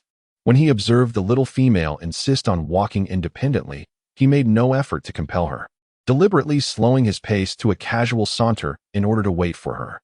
However, upon glancing back and witnessing her carefree and joyful expression, memories of her firm rejection of his offer to carry her in a swift flight surged in his mind. Once again, a surge of anger ignited within him, prompting an immediate transition from a leisurely stroll to an assertive stride forward. Xia Ruotian tilted her head, still admiring the surrounding beautiful scenery and savoring the pure, fresh air. Suddenly, she noticed that the figures of a person and a fox ahead were nearly vanishing from sight. At that moment, distant roars of wild beasts echoed from the depths of the forest. Xia Ruotian was startled, her previous leisurely demeanor replaced by a sudden urgency as she dashed forward.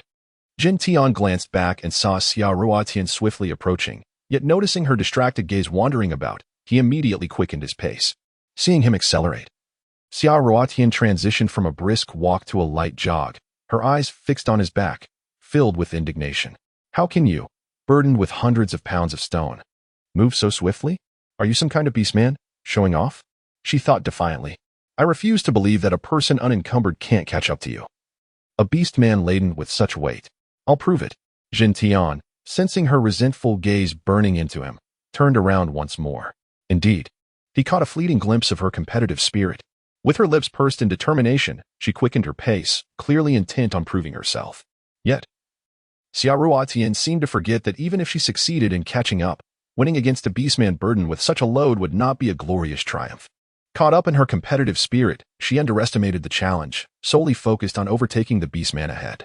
A smirk played on Jin Tian's lips as he began to jog. This was disastrous for Xia Ruotian. Although he bore a heavy load, his light jog was as swift as the wind, leaving her far behind. Soon, the obstacles in the forest obscured her view of him entirely. Just 5 seconds later, Xia Ruotian looked ahead and realized she had lost sight of both Jin Tian and the white fox. Panic began to set in. Panting heavily, she called out, "Jin Tian. Bai Xian, wait for me, please. Slow down. I can't see you anymore. Where are you? Please, wait for me." She ran a little further. But both ahead and around her, there was no sign of either Jin Tian or the white fox. Exhausted, she finally stopped, fear gripping her as she surveyed her surroundings. It dawned on her that she was surrounded by identical trees and grasses, rendering her utterly lost, unable to discern the direction or locate her tribe. Supporting herself with trembling hands against her legs, she felt her heart racing. In that moment, regret washed over her. What if Jin Tian and the others had abandoned her here? Although she knew the likelihood was slim, the fear of being left behind and the thought of being devoured by the forest wild beasts began to amplify within her mind. The more she pondered, the more anxious she became, tears welling in her eyes. "You two bastards, if you dare leave me here alone, I swear I'll haunt you as a ghost." She yelled furiously, spinning in circles as she raged at the emptiness around her.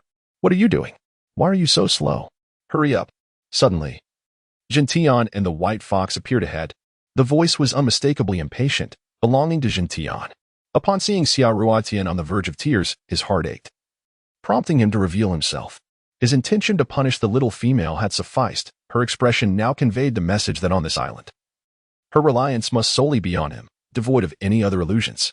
As she spotted Gentian and the white fox, Xia Ruotian seemingly forgot her previous indignation. A smile broke across her face, a joyful sensation coursing through her limbs as she hastily wiped away her tears and resumed a light jog to catch up with them. The white fox turned back several times, noticing Xia Ruotian gritting her teeth, struggling to keep pace. Her little face was flushed from exertion, her breath coming in sharp gasps. Yet, despite her fatigue, the previous airs of vanity had vanished, replaced by a steadfast determination. The white fox glanced at Gentian, who jogged effortlessly beside him, baffled as to why he insisted on pushing Xia Ruotian so hard. His expression mirrored concern and frustration for her. "I mean, well, she must be trained," Gentian explained, casting a sidelong glance at the white fox. Typically, he would dismiss such explanations, but fearing the fox might disrupt his plans, he made an exception this time. Upon hearing Gentian's reasoning, the white fox's heart sank as he recalled the terrifying incident by the sea with Sao and that black bear. Understanding Gentian's good intentions, his gaze softened towards him. In Gentian's mind, he hoped that even if Xia Ruotian did not possess the strength to confront enemies, she should at least have the capability to escape danger. He could not remain by her side forever. He wished for her to possess some means of self-preservation, even in his absence. The impetus behind Gentian's sudden decision to train Xia Ruotian stemmed from the danger she faced when he had left her with the white fox earlier that day. He understood that on this island, luck was a fleeting illusion, only strength mattered. He shuddered to think of the consequences had the individuals by the sea not been Sal and his pet sister, but members of another tribe. Perhaps hyena clans or some other predators. Xia Ruotian would have been in grave peril. Gentian could no longer bear the thought of Xia Ruotian encountering any danger. The mere memory of the panic and rapid heartbeat he experienced upon receiving the white fox's distress call was suffocating. The moment he saw her standing safely before him, he realized he had fallen deeply in love with her, the thought of wanting to be with Xia Ruotian forever blossoming in his mind. Meanwhile, Xia Ruotian, gritting her teeth and pushing herself to keep pace, remained oblivious to Gentian's thoughts. If only she knew, she would certainly point an accusing finger at him and shout, "I understand your intentions, but you ought to allow me some time to adapt." Moreover, Gentian was entirely unaware that Xia Ruotian had long harbored ambitions of her own to become stronger, planning to start her morning exercises the following day. Little did she know that before she could implement her plans, she had already been subjected to Gentian's rigorous training, driven by his concern for her safety. If her previous sprint from the cold-blooded serpent, Lance, had been a desperate flight for her life, this current speed was already the pinnacle of Xia Ruotian's capabilities under the immense psychological pressure of not wanting to be left behind. After an indeterminate time of running, Xia Ruotian once again felt as if her legs were no longer her own. As the figures ahead faded from view once more, she could no longer hold on. She allowed her body to collapse against the ground, yearning for a moment's respite. Xia Ruotian remained oblivious to the fact that at the moment she succumbed to the earth's embrace, both a person and a fox turned in unison, their faces etched with concern and urgency. In a flash, a white figure darted towards Xia Ruotian, who was just about to fall. As she hit the ground, the white silhouette vanished beneath her. With a resounding thud, Xia Ruotian anticipated a jolt of pain but instead found the ground surprisingly soft. She instinctively closed her eyes and rubbed her face against it, exclaiming in delightful surprise, "Oh, falling to the ground doesn't hurt at all. It seems remarkably cushioned." Suddenly, a soft whimper emanated from beneath her. "What do you mean the ground is soft? Clearly, I was your cushion. You've squashed me." The white fox couldn't suppress its irritation. "Why are you here?" Xia Ruotian exclaimed in shock, scrambling to her feet. In a flurry, she gathered the flattened white fox into her embrace, anxiously checking for any injury she might have caused. When Gentian turned back towards Xia Ruotian, he was met with the sight of her worried little hands patting and poking the white fox, who appeared utterly unfazed, half closing his eyes in a state of lazy enjoyment. This sight ignited a surge of annoyance within Gentian. Had he not been burdened with stones on his back, he would have had time to intervene and prevent the fall of the petite female. Now, the fox seemed to revel in the attention he received.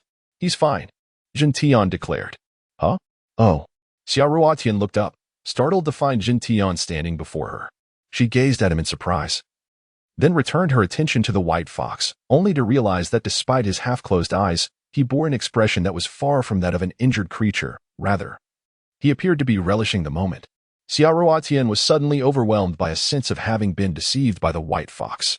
It turned out that in her moment of panic, she had been misled by its call. Cursed white spirit! How dare it trick me? Xia Ruotian shot a glare at the white fox in her grasp, her lips curling into a sinister smile as she unexpectedly released her hold, reveling in the sight of the fox's body gracefully plummeting downward. Just as the fox, caught in the throes of enjoyment, sensed something amiss, it realized that its weight had vanished, and it was free falling. Had it been from a greater height, perhaps it would have had time to react, however. Xia Ruotian held it at a mere height of less than 1 meter. By the time it comprehended the situation, it had already met the ground with a resounding thud. The once muddy, leaf-streaked white fox now appeared even more disheveled. Observing such a petty act of revenge from Xia Ruotian, Jin Tian couldn't help but feel a surge of delight, a smile tugging at his lips. After all, the white fox had always been scheming to take advantage of the little female. Now it had met its match. Yet, the white fox quickly flipped over on the ground, giving itself a gentle shake, causing all the dirt to fall away. Moments later, it re-emerged before Xia Ruotian and the others, pristine and dreamlike in its snowy whiteness. It did not comprehend why Xia Ruotian had suddenly let go, blinking its bright, sparkling eyes and slowly approaching her with an air of injured innocence. Xia Ruotian, initially somewhat irritated, found herself fixated on the shimmering eyes of the white fox, momentarily lost in a reverie. To her astonishment, an overwhelming sense of trust and affection blossomed within her heart as she gazed upon the creature. Suddenly, a thunderous roar echoed in her mind, jolting her from her daze. She swiftly regained clarity, noticing Jin Tian's furious glare directed at the white fox, which appeared utterly aggrieved, crouched on the ground and emitting pitiful whimpers as if seeking forgiveness. Jin Tian cast a brief glance at Xia Ruotian before swiftly grasping her under his arm. What are you doing? Xia Ruotian exclaimed in alarm, struggling against his hold. Stay still. I'm taking you back to the tribe. At this pace, we want to make it before nightfall. Upon hearing this, Xia Ruotian obediently ceased her struggles, quickly wrapping her arms tightly around Jin Tian's robust waist. This was not her first experience being whisked away through the jungle by him. She was well aware of the astonishing spectacle that awaited them. As Xia Ruotian clutched tightly to Jin Tian, he commenced a frenzied sprint through the jungle, his speed surpassing that of a bicycle. The white fox occasionally matched Jin Tian's pace and at other times would dart ahead, while the surrounding trees appeared to swiftly retreat. At that moment, nestled beneath Jin Tian's arm, her body jolted up and down, causing considerable discomfort. Moreover, the tight grip around her waist pressed against her stomach, inducing a sensation akin to nausea. Xia Ruotian lifted her gaze to behold the spirited man racing ahead, a veritable sovereign of the wilderness, Jin Tian. From her vantage point, he appeared nothing short of regal, exuding an air of invincibility. She longed for Jin Tian to halt his fervent pace, yet the thought of her own speed, akin to that of a tortoise in comparison to his swift gallop, rendered her resolve futile. Gritting her teeth, Xia Ruotian endured the discomfort, acknowledging her inferior speed. However, it seemed that fate was not inclined to grant her respite. The wind generated by his rapid movement whipped against her face, disheveling her smooth hair. Strands of it clung to her eyes and nose. While those brushing against her eyes obscured her vision slightly, they did not impede her frantic sprint. Yet, the hairs that settled upon her nose provoked an insistent itch. Pain, some may endure, but the torment of an itch is a trial few can withstand. Xia Ruotian sneezed several times in succession, unable to endure it any longer. Just as she intended to brush her hair aside, Jin Tian abruptly halted his frenzied pace, adjusting the stones on his back to his shoulder. Seizing this opportunity, Xia Ruotian swiftly shifted her stomach, which had been pressed uncomfortably, and gathered her hair to the other side, determined that even the winds generated by their rapid movement would not disrupt her tresses. Xia Ruotian had just finished her preparations when Jin Tian once again dashed forward, pursuing the white fox ahead. To alleviate her discomfort, Xia Ruotian closed her eyes tightly and clutched Jin Tian's waist, silently urging, "Hurry up, let us get there soon." In that fleeting moment of closure, Jin Tian, while racing at breakneck speed, glanced down at Xia Ruotian and noticed that her expression had improved significantly compared to before. A wave of comfort washed over him, and a smile crept onto his lips as he raced through the jungle, slicing through the trees like the wind. "Have we arrived yet? I feel like I might be sick." Xiao Ruotian could no longer endure the uncomfortable position of being wedged under his arm. No sooner had her words escaped her lips than Zhentian came to an abrupt halt. Dazed and lightheaded, Xiao Ruotian opened her eyes and surveyed her surroundings. Realizing they had entered the territory of the wind-chasing tribe, Zhentian set her down, and without the support, Xiao Ruotian felt a wave of dizziness and promptly sank onto the grass. The white fox rushed over, fervently licking Xiao Ruotian's hand. Zhentian, noticing this, instinctively stepped forward to assist her, but Xiao Ruotian waved him off. "I'm fine, I just need a moment to sit." At that moment, overwhelmed with embarrassment, Xiao Ruotian kept her head bowed, unable to meet Zhentian's gaze. She lamented her inability to keep pace with him, and even the fact that he had carried her only served to amplify her humiliation. For the first time, Xiao Ruotian felt acutely aware of her frail human form, which paled in comparison to the robust physique of the beastmen. Although her body was healthier and stronger than that of most humans, it was no match for the beastmen, rendering her in a state akin to that of a juvenile beastman. Zhentian, frowning as he observed the pale-faced Xiao Ruotian, lifted his gaze to the distant patrol of his kin, a hint of anxiety creeping into his heart. "You buy? Stay here with the little female. Once she has rested sufficiently, take her back to the cave." You're not going to wait for me to leave together?" When Xiao Ruotian looked up, Zhentian was already hastily striding away. "Does he find me distasteful? Has he come to look down on me?" Watching Zhentian's receding figure, Xiao Ruotian instinctively picked up the white fox and, unable to suppress her feelings, weakly inquired. The white fox cast a glance at Zhentian's retreating silhouette, its gaze dimming momentarily, before it resumed licking the back of Xiao Ruotian's hand, offering her comfort. Although the white fox was unaware of why Zhentian had left Xiao Ruotian alone, it understood that as the leader, he must have pressing matters to attend to. Observing the distant patrol of beastmen, the white fox recognized that Zhentian had deemed it safe to leave Xiao Ruotian here, as they were now within the protective bounds of the tribe. The back of Xiao Ruotian's hand was tickled by the white fox's tongue, evoking a slight itch. As she gazed at the creature, a memory surfaced of what Zhentian had uttered before his departure. You buy? You buy?" Suddenly, Xiao Ruotian lowered her head to scrutinize the white fox. Had Zhentian called out to Yu Bai twice in succession? Could it be that this was indeed the name of the white fox? You wouldn't happen to be called Yu Bai, would you?" Xiao Ruotian lifted the white fox before her, fixating on its facial expressions. In that moment, it dawned on her that with just the two of them, Zhentian's request for Yu Bai to accompany her back to the cave undoubtedly referred to the white fox. Xiao Ruotian gazed at the beautiful and noble white fox, fixating on its pristine fur while reflecting on the rather vulgar name she had bestowed upon it, Bai Xian. Her expression shifted from a hint of surprise to a touch of embarrassment, her cheeks reddening as if kissed by the blush of a delicate rouge, creating an enchanting sight. The white fox regarded Xiao Ruotian with a nod of affirmation. Although named Yu Bai, he did not resent the alternative moniker she had given him. This little female, aside from his deceased parents, was the first being to embrace his identity with such kindness. He had once imagined that this role might be filled by another female, another fox, yet he had been mistaken. The affection and care Xiao Ruotian lavished upon him overshadowed all her perceived flaws, even that garish name and her occasional unruly antics. In the heart of the love-stricken white fox, every imperfection transformed into a unique virtue and beauty. Xiao Ruotian gazed at the anthropomorphized white fox, her cheeks flushing an even deeper shade of crimson. "Then, why do you have a name yet refuse to share it with me? You made me give you such a name. However, Yu Bai does sound far more melodious than that so-called white immortal." Xiao Ruotian mumbled, a mix of embarrassment and indignation coloring her words. "And you're not a male, are you?" she questioned, her eyes widening as she stared intently at the white fox, her last hope resting on this point. Wishing not to be mistaken again, this beautiful misunderstanding finally caught Xiao Ruotian's attention. Yu Bai squinted with delight, nodding emphatically. He was indeed a genuine man, a true male. Yet this foolish female had mistakenly assumed he was female upon their first encounter. If any other beastly females had made such an error, he would have deemed it a deliberate affront, perhaps even retaliating with indignation.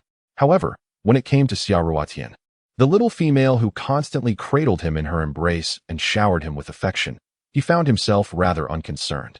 Should Xiao Ruotian discover his true gender and, in turn, feel apprehensive and distance herself from him, he would prefer this exquisite misunderstanding to endure indefinitely. This was the underlying reason why he had never taken the initiative to clarify the misconception regarding his gender. Ever since the little female had joined the tribe, he had spent the most time in her company. Thus, Yubai was acutely aware of Xia Ruotian's tendencies to shy away from and evade interactions with males. He certainly did not wish for her to treat him in the same manner as she did with other males. Yet, now that the little female had directly inquired, he could no longer conceal the truth, for to do so would be tantamount to intentional deceit. He feared that if Xia Ruotian were to learn the reality, she might become angry with him, or even reject him. Such a thought was unbearable for him. Although he could not currently fulfill any other desires regarding the little female, the hope of remaining by her side forever was the only solace left for Yubai at this moment. Xia Ruotian gazed at the white fox, who nodded solemnly once more.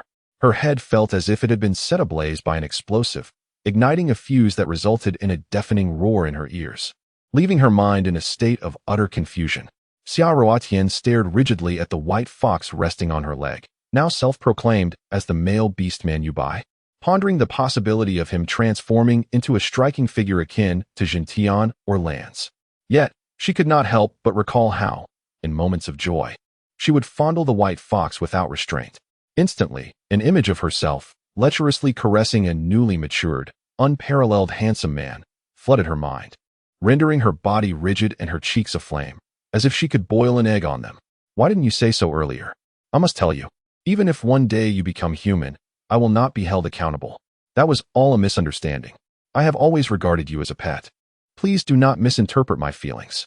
Suddenly, Xia Ruotian sprang to her feet, causing the white fox, which had been lounging on her leg, to tumble unceremoniously to the ground. Before her stood a creature that was undeniably a wild beast, a mere fox, yet it was now awkwardly asserting its stance. Although Xia Ruotian had an affinity for handsome men and enjoyed their beauty, her admiration was purely aesthetic. The thought of being involved with a handsome man required meticulous consideration. Who among us does not appreciate beauty? Yet, few comprehend the bitterness and forbearance that accompany such attractions, nor can they endure the constant anxiety of potential infidelity. After all, a handsome man is bound to attract a swarm of admirers, and she could not bear the heart-wrenching sight of betrayal. Thus, while Xia Ruotian harbored a fondness for attractive men, she would never pursue them actively. Her choice would lean towards the honest and dependable type. Yet the outcome still proved dismal.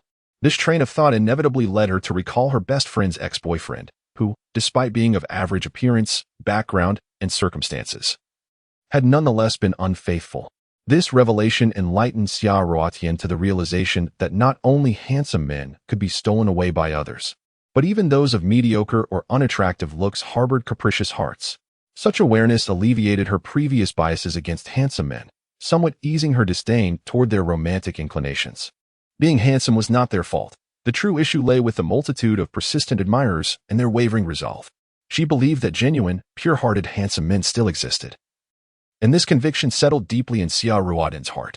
From that moment onward, she felt that since neither handsome nor unattractive men could be relied upon, yet her love for beauty remained steadfast, it would be wiser to embrace her attraction to male beauty from the outset. Thus, even in the event of a future separation, she would feel no regret. Of course, she would still favor those handsome men with commendable character, while scoundrels masquerading as beauties could remain on the sidelines. The white fox blinked its bright eyes at the flustered Xia Ruotian, who was eager to disassociate herself. Its gaze dimmed momentarily, caught in a bittersweet expression of wanting to laugh yet feeling sorrowful. It was utterly bewildered that Xia Ruotian could conjure such elaborate thoughts simply because of his male identity. Even speculating about the future, observing the still awkward Xia Ruotian, the white fox bowed its head in sadness. It could not comprehend that he was a failed evolution of a beast, devoid of a future. Xia Ruotian observed the white fox's reaction. Noticing that he appeared somewhat displeased by her words, his demeanor resembling that of a child being bullied. A child? Suddenly, Xia Ruotian recalled what Nana had once told her. All beastmen were transformed from wild beasts in their youth. Could it be that the white fox before her was, in fact, still a child? The thought that this little one, who followed her daily, might be an orphan struck her. If he were not an orphan, how could it be that she had never seen his parents or heard anyone from the tribe searching for him? The fact that he accompanied her every day suggested otherwise. Xia Ruotian felt a wave of guilt wash over her as she realized that she, an adult woman, had inadvertently bullied a child without parents.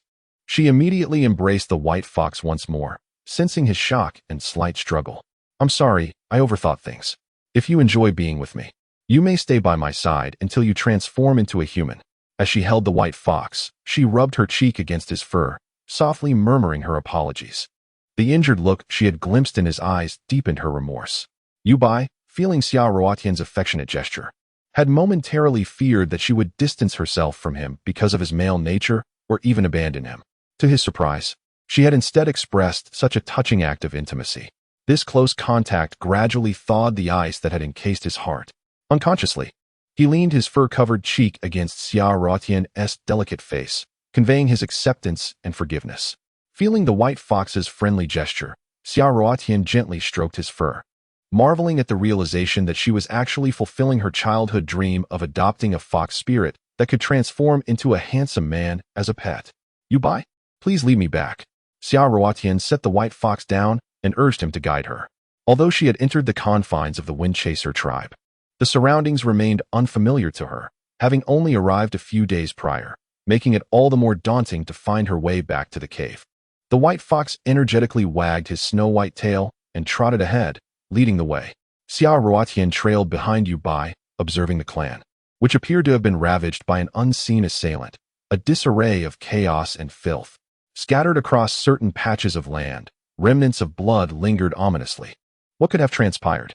As she walked, Xia Ruotian noticed many beastmen busy tidying up, seemingly indifferent to her presence. Upon witnessing this disarray, Yubai hurriedly turned back, positioning himself protectively in front of Xia Ruotian. Ruotian, are you unharmed? You frightened me to death just now. Suddenly, the raccoon cat Nana burst forth from a nearby cave, rushing up to Xia Ruotian to inspect her for injuries. I'm fine. What has happened? Xia Ruotian scanned Nana anxiously, noting her tense demeanor yet tidy appearance, indicating she bore no wounds. You are unaware? Our clan has just suffered an assault from the hyena clan. Fortunately, our valiant leader, Zhen Tian, returned just in time, causing the cowardly hyena clan to flee at the sight of him. Some food was seized, but thankfully, only a few clan members sustained minor injuries. Most are safe. As Nana walked alongside Xia Ruotian, she recounted the unfolding events. The hyena clan? Xia Ruotian inquired. Indeed, Nana affirmed, sharing all the knowledge she possessed regarding the enigmatic hyena clan. It is said that the leader of the hyena clan is the only female beastman on the island. Though some assert it to be male, no one can ascertain the truth, as aside from their own kin, no other clan members have laid eyes on this mysterious leader. Their tribe resides across the river, and although the hyena clan boasts formidable size, they can contend with the island's most powerful faction, the tiger clan. Regrettably, their nature is one of greed, thriving on unearned gains and plunder. Thus, they frequently traverse between various clans, seizing food and becoming the common enemy of all beastmen on the island, much like the crocodile clan residing in the river, loathed by the other tribes. As Xia Ruotian listened to Nana's introduction of the giant hyena clan, a sudden curiosity arose within her regarding their leader. Memories of watching documentaries about the animal kingdom flooded her mind, where it was noted that hyena clans were led by females. The reason this female leader held such power was not solely due to her superior size and strength compared to the males, but rather because she possessed masculine traits as well. Could it be that the leader of the giant hyena clan shared this peculiar characteristic, just as described in the documentaries she had seen? Was it for this reason that she remained hidden, allowing no other beastmen to truly discern her gender? A whimsical thought crossed her mind. The image of a beautiful woman possessing male attributes was utterly amusing. How bizarre would that be? No wonder she shied away from the public eye. Xia Ruotian found herself laughing uncontrollably, entirely oblivious to the presence of others around her. Ruotian, why are you laughing so? Nana looked at her in astonishment, her adorable pet-like face revealing her fear of the previous laughter that escaped Xia Ruotian. It's nothing, just ignore me. I can be a bit eccentric at times, so don't mind me. Xia Ruotian chuckled, hastily covering her mouth in an effort to regain her composure.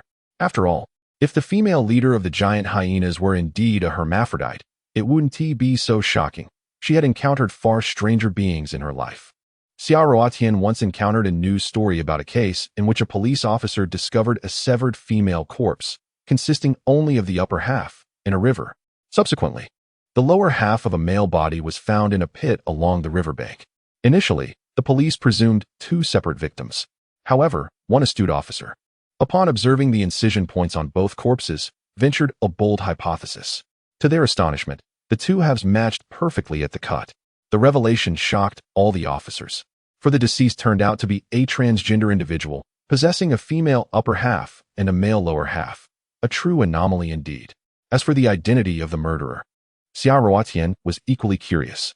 Regrettably, the television program, in a bid to captivate its audience, only aired half of the story, leaving viewers in suspense and urging them to tune in the next day.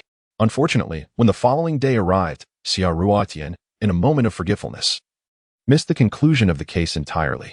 How can it be that our kin are assaulted by outsiders, and you seem particularly pleased? Suddenly, the fiery Humayer appeared before Xiaoruotian and her companions. Upon catching sight of Xiaoruotian's expression, especially her cheerful smile, she felt an overwhelming urge to claw at her delicate face. "Humph, Nana, let's go." Xiaoruotian, perceiving Humayer's hostility, grasped Nana's hand and strode past her with an air of haughtiness, preferring to avoid unnecessary conflict. For the time being, she felt incapable of confronting Humayer, yet she wondered if she could evade her. Humayer, watching Xiaoruotian's retreating figure, surprisingly refrained from causing further trouble. Her alluring fox-like eyes narrowed with malice as they fixated on the white fox trailing behind Xiaoruotian. The resentment in her beautiful gaze twisted into something more sinister. "Vile wench, one day you shall perish by my hand," Humayer muttered under her breath before turning away. At that moment, Yubai, who had been following Xiaoruotian, came to an abrupt halt, casting a cold glance at Humayer's departing silhouette. Upon hearing Xiaoruotian's call, she swiftly turned and pursued her. "That vixen is truly insufferable. Have I wronged her in any way? Why does she incessantly seek to trouble me? Has she lost her mind?" Xiaoruotian grumbled as she walked, her frustration evident. Nana, observing Xiaoruotian's cute yet annoyed expression, couldn't help but chuckle. "No, you have indeed offended her. She has a penchant for Xintian." Nana leaned closer to Xiaoruotian, revealing a well-known secret among their kin. Oh. Xiaoruotian was momentarily taken aback, but quickly grasped the implication. Xintian, the one with authority in their tribe, undoubtedly possessed ample reasons to inspire fervent admiration among the females. You don't seem particularly surprised?" Nana assumed Xiaoruotian would have a more intense reaction. Xiaoruotian, however, donned a peculiar expression that seemed to convey her prior knowledge of the situation. It was entirely reasonable for Humayer to harbor feelings for such an exceptional individual as Xintian. And she was not alone. There were others in the clan who shared similar sentiments. When Nana lifted her gaze and met Xiaoruotian's suggestive stare, a sudden wave of shyness washed over her. Ruotian, please do not misunderstand. I hold Xintian, the leader, in the highest regard. Yes, utmost admiration." As Nana observed the knowing look on Xiaoruotian's face, she felt an urgent need to clarify her position, fearing that Ruotian might misinterpret her feelings. Although she harbored affection for leader Xintian, she equally cherished her bond with Xiaoruotian. Unlike Humayer, she possessed a more pragmatic outlook, recognizing that Xintian had never reciprocated her feelings. Thus, she had nothing to lose. It was far preferable to safeguard her companionship with Xiaoruotian rather than let a misunderstanding sever their connection. Xiaoruotian beamed with delight as she observed Nana's flustered demeanor, finding amusement in her predicament. As she contemplated Nana's kindness towards her, a sudden pang of guilt washed over her for teasing, just as she was about to voice her support for Nana's pursuit of Xintian. A robust male half-orc approached them, his gaze fixated on Nana while occasionally glancing at Xiaoruotian. "Nana, I need to speak with you," he declared. "Who is he?" Xiaoruotian inquired excitedly, momentarily mistaking the half-orc for Nato, though upon closer inspection, it was evident he bore no resemblance. While both shared horns atop their heads and tails at their backs, this half-orc was notably taller and more muscular than Nato. Standing beside him, Nato appeared to be an immature youth, whereas this imposing figure was undoubtedly a fully grown man. Nato's skin was somewhat dark, but this half-orc's skin glimmered with a golden hue, unmistakably marking him as extraordinary. Nana seemed less than pleased to see the half-orc, her expression betraying an unspoken discomfort. Yet she introduced him nonetheless. "This is Nate, my other partner." "Hello, you must be Xiaoruotian," Nate chuckled. "Our chief is remarkable. I hope you treat him well." His playful grin suggested that the entire clan was aware of Xiaoruotian's choice of Xintian as her lover. Oh, heh, you really do look like Nato, Xia Ruotian stammered, feeling a wave of embarrassment wash over her. She longed to vanish into the ground, her mind seething with indignation. Why should she care for him? Is that so? Nato is my sister's son. Nate continued to scrutinize Xia Ruotian, his curiosity piqued. He recognized that not only the chief but also Lance and Mocha seemed intrigued by this petite female, and even his nephew Nato appeared to harbor an interest. Nate's penetrating gaze roamed over Xia Ruotian, unable to discern what was so captivating about her. Setting aside her fragile physique, he pondered whether she could withstand the rigors of being a partner, considering her slight build would likely hinder her ability to bear offspring in the future. Should he advise his obstinate nephew Nato to reconsider? After all, Nana, his chosen partner, was far more robust than this delicate female, and the odds of producing a healthy lineage would certainly favor Nana. Lost in his thoughts, Nate inadvertently caught a whiff of a uniquely sweet fragrance emanating from Xia Ruotian, which compelled him to sniff the air curiously. Meanwhile, Nana, already apprehensive about Nate's arrival, felt a surge of jealousy as she noticed his intense gaze lingering on Xia Ruotian. How dare that stubborn bull try to entice someone in front of me? Has he developed feelings for Ruotian? She mused, recalling how Nate typically showered her with affectionate words, only to now divert his attention to another. With her eyes narrowed in anger, she snapped at Nate. Weren't you here to speak with me? Why are you still standing there? Startled, Nate snapped back to reality, his quest for the alluring scent forgotten. He turned to Nana, who was visibly upset, and immediately adopted a conciliatory stance. Ah, Nana, let us go then. Humph. Nana huffed, turning her head dismissively towards Xia Ruotian. He has business with me. I won't be joining you. With that, she grasped Nate's arm firmly, her irritation palpable, and stormed away. Xia Ruotian was still perplexed about how Nana could have such a partner. She recalled that Nana seemed to be of the same generation as Nat. However, when she looked up, she was met with Nana's indifferent gaze, leaving her somewhat bewildered. She had merely momentarily lost her train of thought. How had Nana suddenly transformed into an entirely different person, regarding her with such a look? Little did she know that Nana had misinterpreted Nat's few glances at her as indications of affection, which had led her to uncontrollably feel jealousy and cast a displeased look in her direction. Before Xia Ruotian could comprehend the situation, Nana and Nat had already departed. Watching their retreating figures, she shook her head in confusion. Logically speaking, Nat was considered an elder to Nana. How could he be her partner? Everything seemed chaotic indeed. On this island, not only was there a surplus of men compared to women, but there also existed relationships between older men and younger women, rivaling the absurdities of her modern society. It was also disordered. Although Nat did not appear significantly older than Nana, the generational gap was undeniably present. Let go of me, Nana exclaimed, once she noticed there was no one around, promptly shaking off Nat's firm grip on her hand. Nana, my dear? What's wrong? Are you still upset with me? Nat, undeterred by the anger etched on Nana's face, enveloped her in a warm embrace, exuding an overly affectionate demeanor. Nana's fury was quelled by Nat's enthusiasm, yet she awkwardly pushed him away, creating some space between them, albeit still remaining in his embrace. Nat, I've already agreed to this with Manda. What we are doing is unfair to him. Nat, taken aback by the fact that his recent tenderness had failed to sway Nana's resolve, immediately released her from his arms, his expression hardening. Unfair? Nana, I am also your partner, and I am several years older than Manda. Do you think this is fair to me? Have you considered my feelings at all? Nana, it seems there is only Manda in your heart, not me. With that, Nat turned away in frustration, leaving Nana alone, her eyes brimming with tears as she watched his angry figure gradually fade from her sight. At that moment, Xia Ruotian was being guided by Yuebai towards the cave of Jintian. Under the circumstances, sharing a cave with Jintian could only be regarded as a temporary refuge.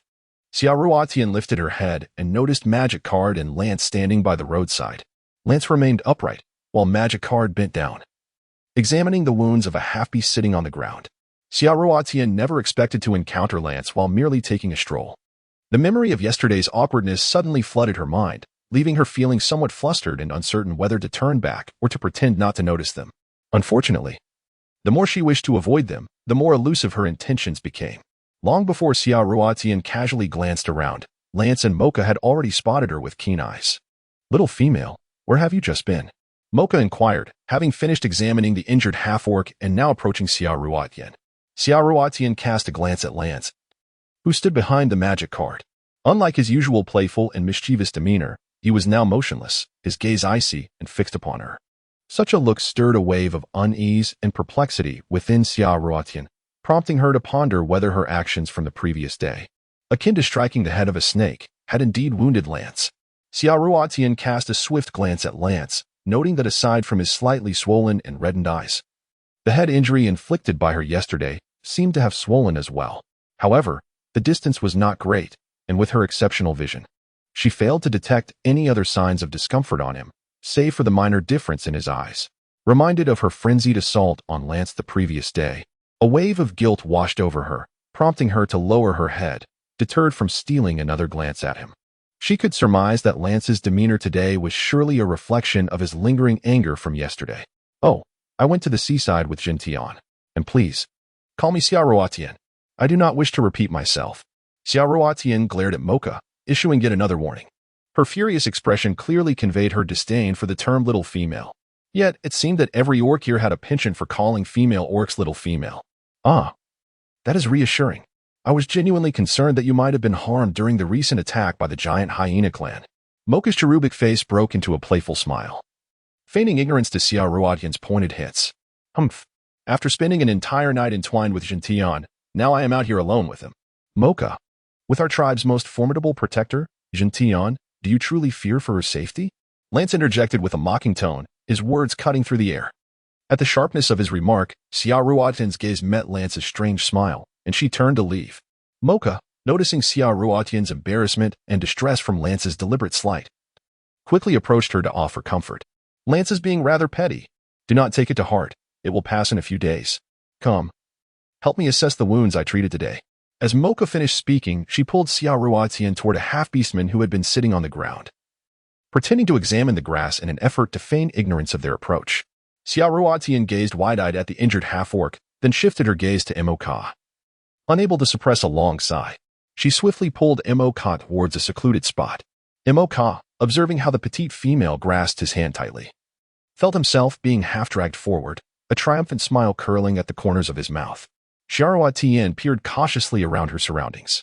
When she turned her head, she caught sight of Mokar's enigmatic and flirtatious smile. Following her gaze, she realized that Mokar's hand was still firmly clasped around her own. Instantly, a wave of embarrassment washed over her, causing her ears to flush a deep crimson. She quickly withdrew her hand from Mokar's grasp, oblivious to the fleeting shadow of disappointment that flickered across Mokar's eyes before she regained her composure. In an attempt to conceal her embarrassment, Xia Ruotian lowered her head once more, bending down to feign nonchalance as she picked up the white fox that had been nuzzling at her feet. At this sight, Moka's eyes flickered with a peculiar expression. "Moka, let me reiterate, I truly possess no magical skills, I assure you. I cannot even fully identify the most basic herbs, so please refrain from asking me to tend to other beastmen's injuries in the future. I fear that one day, I might inadvertently cause the demise of a beastman with my rudimentary knowledge as a healer. And about that incident where I saved so many, that was merely a coincidence. Please keep it a secret." "Okay." Xia Ruotian gently stroked the soft, white fur of the fox nestled in her arms, while it half closed its eyes, provocatively gazing at Moka. "Humph. To think that yesterday, even the thunderous presence had not approached this little female, yet this useless beast had taken advantage of the situation?" It seemed the little female rather enjoyed his company. Moka, oblivious to Xia Ruotian's words, was entirely captivated by the fox's challenging gaze. Having been in close proximity to Xia Ruotian earlier, Moka could discern her scent and ascertain whether she had engaged in any interspecies encounters the previous day. Regrettably, the usually astute Lance had his pride severely wounded by Xia Ruotian, leading him to overlook this detail. "Hey, did you hear what I said? I am not a shaman. Truly." Seeing Moka remain silent, Xia Ruotian raised one hand and waved it in front of his eyes, signaling him to pay attention to her. Oh. Only then did Moka redirect his full attention to Xia Ruotian's delicate visage. Yet, in his heart, he reaffirmed that this little female was undoubtedly not one of the beastmen of this island. Although the behavior of the island's beastmen was often simplistic and rash, most tended to act selfishly, boasting about their abilities to attain supreme power, compelling their kin to kneel at their feet. It was indeed rare to encounter a beastman like Xia Ruotian, who, despite possessing a modicum of skill, fervently distanced herself from any recognition of her abilities. Even the most ordinary of beastmen would proclaim their prowess to be superior to that of others. How could one like the little female before him, who had the power within reach, so adamantly cast it aside? Xiaoruotian did not anticipate such a tepid response from Mokar. With a hint of skepticism, she cast several furtive glances at Mokar. How she yearned to present herself as an omnipotent being, instilling fear and reverence in the hearts of all the beastmen. Yet, what if a situation like that arose again? What if, in her reckless endeavors, she inadvertently caused the loss of someone else's life? The ensuing wrath would be formidable, and she would likely bear the weight of guilt for eternity. It would be far wiser to clarify matters now. After all, she had no fear of revealing her thoughts to Mokar, for she had never boasted of her supposed sorcery in front of the other beastmen. Well then, I shall take my leave, Xiaoruotian remarked, her heart fluttering as she noticed Mokar's impassive demeanor. Clutching her white fox anxiously, she turned to depart. Wait a moment. Mokar's voice halted her in her tracks. I have heard from the clan that you possess the ability to call the wind and summon the rain? What? Which fool spread such nonsense? Xiaoruotian exclaimed, her eyes wide with disbelief. How could that possibly be true? If I had such abilities, I would have long since left this wretched island and returned home. Who is spreading such rumors? Do they wish to bring about my demise? Having just arrived in this unfamiliar environment, Xiaoruotian's thoughts naturally gravitated towards the worst possible interpretations. Oh, a fool spouting nonsense? Mokar raised an eyebrow, a peculiar smile gracing her lips. I heard this from Nana. Mokar spoke deliberately, savoring the moment as she toyed with Xiaoruotian's curiosity. What? Nana? What absurdity is that girl uttering? Xiaoruotian muttered under her breath, seething with indignation, before plastering a smile on her face and looking up at Mokar. Nana is just talking nonsense. How could I possibly have divine abilities? Such a grand title is far too much for me. No matter, I shall take my leave. With that, Xiaoruotian turned, her cheerful facade abruptly fading as she muttered complaints under her breath while making her way towards Nana's cave, evidently intent on confronting her. Mokar observed Xiaoruotian's quirky retreat, her doll-like features now shrouded in enigmatic contemplation. Nana, come out here. Xiaoruotian bellowed as she reached the entrance of Nana's cave, clutching her white fox tightly and standing defiantly with her hands on her hips. Capturing the attention of passers-by. Aware of her own awkwardness, she hurried inside without waiting for a response. To her surprise, she found Nana sitting by the stone bed, her eyes devoid of life as she wiped away tears. Nana, what is wrong? What has happened? Xiaoruotian approached cautiously, concern etched on her face. What brings you here? Nana turned to Xiaoruotian, startled, and quickly attempted to dry her tears in secret. Xiaoruotian observed Nana's clumsy attempts at concealment and could not help but roll her eyes, pondering how oblivious Nana could be. Little did she know that Nana had been lost in sorrowful thoughts and had failed to notice her arrival, including that loud exclamation. I've been here for a while. Who has wronged you? Tell me, and I shall seek retribution. Xiaoruotian looked at Nana affectionately, reassuring her, It's all right. It's all right. She comforted Nana as one would soothe a child, gently patting her back. The two embraced for a full 5 minutes, yet Yubai, caught in the middle of their affectionate hold, felt as if she were suffocating. Unable to endure any longer, she squirmed desperately between them. But her efforts to escape did not yield the desired results, resulting in a rather comical scene. What are you two doing? Manda suddenly appeared in the cave, witnessing his beloved in an intimate embrace with the newcomer, and his face flushed with indignation as he shouted. Startled, Xiaoruotian and Nana immediately released each other. Nana quickly wiped away her tears, transforming her sorrow into a beaming smile as she rushed towards the still fuming Manda, throwing her arms around him. I was terrified when the giant hyena clan attacked, and when Ruotian returned, she came to comfort me. Manda, bewildered, glanced down at Nana, whose eyes were still slightly swollen from crying, and then looked back up at Xiaoruotian, now approaching. So that's how it is. He chuckled awkwardly at Xiaoruotian. He had been preoccupied with attending to the injured members of his clan, anxious about Nana's well-being, which prompted his hasty return to the cave, only to find Nana in a close embrace with another.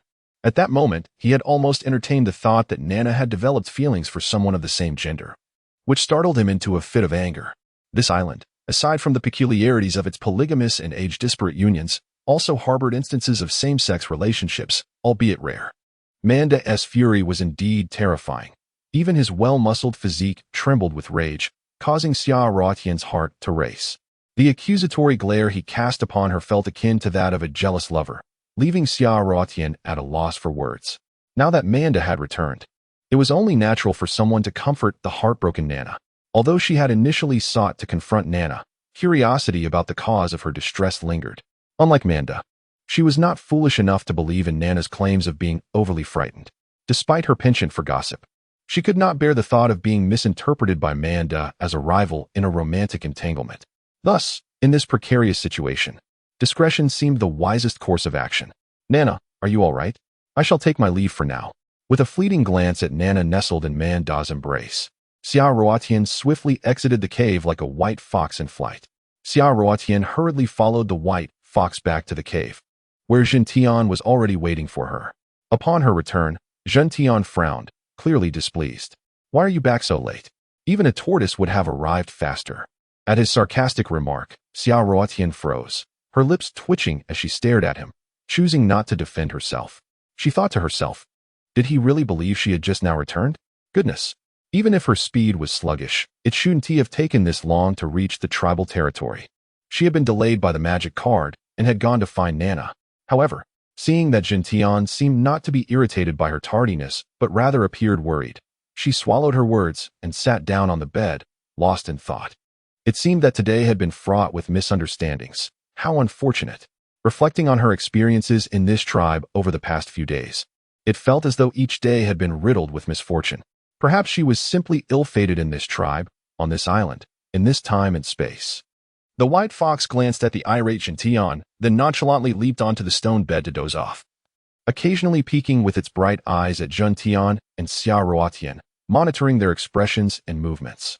Jin Tian noticed Xia Ruotian quietly sitting by the bed and wondered why she was so silent. "During the time you were away by the sea, the hyena clan attacked the tribe. You should avoid wandering around." He observed her head hung low, mistakenly believing she was upset by his earlier comments. Jin Tian felt a surge of panic seeing Xia Ruotian ignoring him. He found himself instinctively explaining. He longed to tell her face-to-face that after tending to the injured clan members, he hurried back to the cave, expecting her to be waiting there. Yet, upon his return, he found the cave eerily empty, with no sign that she had ever been there.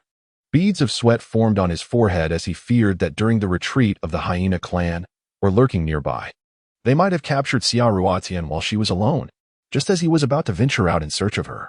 He spotted her leisurely appearing at the cave entrance. He realized that, considering her pace, she should have returned long ago. He assumed she had grown restless and wandered off to explore, and it was only upon seeing her safe that his initial angry words had spilled out. Jin Tian's gentle explanations and concerns filled Xia Ruotian's ears and heart as she sat in a daze. She lifted her gaze to meet his apologetic expression and reflected on his words. It dawned on her that while she faced danger by the sea, the tribe had been attacked, and he had rushed back to save his kin, leaving her to face peril alone. Yet, who could have predicted that in such a brief moment, Xia Ruotian would encounter the misfortune of being ambushed by a bear attracted by delicious food? Oh, faced with such a towering man speaking softly and showing concern, Xia Ruotian, who was naturally shy about relationships between the sexes, found herself at a loss for how to respond. She opted for the most direct and obedient response, lowering her head and softly agreeing. "Today, the hyena clan attacked unexpectedly. Fei Lin and the others have temporarily halted digging the well and are patrolling the area. I will have them resume tomorrow." "All right. Tomorrow I will accompany you to check on those stones we collected today and teach them how to use them," Xia Ruotian exclaimed joyfully, immediately rising in understanding. The thought of being able to use water freely in just a few days made her heart soar, and her mood brightened considerably. "Why did the hyena clan attack our tribe? Do they harbor a grudge against us?" Xia Ruotian inquired, her large eyes filled with curiosity as she looked at Jin Tian, eagerly awaiting an explanation. Seeing that Xia Ruotian seemed genuinely unaware of the existence of the hyena clan on the island, Jin Tian resolved to enlighten her. However, the mere mention of the hyena clan evoked a sense of revulsion in him, as he recalled their towering yet grotesque appearance. Though the hyena clan is formidable, they are notoriously lazy, always preferring to plunder the food of other tribes and frequently resorting to ambush tactics. The other tribes on the island harbor a deep-seated hatred for them. Fortunately, I returned just in time. They fled upon seeing me, and only a few of our kin sustained minor injuries. We lost a bit of food, but the damage is not significant." As Xia Ruotian listened to the thunderous descriptions, her mind was once again flooded with images of the hyena clans from the animal kingdom. Was their tribe located nearby? With her curious eyes blinking inquisitively, she posed the question. In truth, she longed to ask directly whether they frequently launched surprise attacks, and if so, wouldn't her stay in this tribe be perilous? A tribe that was often subject to ambushes by other species. Could it not be considered rather weak? Zheng Tian cast a quick glance at the inquisitive Xia Ruotian and nodded slightly. Indeed, our tribe is quite close to the giant hyena clan. However, rest assured, with me here, along with Lance and the others, we will safeguard your safety. Zheng Tian merely needed to observe Xia Ruotian's facial expression to grasp her concerns. Hee. Xia Ruotian replied, her embarrassment evident as she smiled awkwardly at Zheng Tian, attempting to alleviate her clumsy worries. Receiving admiration from a young female was a source of pride for every male, and Zheng Tian, being a formidable warrior, was no exception. He immediately broke into a wide grin, showcasing his elation. Though our Wind Chaser tribe may not possess the overall strength of some other tribes, when it comes to one-on-one combat, Lance and I, along with a few others, are undoubtedly powerful. Zheng Tian unabashedly flaunted his formidable prowess with an air of arrogance. Xia Ruotian, however, discerned an underlying implication in Zheng Tian's words. Did it suggest that their overall strength was inferior to that of other races? Would they face annihilation at the hands of a more formidable tribe? Yet, upon reflection, she wondered if she was perhaps being overly pessimistic. There were likely numerous tribes akin to the wind-chasing clan on the island. They could hardly be the weakest, nor would they be so unfortunate. Moreover, she had observed various types of beastmen, no fewer than 30 or 40 distinct kinds, making the prospect of their extinction rather improbable. Surely, their demise would not coincide with her arrival. What other large tribes existed on the island apart from the hyena clan? Zheng Tian, noticing the excitement radiating from Xia Ruotian, could tell that she was intrigued by the other races. To prevent any potential wandering of the young female's affections, he promptly decided to divert the conversation. Yes. The food storage cave was discovered by the hyena clan today. I forgot to instruct Manda and the others to relocate it. Come, let us take a look. Oh, all right. Xia Ruotian leapt off the stone bed. The white fox, who had feigned sleep, suddenly opened its eyes and jumped into her embrace, startling Xia Ruotian into a quiet gasp. What are you doing? You scared me.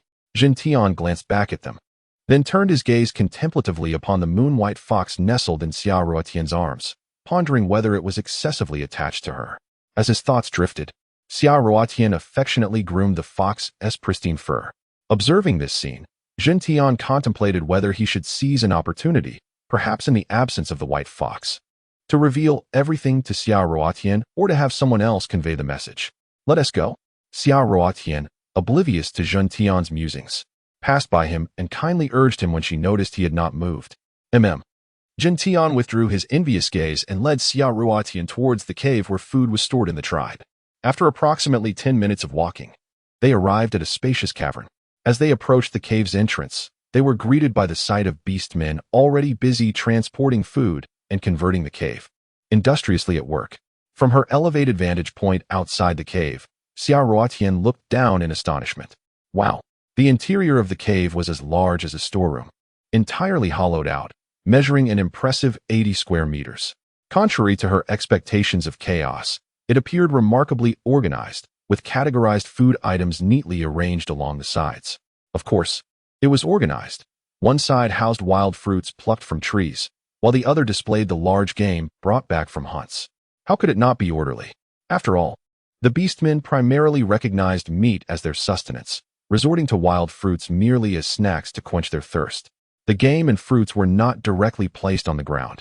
Some rested atop large rocks, others on substantial wooden logs, and some on plant materials akin to hay. Seeing this, Xia Ruotian mused that these beastmen were not as uncouth as she had initially imagined.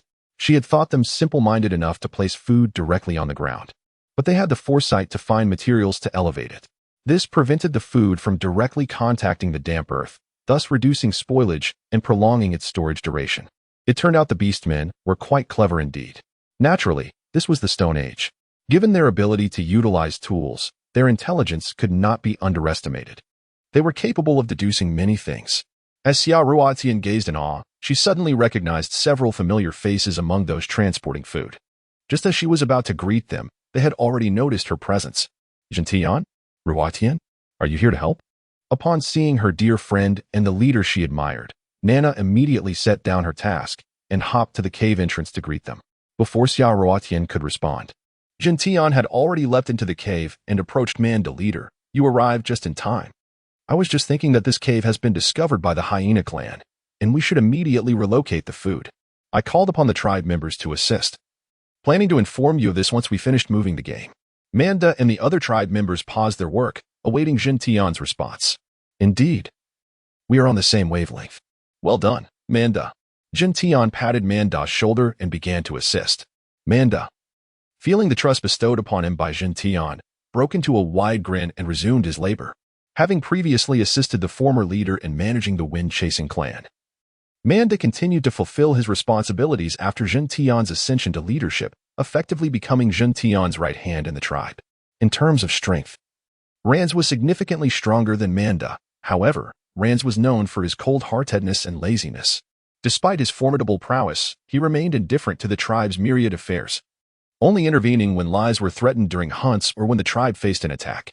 Otherwise, he was absorbed in scholarly pursuits, oblivious to the world outside. But I digress. The other shaman was typically preoccupied with healing and researching herbs, constantly scouring the forest and overwhelmed with tasks. Thus, it was only Manda, Nana's partner, who could lend a hand, often wishing to impress the leader, leading to this moment. Jin Tian, as the leader, naturally placed immense trust in him. However, had he been the leader of another race, such a subordinate making unilateral decisions might have raised suspicions of a power grab. Thus, Jin Tian offered nothing more than a smile and praise to Manda, which filled him with joy. Clearly, this was a testament to Jin Tian's absolute trust and recognition of him, something every tribe member yearned to attain. Upon witnessing their cheerful labor, Xia Ruotian, who had been languid, felt a sudden urge to assist. However, as she watched the half-orc Nana effortlessly fling a medium-sized prey onto her back and transport it to another cave, she found herself only able to lift a leg of her own much smaller catch. Embarrassed and tearful, she felt a profound sense of shame, reluctant to let anyone see her predicament. As Jin Tian effortlessly hoisted a large prey with one hand and turned around, he caught sight of Xia Ruotian's peculiar face, puffed in indignation, torn between fury and frustration. Silently approaching her catch, he used his free hand to toss it lightly, allowing it to land securely on his other shoulder, resembling two towering mountains perched upon him. The enormous bulk of the prey obscured much of Jin Tian's form, revealing only a head peeking through the gap and a pair of feet traversing the ground. From a distance, one might easily mistake him for some monstrous creature on the move. Xia Ruotian widened her eyes in astonishment at the formidable strength of Jin Tian, once again lamenting her petite stature. Truly, humans and beastmen are incomparable. To her surprise, Jin Tian caught a glimpse of her expression amidst the quarry and even flashed her a smile. Just help me gather those wild fruits, he said. His demeanor relaxed as he effortlessly shouldered two massive prey and turned to leave. In Jin Tian's eyes, Xia Ruotian's eagerness to assist was commendable, yet entirely unnecessary. However, mindful of not dampening her enthusiasm and self-confidence, he suggested that she undertake the simplest of tasks. After listening to the advice, Xia Ruotian was taken aback to see Jin Tian, typically expressionless, smiling at her. She felt her mood slightly lift as she turned to collect the wild fruits from the piles of grass, quickly gathering them into a large animal hide. To her surprise, it took her less than 5 minutes to do so. Reflecting on Jin Tian's earlier smile, an unexpected urge to cry washed over her, accompanied by a mischievous thought.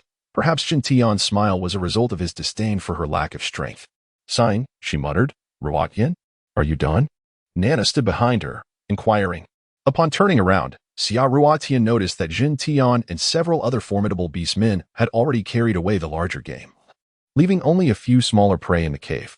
Nana was holding one of these smaller creatures, which she cradled in her arms rather than strapping it to her back.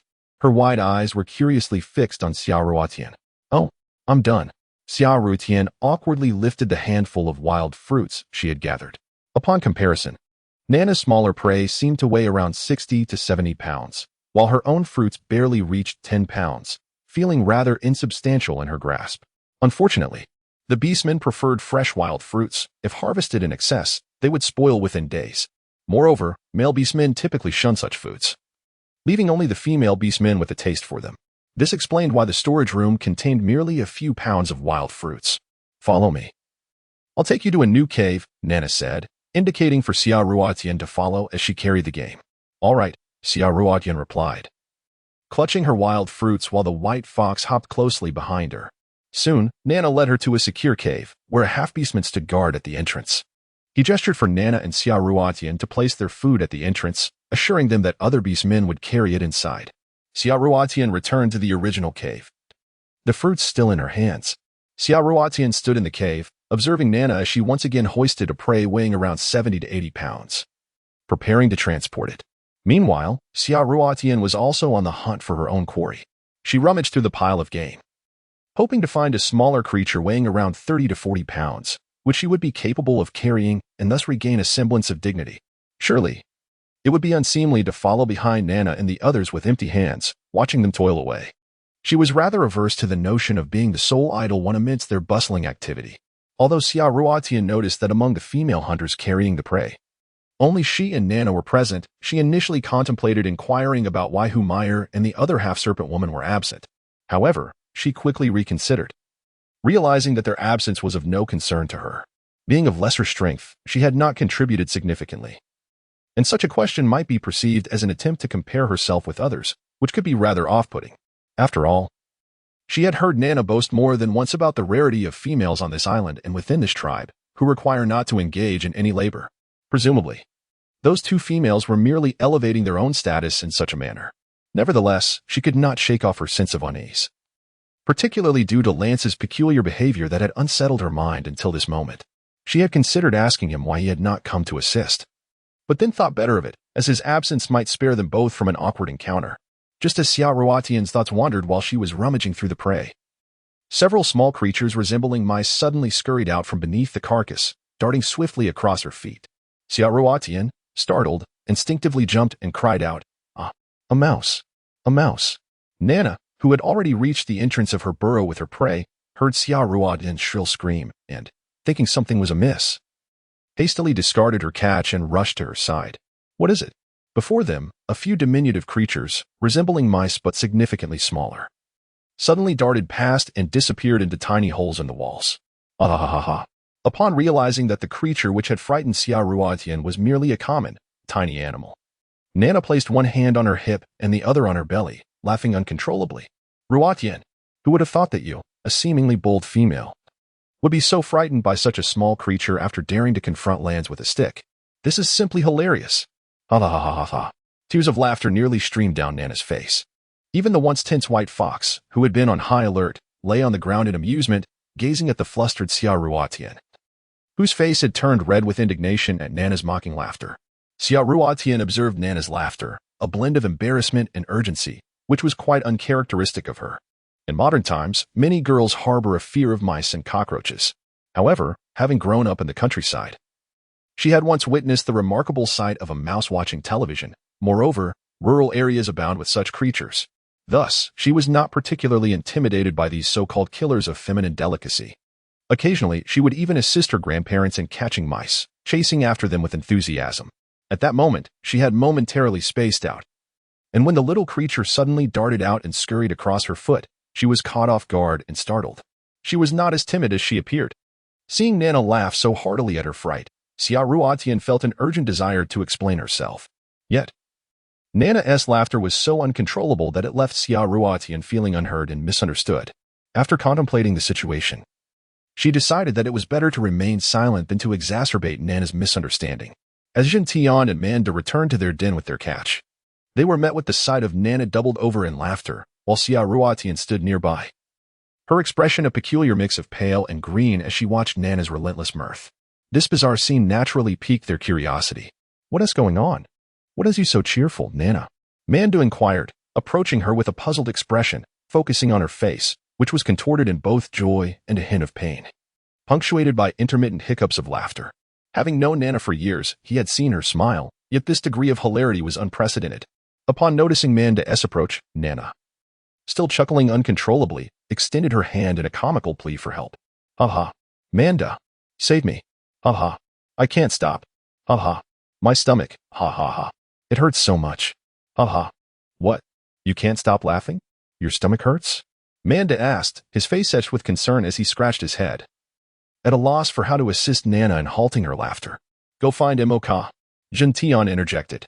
Observing Nana's relentless laughter and the tears streaming down her face, his brow furrowed as he directed the flustered Manda. Okay, I'll go right away. Manda replied, glancing at Nana, whose laughter appeared to be causing her distress, and turned to seek Imoka. Wait, it's not an illness. Why look for Imoka? I can handle this. Xiaoruatian softly interjected, turning to focus intently on Nana, a mysterious smile lingering at the corners of her mouth. Humph. This is what you get for mocking me. Now you can't stop laughing and your stomach hurts, right? Serves you right for laughing at me. Let us see how much it hurts. You? Manda turned, his eyes wide with astonishment, filled with a flicker of hope as he gazed at Xiaoruatian. Gentian. Observing Nana's state, cast a sidelong glance at Xiaoruatian, a fleeting look of surprise crossing his features. Well, we've encountered similar situations with people like Nana before. Let me think of some ways to help her stop laughing. I remember there are several methods. Which one should I choose? Xiaoruatian murmured deliberately, propping her chin on her hand, feigning deep contemplation while secretly watching Nana suffer from her uncontrollable laughter, intending to prolong her discomfort a little longer. After all, laughter couldn't kill anyone. Xiaoruatian intentionally feigned reminiscence to buy time, while Manda anxiously embraced Nana from behind, his face etched with concern. Xiaoruatian, what method do you have to expedite your thoughts? Hurry. Look at Nana. She's in such pain. You must think quickly. Initially pleading. Manda's tone shifted to one of commanding reprimand as he turned to face Nana, whose expression was a bizarre blend of laughter and agony. Although Manda's heart ached for Nana, Xiaoruatian was displeased. She understood his affection and concern, yet felt it was inappropriate for him to speak to her in such a tone. After all, it was not she who compelled Nana to laugh incessantly. Ultimately, Nana's mockery had led to her current predicament. Irritated, Xiaoruatian adopted a stern expression, pretending to be indifferent. Oh dear, why must you speak so loudly? I just recalled a solution, but suddenly forgot it again. Observing Xiaoruatian's blend of sulkiness and playful complaint, Gentian felt a sense of realization. It seemed that Xiaoruatian was intentionally provoking her. His gaze returned to Nana, pondering what transgression she had committed to provoke Xiaoruatian's ire. Tears streaming from her eyes. Nana, caught between laughter and sobs, raised her tear-streaked face, looking at Xiaoruatian in desperation. Ruatian, ha ha ha. Ruatian, I know I was wrong. I beg you, ha ha ha ha. Help me. Help me. Ha ha ha ha. We are good sisters, right? Ha ha ha ha. I won't dare again. Please help me. Ha ha ha ha. I truly cannot stop laughing. Ha ha ha ha. My stomach hurts so much. Ha ha ha ha ha.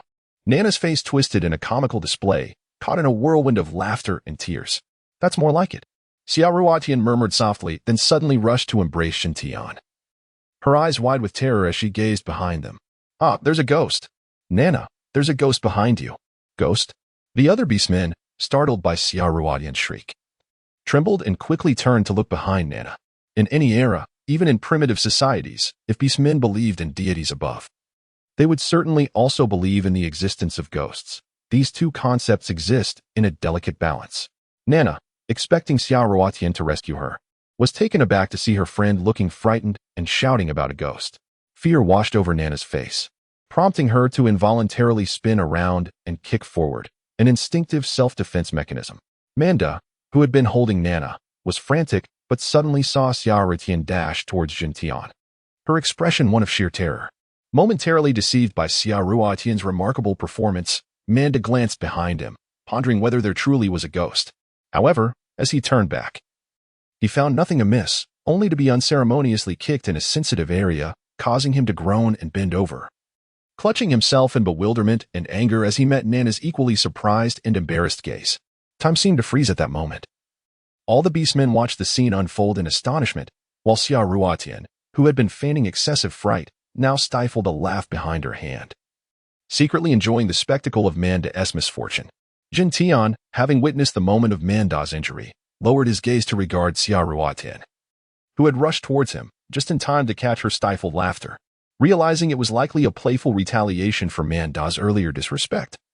Gentian felt a tightening in his chest. Unable to resist, he reached out and playfully tapped Xiaoruatian on the head, intending to express his affection, but was met with a fierce glare in return. What was that for? Xiaoruatian glared up at Gentian, who maintained his unchanged expression. Frustrated at the lack of a reasonable explanation, she puffed her cheeks in annoyance, withdrawing her fierce gaze and adopting a look of feigned innocence as she stepped back from Gentian's embrace, glancing at Manda and Nana. anxious that they might uncover her mischievous scheme. Nana, observing Manda bent over and protecting his vulnerable area, felt a rush of embarrassment and guilt. Manda. I didn't mean to. I was just startled by Ruatian. Pointing an accusatory finger at Xia Ruatian, Nana shifted the blame. Realizing it was inappropriate to cover himself in front of other females, Manda felt humiliated.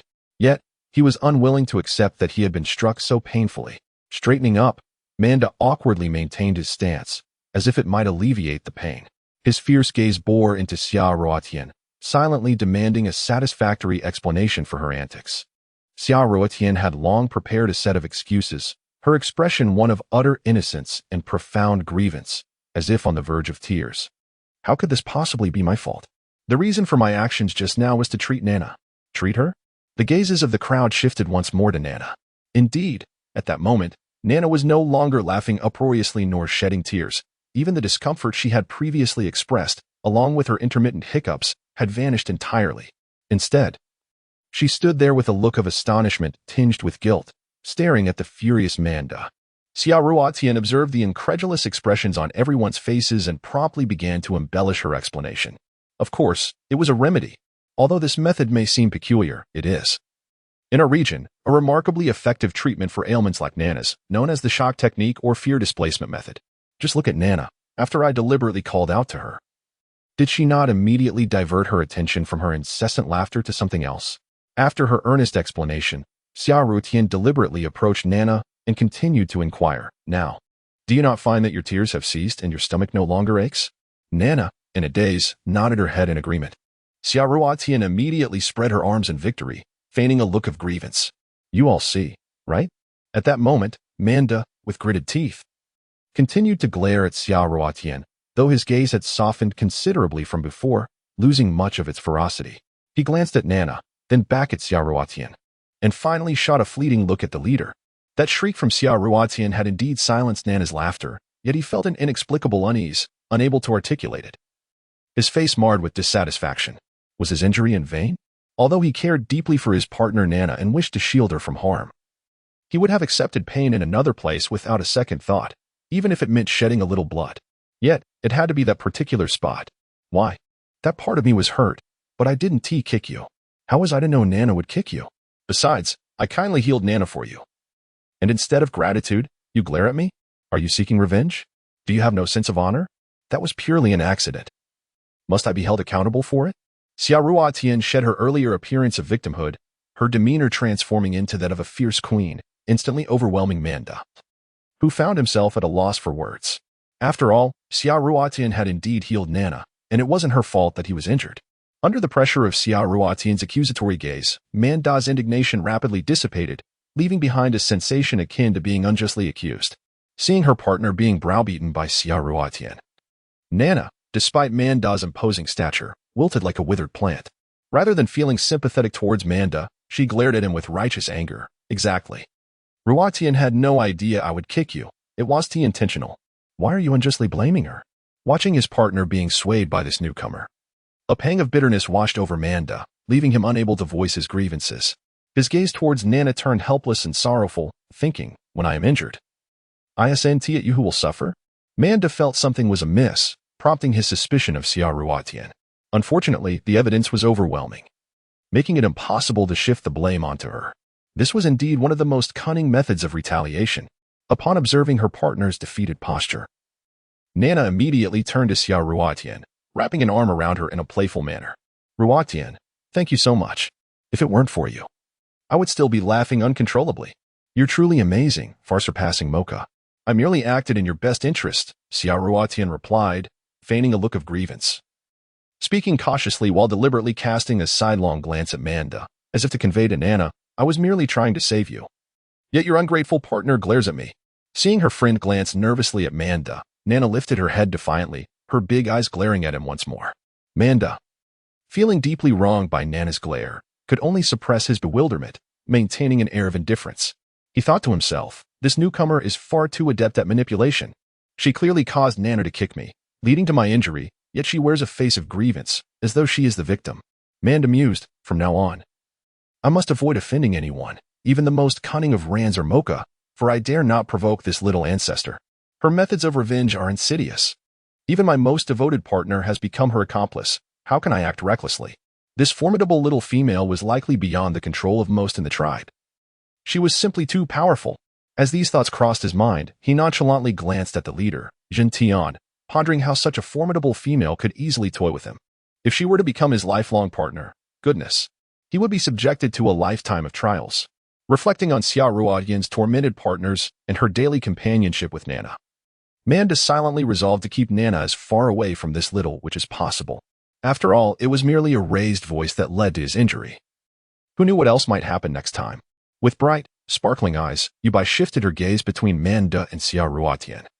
Observing how a creature who usually dared to challenge Rans and Jin Tian now displayed a hint of fear towards Xia Ruotian. How amusing. Clearly, everyone except the involved parties understood that Manda had suffered a hidden defeat, forced to swallow his humiliation in silence. How delightful, how entertaining. It seemed that choosing Xia Ruotian as a partner was indeed the right decision. One could only imagine how colorful life would be with her presence. All right, Nana is fine. Let us get back to work. Jin Tian observed the sullen Manda, suppressing a smile. His expression remained impassive as he surveyed the others, continuing to transport the prey. As dusk approached, it was imperative to move all the food to another cave before nightfall, ensuring the tribe could rest peacefully. Yes, Manda replied, his eyes lingering on his beloved partner, eager to please her with affection. Yet, Nana seemed oblivious, engrossed in conversation with Xia Ruotian. The two females chatting as if the world around them had ceased to exist. At that moment, other beastmen trickled in to assist with the remaining catch. The earlier incident was forgotten as everyone resumed their tasks. After a simple meal of roasted meat, Xia Ruotian lay exhausted on the stone bed in Jin Tian's cave. Unwilling to move, the day's events had been overwhelming, leaving her weary and sore, yet she remained vigilant, aware that Jin Tian lay beside her, capable of transforming into a fierce beast at any moment.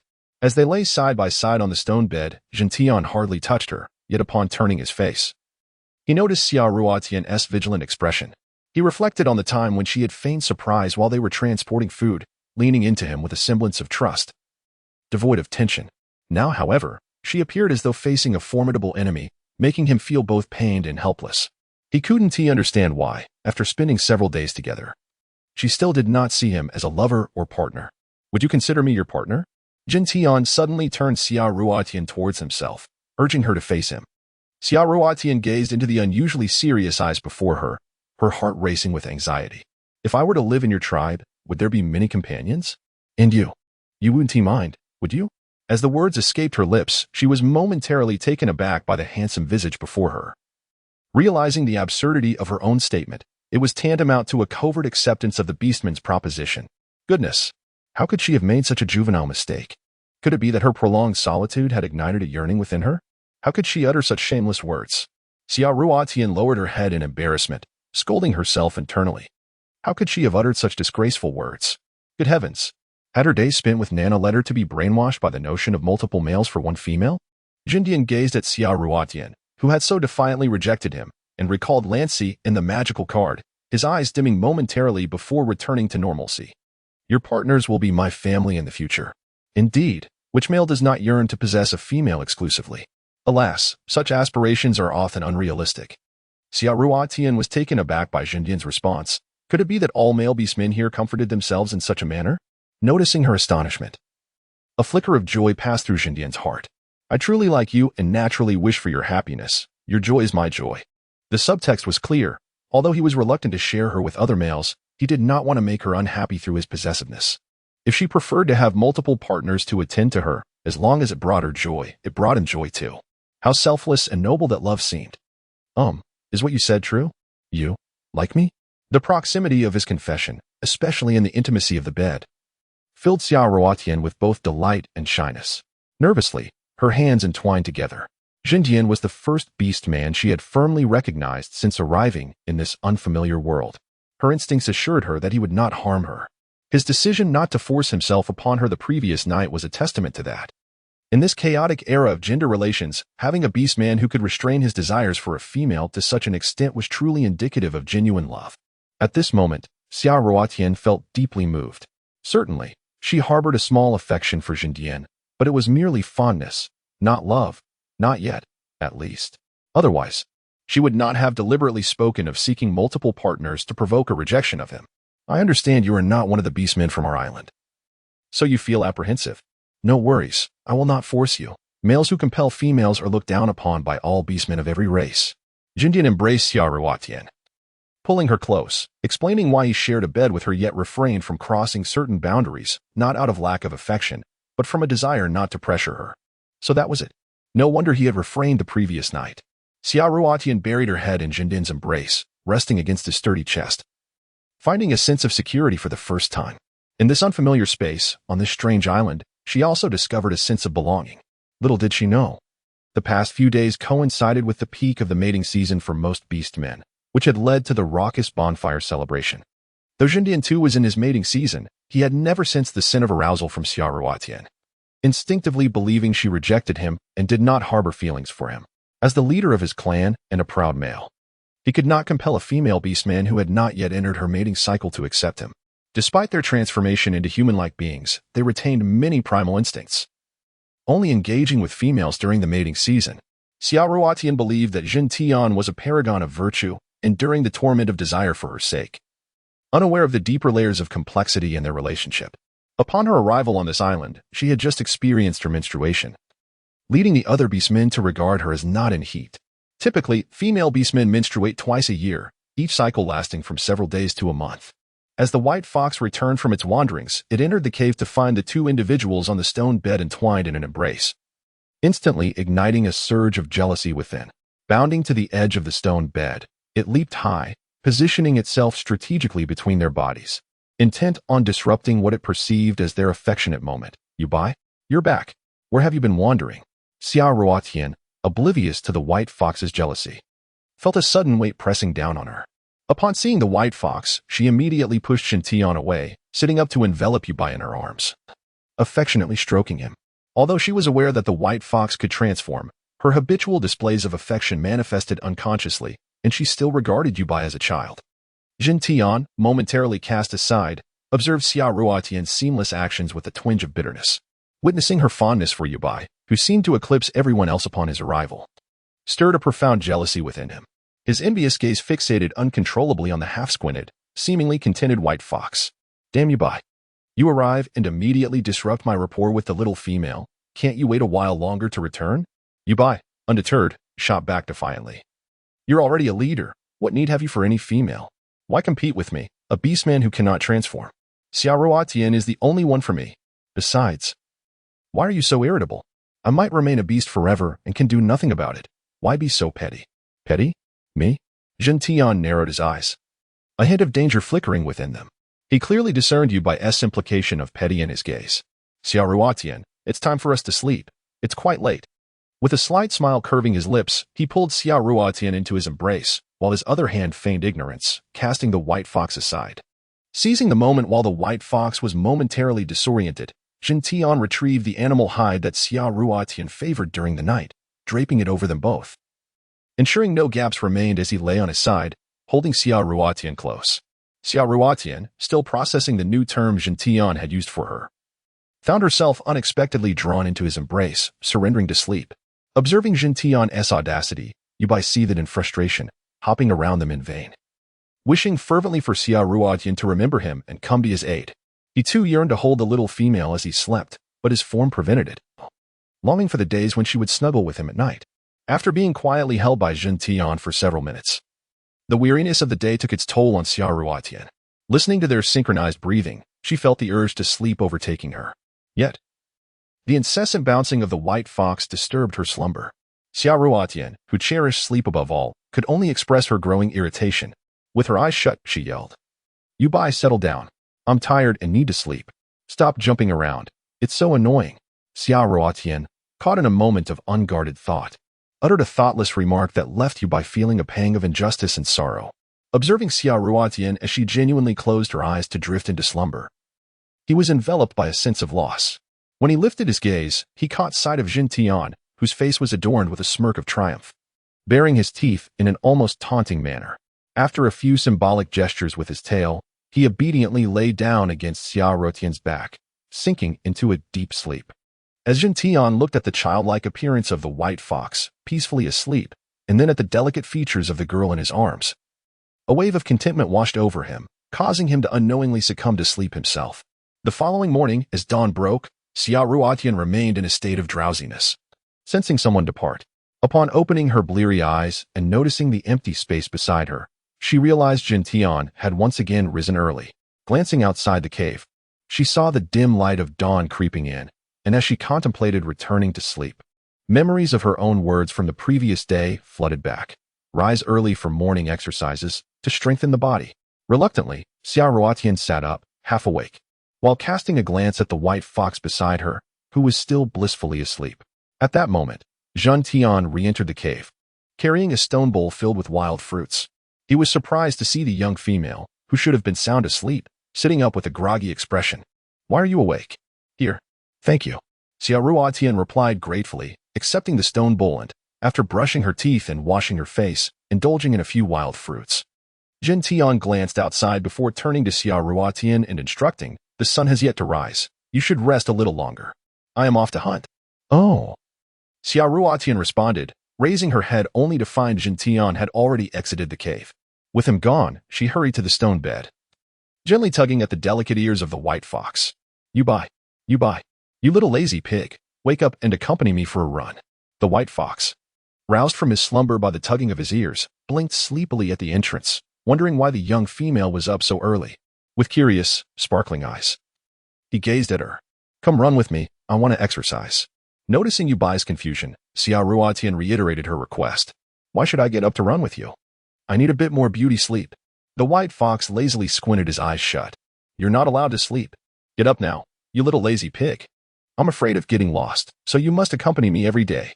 Seeing the white fox ignore her, Xia Ruotian seized the opportunity to take more drastic measures. This time, she firmly grabbed the fox's hind legs, lifting him upside down, which finally roused Yubai from his drowsiness. Squeak, squeak, squeak. Upside down, Yubai protested with flailing forepaws, his sparkling eyes glaring at Xia Ruotian, thinking how she usually slept longer and woke later than him. What was her sudden frenzy today? All right. Don't be angry. Look at me.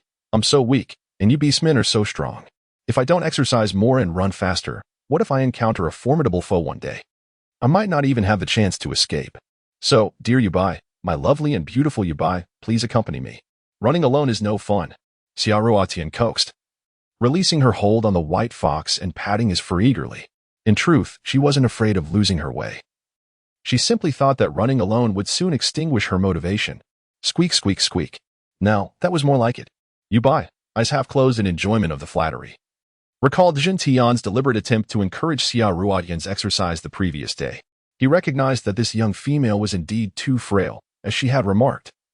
Had they encountered a different tribe's beastman by the seaside, she might have been captured and taken back to their village. "Fine. Let's go.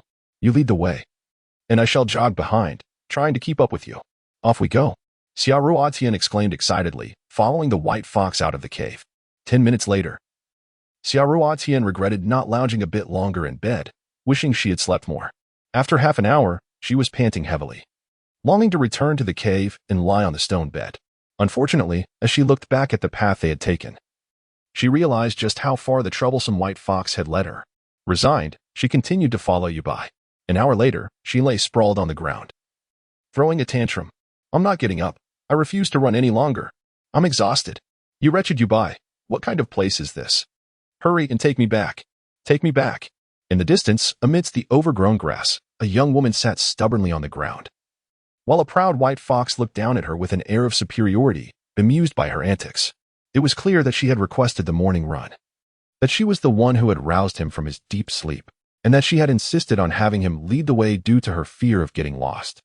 It was she who had initially insisted on pushing herself to run further and endure longer. Yet now, she was the one backpedaling, throwing a fit while refusing to acknowledge her own responsibility, even blaming him. The absurdity of it all was both exasperating and amusing. Squeak, squeak. "All right. I'll lead us back." Yubai, resigned, approached Xia Ruotian and pointed with his paw toward the path home, regardless of whether they walked or ran back. Given Xia Ruotian's pace, it would take them at least 2 hours to return. A cunning glint flickered in his bright eyes as he contemplated this. "Humph. Now that's more like it." Xia Ruotian immediately transformed her mock tears into a cheerful smile, springing up from the grass and brushing off the dust from her clothes. completely oblivious to the sly grin lurking in the depths of the white fox's eyes. Half an hour later, darn it, you wretched you by. Are you leading us astray? Why have we walked for so long without seeing the watchtower of the village? Xia Ruotian halted, bending down to rub her sore feet, which ached from the prolonged trek. Squeak, squeak, squeak. Yubai let out a peculiar cry, ignoring Xia Ruotian's complaints, and continued to strut ahead with an arrogant gait. His pristine white tail swaying as he gradually distanced himself from the stationary Xia Ruotian. Xia Ruotian initially believed that Yubai would pause for a moment to allow her to rest. However, to her astonishment, that heartless white fox, devoid of any compassion, abandoned her and walked away without a second thought. If she did not hurry to catch up, she would lose sight of him entirely within mere minutes. Xia Ruotian stood upright, surveying the desolate, uninhabited woods and fields around her. A shiver coursed through her body as she recalled the myriad peculiar beasts that Jin Tian had once hunted. Gritting her teeth against the pain in her feet, she hastened to follow the white fox ahead. Yet, as she jogged, her gaze remained fixed on the fox gliding with graceful ease, devoid of the affection and joy it once inspired within her. Instead, her heart brimmed with curses and grievances, vowing that when he transformed into a human, she, Xia Ruotian, would ensure this insufferable brat faced her wrath. Such were the fleeting whims of a woman in her moment of ire. If Yubai were to casually glance back and cast a flirtatious look her way, even in his current fox form, it would likely compel Xia Ruotian, who adored her pets above all else, to cast aside her grievances and eagerly attend to him. An hour later, as Xia Ruotian felt her feet growing numb, she finally spotted the beastmen patrolling the vicinity of the tribe. Her heart surged with emotion, tears welling in her eyes, as she sensed a stir among the half-beasts passing by, nearly igniting a brawl. Had it not been for Yubai's vigilant presence, roaring at those beastmen who dared to express their affections, Xia Ruotian would have undoubtedly found herself surrounded once more. Xia Ruotian returned to the cave with the white fox. Having scarcely rested for 10 minutes, she suddenly recalled the pressing matter of digging the well. Thoughts of the well conjured images of water and the necessity of bathing, instigating an unbearable itchiness throughout her body. Resolute in her decision, she disregarded her fatigue and promptly made her way to the well to ascertain the progress of their excavation. Xia Ruotian approached from a distance with her white fox, only to behold a colossal serpent, its head resting beside a well, while its entire body coiled beneath it. Having encountered serpentine forms a few times, Xia Ruotian immediately recognized that this giant serpent was none other than Lance in his beastly guise. As she curiously drew closer, she noticed the serpent's tail of Lance suddenly emerging above the well, entwined around a bucket filled with the mud that Faline and the others had excavated. In a swift motion, Lance deftly placed the bucket beside the well with his serpentine tail. Instantly, a pangolin half-human rushed to empty the contents into the adjacent woods before retrieving the empty bucket. Once again, Lance's serpent tail coiled around the empty bucket, leveraging its length and physical advantage to lower it into the depths of the well, allowing Faline and his companions to continue their labor of filling it with soil. This efficiency was far superior to that of an ordinary person. Meanwhile, the grass rope that Xia Ruotian had woven a few days prior lay discarded, hanging uselessly from a nearby tree, devoid of any purpose. Xia Ruotian gazed in astonishment at Lance, who deftly maneuvered his serpentine tail with remarkable skill.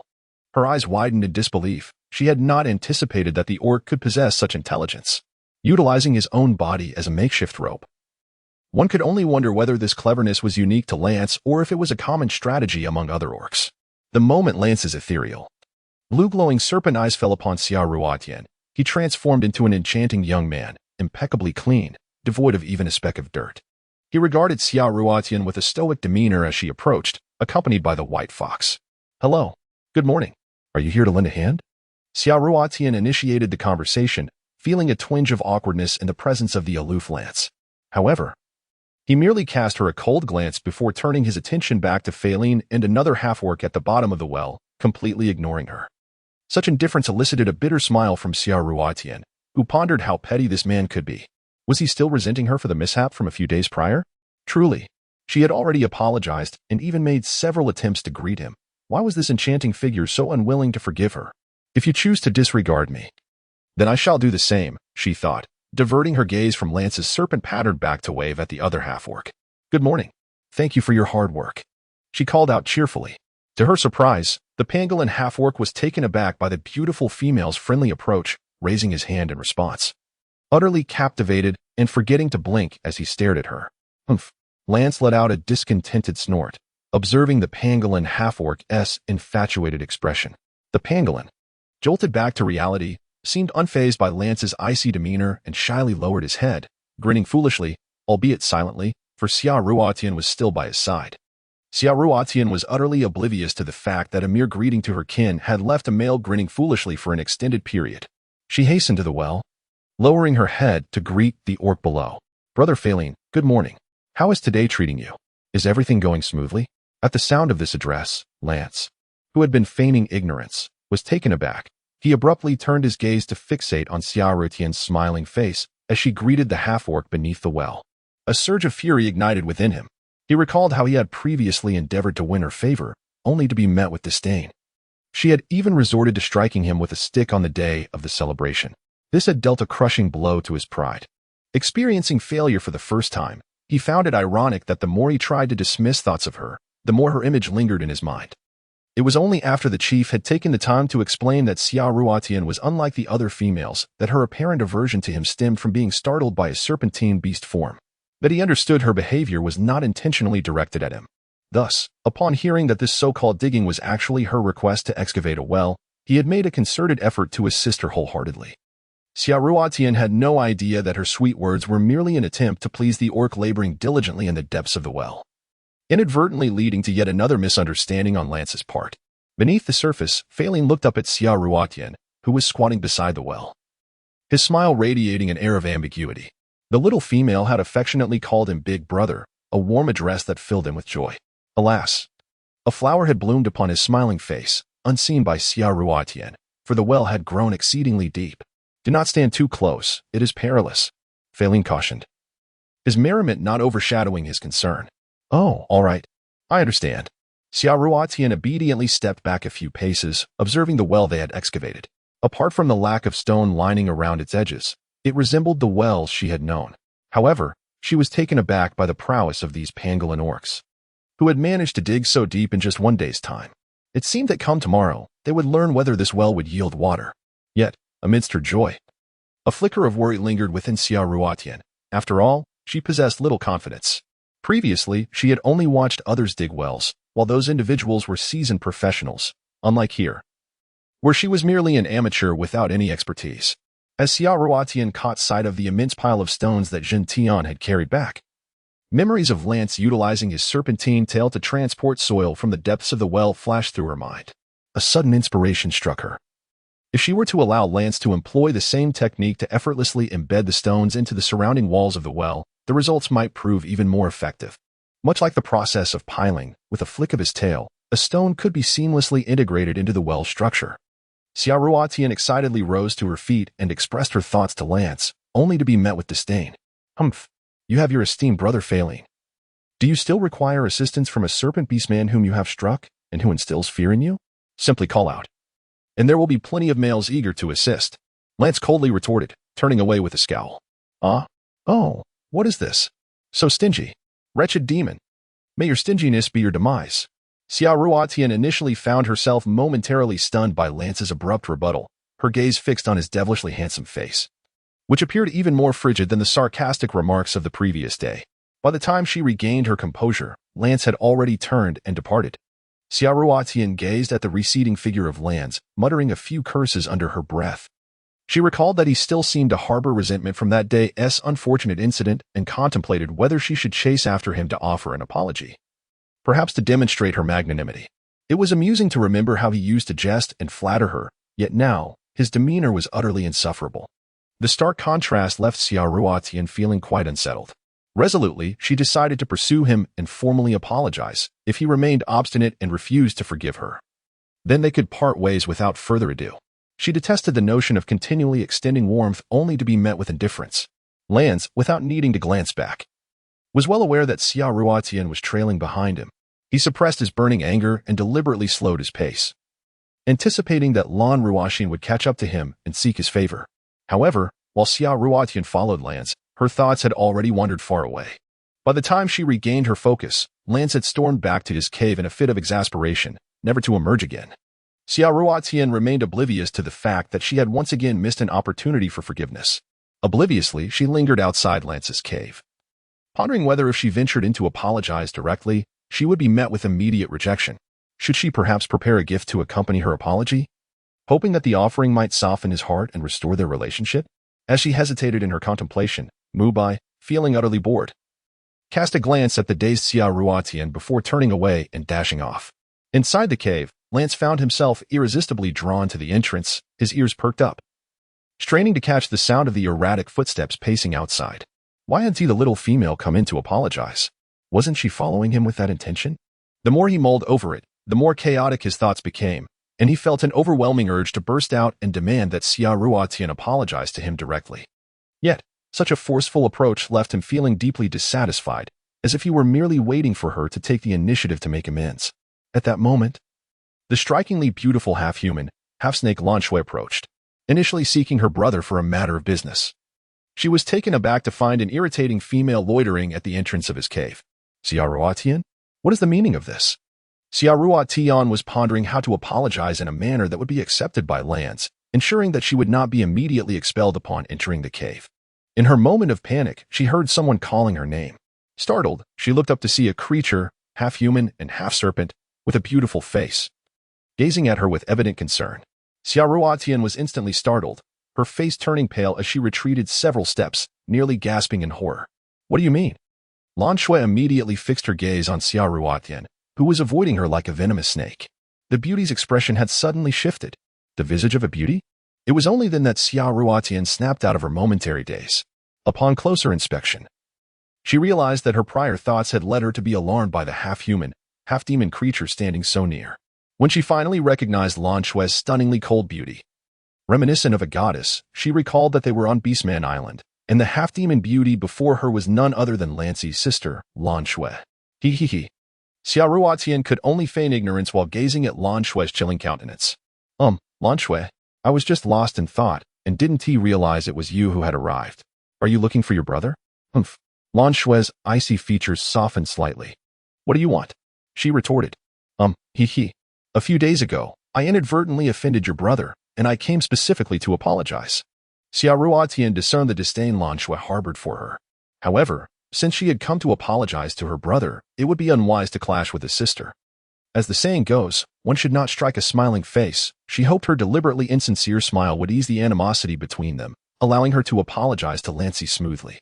Unfortunately, her cunning plan did not escape the keen perception of Lan Shui. Oh, is that so? Then my brother is currently inside the cave? Why aren't you going in? Lan Shui glanced toward the cave, her keen senses as a snake-beast woman immediately revealing that her brother Lance was indeed inside. She merely sought to discern the true intentions of the female before her. I'm just afraid that your brother might not accept my apology. The thought of Lance's mesmerizing face made Xia Ruotian anxious. She was apprehensive about facing him directly, and the possibility of rejection filled her with disappointment and a hint of trepidation. Oh? Lan Shui observed Xia Ruotian's bashful demeanor over a mere apology. A glint of cunning flickered in her eyes. Since you sincerely wish to apologize, I believe my brother, being the magnanimous person he is, will surely forgive you. Or perhaps I could assist you in delivering your apology? Lan Shui feigned the demeanor of a supportive sister, offering her suggestion. Is that so? Xia Ruotian hesitated, pondering Lan Shui's seemingly benevolent offer. She recalled their previous encounters, particularly the time she had struck her brother with a wooden stick, which had almost led to a confrontation. Why was Lan Shui now so inclined to help her? Was she overthinking? Had she misjudged Lan Shui's character? Perhaps her previous aggressive actions had led Lan Shui to perceive her as a cruel individual, and now, witnessing her genuine intent to apologize, she had altered her opinion? Lan Shui detected the doubt and a hint of wariness in Xia Ruotian's eyes. She mused to herself that this female was foolish, far more astute than Nana. After all, the impetuous half-beast Nana had only learned to maintain her distance after suffering several setbacks. Yet, this newcomer had only just arrived in the tribe and was already suspicious of her character. Clearly, her earlier display of aggression due to her brother's threat had revealed her true nature. Nevertheless, she would still. What? You doubt my good intentions? You should consider that I am Lance's sister. My assistance in delivering your apology would undoubtedly be more effective than if you went alone.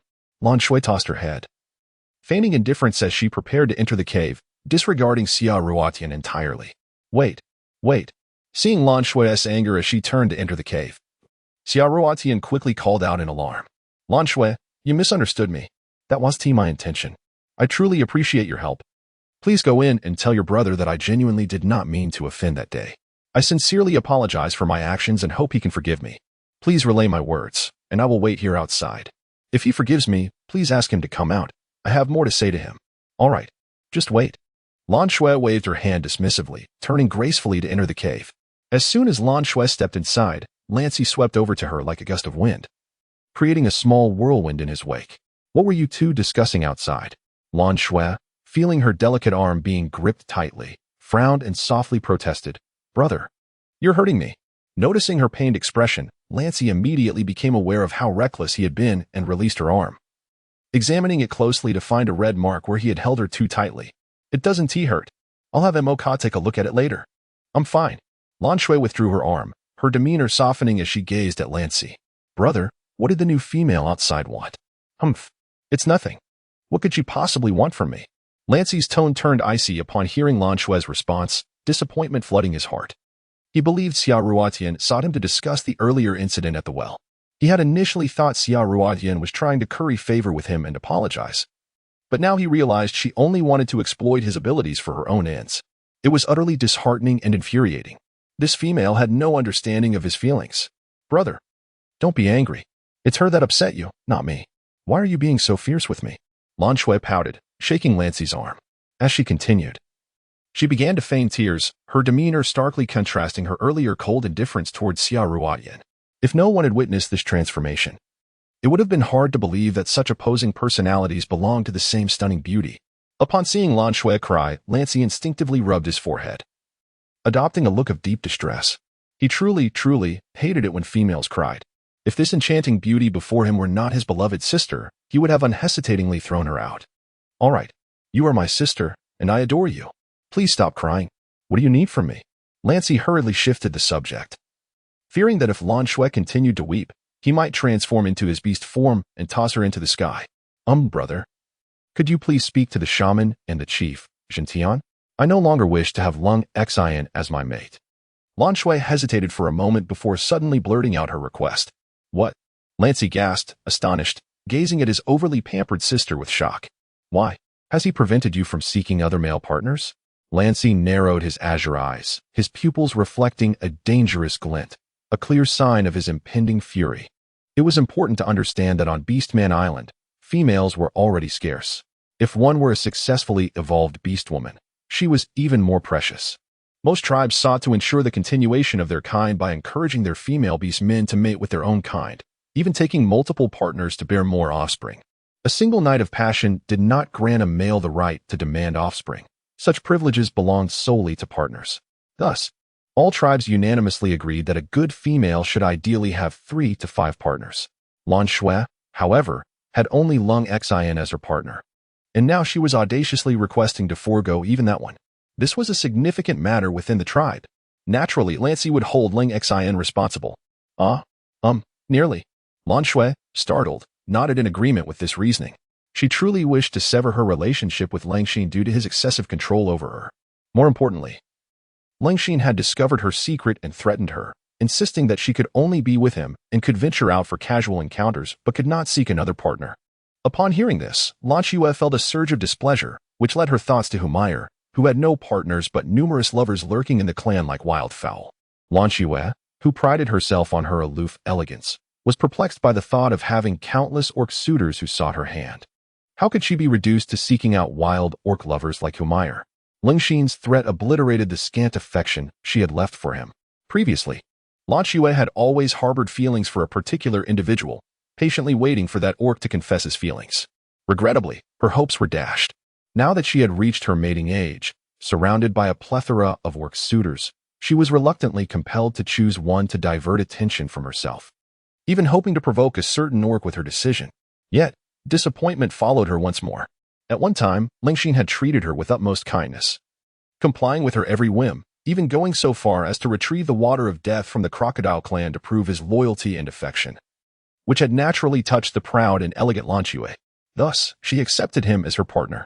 However, once they became companions, Lingxin's jealousy and domineering nature began to surface, a fact that displeased Lan Shui immensely. Now, discovering her secret and threatening her. He implied that if she did not remain faithful to him, he would take action against the orc she cherished. The Water of Death was so named because most orcs who ventured to the crocodile clan for it never returned. Ironically, some noble females believed it to be a potent expression of affection and courtship from males. Humph! How could Lingxin, who appeared so docile, reveal such a tyrannical side in private? Did he not realize that a noble female could never belong solely to one orc? No wonder he had never chosen another partner during the years of the clan's festivities. In a moment of reasoning, Lan Si condemned the selfish and depressive Lingxin to a fate of eternal imprisonment, devoid of redemption. Lan Xue gazed at her brother. Aware that some aspects of his reasoning were unfounded and unjustly accused Lingxin, yet she feigned indifference, lowering her head in silent acquiescence. In her heart, she thought, Lingxin, do not blame me. We were content as partners. But your increasing meddling and tyrannical behavior, interfering even with my desire to seek out the orc I fancy, leave me no choice but to tarnish your name. Brother. So, will you help me then? Lan Xue clung to Lan's arm, adopting a charmingly coy demeanor. Of course, I will assist you. Lan silently pulled away from his sister's grasp. Despite his affection for her, he harbored a slight aversion to being touched by anyone, even his beloved sister. Really, Lan Xue showed no concern for her brother's distance, instead bouncing with excitement. Yes, I will have a serious talk with Lingxin, urging him not to be so overbearing and to accept your preferences for any male orc you desire. Lan's adopted a righteous and stern expression, selflessly considering his sister's plight. Ah, is that so? Lan Xue's face was one of bewilderment at his misunderstanding. She did not wish to acquire additional partners. She sought to rid herself of the tyrannical Lingxin entirely. Brother, that's not what I meant. Lan Xue hurriedly attempted to clarify, gripping Lan's arm once more to express her true intentions. Lan eyed his sister, frustrated by her incessant defiance of his boundaries. Did she not understand his aversion to being touched by any orc or female? If not for her being his sister, he would have cast her aside long ago. Enough. Lingxin has not committed any grave offense. Must it come to this? That would be excessively harsh. He treats you well, aside from his domineering nature. What male orc does not possess such traits? I believe it is Lingxin who has spoiled you. Lan admonished his sister in a tone reminiscent of a disapproving elder. In this era, being cast aside by a female was a far graver insult to a male than even the most brutal of betrayals. It was not akin to dismissing a lover. A partner was a lifelong commitment, akin to modern monogamy. One could not simply declare a divorce without dire consequences. Oh, I understand. I will heed your advice, my dear brother. Lan Xue reluctantly released Lan's arm, suppressing her urges to act charmingly, thus reluctantly accepting his counsel, though she detested it. Good. Lan gazed upon his usually obedient sister with satisfaction. Brother, you know that Lingxin rarely speaks and is often cold toward other orcs. Please be mindful when you discuss him. Do not provoke him too much. Also, let us not mention my desire to sever our bond. Lan Xue, feeling utterly awkward, forced herself to voice what she wished to avoid. She did not seek to plead for Lingxin's favor. Rather, she feared that if Lan learned she had initiated the conversation about ending their partnership, he might react too harshly, further alerting Lingxin to her intentions. Haha, I knew you still cared for Lingxin. Lan observed her with a knowing gaze, teasing her mercilessly. What are you saying, brother? Aside from being overbearing, Lingxin has indeed treated me well. Had he not been so controlling, I would not have considered this. Her words hinted that she still cherished Lingxin, and she feigned bashfulness, attempting to sway her astute brother with her performance. All right, enough of this. Let us go. Lan cast a glance at his sister, feeling exasperated. Oh, disappointment clouded Lan Xue's face. Brother, I'm leaving. I truly am. She glanced back at Lan, thinking, why won't you stop me? You are upset, wounded by that wretched female, Xia Ruotian. How wonderful it would be for me to keep you company. Make haste. Lan cast a piercing glance, entirely oblivious to her good intentions. With that, Lan Xue departed the cave without a backward glance. Meanwhile, Xia Ruotian, squatting not far outside, felt her legs growing numb. How long does it take for Lan Xue to apologize? What could they possibly be discussing in there? At this rate, a hen could hatch its chicks. She paced anxiously outside, torn between waiting and abandoning the apology altogether. Yet she ultimately resolved to endure, time slipping away. Not knowing how long she waited, Xia Ruotian initially stood, only to find her calves shaking before she chose to squat down. Yet, before long, both legs felt weak and tingly, a most uncomfortable sensation. Deciding to sit, she rubbed her calves while keeping her eyes fixated on Lan's cave. Damn it, Lan, you are making me suffer immensely this time. if you refuse to forgive me again, I shall never apologize to you again. Xia Ruotian mused, attempting to move her legs, feeling as though countless ants were gnawing at her feet, an unbearable sensation. Whenever she was in distress or anger, she tended to express herself quite bluntly. Xia Ruotian has received numerous evaluations from her former friends. If she merely sits there with a smiling face, others might mistake her for a wealthy young lady, a paragon of elegance. However, once she speaks, well, ahem. Everyone understands what that implies. Faced with such derogatory remarks, Xia Ruotian remains utterly unconcerned, instead cheerfully exclaiming, "If I were a lady, I wouldn't be Xia Ruotian. Being a lady doesn't fill your stomach, and I absolutely detest those pretentious individuals who feign delicacy. Should anyone dare to utter further disparagement?" Xia Ruotian would likely resort to fists. After a while, feeling significantly better, Xia Ruotian attempted to rise and take a few steps. Initially, only one leg seemed responsive, while the other felt as though it had lost all connection. Bending down once more, she massaged her calf muscles until both legs felt restored. At that moment, Lan Shui, adorned with an extraordinarily striking yet frigid demeanor, gracefully glided towards Xia Ruotian like a serpent. Observing Lan Shui's poise, Xia Ruotian pondered how an orc female could mimic the refined movements of modern socialites so exquisitely. It seems that certain elements resonate universally. How about it? What did Lan say? Has he forgiven me? Xia Ruotian rushed forward, anxiously inquiring of Lan Shui. This. Lan Shui's icy visage suddenly contorted with difficulty, feigning sympathy as she regarded Xia Ruotian. My brother, he has quite a temper, being an orc. Lan Shui deliberately left her words hanging, yet her expressive gestures made it abundantly clear that Lans was not likely to forgive her easily. Expecting that her revelation would evoke sorrow or further pleas for assistance from Xia Ruotian, she was taken aback by the latter's response. Forgive him? Not a chance. I won't waste my time on such nonsense. Xia Ruotian fumed at the thought of having stood outside the cave like a fool for so long, only to be met with refusal and silence. She recalled the reason she had used the stick on him. It was due to being startled by his serpentine form. Ultimately, Lans bore responsibility too. After all, she had gone out of her way to apologize, yet he maintained his aloofness. Humph. Did he truly believe that his looks gave him the right to act so arrogantly? It was utterly dismissive of her. He had previously professed his affection for her, but it all seemed fade. Modern men are notorious for their deceit and sweet words to ensnare girls. It appears the orc males here are no different. It seems that all male creatures in this world lack sincerity. If he would not acknowledge her or grant her forgiveness, then so be it. She would not bother with him any longer. With a furious toss of her hand, Xia Ruotian turned on her heel and departed. As Lan Shui watched her storm away, her initial surprise morphed into a sly smile of triumph. However, upon turning, she noticed her brother Lan standing at the cave entrance. Observing Xia Ruotian's retreating figure, a chill crept into her heart. How much had he overheard? Instantly, she swayed her serpent tail and glided toward him. Brother, Lan Shui tentatively called out, carefully scrutinizing Lance's expression. To her dismay, Lance's previously melancholic countenance had morphed into an even darker and more terrifying scowl, a sinister smile lingering at the corners of his mouth. Though he had been conversing with Lan Shui within the cave, his attention had remained fixed outside. When he noticed Xia Ruotian lingering at the cave's entrance, his heart swelled with joy. He had intended to step outside to clarify her intentions. If she had come to appease him and seek forgiveness, he would have readily granted it. However, Lan Shui's presence had become a distraction, leaving him agitated. Reluctant to engage with Xia Ruotian in front of his sister, fearing she would perceive him as pressuring the young female for an apology, he had urged Lan Shui to leave. Just as he planned to follow her out after ensuring she was far enough away, he overheard Xia Ruotian's frustrated remark as she departed. Forgive him? Not a chance. I won't waste my time on such nonsense.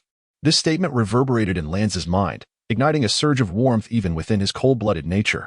Watching Xia Ruotian storm away, leaving such harsh words behind, he couldn't help but mock her in his thoughts. Indeed, Xia Ruotian, this outsider, was just like the other females on the island, taking herself far too seriously. They are pampered and cherished, yet the moment something displeases them, they immediately show disdain towards the males. These females truly are insatiable, one cannot indulge them. Filled with extreme anger and disappointment, Lance found himself harboring an entirely contrary thought than before. He averted his gaze to find Lan Shui watching him with concern. I'm fine. Let us go, he commanded, striding back into the cave.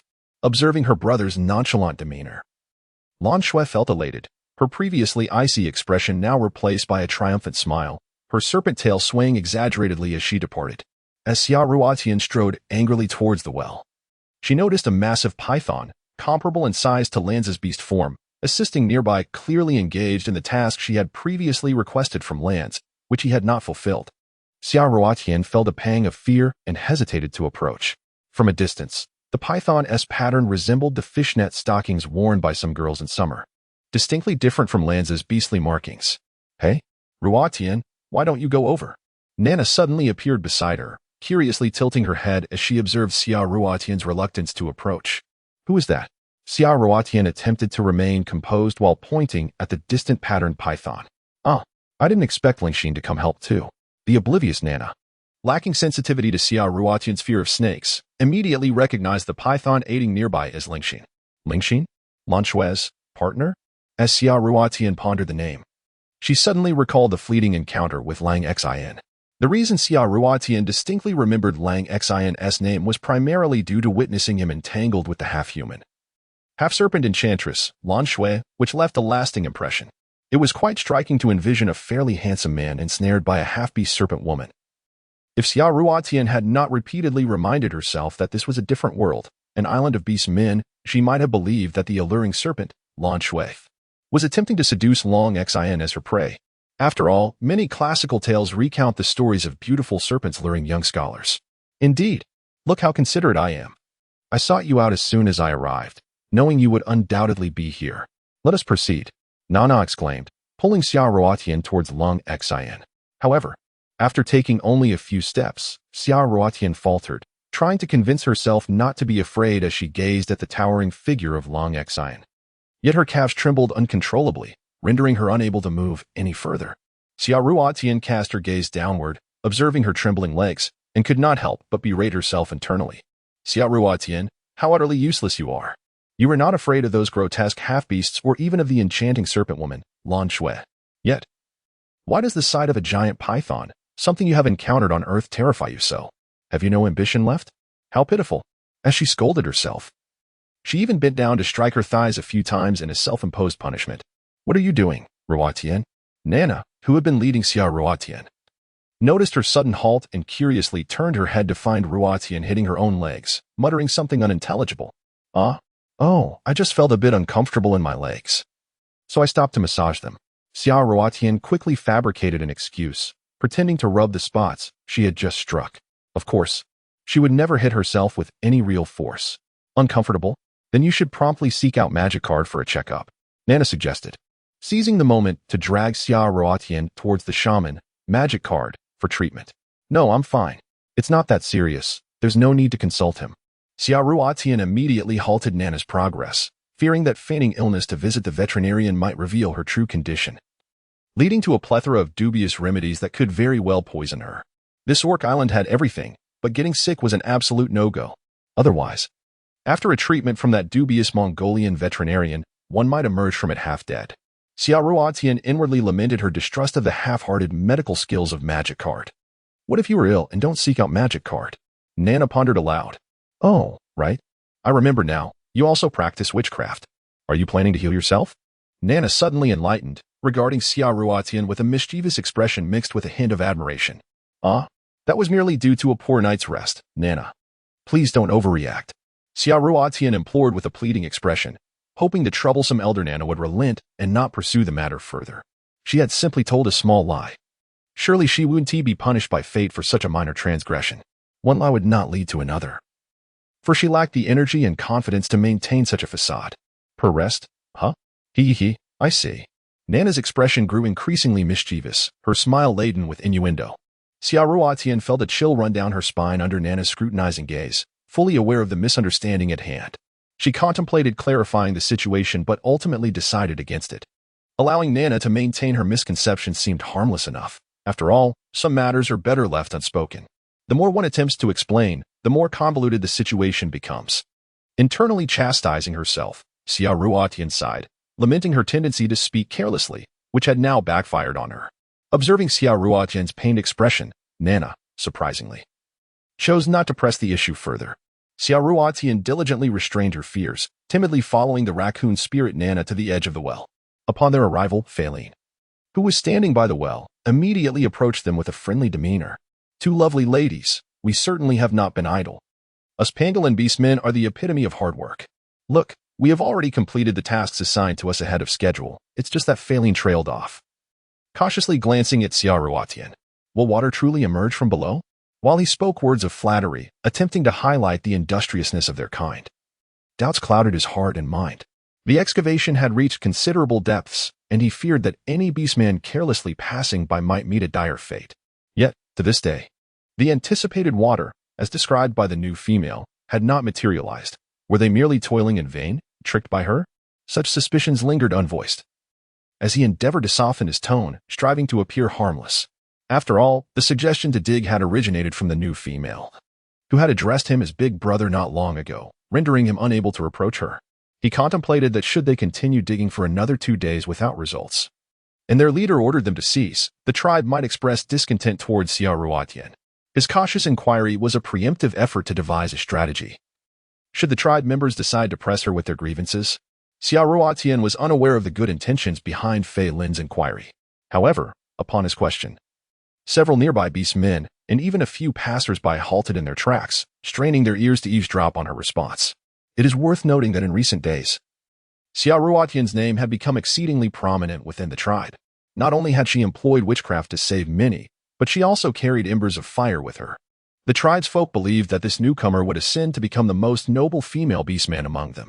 Little did they anticipate that in the blink of an eye, she would squander their precious water resources and find herself confined. Upon her release, she remained unruly, commanding the tribe to excavate a vast hole in the ground, boldly claiming that water would be found below. Rumors began to circulate that the new female, Xiaoruotian, possessed divine abilities, capable of summoning wind and rain.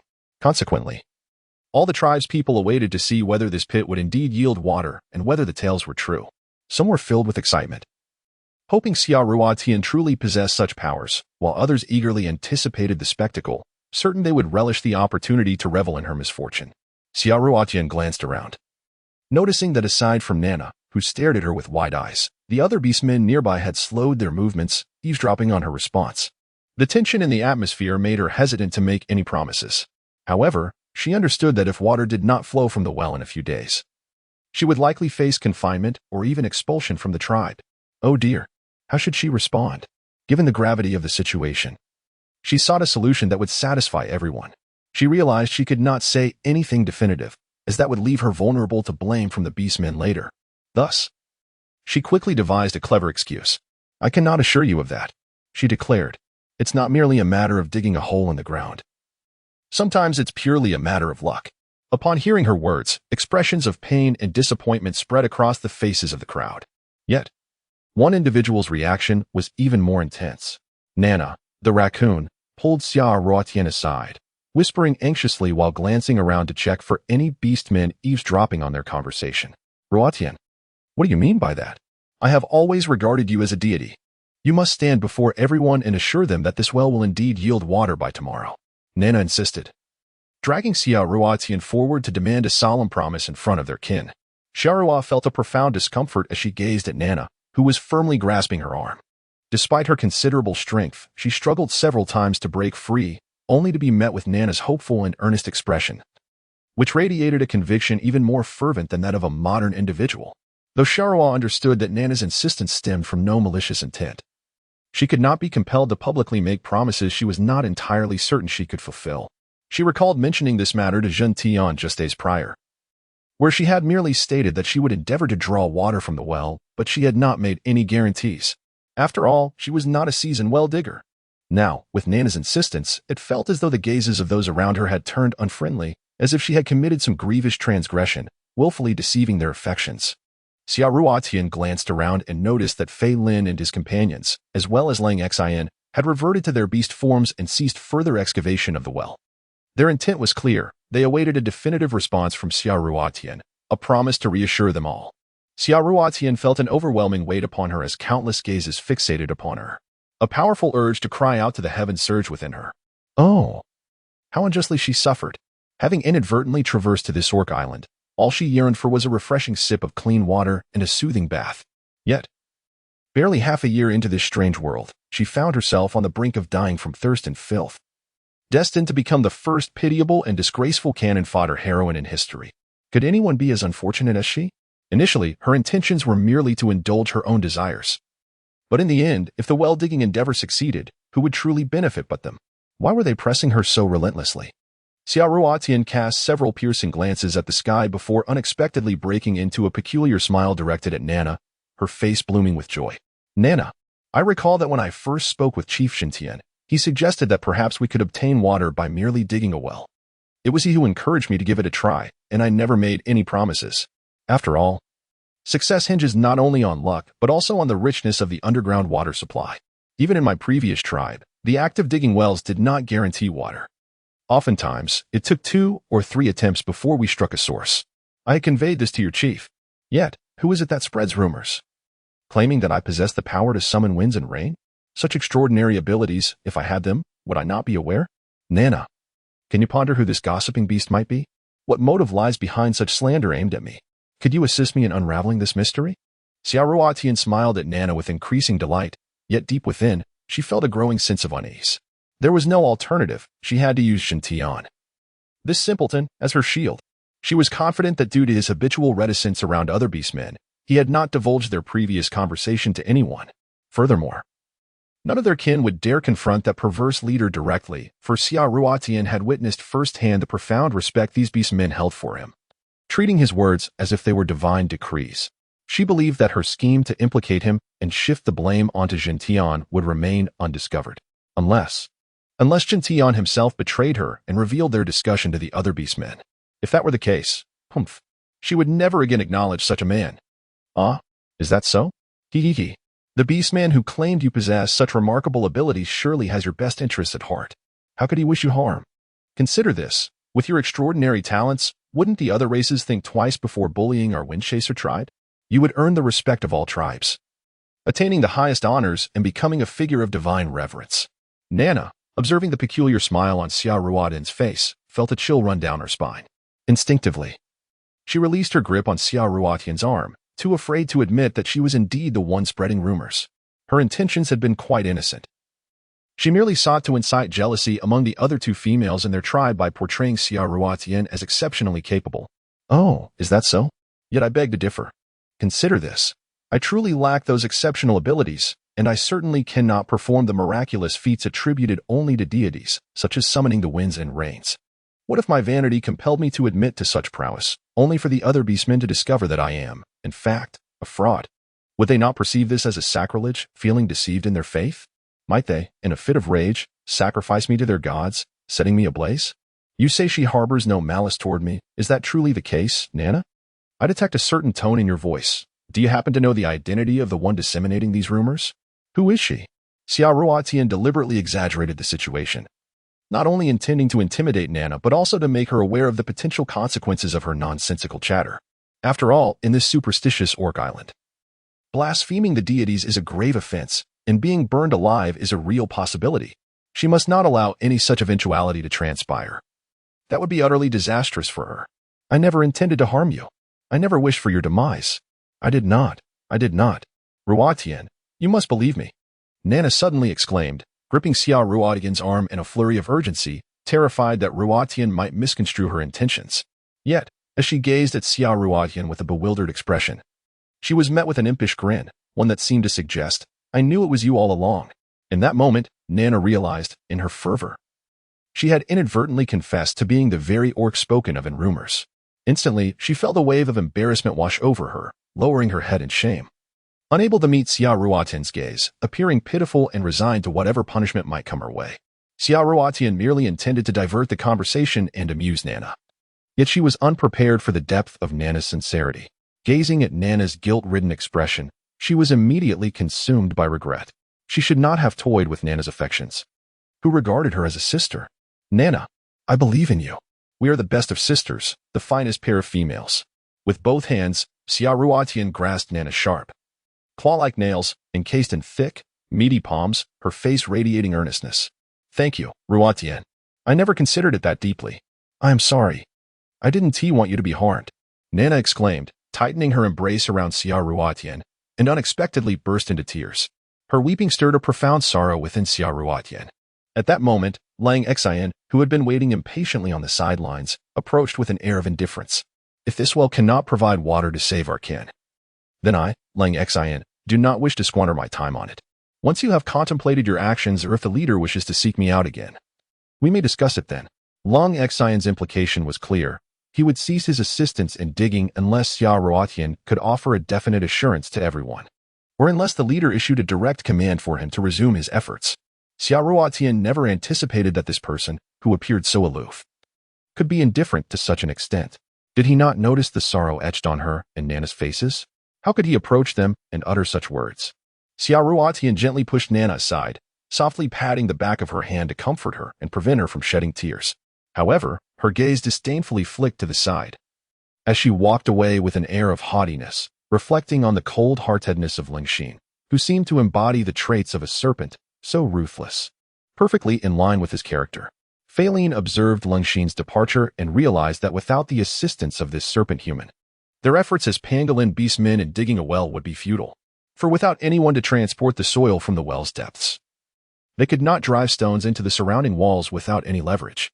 He approached Xia Ruotian, awkwardly stating, "Little female, I am pleased that you called me big brother. However, since Lingxin has left, we cannot proceed today. Perhaps you could speak to the leader tonight, and we can continue tomorrow. Would that be agreeable?" Xia Ruotian nodded in agreement. Thinking of Faline, despite being a half-beast, he spoke so thoughtfully and softly, in stark contrast to the previous coldness of Lingxin, whose demeanor was so detached and harsh, who had summoned Lingxin to dig the well. Suddenly, Xia Ruotian recalled that it was the leader who had instructed this in the morning while hunting. "Oh, by the way, please do not call me big brother anymore. I do not wish to be your big brother. I wish to be your lover." Faline blushed fiercely and, after stammering out this confession, hurriedly pulled away his fellow pangolin half-beastman, fearing he might hear Xia Ruotian's rejection. What did he just say? Did I mishear? Xia Ruotian stood there, dumbfounded, until she turned to see Nana, who had ceased her crying and wore an expression of astonishment. "Ha ha ha. He he he. Ha ha." To Xia Ruotian's surprise, Nana burst into laughter, her face streaked with tears, emitting a cacophony of bizarre giggles. Xia Ruotian was taken aback, staring at this different version of Nana, pondering whether all the beast men on this island were so eccentric. "I never expected that Faline, who typically does not fancy petite females and only favors his own kind, would confess his feelings to you. Just look at how he fled in embarrassment, terrified you might reject him. How utterly amusing. Faline afraid of rejection. It's hard to believe." Nana laughed uncontrollably, nearly toppling over, but when she turned to face Xia Ruotian, she was met with a distorted, furious expression that struggled to suppress its rage. Nana's laughter abruptly halted, as she wondered why Xia Ruotian was so angry when she was merely mocking Faline. Little did she know that while she derided Faline, she inadvertently belittled Xia Ruotian as well. Although Nana had not considered this aspect, Xia Ruotian, being a modern woman with a tendency to overthink, perceived it differently. "Do you find this amusing? You were laughing at me. Do you think I would find it funny?" Xia Ruotian glared at Nana, feeling humiliated and awkward, especially as her callous friend drew the attention of their kin. She felt utterly embarrassed, all due to Nana's foolish behavior. Enraged, Xia Ruotian shot another warning glare at Nana, instructing her to cease her laughter. This foolish Nana had the audacity to mock her in front of the very person involved, as if inviting trouble. Nana, noticing Xia Ruotian's furious demeanor, quickly sought an excuse to escape. "Xia Ruotian, I just remembered I need to help Manda sew some beast skins. I must take my leave." With that, she hurriedly distanced herself, not daring to look back, fearing Xia Ruotian might chase her down for a few punches. After all, she had witnessed Xia Ruotian's wrath towards beastmen firsthand. Hey. Xia Ruotian watched Nana scurry away, feeling uneasy as she ran her fingers through her hair and glanced at the ground. Was she really that terrifying? She had a plethora of questions for Nana. Yet a peculiar smile had scared off a half-beast female. It seemed she had a hidden talent for being a villain. You buy. Let us depart." Xia Ruotian called out for the white fox, but upon realizing no one was around, she noticed the white fox was missing. Where has that troublesome fox gone? Oh well, it cannot be helped. After scanning the surroundings and finding no trace of the white fox, she turned to leave. As night fell once more, Xia Ruotian grew anxious upon noticing that the white fox had still not returned. Though it was a beast man, the creature was still young, and she feared it might become prey to other predators lurking in the forest. She waited, feeling the chill of the spring night, realizing that standing outside the cave was futile. If she fell waiting for the white fox to return safely, it would be a misfortune. Nestled under the beast's skin, She reclined on the stone bed, waiting. Before long, a tall shadow emerged, illuminated by the moonlight, casting its form into the cave. Who is it? Hearing footsteps, Xiaoruotian instantly sat up, alert. In this unfamiliar environment, she had remained vigilant, always wary of the beastmen around her. Yet she had neglected the fact that she often fell into a deep slumber, sometimes even snoring, when nestled beside Jin Tian. Unbeknownst to her, she had gradually lowered her guard against this beastman, even developing a profound trust, though she remained oblivious to this change. Even towards the cold-blooded snake, Lengxin, despite appearing fearful, her internal landscape had undergone significant transformation. After striking him, she felt guilt and concern, fearing he might become upset and ignore her, as if he were a friend. At this moment, Xiaoruotian had yet to realize the subtle shifts within her heart, recognizing that she was slowly integrating into this beastman tribe, even beginning to regard them as kin. As the imposing figure entered the cave, Xiaoruotian focused her gaze, relieved to discover it was Jin Tian. Xiaoruotian, filled with excitement, promptly leaped out of bed, her gaze directed at Jin Tian, laced with a hint of reproach. Where have you been? The tone of her voice, tinged with a bittersweet longing, unconsciously mirrored that of a wife awaiting her husband's late return, oblivious to the ambiguity of her own words. Jin Tian cast a fleeting glance at Xiaoruotian before stepping forward, enveloping her in his embrace. His large, calloused hand instinctively began to caress her silky hair. Did you miss me? How could that be? Xiaoruotian's cheeks flushed with embarrassment, yet she stubbornly refused to admit that she indeed yearned for him. Throughout the day, she had been preoccupied, never once contemplating the presence of the orc before her. However, after dinner, while she found herself alone in the desolate cave, wandering outside, she became acutely aware of her solitude and vulnerability. She unexpectedly longed to see Jin Tian, who had been absent for an entire day, pondering what he might be doing and why he had not yet returned. Confronted by the orc's perceptive inquiry that pierced her heart, she found herself at a loss. Her emotions were in turmoil, leaving her to question whether her feelings for this orc stemmed from her profound loneliness and lack of security in this foreign world, or if she had genuinely developed feelings for him. Had she truly fallen for him? The conclusion of her frantic thoughts left her even more astonished.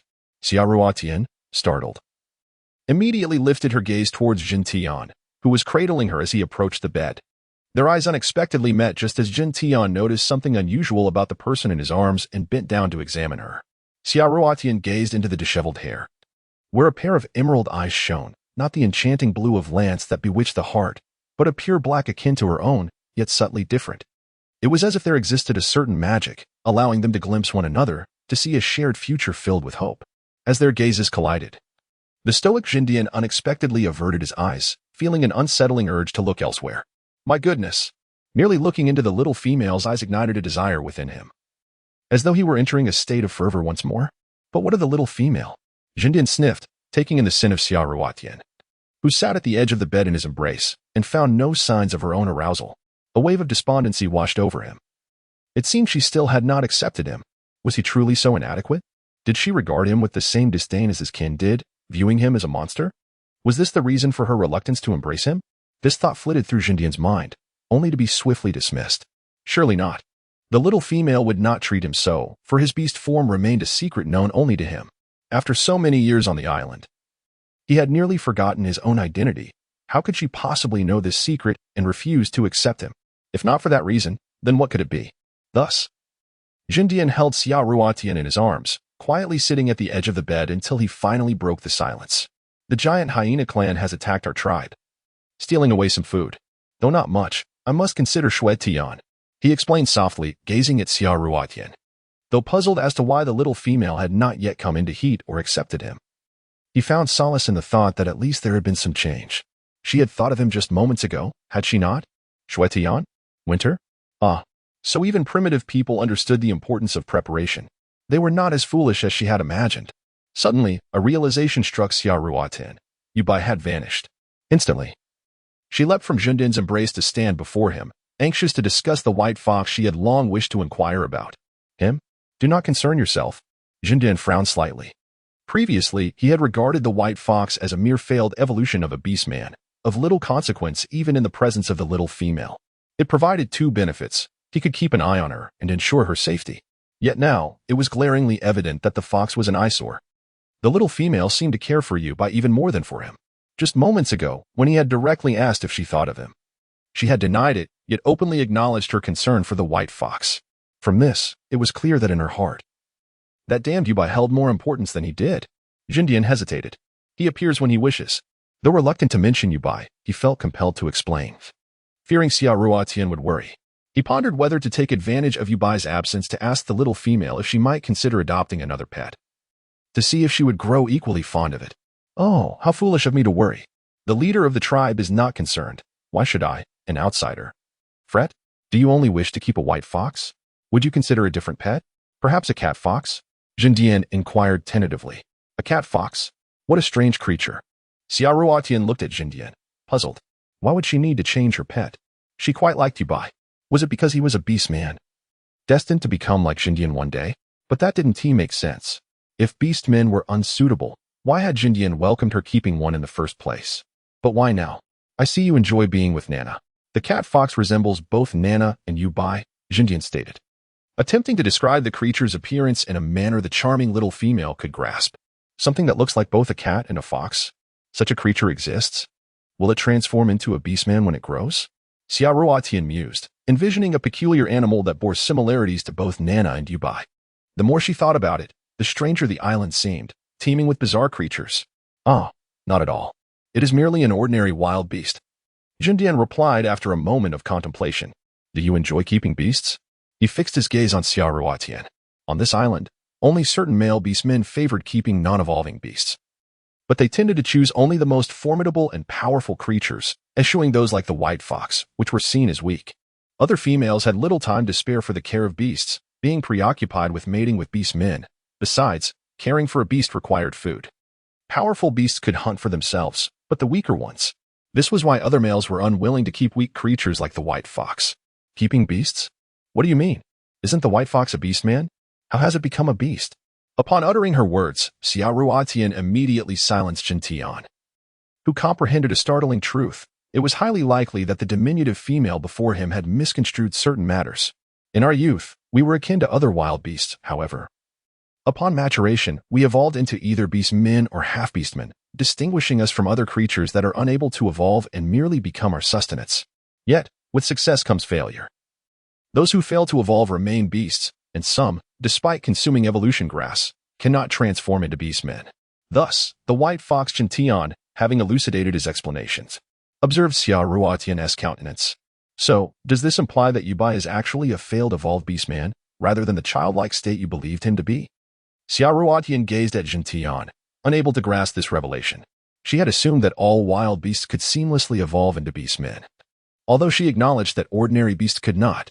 Yet, she had never contemplated the possibility of failure in evolution. Thus, it followed that Yubai was not a mere child, but rather a beastman who should have matured, but had failed to do so, an adult beast. Heavens!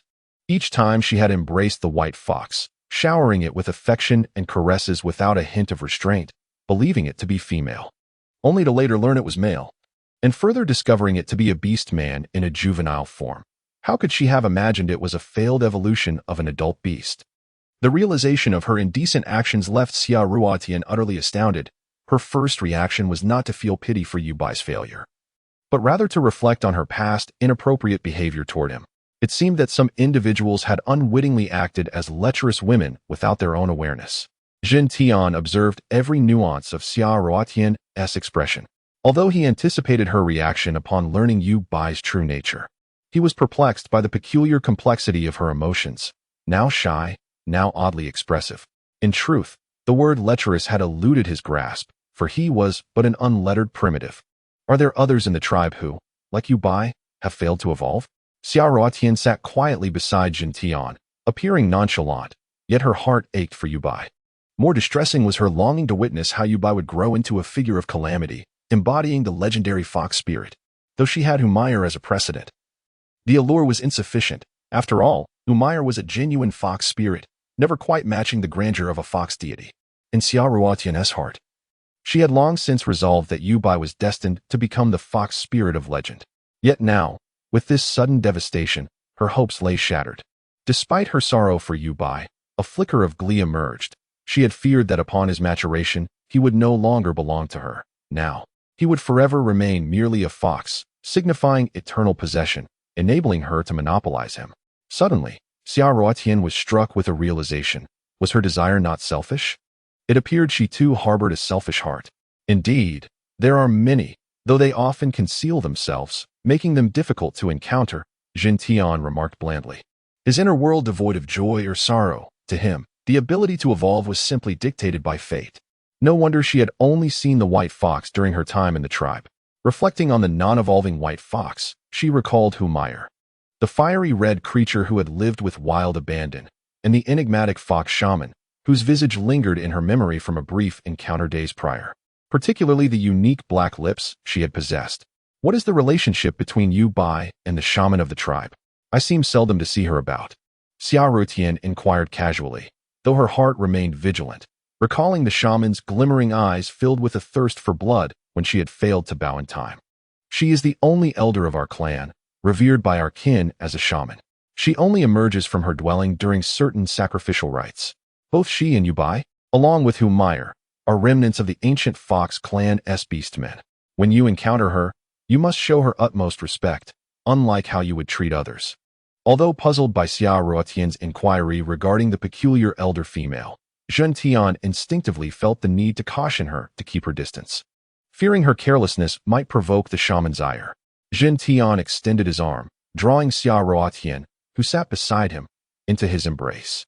As he conveyed, the Fox clan had long been regarded as the most intelligent among all races, yet following the calamity a century ago, they had fallen into decline, leaving only the three of them as remnants of the Fox tribe on this isle.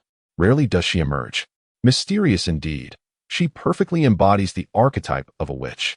Xia Ruotian thought, unconsciously belittling the Fox shaman once more. To Jin Tian's embrace, she exhibited no resistance or discomfort, appearing completely at ease as she nestled against him, instinctively seeking a comfortable position. When clarity returned to her thoughts, she realized she had settled into Jin Tian's arms without a trace of awkwardness, as if that embrace were her rightful place. Astonishingly, she had grown accustomed to Jin Tian's hold. How terrifyingly powerful habit can be. Suddenly, she felt a hard object pressing against her delicate backside, causing Xia Ruotian to freeze in shock, unsure how to react.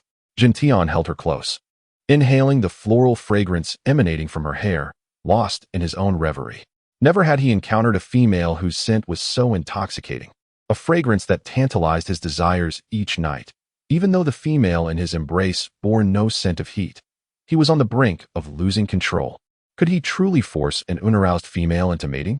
As a male, and indeed a leader, was it his place to compel a female? On Beastman Island, these males, though evolved into humans, retained many primal traits, particularly concerning mating instincts, which surfaced only during certain seasons when they could detect a female's scent of arousal. In essence, the female's scent catalyzed the male's desires for procreation. Typically, if only the males were aroused, they would subconsciously seek out receptive animals for mating, rather than coercing an unaroused creature. For instance, consider the bear. A mother bear with cubs, even in the mating season, would not exhibit signs of heat, preoccupied with ensuring her offspring's survival. However, should a male bear approach in heat, the mother would be compelled to abandon her cubs, forcing her back into estrus to mate. Such occurrences, while common in nature, are undeniably cruel. Yet, on this island of beastmen, endowed with a measure of human intellect, they would never resort to killing cubs or forcing an unaroused female to mate.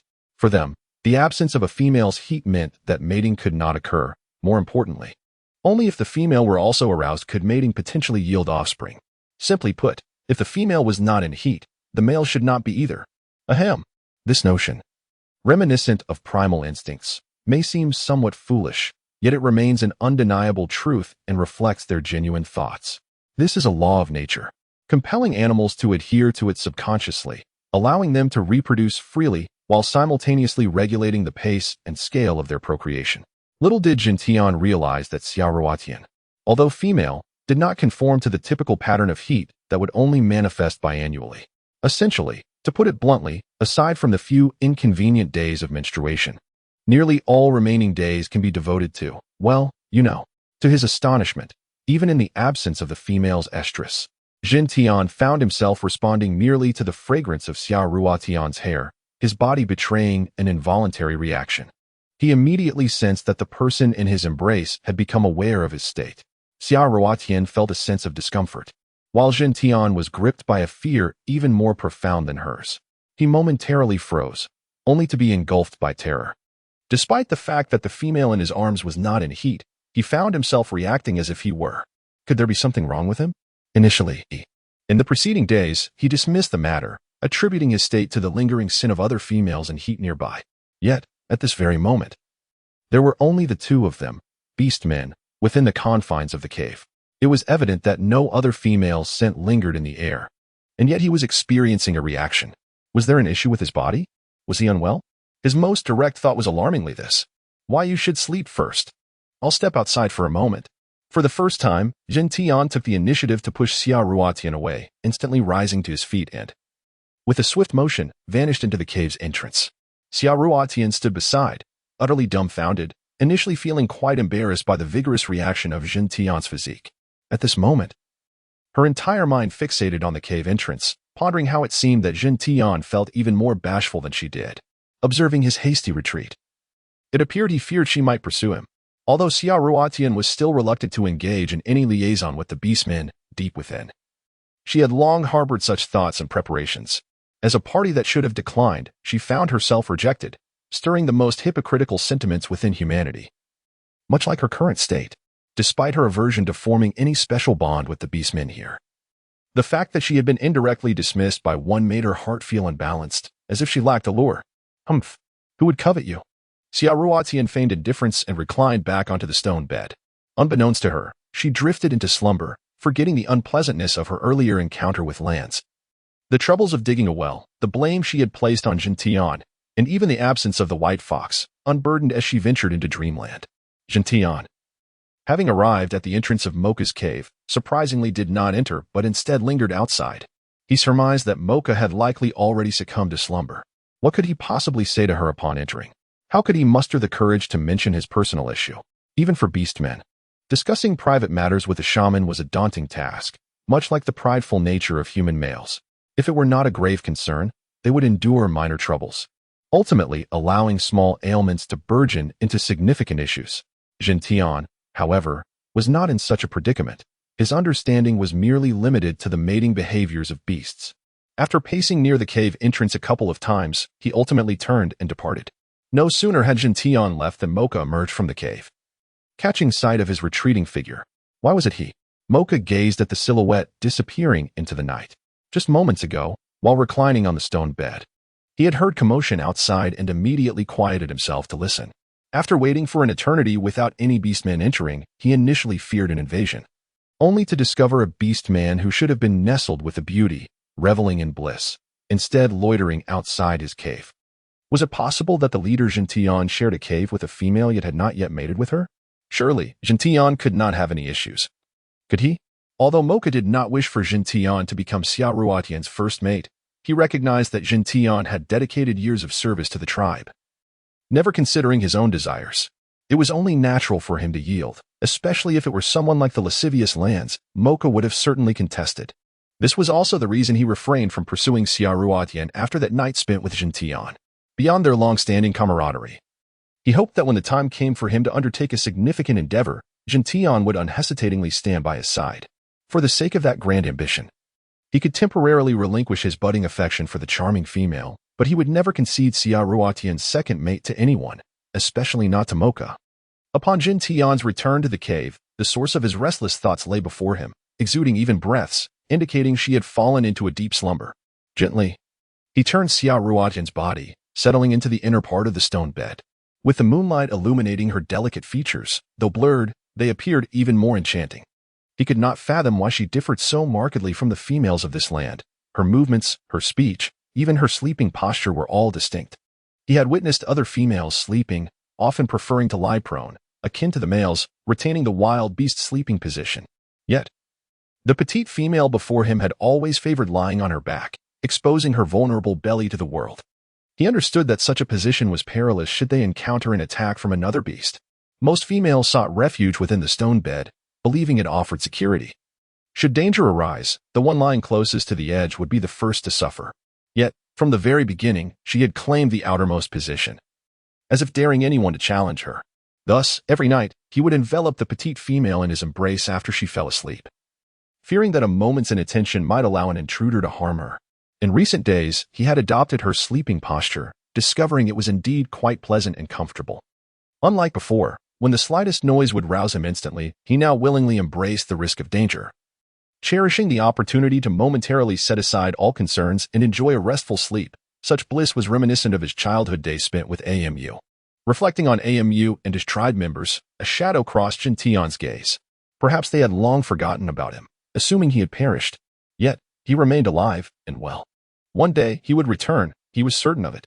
With utmost care, Jintian once more cradled Xia Ruotian in his arms, inhaling her fragrant hair as he gradually succumbed to slumber. Without the detestable Bai, that wretched white fox, sharing the space.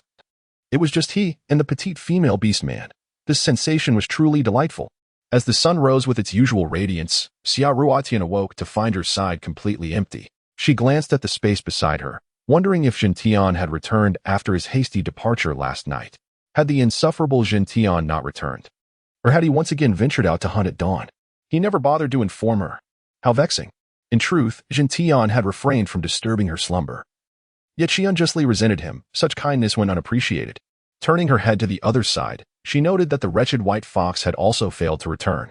Surely, he hadn't gone off to seek other female foxes during mating season, had he? That detestable Yabai. How he worried her. When he returned, he would surely pay for it. Neither of them were particularly admirable creatures. I shan't waste my concern on either of you. I live my life with unparalleled ease. Xia Ruotian grumbled her grievances, yet she did not forget to exercise and enhance her running speed. After preparing herself, she set off once more on her running path, albeit this time without Yuba to guide her. She dared only to circle nearby, not venturing far, fearing that she might fail to train and become a morning snack for other ferocious beasts. When Jintian returned to the cave with a stone bowl of food, he was immediately startled to find the stone bed empty. Alarmed, he set the bowl down and followed the scent trail left by Xia Ruotian, fearing she had been abducted. Jintian anxiously searched high and low, relieved to find only familiar beastman scents along the way, with no trace of any foreign danger. As he caught sight of a certain female, muttering encouragement to herself while striving to run, a realization dawned upon him. Smiling, he chose not to intrude and quietly departed. Unaware of the concern she had caused, Xia Ruotian continued her run, invigorated. She noted that today she felt markedly improved compared to yesterday, at the very least. She had learned to regulate her breathing. Beginning with a sprint at a normal pace, she gradually slowed to a jog, persisting for half an hour. Discovering a distinct difference from the previous day's exertion, she did not feel as fatigued, which brought her joy.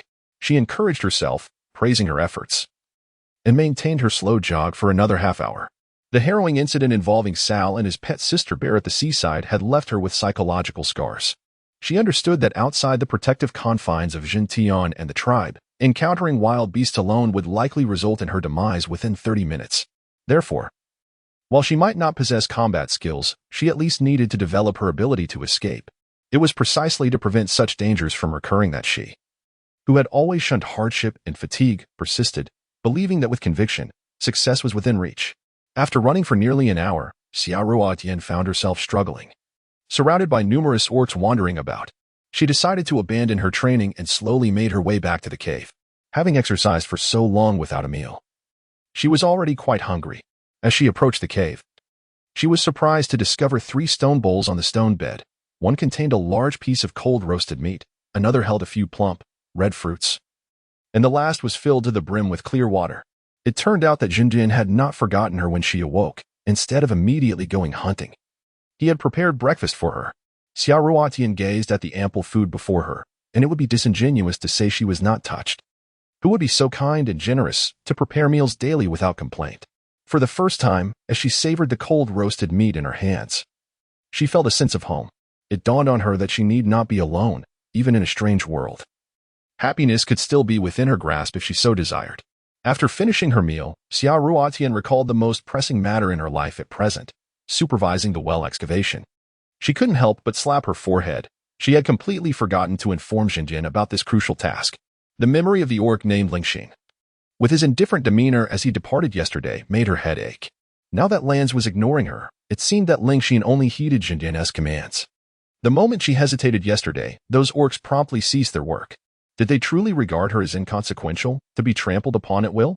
As Xia Ruotian lost herself in thought, she unknowingly wandered near the well, her excitement mounting as she discovered that the area, which she had expected to be desolate, was bustling with orcs of various races, all diligently assisting in the excavation. Even Lung Xian, who had declared her reluctance the day before, had transformed into a colossal serpentine creature, aiding in the labor. It was evident that the command of Jin Tian, a force to be reckoned with, had compelled these orcs to abandon their grievances and support her endeavor. Reflecting on her initial self-serving motives for digging the well, Xia Ruotian realized that the true beneficiaries would ultimately be the orcs who might otherwise perish from hunger in the sweltering summer heat. Yet, she also faced skepticism from many, who regarded her as a madwoman. Only Jin Tian stood unwaveringly by her side, repeatedly encouraging the orcs to place their trust in her. At that moment, Xia Ruotian's heart swelled with exhilaration, but her brief moment of inspiration was soon shattered by the taunting voice of a woman nearby. "Humph, you may be a fool, but I can't believe that Chief Jin Tian supports you, making our kin neglect hunting and other vital tasks to indulge your folly. I refuse to believe that water lies beneath this soil. No matter how deep you dig, it's still just mud. I await the day our kin lose faith in you, and for Jin Tian to realize he has chosen poorly. I eagerly anticipate the moment you become the subject of their ridicule." Humayer, adorned in fiery red furs, sauntered past Xia Ruotian, her voice deliberately modulated to ensure all present orcs heard her derision. As she caught sight of the discontent and resentment etched on the faces of her kin, a smirk of satisfaction curled upon her lips, directed mockingly at the unperturbed Xia Ruotian. Though she did not witness the angry, contorted expression she had envisioned, Humayer remained unfazed, casting a flirtatious glance back at the gathered orcs before departing with an alluring wink and a playful laugh. How insufferable, unreasonable, and to think she knows how to seduce. Xia Ruotian seethed inwardly, cursing the enchantress, as she observed the swaying figure of the provocative fox spirit retreating. A mischievous thought crossed her mind. If she enjoys twisting so much, perhaps she ought to break her own waist. Turning back to the crowd, she noticed that although they had heard Humayer's disparaging remarks and harbored some dissent, they continued to adhere to Chief Jin Tian's commands, resolutely persisting in their efforts to dig the well. Xia Ruotian dared not approach the edge of the well, solely because the colossal net-like python, Cold Heart, was still undulating within, tirelessly at work. Observing such a magnificent creature, Xia Ruotian felt an unexpected sense of relief. Perhaps it was due to having seen so many snakes in recent days, but she found herself surprisingly close. No longer gripped by the terror that once enveloped her at the sight of such a serpent, one whose girth surpassed her own. Nevertheless, a faint sense of discomfort lingered within her. Compared to before, she had managed to conquer some of the psychological shadows cast by her fear of pythons. As she watched the massive head of Cold Heart extract a stone from the woven bag she had crafted, it swiftly descended back into the well. With remarkable agility, it struck the stone with its tail, firmly embedding it into the surrounding walls of the well. Noticing that everyone was engrossed in their tasks, Xia Ruotian approached, intending to assist in clearing the mud excavated from the well. However, Fei Lin quickly intervened. "Little female, how can you engage in such a dirty and laborious task? Go and play instead." "Play?" Xia Ruotian, taken aback by Fei Lin's affectionate demeanor, immediately recalled the heartfelt confession he had made just the day before, which left her feeling a mix of indignation and embarrassment. She was no child. What was there to play at? The very act of digging this troublesome well had already drawn skepticism from many beastmen. If she were to frolic and indulge, she could only imagine the scandalous rumors that would arise from those with malicious intent. Xia Ruotian raised her head to look at Fei Lin, her expression earnest. "Brother Fei Lin, I often assisted my clan members in the past. I am not afraid of hard work." The address of Brother Fei Lin momentarily startled him, and he quickly understood that the little female was politely declining his advances from the previous day. Fei Lin felt a pang of discomfort in his heart.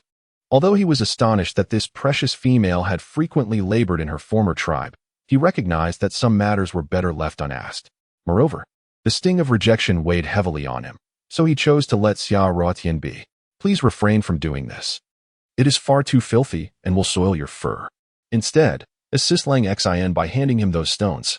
He gestured towards a relatively cleaner pile of stones, abruptly snatching the muddy water bucket filled with dirt from Xia Ruotian's hands. Xia Ruotian looked up and was taken aback. "Why are you here? Have you recovered?"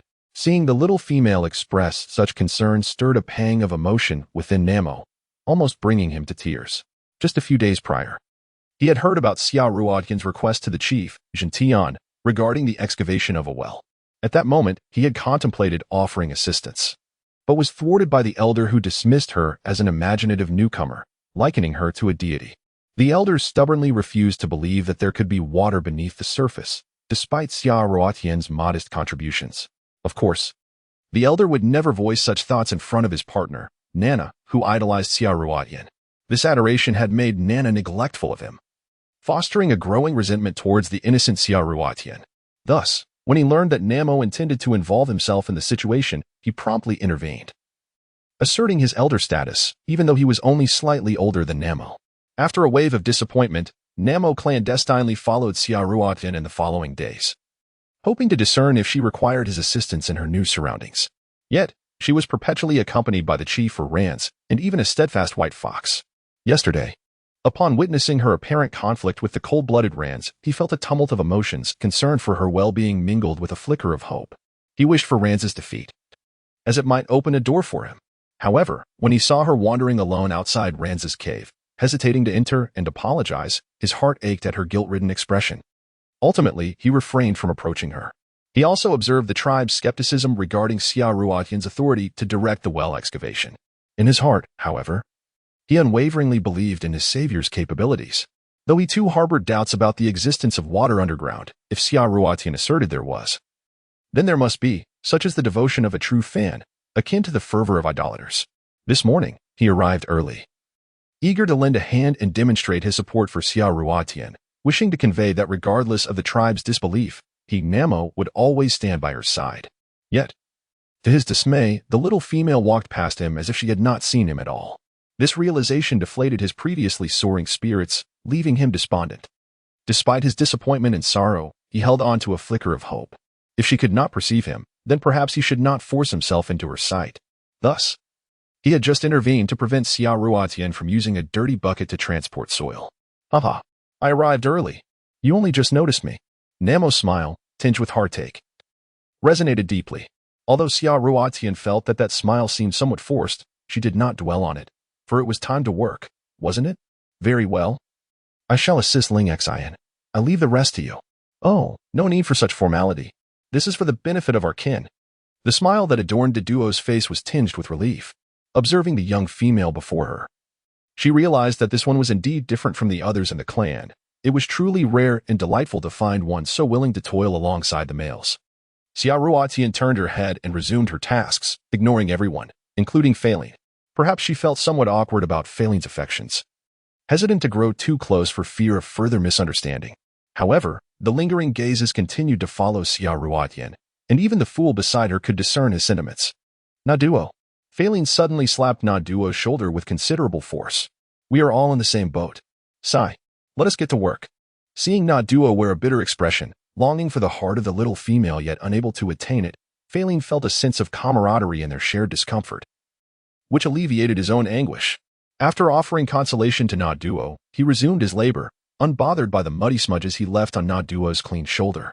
Xia Ruotian could hardly be oblivious to the searing gaze behind her. She assumed it belonged to Fei Lin, unaware that it was, in fact, another whose affections for her ran deep. She chose to evade, maintaining her back to them, seeking refuge from this intricate realm of emotions. Since she could not offer them any semblance of love, she naturally held no desire to bestow upon them misunderstandings or false hopes. Xia Ruotian handed stone after stone to the edge of the well, allowing the enormous mouth of Lingxin to retrieve them directly.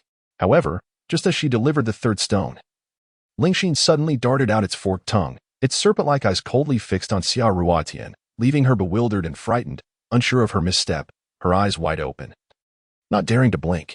What's wrong? Where have I gone awry? She implored, adopting a demeanor reminiscent of a timid bride, even if she had indeed erred. She seemed to elicit sympathy. With a piercing glare, Lingxin showed no mercy, mocking her instead. You tossed the stones on the ground, and I must pick them up with my mouth. Are you deliberately trying to soil them, forcing me to have mud all over? At that moment, and Failing, hearing the commotion, rushed over, intending to defend Xia Ruotian, but she preempted them, repeatedly nodding and bowing in apology. I'm sorry. I'm sorry. I'm sorry. I forgot you're a snake without hands. Next time, I'll place the stones directly in your mouth. Okay? Upon hearing this, Lingxin transformed instantaneously into its human form. Standing by the well with a dangerous glint in its eyes, glaring fiercely at Xia Ruotian. Who says I have no hands? It retorted. Xia Ruotian, taken aback by the sudden transformation, momentarily faltered, thinking to herself, I didn't say anything incorrect. As a snake, it only has a tail. It indeed lacks hands. I truly don't understand why it's so angry. Seeing this, Da and Failing attempted to advance, but Lingxin shot them a glance, halting them in their tracks. They thought their affection for the arrogant little female wouldn't guarantee her a favorable response. To Lingxin, Xia Ruotian was merely an unreasonable female, taking advantage of the chief's favor to command the tribe at will. With a disdainful huff, Lingxin observed Xia Ruotian's astonished expression, clearly unaware of her blunder. It transformed back into its beastly form. Had it not been for the chief's esteemed reputation, Lingxin would have certainly bitten off her feet for such an insult, delivering a punishment that would be doubly harsh. Following this brief interlude, silence enveloped the group as they resumed their tasks with newfound diligence. Xia Ruotian cautiously placed a stone into Lingxin's serpent mouth, allowing it to dive to the well's depths, embedding itself against the surrounding walls. Occasionally, upon noticing some mud on the stones, she would wipe them on her own garment, reasoning that since the fur was hers, it mattered little. Nana kindly assisted her by preparing an extra set. If it got dirty, it was no concern of hers. Xia Ruotian was now resolute in avoiding provoking the capricious, cold-blooded snake. Noticing the stark contrast between Lingxin and Lan's, Xia Ruotian felt that Lan's was far more agreeable. Yet it seemed he was still sulking over her. As the stones at the well's edge dwindled, Xia Ruotian found herself feeling increasingly at ease. However, in her moment of reverie, a sudden roar erupted from the depths of the well. Ah, Lingxin, pull us up. Quickly, pull us up. Help. Upon hearing this, Xia Ruotian immediately recognized the situation and retreated to make room. Suddenly, Lingxin's enormous serpentine tail coiled around a half-beast, half-armadillo figure and flung it upward, where the creature landed with remarkable steadiness. Lingxin promptly continued to sweep his tail downward into the well, effortlessly tossing another half-armadillo onto the shore. What transpired? Duo and Failing hastily rushed to the well's edge. Quickly, summon the leader. Quickly, summon the leader. The two half-armadillos, in a frenzy, leaped and bounded, urging Failing with fervent cries. The onlookers were left bewildered by the exuberant display of the two beastmen, exchanging puzzled glances, utterly unaware of the unfolding events. Meanwhile, Lingxin reverted to his human form, standing silently at the well's edge for a full minute. Turning around, he suddenly fixed his serpent-like gaze unwaveringly upon Xia Ruotian. Xia Ruotian was just contemplating why the two pangolin half-orcs were not diligently digging the well when they suddenly shouted and rushed off to find Jintian. Could it be? Could it be that water has emerged from below the well? As soon as Xia Ruotian fathomed this thought, she intended to move closer to the well for a closer inspection. However, she found herself rooted to the spot by the piercing gaze of the cold-hearted serpent. Those elongated, indifferent eyes seemed to possess an enchanting power, as if they were X-rays, capable of penetrating her very being with their scrutinizing gaze. Xia Ruotian stood frozen in fear, pondering the peculiar demeanor of the serpent beastman. What had she done to evoke such an odd gaze from him? His eyes, sharp as a scalpel, seemed poised to dissect her very essence. Both Nato and Failing observed the strange fixation of Lingxin on Xia Ruotian, and without a moment's hesitation, they dashed toward the well. Below, the water surged upward like a tide, inch by inch, and in the blink of an eye, it had reached halfway up the well. At this rate, it would soon spill over the brim. In astonishment, Failing found himself dumbfounded by this unexpected spectacle. He had never fathomed that the depths of the well could truly harbor water. Initially, he and his pangolin kin had been compelled by their leader's command to undertake this fanciful endeavor. Yet, it was the spirited nature of Xia Ruotian that moved him to willingly persist in this folly. Now, it appeared she had not spoken in jest. Indeed, she possessed the ability, as Nana had claimed, to summon the very elements. Could it be that this little female was a deity, sent from the heavens to save their windward tribe? Overwhelmed, Failing fell to his knees at the well's edge. Nato, witnessing the rising water, bore an expression that melded astonishment with profound anguish, two starkly contrasting emotions merging into an eerie visage. He had always believed that although Xia Ruotian differed from the females of their kind, even her exceptional talents paled in comparison to their leader's prowess. He had hoped that with enough effort, he might one day earn her admiration and recognition as a lifelong companion. Yet now, the water of life, a gift only the divine could bestow, was manifesting under her influence. Just how powerful must she be? He feared he might not even be worthy of serving her, let alone being compared to such an extraordinary female as their leader. His aspirations were crumbling before they had even begun. His heart, which had just begun to race, now felt as if it would cease altogether. In that moment, Nato cruelly mused that it would be preferable if the well never yielded any water, for then Xiaoruotian would face the scorn and gossip of her kin, and he could remain by her side indefinitely. Yet, this was merely the fantasy of a solitary mind. Nato leaned over the well's edge, lost in reverie as he gazed at the water, ensnared in a web of endless imagination. The two excited pangolin beastmen, noticing the absence of anyone seeking the leader, exchanged glances and sprinted off. The commotion soon attracted the attention of other tribe members, who gathered around the well, eagerly discussing the miraculous appearance of water. Word spread rapidly, and instinctively, all the beastmen converged around the sacred well. Observing the frenzy of the crowd, the once spacious wellhead quickly became encircled by throngs of beastmen, and even the most oblivious could sense the significance of the moment. Xiaoruotian, without needing to approach, instinctively knew that the pangolin beastman had finally unearthed the water source. The heavens had indeed bestowed their favor upon her, sparing her from futile efforts. At last, she could wash her face and bathe. Grateful, she offered her thanks to the divine, her hands clasped in prayer, and even blew a kiss skyward. It was only upon noticing that Lung Xian was still observing her that her cheeks flushed with embarrassment, realizing that her every action had been witnessed. What a nosy person, she thought defiantly. If you want to watch, then watch. I fear not the gaze of others. Xiaoruotian felt as though her privacy had been invaded. Her brows furrowed in indignation as she glared at Lung Xian. In her heart, she mused that now she possessed leverage. No one in the tribe would dare label her a madwoman or a fool. The thought of her future filled her with confidence and joy. Lung Xian, meeting Xiaoruotian's challenging gaze, surprisingly refrained from any retaliatory actions. Instead, he turned his attention toward the entrance, where a throng of exuberant beastmen were fervently proclaiming their gratitude to the heavens. Occasionally, he glanced up at the sky, pondering the moment when Xiaoruotian had blown a kiss. Though he did not comprehend the significance of that gesture, it was clear she was greeting someone celestial. Could it be that she truly was divine? Had she descended from the heavens? Even the skeptical Lung Xian found himself grappling with uncertainty. Xiaoruotian was completely unaware that her foolish behavior had inadvertently misled yet another orc's thoughts. Xiaoruotian retreated to the side, quietly observing from a distance as orcs, typically unseen, emerged from their lairs, including the particularly enigmatic black-lipped shaman. Accompanying her was Humayer, who had departed earlier. Lan Shui, upon hearing the news, also approached, though her anxious demeanor suggested disbelief in the reality of what she had heard. Upon encountering these unwelcome figures, Xiaoruotian discreetly withdrew, moving in the opposite direction of the gathering. By the time Nana arrived with news, Xiaoruotian had already returned to the cave, deep in contemplation and preparation. In the meantime, the clan leader, Zhen Tian, was hunting in the forest but was summoned back by the pangolin orc. Upon receiving the news from his kin, he hastened back, issuing commands along the way. He declared that the sudden appearance of water must remain a secret, and anyone who dared disclose the existence of a new female would face dire consequences during this year's sacrificial ceremony. Do you understand? Relay this to the other clans. This is an order. A resounding affirmation arose from the returning orcs, recognizing the importance of secrecy surrounding such a fortuitous event. The new female's prowess was deemed invaluable for strengthening their clan, and revealing it to outsiders would be foolish. Zhen Tian felt a mix of joy and concern. His thoughts were consumed by the miraculous emergence of water from the depths, an unprecedented marvel created by the orcs after many years. Orcs? Little Ruotian, are you truly an orc? Or perhaps, divine? When Zhen Tian reached the well, he was astounded by the scene before him.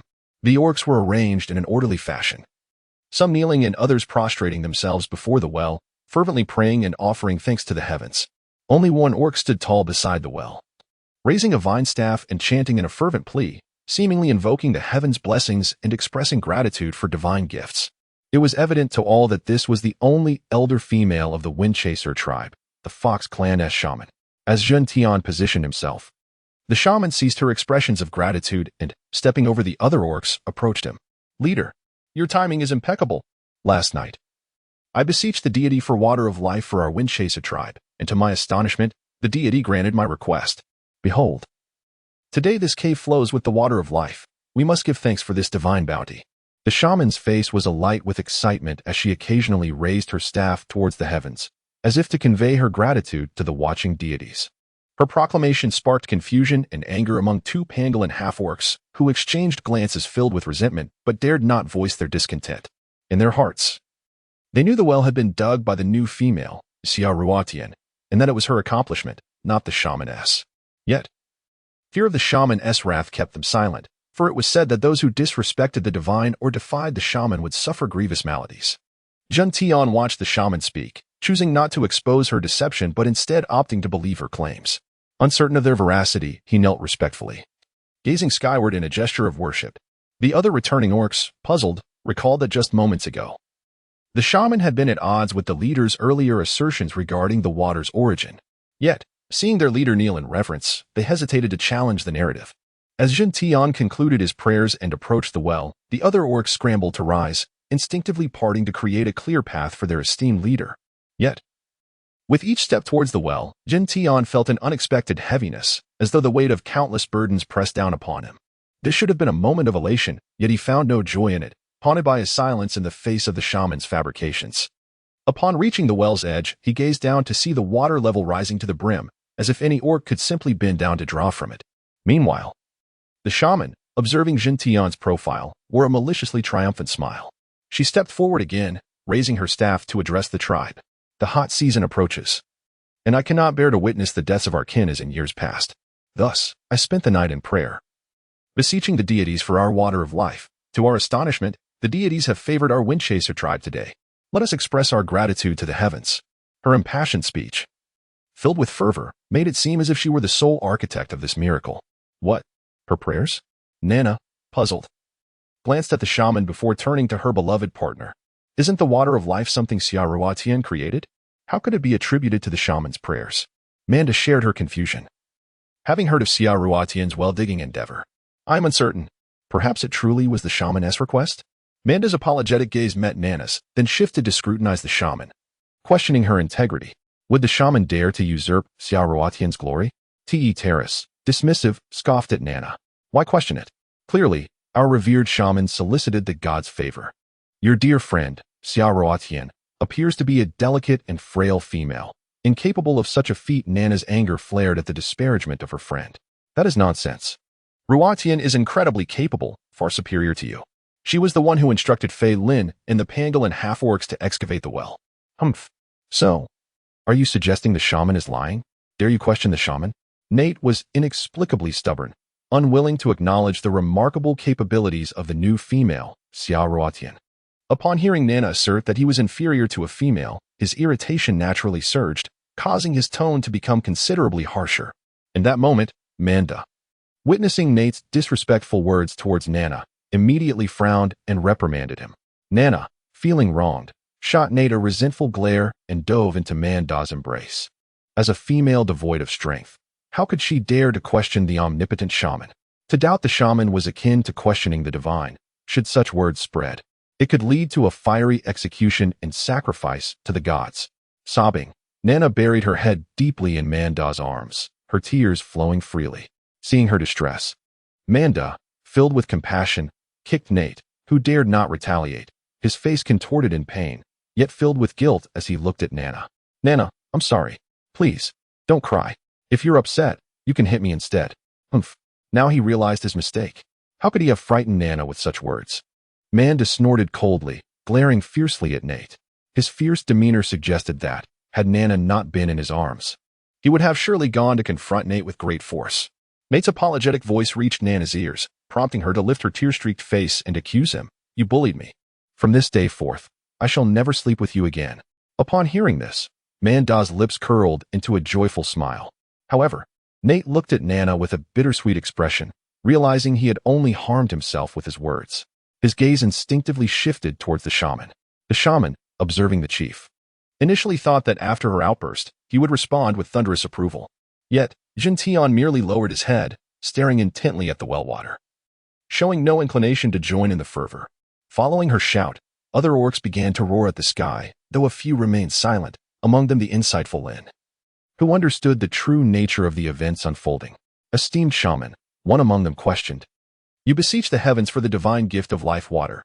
How is it that this miraculous substance appears precisely in the well dug by the new female, Xia Ruotian? From my recent knowledge, the deep pit she excavated is inherently capable of yielding life water. Might I inquire if there has been a misunderstanding on your part? Is the divine gift not manifesting elsewhere?"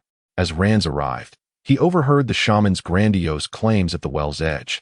It was abhorrent that she would attempt to usurp the credit for Xia Ruotian's accomplishments in the name of the divine.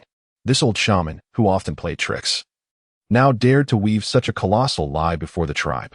Could she truly communicate with the gods, unafraid of divine retribution? With a captivating demeanor, Rands wore a serious expression, her serpent-like eyes narrowing as she scrutinized the shaman, intent on demanding a thorough explanation in front of the clan. Over a century ago, Randsnake clan and the shaman's Fox clan were sworn enemies. Even as they evolved into humanoid forms, the animosity lingered, and they had never interacted amicably. A snake's first instinct upon encountering a fox was to swallow it whole, while a fox would either bare its teeth in threat or flee in terror. Thus, even after their clans faced near annihilation, and despite cohabiting in the same tribe for many years, their enmity remained unresolved. If anyone in the Windchaser tribe dared to question the shaman, it would undoubtedly be Rands. Yet, despite her disdain for the shaman and her awareness of the countless orcs deceived in their reverence for the divine, Rands refrained from directly exposing the shaman's deceit. Many orcs had been deeply indoctrinated over the years by the shaman, transferring their veneration of the gods entirely onto her. Even those like Manda and Nana, who possessed their own thoughts and intellect, hesitated to voice their doubts about the shaman's words. This was the shaman's cunning, for if she sensed opposition, she would readily find an excuse to expel dissenters from the tribe or invoke divine wrath upon them. Who among the orcs was unafraid of death? Thus, none dared to challenge her authority. Were it not for the mixed nature of the Windchaser tribe, where many orcs were reluctant to engage with the shaman, it was likely that they would have all fallen under her spell, becoming her lifelong subservience. This was one of the paramount reasons she alone survived while other elder orcs perished from thirst each summer, too many foolish orcs willing to sacrifice themselves for her in the name of the divine. Rand's seemingly respectful inquiry momentarily flustered the usually composed shaman, leaving her at a loss for a response. She had recently learned of the new female's miraculous actions and was already displeased by her ability to overshadow the shaman's status in the respect of certain tribe members. Had she not been confined by Gentian, she would have sought a pretext to belittle Xia Ruotian, driving her to leave the tribe in despair. After a brief respite, she was dismayed to discover that Xia Ruotian had captured the attention of her niece, Humayer, who had long sought a suitor, while she had little interest in interfering. Humayer's incessant visits to her den with tearful complaints had become quite bothersome. When Humayer revealed that the new female had instructed the Pangolin clan to dig a hole in search of water, the shaman scoffed at the absurdity of the claim. She had no faith in such nonsense and even suggested to Humayer that they watch the spectacle together, anticipating that the pangolins would yield no water from the pit. When that moment came, the shaman planned to step forward, accusing the new female of misleading the tribe and neglecting the divine, daring to undertake what only the gods could accomplish, thus provoking divine wrath and impending disaster for the tribe. She would then proclaim that it was necessary to follow the divine mandate to sacrifice the new female in order to appease the gods. However, as they emerged from the cave and approached the well, witnessing the water surging forth, Humayer whispered a devious yet brilliantly crafted scheme to the shaman. They would claim that the life water was not the result of Xia Ruotian's efforts, but rather a divine gift sought by the shaman through a sleepless night of prayer. Given the blind adoration some tribe members held for the shaman, this narrative was bound to succeed, even if a few skeptics dared to question her. They would not have the courage to confront the shaman openly due to her towering reputation among the orcs. Unexpectedly, a fearless member of the Python clan, Lancel, emerged. Upon witnessing the wizard's hesitance to respond, Humayer, with a sense of urgency, proudly thrust her ample bosom forward, gazing at Lancel with a playful pout. "Lancel, how can you doubt our esteemed wizard?" As her words echoed, a chorus of agreement arose from the crowd, although a few dissenting voices lingered among the tribesmen. The wizard, noticing that the supporters had outnumbered the skeptics, regained her composure, donning a confident expression that brooked no challenge. "I would never question the messenger of the divine, the greatest wizard of our windward tribe." Lancel, undeterred by Humayer's blatant provocation, stooped slightly in a gesture of profound respect toward the wizard, then stood upright, his gaze calm and unruffled as he regarded Humayer. However, if we mere mortals harbor doubts, might not the great wizard, who converses with the divine, Elucidate the uncertainties of this humble serpent tribesman? For instance, regarding the new female, Xia Ruatian, who claimed that the well she excavated would yield water. How fortuitous that! Just as the wizard beseeched the gods, the water of life descended upon our tribe, precisely within the pit she had dug. We beseech the great wizard to clarify our perplexities. Lancel's seemingly self-deprecating remarks belied an undercurrent of skepticism and pressure directed at the wizard. Among those who were initially unsure, or even supportive of the wizard, the astute Lansu interjected, "Indeed, our esteemed wizard, how is it that the divine water of life conveniently appeared in the deep pit excavated by the new female?" Although Lansu loathed the idea of attributing such a significant achievement to that insufferable newcomer, she recognized her brother's advocacy and felt compelled to support him. Understanding the wizard's narrow-mindedness, she cast aside her disdain for Xia Ruatian, her teeth clenched in frustration as she scanned for her rival, yet found no trace. As murmurs of doubt rippled through the crowd, the wizard found herself at a loss for explanation. Her momentary vanity had led her to acquiesce to Humeyer's suggestion, ultimately cornering her into a precarious situation. In her fury, she shot a glacial glare at Humayer, a look tinged with resentment. Humayer, sensing the wizard's ire, panicked and abandoned her usual poise before the males, exclaiming, "Lancel, you are aware that the new female has been urging the tribe to dig this deep pit for several days, yet has any water emerged? I spent last night beside my mother, witnessing her kneel in prayer to the divine, which brought forth today's water of life. This is a divine blessing. Who dares question the gift of the gods? Do you not fear the wrath of the divine upon our tribe?" Humeyer's sharp retort left Lancel momentarily speechless. Observing this, Mokar stepped forward. We humble beasts would never dare offend the divine, and we are eternally grateful for divine gifts. However, I harbor a small query. Noble wizard, why is it that each summer, as you witness our kin perishing of thirst before your esteemed presence, you do not beseech the heavens or communicate with the divine to grant us the water of life? Have we not shown enough reverence to the gods over the years? Why have our pleas gone unheard? Why did the divine not respond to your previous prayers for rain?" Mokar concluded, bowing on one knee in deference. Witnessing Mokar's boldness, the other tribesmen followed suit, kneeling as they recalled the faces of their departed kin and the valiant warriors who had perished in the treacherous waters while seeking sustenance. In those dire times, they had implored the wizard to intercede with the divine for rain, yet in all those years, the wizard had never succeeded in invoking a single drop of rain during the scorching summers. Though they had harbored grievances and doubts regarding their reverence for the divine, they had buried such sentiments deep within, fearing to voice them. Thus, Mokar's candid inquiry ignited a desire for answers among the tribesmen, compelling them to ponder why the divine remained indifferent to their suffering, why their fervent prayers went unanswered while they witnessed their kin perish one by one. The wizard, witnessing Mokar's audacity, slammed her staff against the ground in a fit of rage, stirring a cloud of dust. The momentary chaos on her face had vanished, replaced by a steely glint in her eyes as she surveyed the tribesmen, noting their expressions of doubt and confusion, swayed by Mokar's provocative words. Her piercing gaze returned to Mokar, observing him kneeling with feigned humility, a flicker of murderous intent flashing in her eyes. After years of diligently cultivating their faith, it seemed this insufferable healer threatened to unravel it all. The wizard, a figure of authority, found herself at odds with Mokar, whose reputation had soared among the tribes, even beyond their own. Within this island, where other tribes possessed their own healers, Mokar's prowess outshone them all, leading many to seek his aid.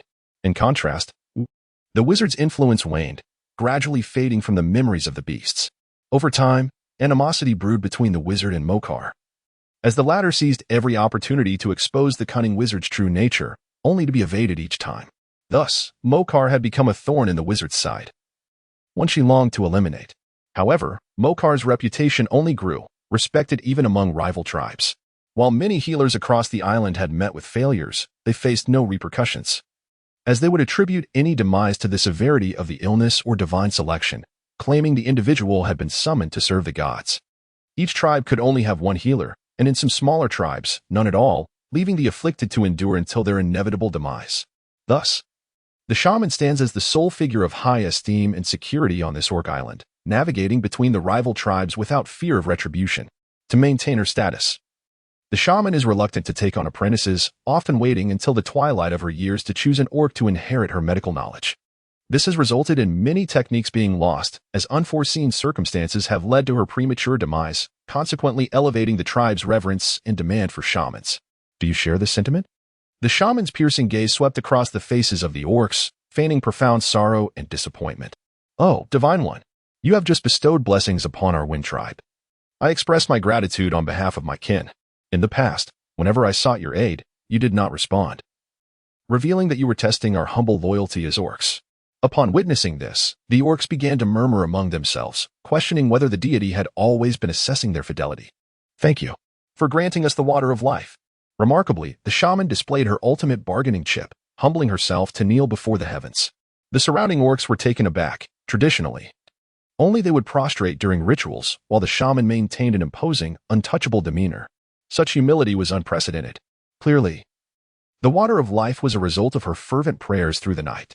Her supplication dispelled the orcs' doubts, prompting many to join her in kneeling, chanting in unison, "Thank you, Divine One. Thank you."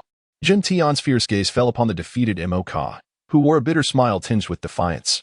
No one had anticipated the shaman's cunning. She had cleverly exploited the orcs' trust and respect to manipulate them once more. Mo observed as the leader knelt, calling out in gratitude, and reluctantly followed suit, kneeling doublefold. Yet, his eyes remained fixed on the shaman's back, a cherubic smile inexplicably gracing his face. The shaman, now basking in the highest esteem, departed contentedly with Humayer. Jin Tian, watching the victorious figure recede, cast a knowing glance before instructing the two pangolin half-orcs who had dug the well to guard it daily, forbidding any mention of the tribe's newfound water source. The other orcs, initially exhilarated, soon noticed the disquiet among their strongest members, leading them to hastily concoct excuses to leave. Subsequently, Jin Tian dispatched Manda to accompany Nana, while he, Mo, Lands, and several other orcs ventured to the secluded Mo cave. Upon entering, Fei Lin erupted with anger. "Leader, the water of life was created by the young female. Why did you not expose the shaman's deceit in front of the tribe?" Fei Lin was furious. Even if the shaman deserved credit, the pangolin orcs had toiled for days, yet she claimed all the glory for herself. How could they expect to gain the respect they deserved? Mo scoffed. This shaman had grown increasingly brazen, not only disparaging his magic, but also sowing discord between Lands and the other tribe members, all while attempting to usurp Jin Tian's authority. The others turned their eyes to Jin Tian, eager to discern his true thoughts. Among the tribe, only a select few had seen through the shaman's tricks. Likely the astute orcs present. Even Nana and Tay, though skeptical, were easily swayed by her excuses. This was precisely why Jin Tian had not brought them along. All the tribe members believed in her. Jin Tian, surveying Lands and the others with a calm demeanor, slowly articulated, "Indeed. Nearly all the tribe members are enamored with that cunning fox of a shaman. If I were to publicly expose her, it would surely lead to our ostracization, allowing her to revel in her triumph."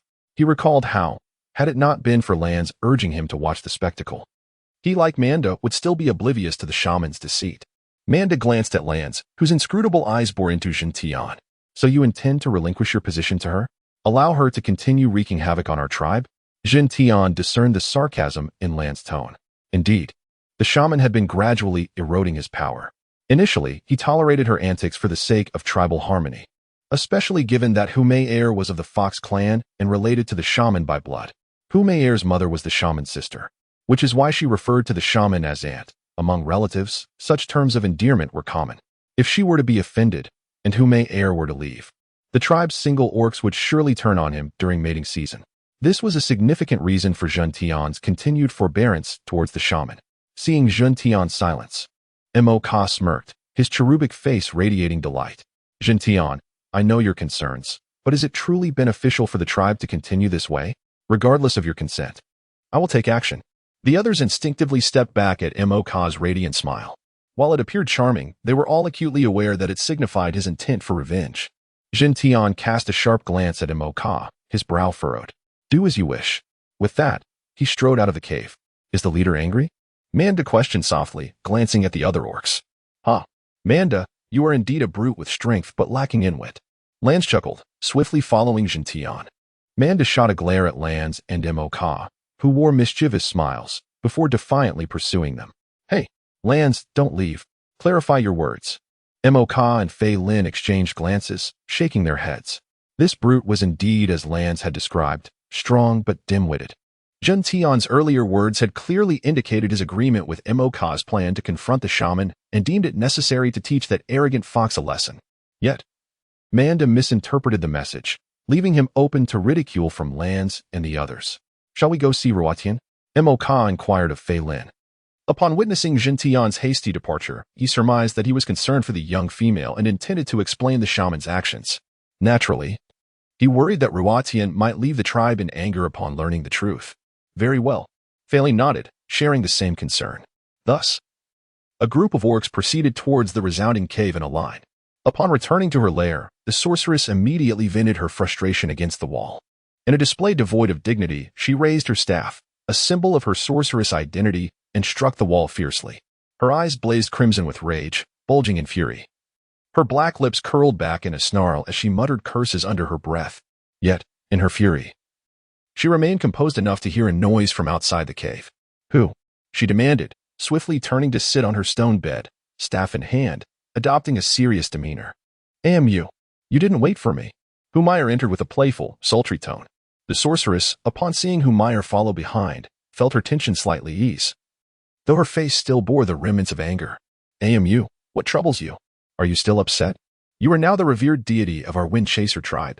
Just look at how much more respect those foolish tribesmen will show you." Humayer's flattering demeanor was unmistakable. "Respect? Have you not seen the orcs who dared to stand against me? Those detestable, foolish orcs.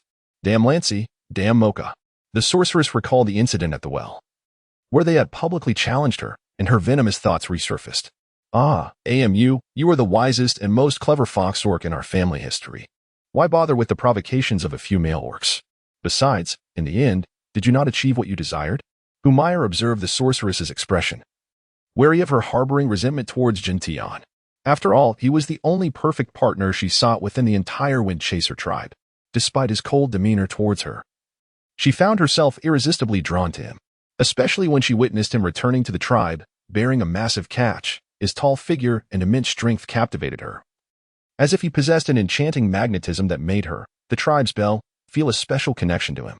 Upon hearing Humayer's words, the sorceress immediately grasped the underlying implications and shot a fierce glare at her fox-like face, her eyes darkening with malice. "Humayer, banish those foolish delusions. Do you still expect Jin Tian to develop feelings for you? Do not forget, just days ago, he was claimed by a new female. You might as well abandon that hope. Do not cause me further trouble, or else, Amu, you shall no longer call me that." The sorceress waved her hand dismissively, turning away in anger, refusing to look at Humayer's irritating face any longer. She could not comprehend why a noble female orc would be so desperate for a male. With their fox lineage, their innate charm and allure should allow them to attract any male they desired. Yet, here was this unfortunate, shameless Humayer, repeatedly throwing herself at Jin Tian, who hardly acknowledged her. It was a disgrace to their family name. Had it not been for the memory of her deceased mother, she would have long ceased to care for her. "Amu, you are my only Amu. Are you truly angry at those wretched orcs, or is your ire directed at me?" Humayer, upon witnessing the sorceress's anger, immediately approached her, crouching down and gazing up with a pitiful expression, seeking forgiveness. At that moment, she dared not harbor any resentment. Seeing her only remaining kin, her young relative, grovel so humbly softened the sorceress's heart. After all, Humayer had been by her side since childhood, orphaned and alone. How could she not care for her? The sorceress's expression softened considerably as she gestured for Humayer to sit beside her. "Humayer, you are too disappointing.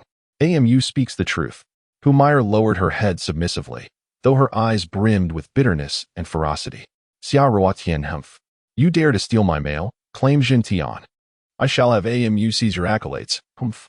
In the future, I will ensure Amu takes your life. Just wait." The sorceress was oblivious to the twisted expression on Humayer's face as she believed her advice was being heeded. Unable to resist, she gently patted the top of her head. "Humayer, you are a precious female orc. This small Wind Chaser tribe is no place for you. Amu believes that Jin Tian is unworthy of you. A beauty and nobility such as yours should belong to the strongest orc on this island." "The strongest leader?"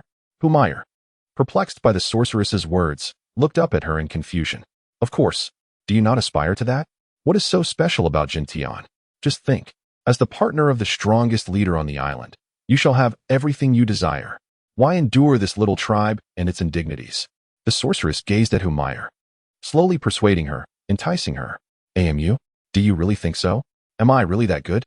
Humayer, flattered by the sorceress's compliments, immediately felt elated. The thought of being the partner of the island's strongest leader filled her with pride. She imagined a future free from fear and hunger. Humayer was far from familiar with hunger. Each winter, when food became scarce, many males nearly starved, sacrificing their rations for the females. However, Humayer thought differently. Now, upon hearing the sorceress's words, she began to believe she deserved better than this small tribe. She was born beautiful and noble, and she belonged in the strongest, wealthiest tribe. Indeed, my Humayer is the best, the sorceress insincerely affirmed. Upon hearing this, Humayer puffed out her chest and touched her face. Convinced she was the most beautiful female in the entire tribe, unlike the lowly half-orcs like Nana and Lan Shui, or the frail Xia Ruatian, who seemed destined to perish in the cold. But would the strongest tribe leader truly desire her? Humayer thought of the leaders of the bear and tiger tribes. AMU. I understand, but as a precious female like me, I have never ventured beyond this place. How could I meet the powerful leaders of other tribes? I think I will just continue to like Xintian. Before Humayer could finish her sentence, the sorceress interrupted. Humayer, from now on, you must grow closer to Mocha. That way, when he visits other strong tribes to heal, you can accompany him, and thus have the chance to meet the leaders of those tribes. But, AMU, Mocha. Humayer's face contorted with conflict at the mention of Mocha. She had not interacted much with him, and given Nana's close relationship with Mocha, she had once secretly criticized him. Naturally, she dared not offend him openly. Being an orc herself and fearing the day when she might need his healing services. Enough. This is settled. From now on, befriend Mocha, if necessary. I will invoke my authority as a sorceress to request he allow you to learn sorcery with him. That will suffice. Humayer, you must obey. If you master Mocha's sorcery, even if you look down on the leaders of other strong tribes, Xintian will surely cast aside that new female and return to you. The sorceress gazed at Humayer, her eyes shimmering with the glint of a cunning plot. AMU, you are so kind. I will listen. I will learn sorcery. Tomorrow. You must speak to Mocha. Humayer exclaimed excitedly, grasping the sorceress's arm. All right. Look at how happy you are. Now, go back. I am weary. With an air of exhaustion, she stifled a yawn.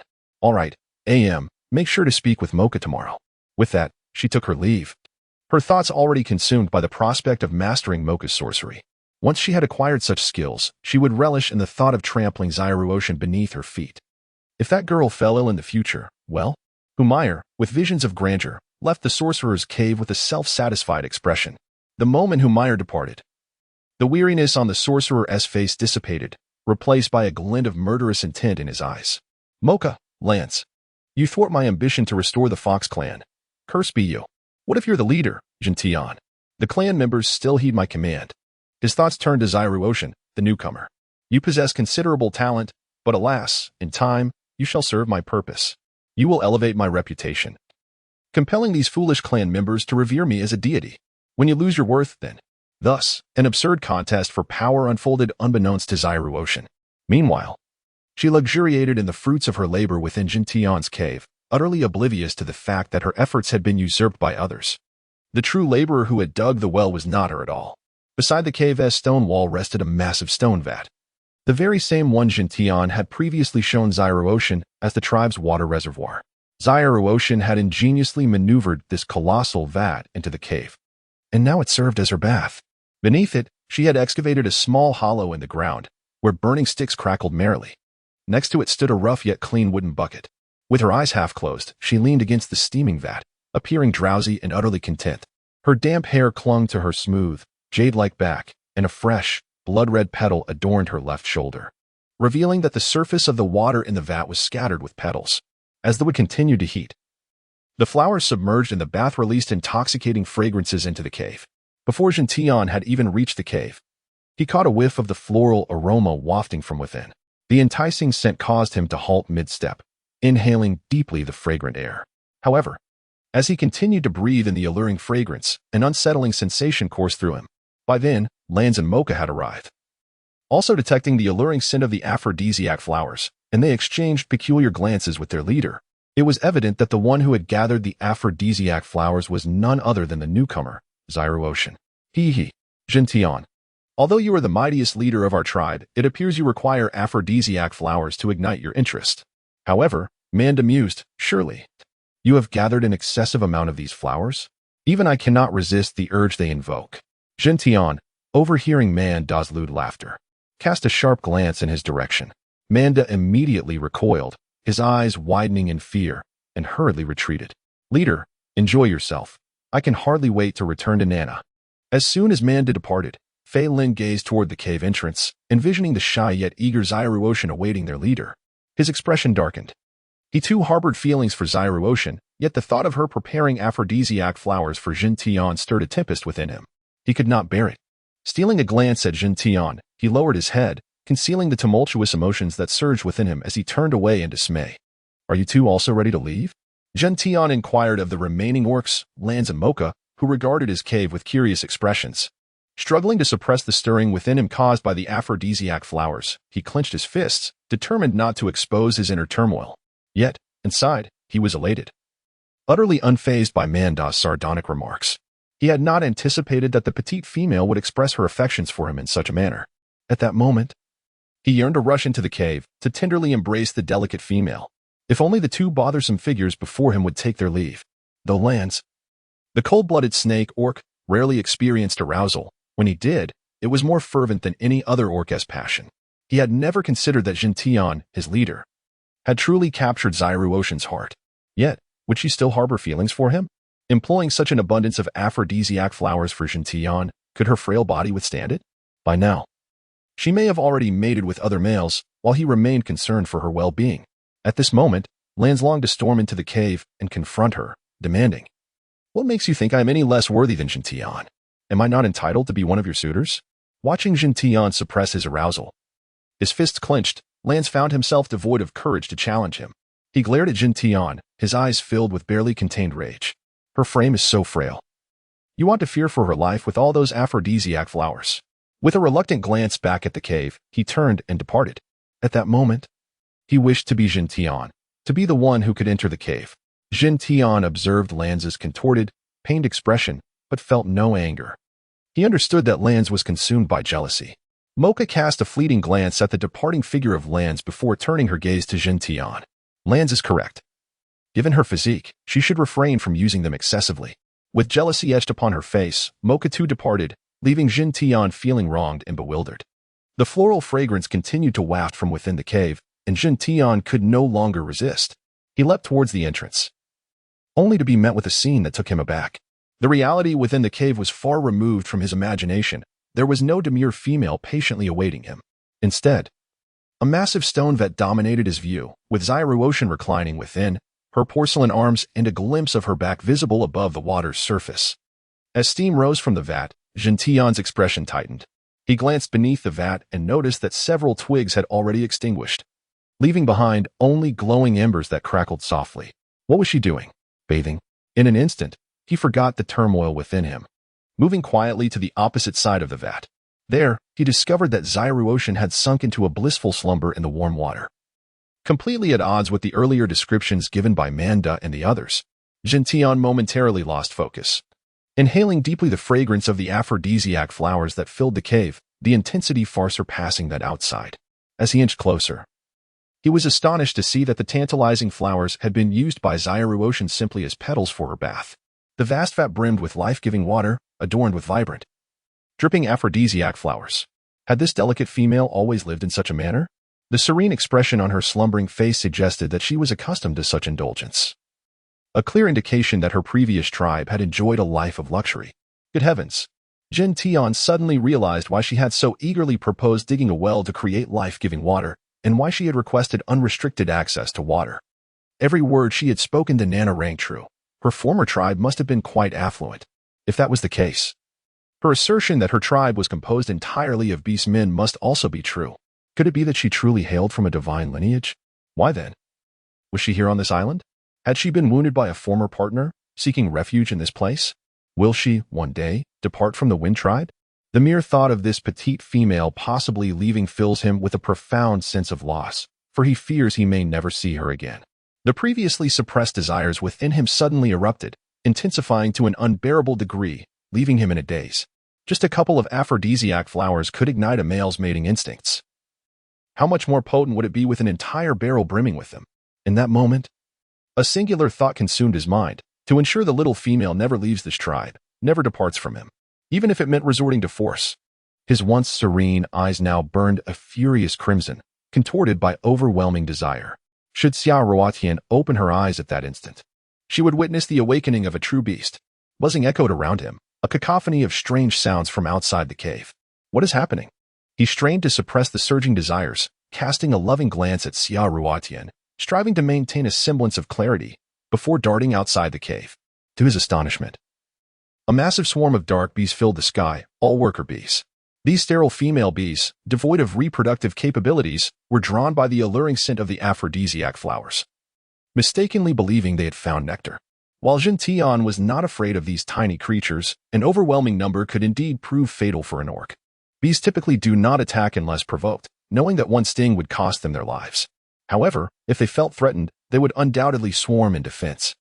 Given the current scenario, it seemed inevitable that Jin Tian would inadvertently provoke them. Realizing the gravity of the situation, he rushed back into the cave. Ruotian, wake up. We must leave this place. Why are you here? Xia Ruotian was abruptly awakened, initially unconcerned by Jin Tian's presence. Her awareness sharpened, and she quickly recoiled into the tub, fearing exposure. Come out. A horde of bees has arrived. I'll go first. Jin Tian hastily stepped outside, seizing a small tree from the ground, ready to fend off the approaching swarm with it. Xia Ruotian gazed as Jin Tian hurriedly dashed out of the cave, utterly oblivious to the unfolding events. However, upon witnessing his anxious demeanor, she sensed that something dire had transpired. Swiftly, she rose and seized a piece of cotton cloth she had torn from her old winter coat, hastily wiping herself down. There was no time to don the fur skirt that Nana had fashioned for her. Instead, she tore a substantial piece of hide from the wall, enveloping herself before rushing out of the cave. By this time, several beastmen had noticed the commotion and gathered around, each clutching a small tree as they swatted at the approaching bees in an attempt to drive them away. The moment Jin Tian spotted Xia Ruotian emerging, he leaped forward, wielding a branch to fend off the bees while simultaneously pulling the bewildered Xia Ruotian into his embrace. Chief, what is happening? The question was directed at Jin Tian, whose gaze flickered briefly before fixating on Xia Ruotian. He too had sensed the intoxicating aroma of the aphrodisiac flowers permeating the air. With this inquiry, the attention of the other beastmen shifted towards them. Enough chatter. Be cautious of the stings. Jin Tian refrained from answering, as he had inhaled the scent of the aphrodisiac flowers more than the others. Instead of liberating him, the presence of the coveted female in his arms only intensified his desires. It was crucial to note that Xia Ruotian had been immersed in the fragrance of these flowers for over 2 hours, her entire being saturated with their alluring scent, rekindling Jin Tian's suppressed urges. The overwhelming impulse to possess her surged within him, a tempest of longing that coursed through his body, igniting an insatiable heat akin to a fever. He struggled to maintain his composure.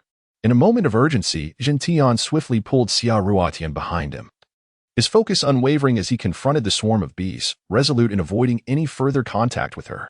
At that moment, Xia Ruotian felt a wave of intense heat enveloping her, and when she glanced up, she mistakenly thought Jin Tian was unwell, only to be abruptly yanked back. In this tense atmosphere, beastmen continued to suffer from the bee stings. Xia Ruotian momentarily forgot the overwhelming heat of the body that had just been beside her, as she gazed at the ground now strewn with a thick layer of bee corpses, even though she had sought refuge behind Jin Tian. The alluring fragrance emanating from her attracted a swarm of bees, encircling her, Jin Tian, and several nearby beastmen. Xia Ruotian, overwhelmed with anxiety, hastily picked up a small twig from the ground and began swatting at the fish that had fallen into the net due to the deafening noise. As she watched the bodies of the bees continuously cascading to the ground, she stood in a daze. What in the world were these creatures? Having grown up in the countryside, she had encountered bees countless times. How could she possibly not recognize such a common little creature? The size of these bees was unfathomably larger than any she had ever seen, with each corpse on the ground being at least as large as the dumplings typically enjoyed. Their black and yellow coloration unmistakably indicated that they were venomous, aggressive beings. Xia Ruotian gazed intently at the astonishingly large hornets, her grandfather's warning echoing in her mind. During the autumn, hornets mobilize in large numbers to gather sustenance for their winter hibernation, often leading to unintended harm to humans. These hornets do not attack unless provoked. When faced with aggression or hostility, they will retaliate en masse. To avoid being stung by hornets, it is essential to adhere to the following principles. The first principle is to maintain a safe distance and refrain from provoking hornets, thereby preventing an attack. The second principle advises against wearing bright-colored clothing during outdoor excursions, as hornets are attracted to vividly colored flowers and fragrant plants. Therefore, when venturing into the mountains in late summer or early autumn, One should opt for muted tones to avoid drawing hornets near, which could easily result in an assault. The third principle dictates the avoidance of perfumes or any scented shampoos and deodorants while hiking. Utilizing fragrant body products may invite hornet attacks. The fourth principle recommends donning long-sleeved shirts and long pants for protection, steering clear of short skirts and shorts. Wearing a hat is also advisable, as it can help mask the scent of fragrant shampoos that might attract hornets. Thus, special attention should be paid before ascending the mountain. Fragrance? Fragrance? Could it be that these resounding hornets were lured by the floral scent from her shower? Xiaoruotian gasped as she looked up, only to discover that a swarm of hornets had indeed infiltrated the cavern where Jintian resided. Turning her gaze, she noticed many beastmen being stung, their bodies swelling with welts. If this continued, even the strongest among them could succumb to the attacks. Jintian himself bore numerous stings. Had he not shielded her in front and encircled her from behind, she might have already been stung to the point of being unrecognizable to her own mother. Xiaoruotian suddenly realized that the only way to solve the predicament was through fire or smoke. However, she was completely surrounded and unable to escape. A glance revealed that Lance and the magic card had also arrived to join the fray. To her surprise, she noticed that a few pangolin half-beasts on the other side seemed unaffected. Their bodies were covered in thick scales, making it impossible for a mere tiger-headed wasp to penetrate their defenses. They leisurely protected their faces without a care in the world. Failing, quickly gather a few of your kin to make some torches, Xiaoruotian shouted urgently. Upon hearing this, Failing immediately understood that Xiaoruotian intended to use fire as a weapon. His eyes sparkled with excitement as he led several other pangolin beastmen to gather torches. 10 minutes later, Failing and his companions approached with their torches, and as they drew near, the tiger-headed wasps began to fall from the air. Some, sensing imminent danger, even started to flee. The other kin watched in exhilaration, swiftly taking the extra torches from Failing and launching their own offensive against the wasps. In nature, all creatures fear fire. No longer willing to meet their demise, the wasps scattered in all directions. The kin let out a sigh of relief, their eyes wide with amazement as they gazed at Xiaoruotian. With all eyes upon her, Xiaoruotian felt a tinge of embarrassment, especially since this disaster might have been triggered by her earlier bath. Eager to avoid the scrutiny, she quickly lowered her head and dashed into the cave, hastily retrieving the aphrodisiac flowers from the stone jar, wrapping them in a piece of beast hide. She then tore down a large piece of hide from the wall to cover the stone jar, fearful of having her transgressions exposed. With the concealment of animal skins, Xiaoruotian ensured that the scent could no longer permeate the surroundings. The beastmen outside the cave, upon witnessing the small female rush inside, naturally refrained from following her. This was the lair of the thunderous leader, and without his express permission, no other beastmen dared to intrude, such as the consciousness of personal territory, much akin to primitive beasts. They delineate their domains with the scent of their urine, warning their kin against trespassing, for to do so would brand one as an enemy. Concerned about the injuries of the beastmen outside, Xiaoruotian hastily emerged. At that moment, she observed Mo-Ka attending to several injured beastmen. She noticed that Mo-Ka was applying a green, crushed plant to the large bites on the beastmen, yet he did not extract the poisonous barbs embedded in the wounds. Such treatment merely addressed the symptoms without tackling the root of the problem. Xiaoruotian approached with a smile, inquiring if she could assist Mo-Ka. Unbeknownst to her, the lingering fragrance of the aphrodisiac flower wafted through the air, infiltrating Mo-Ka's sensitive nostrils as she drew near. He inhaled sharply, feeling an overwhelming heat envelop his body. His gaze instinctively deepened as it met her emerald eyes, and upon noticing the injured members of his tribe surrounding them, he hastily acquiesced with a soft, Mo-Ka was eager for assistance. With so many wounded orcs, he would surely be exhausted trying to manage it all alone. He promptly shared a portion of the green plant he held with Xiaoruotian, distancing himself slightly, fearful of committing any dreadful act in the presence of his kin. The other injured orcs, upon hearing this, immediately fixated on Xiaoruotian with fervor, their thoughts racing as they considered that even minor injuries could grant them the rare honor of being attended to by the most precious female. Momentarily forgetting their pain in a surge of excitement, Xiaoruotian cast a glance at the crowd, then approached Jintian with the medicinal herbs in hand, signaling him to take a seat. Please tend to the others first. I am quite all right. Jintian outright declined Xiaoruotian's kind offer. He averted his gaze, not out of a lack of appreciation for her goodwill, but because he could scarcely endure the physical proximity between them at that moment. During the skirmish, he could divert his attention, but now, in the stillness, The effects of the aphrodisiac flower within him surged and collided with increasing fervor. He felt as though his body was on the verge of bursting. Moreover, the faint fragrance emanating from Xia Ruotian only served to further tantalize his senses. Xia Ruotian believed that Jin Tian, as the leader, would prioritize his kin. She glanced at the other members of her tribe and then turned her gaze towards Jin Tian, ultimately deciding to accept his suggestion to first attend to the dazed Na Duo sitting aside. "May I assist you with some herbal ointment?" A gentle feminine voice whispered in Na Duo's ear. Overjoyed, Na Duo lifted his head, the previous gloom dissipating instantly. Having witnessed Xia Ruotian take the herbs and approach Jin Tian first, he had felt a flicker of hope but was left heartbroken when it faded. However, now that the little female had come right before him, even if it was at the leader's behest, he was elated. "Ah, sure. Yes," Na Duo exclaimed, his wide mouth breaking into a beaming smile, inadvertently inhaling the lingering fragrance of the aphrodisiac flowers that clung to Xia Ruotian. Xia Ruotian lowered her head, meticulously examining the wounds. She carefully extracted the venomous stingers, applying crushed herbs to those that were untainted. Imo Ka observed Xia Ruotian intently, noticing that once she distanced herself, the fervent desires he had deliberately suppressed began to subside into tranquility. Watching her actions, he soon discovered tiny stingers embedded in the injuries of the orcs. It became evident that the reason the orcs had suffered from persistent wounds was due to his negligence in removing these minute irritants. Imo Ka suddenly recalled the residual effects from his previous treatments. He turned his gaze, fixated on every movement of Xia Ruotian, who was diligently tending to the wounded, finishing one patient before moving on to the next.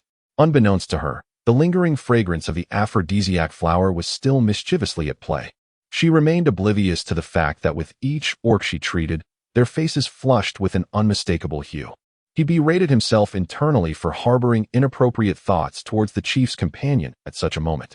Had the orcs not been naturally hairy or dark-skinned, Xia Ruotian would have certainly noticed the peculiarities. Lance, throughout the entire ordeal, observed everything keenly. Considering he was unscathed and the minor issues had been resolved, he pondered whether he should await the petite female's initiative to tend to his wounds. Watching Xia Ruotian tenderly care for each wounded orc ignited a flame of jealousy within him. How fortunate it would have been if he had also suffered a few stings. Alas, his formidable strength rendered him impervious to even the smallest of hornets, even without the protection of his comrades.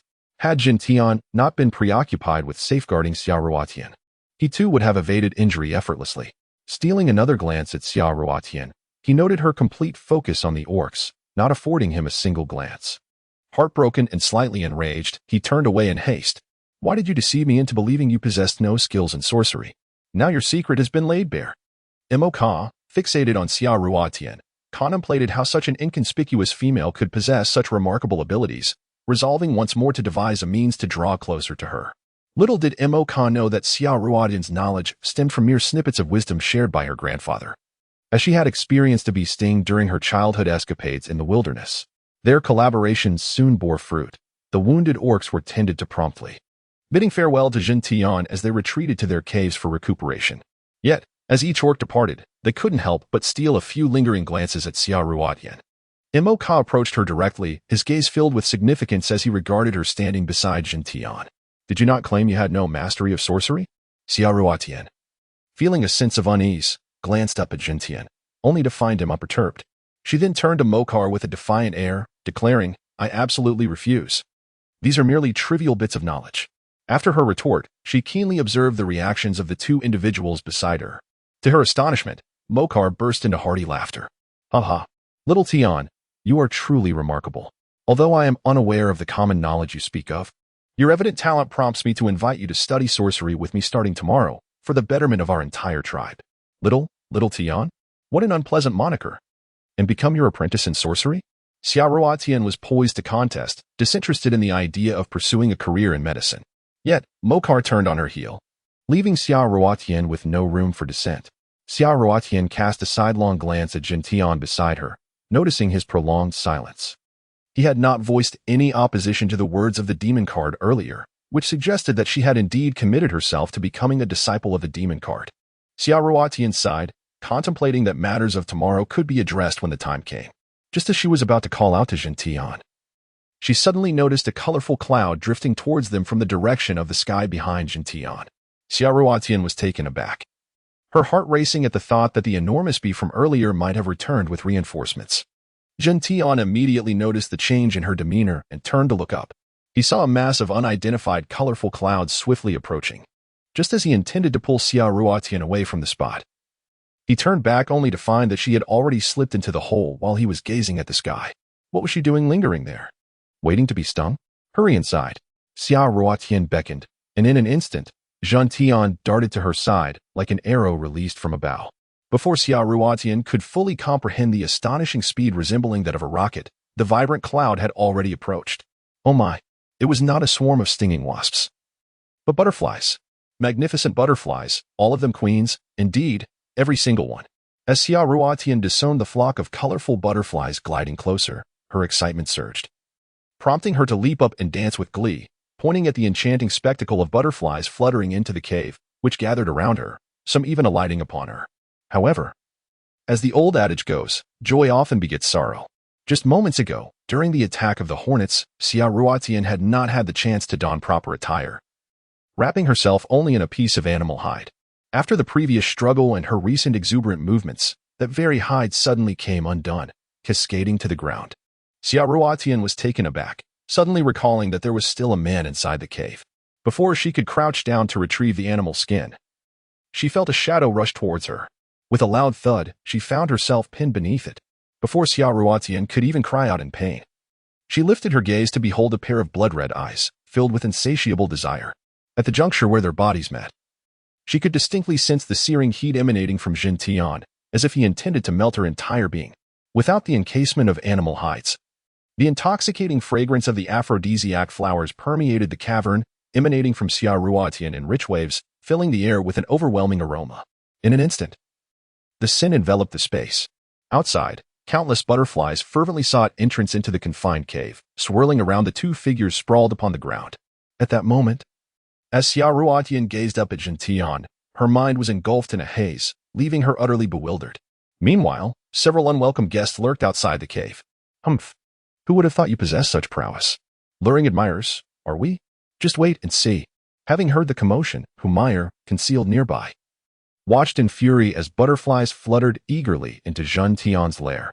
Her anger nearly drove her to dig her nails into her flesh. As the sounds of entangled bodies echoed within, growing ever more suggestive, Humayer's complexion paled, her teeth biting down on her lower lip until it bled, crimson droplets trickling down the corner of her mouth. Xia Ruotian, you must meet your end. Humayer, brimming with curses and resentment, turned away in anguish. This scene, however, was witnessed by two individuals lurking nearby. Hee. It appears that a splendid drama is about to unfold. Xia Ruotian, even before I could take action, there are already those who gnash their teeth in hatred, wishing for your demise. It is solely your fault for drawing too much attention and being so extraordinary. You deserve it. Lan Shui, gleefully swaying her serpent tail, observed Humayer's contorted fox-like visage, filled with resentment and hatred as she departed, and couldn't help but smirk inwardly. Standing beside her was her companion, Lang Xin, whose expression flickered with a trace of ruthlessness as he watched her revel in the unfolding spectacle. 3 days later, when Xia Ruotian awoke from the stone bed, she instinctively kicked the beastman sleeping beside her. She had been overpowered by a beastman. This overpowering persisted for 3 days and nights. During this time, she lost consciousness countless times, yet one detail remained vividly etched in her memory. Each time she awakened, she was met with those once black eyes, now a blood-red hue, belonging to Jin Tian. Under his intense desire, she would once again succumb to the darkness. Now, she felt a pervasive ache throughout her body, multiple bruises marring her skin, and an excruciating burning sensation below. Had she not encountered certain modern literature, she likely would have perished at the hands of this beastman beside her. What vexed her further was that not only did she possess sensations, but she had also found herself exhilarated on several occasions initially, though that quickly faded, replaced by sheer pain leading to unconsciousness. At this moment, the butterflies within the cave had long since taken flight. Xia Ruotian, observing Jin Tian asleep, kicked him awake. His upper body was bare, showcasing a formidable physique and robust chest as he lay beneath the same animal hide that covered her. Were it not for the fact that they shared but a single hide, Xia Ruotian might have unceremoniously kicked Jin Tian beneath the bed. Jin Tian, sitting up and avoiding Xia Ruotian's furious gaze, reached out to grasp the animal hide covering her. What are you doing? Xia Ruotian tightened her grip on the hide. eyeing him warily, wondering if this powerful beastman still desired her. Jin Tian, noticing her defensive demeanor, felt a pang of disappointment. His gaze fell upon her exposed skin, marred with bruises, and his eyes filled with concern and guilt. As they locked eyes, the air thickened with an awkward tension between them. Suddenly, Jin Tian rolled off the stone bed, and before Xia Ruotian could respond, he swiftly donned his animal hide skirt and exited the cave. It was already the dawn of the fourth day. What just transpired? Why did he leave without uttering a word? Xia Ruotian stared blankly at the spot he had vacated, momentarily lost in thought. Looking at herself, she felt a mix of emotions. Reflecting on the events of the previous nights, she realized that she did not harbor true hatred for Jin Tian for having overpowered her. Her earlier anger stemmed from the strength he wielded, which had caused her injury. It dawned upon her that even prior to sharing a cave with Jin Tian, she had subconsciously prepared herself for such an occurrence. Now that it had transpired, she found it somewhat easier to accept. Yet, in this moment, she could not help but resent Jin Tian for leaving without an explanation or acknowledgement. Vanishing as she sat alone, lost in contemplation, a bitter smile gracing her lips. After all, what would a beastman need to explain to her? In this realm of beastmen, within this Jin tribe, such matters were likely commonplace, were they not? Perhaps in his mind, he deemed it entirely normal. It seemed only she felt aggrieved. But was she truly aggrieved? Considering that if Jin Tian were not a beastman, given his current stature and appearance, she would likely not even qualify to stand beside him in modern times. After all, ordinary girls like her were a dime a dozen on the streets of the modern world. Huh? Why did she ultimately conclude that she had taken advantage of Jin Tian? Forget it. No more pondering. The more she thought, the more chaotic her mind became. She would let nature take its course. As Xia Ruotian finally managed to calm her heart and reclined back onto the stone bed, a sudden thought struck her, prompting her to sit upright once more. This back and forth had left her entire body aching, and she inwardly cursed Jin Tian once again. After regaining her composure, she began to survey the stone cave. A glance around revealed the absence of Yubai. Where had that rascal wandered off to?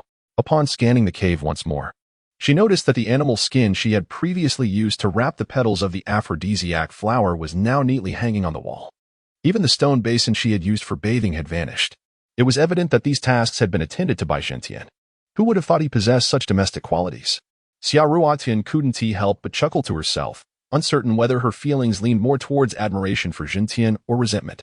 Suddenly, Xia Ruotian heard footsteps approaching from outside the cave. Just as she intended to mention her lack of clothing, two beastmen entered through the cave entrance. Xia Ruotian fixed her gaze and was astonished to find Jin Tian returning with Mo.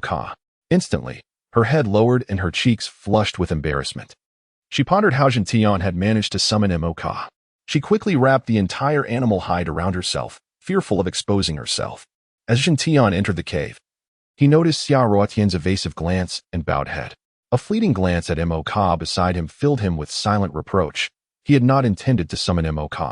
He merely wished to ask for some anti-inflammatory herbs. Yet Mo, upon seeing him, rushed over without a second thought, leaving him no chance to speak. While Xia Ruotian was at a loss, yearning to find a hole to hide in, Mo approached the stone bed and fixed his gaze on her. "Show me your wounds." Mo's gentle, concerned words echoed in Xia Ruotian's ears. "Wounds?" Xia Ruotian shot up her head, glaring at Jin Tian with fury. The situation had already left her feeling utterly awkward, and now he had brought Mo to inspect her injuries? Jin Tian met Xia Ruotian's accusatory glare with a bitter smile. As a leader, having spent 3 days without taking his clan hunting and confined with a female in a cave, it was likely that everyone in the Beast clan was aware of it. No wonder Mo seemed to instantly grasp his intentions. Although he understood that Xia Ruotian had misunderstood him, he was reluctant to explain, choosing instead to look at her with deep remorse. "Let Mo take a look." "I'm fine. I'm not injured," Xia Ruotian hastily denied. But the movement sent a searing pain throughout her body. She gritted her teeth, enduring the mortifying pain, wishing to expel the two bothersome beastmen from her presence. The astute Mo immediately recognized the expression on Xia Ruotian's face. He stood up, a smile of mischief lighting his features as he glanced at Jin Tian. Relishing in his predicament, he then placed the prepared herbs on the stone bed and gently instructed Xia Ruotian, "You should apply these herbs yourself." Shifting his attention to Jin Tian, he declared, "Leader, I need to speak with you. Step outside."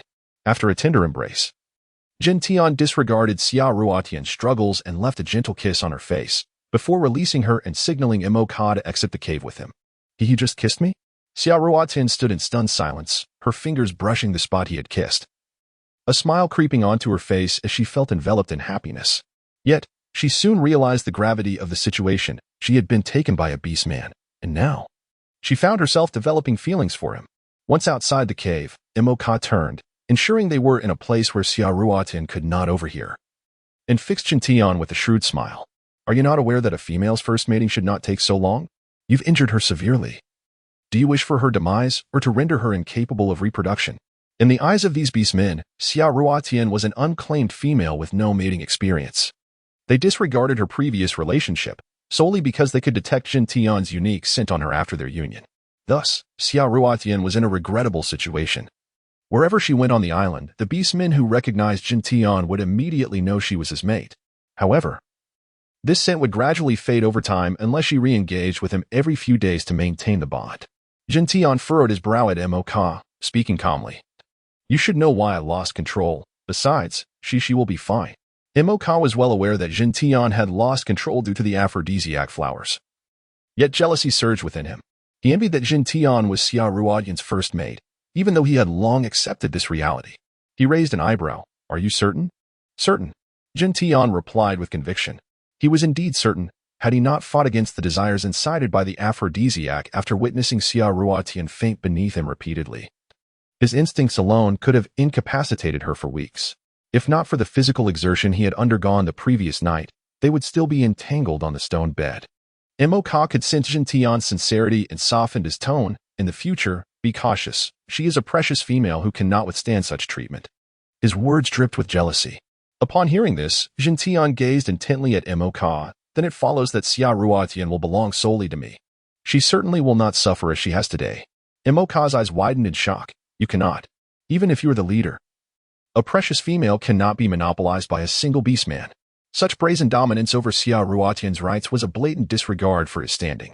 In terms of strength, Imoka was no less formidable than Jintian. Moreover, the female in the cave harbored secrets and abilities of her own. Jintian, however, paid Imoka no mind. Turning away. If you can court Xia Ruotian without being rejected, then you may claim her as your mate. With that, he strode into the cave. Jintian had long recognized that Xia Ruotian could not belong to him alone. As other powerful beastmen on the island became aware of her existence, they would undoubtedly attempt to seize her. He realized he could not protect her alone, given Imoka's interest and his affiliation with the same tribe. He welcomed another beastman to stand by Xia Ruotian's side as her protector. Having already become her first mate, his jealousy had lessened considerably. Imoka did not expect Jintian to acknowledge his status at this moment and refrain from obstructing his pursuit of the female. Even so, he would not express gratitude. Seizing the opportunity before Jintian entered the cave, he declared, Tell Xia Ruotian to rest today. Tomorrow, I will teach her the art of witchcraft. Even if Jintian no longer opposed him, Imoka remained vigilant. After all, winning Xia Ruotian's heart was the ultimate victory. He would follow through with his plan to have her learn witchcraft, allowing him to spend time with her daily while uncovering any additional talents she might possess. 2 birds with 1 stone. Jintian paused but did not turn back. Simply stepping into the cave, Imoka turned and departed. Xia Ruotian was savoring the refreshing sensation bestowed by the herbs, their icy essence seemingly alleviating her discomfort. Suddenly, she noticed Jintian entering the room and immediately feigned sleep. She was at a loss as to how she ought to regard him at that moment. To label him as an aggressor would be an exaggeration. After all, she had sensed something peculiar in his gaze that day, and strangely, her resentment towards him seemed to have waned.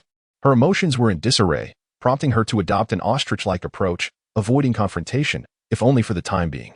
Jintian, observing Xia Ruotian's demeanor, mistakenly assumed she was angry. Although he felt a twinge of disappointment, a wave of happiness washed over him. As he believed that her staying within the tribe had become more plausible, he gently settled beside the stone bed, contemplating for a moment before deciding it best not to disclose the matter of the shaman's attempted usurpation of credit at this juncture. I am going out to hunt with the tribe, he said softly. You just rest well here. I have placed the food for you right here. Xia Ruotian closed her eyes, listening to the gentle voice of Jintian resonating around her, yet she still found herself unwilling to confront him. The magic card wishes for you to follow him in the study of sorcery. If you are willing, then you may accompany him. I shall take my leave. After a moment's pause, it seemed that Jintian, having not received a response from Xia Ruotian, sighed and departed from the stone cave. As Xia Ruotian listened to the footsteps fade away outside the cave, she opened her eyes and glanced at the world beyond the stone enclosure, before falling into a daze. Staring at the ceiling above, time seemed to stretch infinitely, and it was not until her stomach growled incessantly that she realized her hunger had become unbearable. Indeed, how could she not feel famished? She had not anticipated that the orcs would be so relentless in their mating. It seemed never-ending. Over the span of 3 days, she had somehow managed to go without food or water, which was a significant reason for her occasional fainting spells. Suddenly, an image from the animal kingdom flashed through her mind, recalling moments when mating scenes were occasionally showcased. She remembered the narrators describing various creatures, and a self-deprecating smile tugged at her lips. The orcs, in their fervor, engaged in mating behaviors strikingly reminiscent of those wild animals. She recalled the narrator stating that, under most circumstances, animals mate twice a year, dedicating entire days to the act, only to abandon the female's post-mating season, living solitary lives while hunting until the next estrus period when they seek out females again. With a bitter laugh, Xia Ruotian mused that she was akin to that female in reality. Suddenly, a terrifying thought struck her. Would she end up pregnant? The mere notion sent a wave of panic through her. She quickly sat up to calculate the days. Phew. Thankfully, she was still within a safe period. Reflecting on her knowledge of animals, she reassured herself that as long as she refrained from engaging in such intimate relations with Jin Tian, pregnancy would not come easily. At least, for now, she could not afford to become pregnant, for she had yet to genuinely regard Jin Tian as her future support. If she could endure these few days, perhaps she would find safety for several months to come. As Xia Ruotian pondered, she realized that the longer she interacted with these orcs, the more she understood them, and it felt as though she had truly entered the embrace of nature. The life she now led bore a striking resemblance to the animal kingdom she had once observed. She recalled her initial envy for the birds, soaring freely through the skies. Yet, she vividly remembered an episode where an eagle laid 2 eggs, nurturing them alone due to a scarcity of food. The 2 hungry eaglets began to turn on each other. One, having hatched a fortnight earlier, was significantly larger. Seizing its advantage, it took advantage of the mother eagle's absence in search of sustenance, inflicting injuries upon the smaller eaglet with its sharp beak. The smaller one retreated, but the larger sibling relentlessly pursued it, drawing blood. In a moment of desperation, the larger eaglet even consumed the flesh of its wounded brother. Ultimately, the smaller eaglet could no longer endure such fraternal persecution and leapt from the nest the mother had built. Though it did not perish immediately, it succumbed shortly thereafter, becoming a lifeless form by the time the mother returned with food. The treacherous eaglet, however, survived and soared into the skies. From that moment, Xia Ruotian understood that regardless of her transformation, she must accept the cruelty of nature, where the weak are devoured by the strong in order to survive. She no longer envied the seemingly carefree birds, aware that they could easily fall prey to lurking hunters, nor did she long for the seemingly immortal tortoises, most of which had become mere playthings for humanity, confined within small cages. Thus, Xia Ruotian grasped a profound truth. While she may envy others, there might be those who stood enviously in her stead. With this clarity, she felt a newfound acceptance regarding her circumstances with Jin Tian. Since fate had brought her to this place, she resolved to strive for survival and to thrive. Previously, she had instinctively shunned the orcs, maintaining a clear distinction between herself and them. However, having decided it was possible she might reside on this island for a lifetime, she aimed to immerse herself in their world. The rumbling of her stomach abruptly pulled her thoughts back to reality. To her surprise, she discovered a new set of animal hide garments beside her bed, entirely different from the one she had previously worn. While the earlier creation by Nana had been a thick gray fur coat, this new ensemble was lighter, resembling the kind of hide worn by Lance. Smooth on both inside and outside, albeit in a somewhat monotonous hue. Could it be that Nana had crafted this new attire for her? Xia Ruotian tried on the garment and found it to be a perfect fit, leading her to speculate that Nana was indeed the creator. She noted that the males here seemed to take on many responsibilities, yet tasks like garment making appeared to fall under the purview of the females. Eager for the approaching summer, she appreciated this new outfit, realizing that wearing the heavy fur coat would soon become unbearable. After dressing, she noticed a bucket of fresh water in the corner, undoubtedly provided by Jin Tian, alleviating her previous concerns over having enough to wash her face and brush her teeth. After consuming the food left for her by Jin Tian, she stepped outside the cave and was greeted by the sun already positioned high in the sky, indicating that noon was fast approaching. Under the warm embrace of the sun, Xia Ruotian stirred her body and realized that the pain had significantly diminished. The bruises on her body had also subsided, proving that the herbal remedies from this half-baked healer were indeed effective. With the intention of integrating into this orc society, she knew that making friends was the first step. Remembering her new attire, she felt compelled to seek out Nana to express her gratitude. As she traversed the path, she encountered various peculiar half-orcs. In the past, she would lower her head and hurriedly pass by, avoiding eye contact. However, her perspective had shifted, and so had her approach. Now, she smiled at each orc she passed, no longer gripped by fear or trepidation. To her surprise, some of them stood there, dumbfounded, grinning as they watched her walk by, while others collided into one another in their distraction. Observing this, Xia Ruotian felt an unexpected lightness in her heart, almost wanting to laugh. This time, she was free from the discomfort and wild speculations that had plagued her before, instead walking joyfully towards Nana's cave. "Nana? Nana?" she called softly at the entrance. But no answer came. Upon entering, she found the cave empty. Just then, Nato happened to pass by. "Ruotian, are you looking for Nana?" Nato inquired, his gaze nervously fixed on the beloved female. Having not seen her for days, thoughts of her occupied his mind, leaving him restless at night. The entire tribe buzzed with rumors that the chief had finally decided to seek a mate, as it was unlikely for him to remain alone in a cave with a new female for 3 consecutive days. Eager to confirm this news with Xia Ruotian, he had attempted to approach her, yet each time he neared the cave, the unmistakable sounds from within told him what was occurring, leaving him heartbroken and despondent. He had already spotted Xia Ruotian and had deliberately followed her, feigning an accidental encounter in hopes that she might notice him a bit more. "Do you know where she is?" Xia Ruotian smiled at Nato.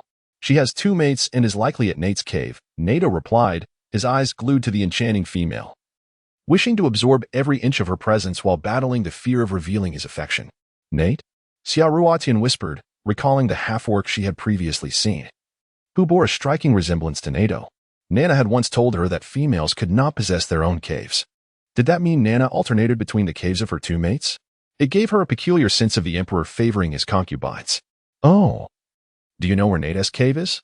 Xia Ruotian asked, observing Nato's attire, which was markedly different from what he had worn before. Just as the half-orcs she had encountered along her way were dressed in unfamiliar garb. "Yes, I'll take you there," Nato responded, his face lighting up with excitement. "Thank you. Is your injury better?" With Nato leading the way, Xia Ruotian felt fortunate. Otherwise, it would have taken her a long time to locate Nana before darkness fell. Despite the tribe seeming small in number, the territory they occupied was vast. Nato beamed at her concern. "I'm fully healed." He recalled the events of that day and longed to mention the shaman and the well, but noticing Xia Ruotian as cheerful demeanor, he surmised that the chief had yet to inform her about it. Since the chief had not brought it up, he dared not do so either, suppressing his worries for her sake, feeling she had endured much unfairness. Following that incident, he had approached Phelan and the 2 pangolin half-orcs stationed by the well multiple times. Through their words, he uncovered a significant piece of information. The shaman, whom he had always regarded with reverence, had acted selfishly, claiming what rightfully belonged to Xia Ruotian. Although he harbored grievances, he dared not voice them. "That is wonderful." Xia Ruotian smiled, lowering her head, secretly relieved that they were unaware of the disaster she might have caused a few days prior. Before long, Nato led Xia Ruotian to Nate's cave, where Nana was indeed inside, likely waiting while Nate was out hunting. What felt like a long journey to Nato seemed fleeting as he watched Xia Ruotian reunite with Nana. Sensing that the 2 females had much to discuss, he felt it inappropriate for him to linger. Casting a reluctant glance at Xia Ruotian before exchanging a brief greeting with Nana and departing. "Nana, did you make this outfit for me?" Xia Ruotian twirled in her new attire, showcasing it proudly. It was genuine leather. Even in her modern life, she could not have afforded such a splendid outfit. "Of course. Who else could make it for you?" Nana replied, her face glowing with pride as she examined Xia Ruotian, noting how perfectly it fit her. "Thank you. You truly are my dear sister." Xia Ruotian expressed her heartfelt gratitude, impulsively hugging Nana and planting a kiss on her cheek. Nana was left dumbfounded, utterly astonished at being kissed by another female. "What are you doing?" Suddenly, an orc burst into the cave, witnessing his beloved mate being embraced by another female. He instinctively shielded Nana, glaring at Xia Ruotian with hostility. Had she been male, he would have assumed she intended to claim his mate, and a confrontation would have ensued. Females with mates were not to be trifled with unless one could best the mate in strength or if the female willingly chose another. "Nate?" Xia Ruotian was taken aback by his fierce demeanor. Regaining her composure, she adopted a nonchalant expression and turned her gaze to Nana. "Nana, please don't misunderstand. In my previous tribe, it was customary for close friends to kiss on the cheek as a token of gratitude. I am sincerely thankful for the outfit you made, and this gesture is my way of honoring you. You should know, I have never given such a kiss to Jintian. The highest honor? The chief has never received a kiss from Ruatian? Nana's shock transformed into excitement, and feigning anger, she pushed Nate aside.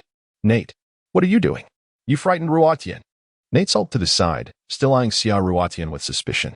Observing Nate's retreat, Nana reflected on Xia Ruatian's earlier actions and words. Feeling a blush of embarrassment wash over her. Ruatian, is this truly the highest honor in your previous tribe? Xia Ruatian gazed at Nana's expression and instantly discerned her belief in her words. With a playful raise of her brow, she cast a defiant glance at Nate. Of course. If you doubt me, just ask Jintian whether I have ever kissed him. In my heart, you are akin to a sister. You hold greater significance than my partner. Upon hearing this, Nana was profoundly moved, her cheeks flushing with emotion as she quickly cast a shy glance at Xia Ruatian, her voice barely a whisper. So do I.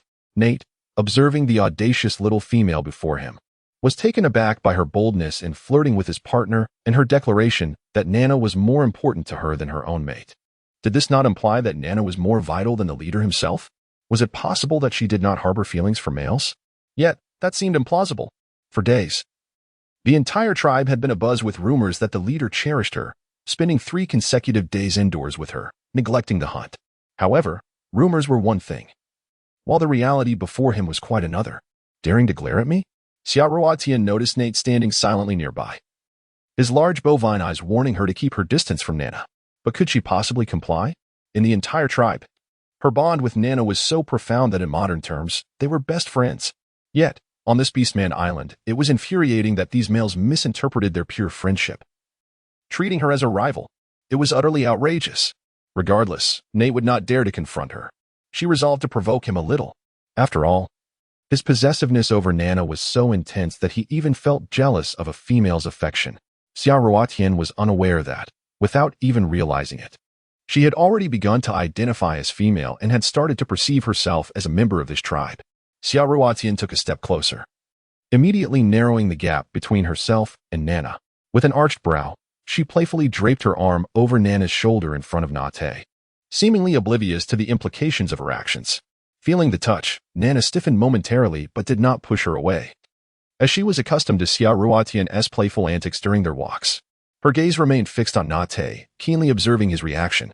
Indeed, Nate's eyes widened in disbelief as he witnessed her behavior, his fist clenched tightly as he suppressed the fury boiling within him. Unbeknownst to Nana, a silent war raged between Xia Ruatian and Nate. Nate? Why are you still here? Aren't you supposed to be patrolling with the clan today? Nana inquired, tilting her head in confusion as she regarded Nate. She felt no discomfort from Xia Ruatian's arm resting on her shoulder, for in her heart, she had long considered Xia Ruatian a dear sister.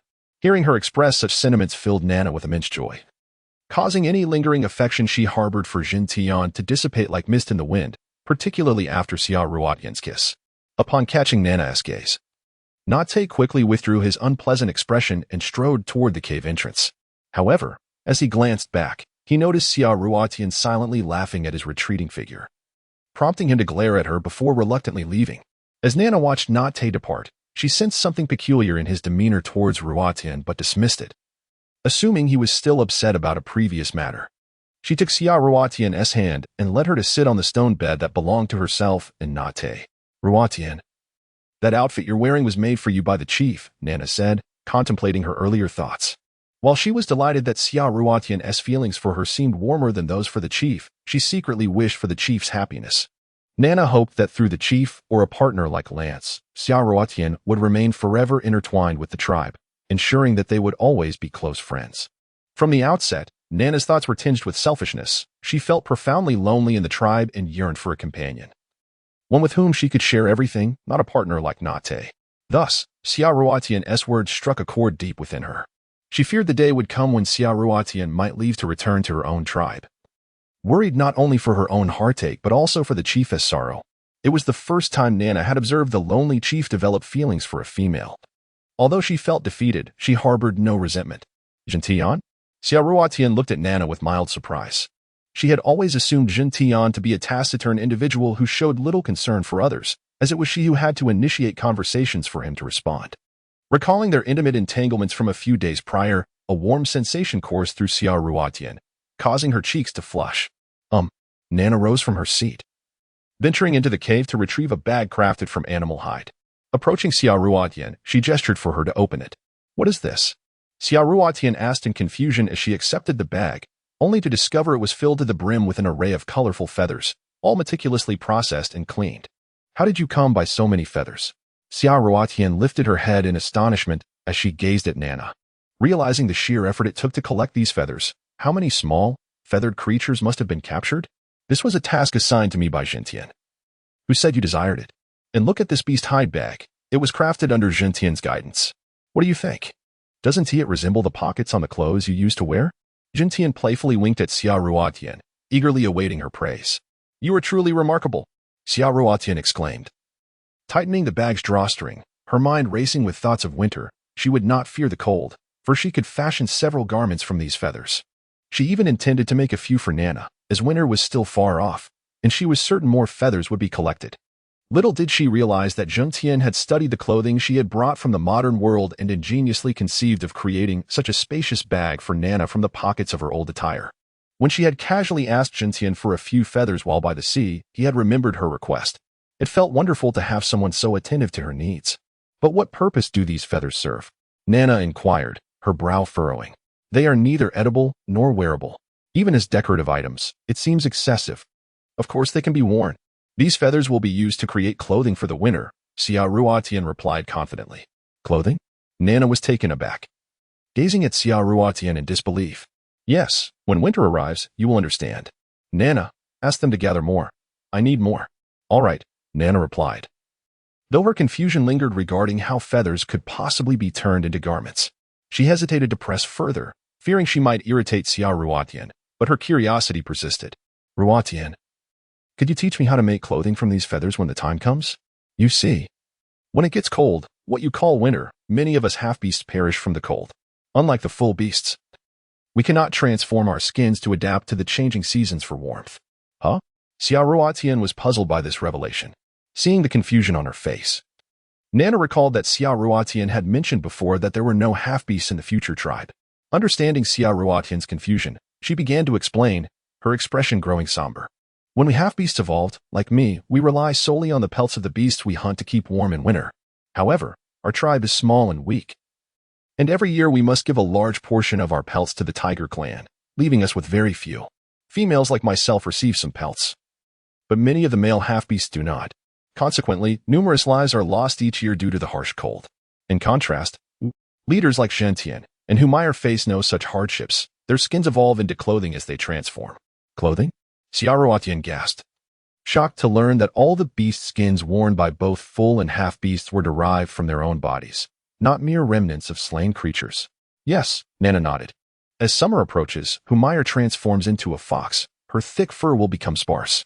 When she reverts to her beast form, her vibrant red pelt will thin out, allowing her to withstand the heat. In winter, she will again become a beast, and her fur will thicken for warmth.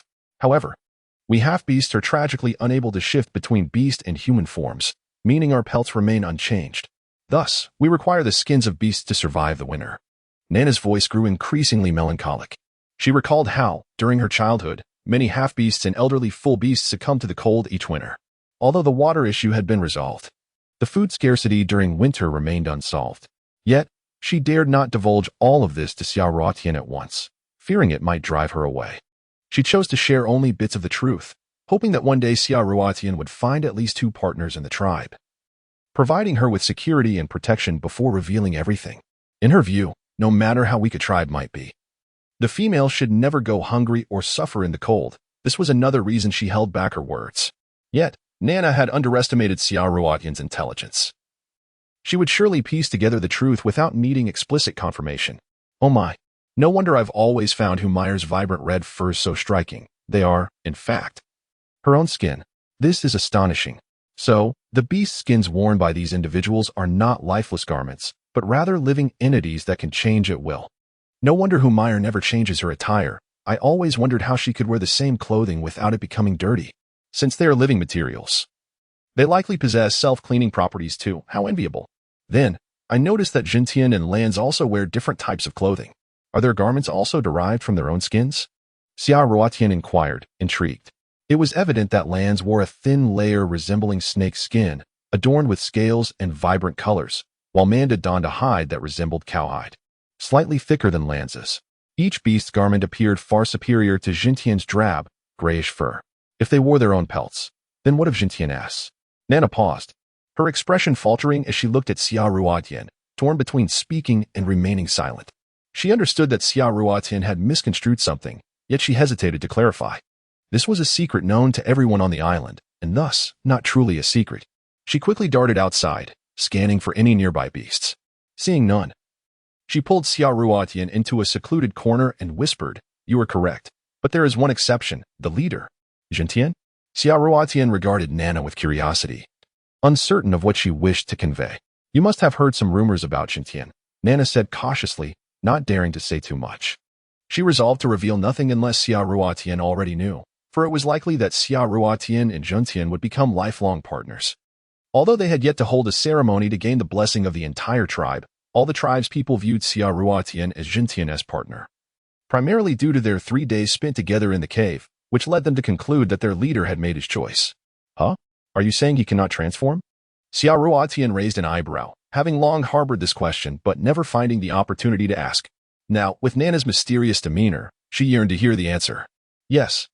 Nana nodded vigorously, her gaze filled with reverence as she looked into the distance. It is said that our leader, Jintian, is not actually one of the beasts from our island. What? He is not from this island? Xia Ruotian gasped in astonishment.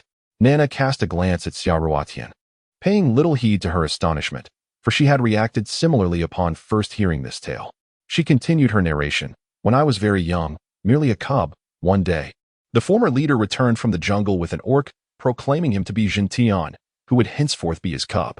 At that time, I noticed he was not much older than I, yet he already bore the form of a small orc, astonishing all the orcs in our tribe. For centuries, every cub on this island evolved directly into mature orcs, but he was the singular exception, a small orc. Some envious members of our tribe speculated that Jintian was a monster, for he was so small, having apparently evolved into an orc in no time. This naturally incited jealousy and discontent among many. Upon hearing such rumors, the former leader became furious. He gathered all the tribe members and declared that Jintian was a child bestowed upon him by the gods, thus setting him apart from us. A divine gift. What immense honor! Consequently, many tribe members accepted Jintian's inclusion, perhaps swayed by the thought that he could potentially become the next leader. As the former leader had not left behind any cubs, some malicious orcs plotted to kill him during hunts. Yet, who would have imagined that? Despite his tender age and diminutive size, he possessed astonishing strength. I witnessed him single-handedly slay an adult bison. From that moment on, all the tribe members held him in profound respect, wholeheartedly recognizing him as the next leader.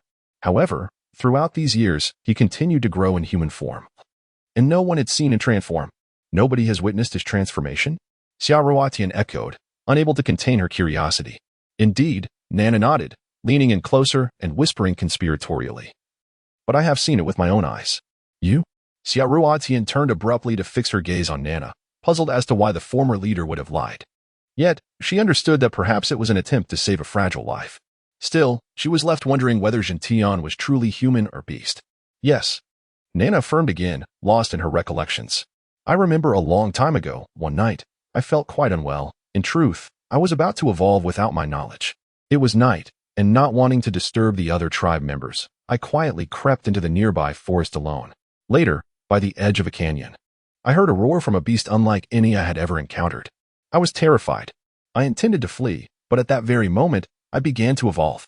I immediately lost all my strength and writhed in pain on the ground. The agony of evolution compelled me to cry out, just as I was losing consciousness. I distinctly felt the beast I had heard earlier approach me, and I was certain I would become its meal. In my moment of terror, a golden light enveloped my head, and I fell into complete unconsciousness. When I regained some awareness, Jintian suddenly appeared before me. He immediately fed me evolution grass, enabling me to barely evolve into a half-orc. Had it not been for him, I would have perished in the wild. How could I have evolved? I later asked him how he had come to be there, and if he had seen a golden beast. But Jintian claimed that was merely a hallucination I experienced while unconscious. He had only discovered me, a single orc. So, You do not believe it was merely a hallucination? Xia Ruotian stared intently at Nana. Upon hearing Nana recount the incident, she oddly recalled a moment when she had briefly regained consciousness after being knocked out by Jin Tian countless times. For a fleeting few seconds, she remembered feeling excruciating pain, with her vision hazy. In that haze, she seemed to see not a human but a beast radiating golden light. It felt dreamlike, and she succumbed to unconsciousness once more. Could it be that what she saw was indeed Jin Tian's beast form? I'm not entirely certain. Nana stammered under Xia Ruotian's intense gaze, feeling uncertain despite her earlier conviction. What? Xia Ruotian's annoyance flared. How could Nana be so muddled? She had initiated the recounting of past events, yet now appeared uncertain. Nevertheless, she was acutely aware that she had not experienced any hallucinations. How could such coincidences exist? Thus, Xia Ruotian posed a somewhat awkward question, glancing at Nana with hesitation. Nana, when you were with Manda and that other one, during those moments, did they transform into their beast forms when they were with you? Nana looked at the fidgeting Xia Ruotian, bewildered by her vague references. What was she talking about? Xia Ruotian, blushing with embarrassment, stomped her foot in frustration as she leaned closer to Nana's ear. Before she could utter a word, her face was already suffused with a deep crimson hue. When you mate with them, do they transform into their beast forms? Upon hearing this, Nana quickly distanced herself from Xia Ruotian. However, upon seeing the shy and flustered expression on Xia Ruotian's face, a sudden thought struck her, and she tilted her head with a mischievous grin. Hee. Could it be that when you mated with our leader, he took on his beast form? Nana's eyes widened in surprise as she eagerly approached Xia Ruotian, grabbing her arm with fervor. Did the leader use his beast form while mating with you? What kind of beastman is he? Xia Ruotian was momentarily taken aback. It seemed she had strayed from her original question, which she had initiated, only to have Nana seize the moment and dominate the conversation. Nevertheless, she realized that Nana's excitement had inadvertently revealed the answer to her earlier inquiry. It turned out that these beastmen indeed transformed into their beast forms during mating. The thought that Jin Tian had also mated with her in his beast form ignited a surge of anger within her, compelling her to seek him out for retribution, as she had finally grasped the crucial reason behind her severe injuries. Generally, beastmen would mate in their usual forms, but when overwhelmed by intense excitement, they would involuntarily shift into their beast forms, a phenomenon even they could not control, with the exception of half-beastmen. Come on, speak up. What is our illustrious and mighty leader's beast form? Nana asked with fervent excitement, tightly gripping Xia Ruotian's arm, her earnest expression gleaming with anticipation as she sought to unravel the mystery that had long plagued her heart. Nana, please let go. You're hurting me. Xia Ruotian frowned, attempting to shake off Nana's firm grip. Oh, I'm sorry. Realizing she had gotten carried away in her excitement upon seeing Xia Ruotian's pained expression, Nana quickly released her delicate arm. Xia Ruotian fixed her gaze on the area where she had been pinched. Had it not been for the fear of embarrassment, she would have surely wept. The spot where Nana had grasped her now bore a large bruise, a deep shade of purple. Nana seemed to notice as well, her pupils dilating, displaying an expression of remorse. Observing Nana's demeanor, Xia Ruotian could only grit her teeth and endure the pain. I am fine. Upon hearing Xia Ruotian dismiss her grievances, Nana immediately pressed on with her inquiries. What about the leader? I don't know. I was merely asking out of curiosity. I have never seen him. Xia Ruotian swiftly interrupted Nana's questions, speaking the truth. Nana's face fell in disappointment. Enough of that. Look at the splendid weather today. It's spring, and there must be plenty of delicious things outside. Shall we go foraging together? Let's go. Xia Ruotian glanced outside the cave, where the sun shone brightly, and promptly pulled the dejected Nana along, choosing not to dwell on the unsettling matters. Yet, internally, her thoughts were quite the opposite. Given the enigmatic nature of Jin Tian's beast form, and with their current predicament, she was certain that one day she would uncover the truth. As long as it wasn't some grotesque creature, she could manage. What else is there to eat in the wild besides wild fruits? Nana muttered. Yet she still picked up 2 small beast skin bags from the wall and handed one to Xia Ruotian. The 2 of them cheerfully exited the tribe and ventured into the forest. Xia Ruotian, with no males around. We can only gather wild fruits along the periphery of the tribe, Nana reiterated tirelessly after leading her into the woods. All right, I understand. Xia Ruotian replied without turning back, only to discover a vast patch of mushrooms in the thicket. Well, it's been years since I've seen such fresh mushrooms. Nana, come quickly and gather some, Xia Ruotian exclaimed, eagerly rushing to the mushrooms and beginning to pick them. Upon hearing this, Nana was alarmed and rushed to Xia Ruotian's side, swatting the mushrooms from her hands. These little things are poisonous. You cannot eat them, she admonished. There was once an orc who mistook them for edible mushrooms and was poisoned. Since then, no orc has dared to try them again. Xiaoruadian glanced at Nana, then at the mushrooms at her feet, and with a cheerful smile, she crouched down once more to pick a mushroom, showing it to Nana. This one is non-toxic.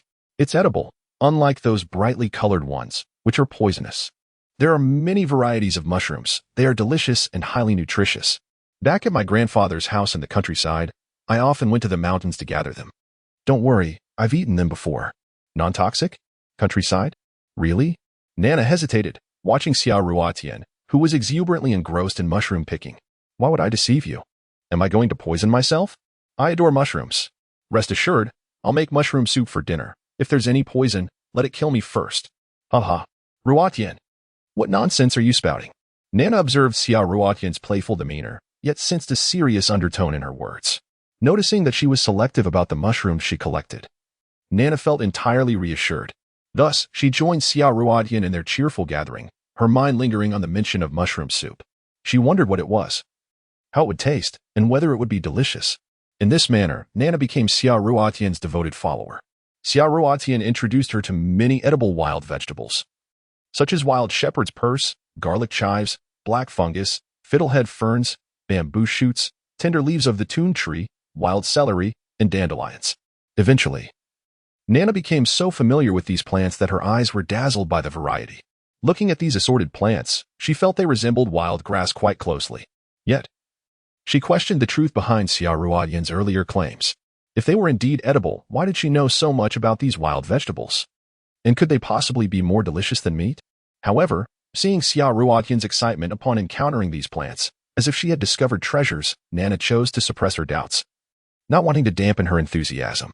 Secretly, she thought that when they returned to the tribe, she would discreetly discard them while Xiao Ruotian was not looking, since she intended to throw them away eventually. She decided against following Xiao Ruotian to dig up those so-called high-value nutritious wild vegetables and instead opted to gather some wild fruits. Xiao Ruotian was exhilarated by the sight of such a plethora of fresh wild vegetables, completely oblivious to Nana's peculiar behavior. As she foraged, she chattered away to herself, musing about dishes like scrambled eggs with Chinese tune and stir-fried bracken. In her mind, she thought about how, after feasting on barbecued meats for so many days, she could finally indulge in some vegetables. It is worth noting that these wild greens are virtually unattainable at modern markets, having transformed into the epitome of nutritious delicacies revered by contemporary health enthusiasts. If only she could procure a bit of salt to enhance the flavors. Xiao Ruotian immediately thought of the sea. After all, seawater is salty, so extracting some salt should not be overly difficult. In her mind, she searched for a simple method to transform seawater into salt. Nana, doesn't your tribe have any salt? Why do you drink seawater? Nana, resting beneath a tree, pondered Xiao Ruotian's question. What is salt? Can you eat it? Why do you only think about eating? Xiao Ruotian chuckled as she stood up and joined Nana, taking a moment to rest beside her. To her surprise, after a prolonged period of inactivity, she felt exhausted from merely bending down to gather a few wild vegetables. Her back ached terribly. Why do we orcs even live if we don't eat? Nana reclined on the grass, savoring the gentle breeze that carried the essence of nature. Surely you must know why you drink seawater? Xiao Ruotian mirrored Nana's posture, lying down and instantly feeling a wave of relaxation wash over her, every pore in her body opening in comfort. The leisure of this existence starkly contrasted with her previous life of relentless hustle and stress in the city. She realized that she truly preferred this tranquil lifestyle. Unlike modern society, especially in large cities where the cost of living is high and the pace of life is frenetic, many people are consumed by the singular pursuit of wealth. It is not uncommon for individuals under 30 to already have gray hair or, tragically, to succumb to exhaustion. Reflecting on her past, she recognized that she had once been among them, toiling tirelessly for meager wages, living in constant fatigue, too apprehensive to indulge in even the slightest luxury. After a lifetime of labor, many could hardly afford a modest home. The relentless quest for money often leads to familial discord, strained marital relationships, and a growing number of individuals who, lacking time for romance, become perpetual singles. This is the essence of modern existence. In her former workplace, she was granted merely 2 days off each month, with daily work hours exceeding 8, averaging 11 or 12 hours daily. One would assume such arduous labor would yield a generous salary or overtime pay, but alas, it was all in vain. This is the harsh reality. Only those who own businesses or factories thrive, while laborers must contemplate even the purchase of small luxuries. Since arriving on this island, despite initial fears and anxiety, she had gradually released her past burdens and adapted to her new surroundings. Deep down, she found herself fond of the lifestyle and environment here, as long as it was free from the threat of wild beasts springing forth unexpectedly. Nana tilted her head, observing Xiaoruotian as she blissfully closed her eyes, lost in a moment of repose. At first, I too wondered why we orcs drank that bitter, briny seawater. However, I later discovered that if an orc goes too long without seawater, they become weak, as if they were falling ill. Thus, even though the taste is unpleasant, we compel ourselves to drink it. So that's the reason. Seawater contains salt, which not only prevents the orcs from succumbing to illness but also bolsters their strength. Xiaoruotian understood from Nana's explanation. It mirrored how certain animals in nature consume special stones or red earth by riverbanks to replenish essential nutrients missing from their bodies. Xiaoruotian opened her eyes, tilting her head as she playfully toyed with Nana's delicate cat ears. Nana, the salt I mentioned can serve as a substitute for that unpalatable seawater, and it can enhance the flavor of the meat you usually consume. Do you believe me? Suddenly, a method of salt extraction from a book she once read flashed through her mind. There were two methods. One involved pouring seawater onto clothing, such as a cotton coat, and allowing it to dry under the sun. Once dried, a thin layer of white crystals would form on the fabric, which was the salt and could be consumed directly. The other method entailed heating seawater in a pot, continuously boiling it until it evaporated, leaving behind salt. Just as Nana was about to protest against Xiaoruotian's playful tugging at her ears, which was making her feel quite ticklish, she heard this intriguing dialogue and immediately sat up in astonishment. Ruotian, are you serious? Can this salt really replace the dreadful seawater? Of course. Why would I deceive you? Besides, didn't you also doubt that the well I had Phaline and the others dig would yield water? And now look, didn't I deliver on my promise? Xiaoruotian beamed with pride, completely forgetting her earlier anxieties regarding the well. The well? Nana's expression faltered at Xiaoruotian's words, her gaze dropping as she could not bear to meet her friend's beaming smile. Could it be that the shaman had deceived them all? Why would the shaman do such a thing? Ruotian had indeed claimed that the well would produce water. Yet the shaman had told the tribe that the life-giving water was a gift from the gods. Observing Ruotian's demeanor, Nana wondered if she was even aware of this discrepancy. Had the chief failed to inform her? Heaven forbid. Could the shaman be lying? Or was it? Nana raised her head and stole a few quick glances at Xiaoruotian.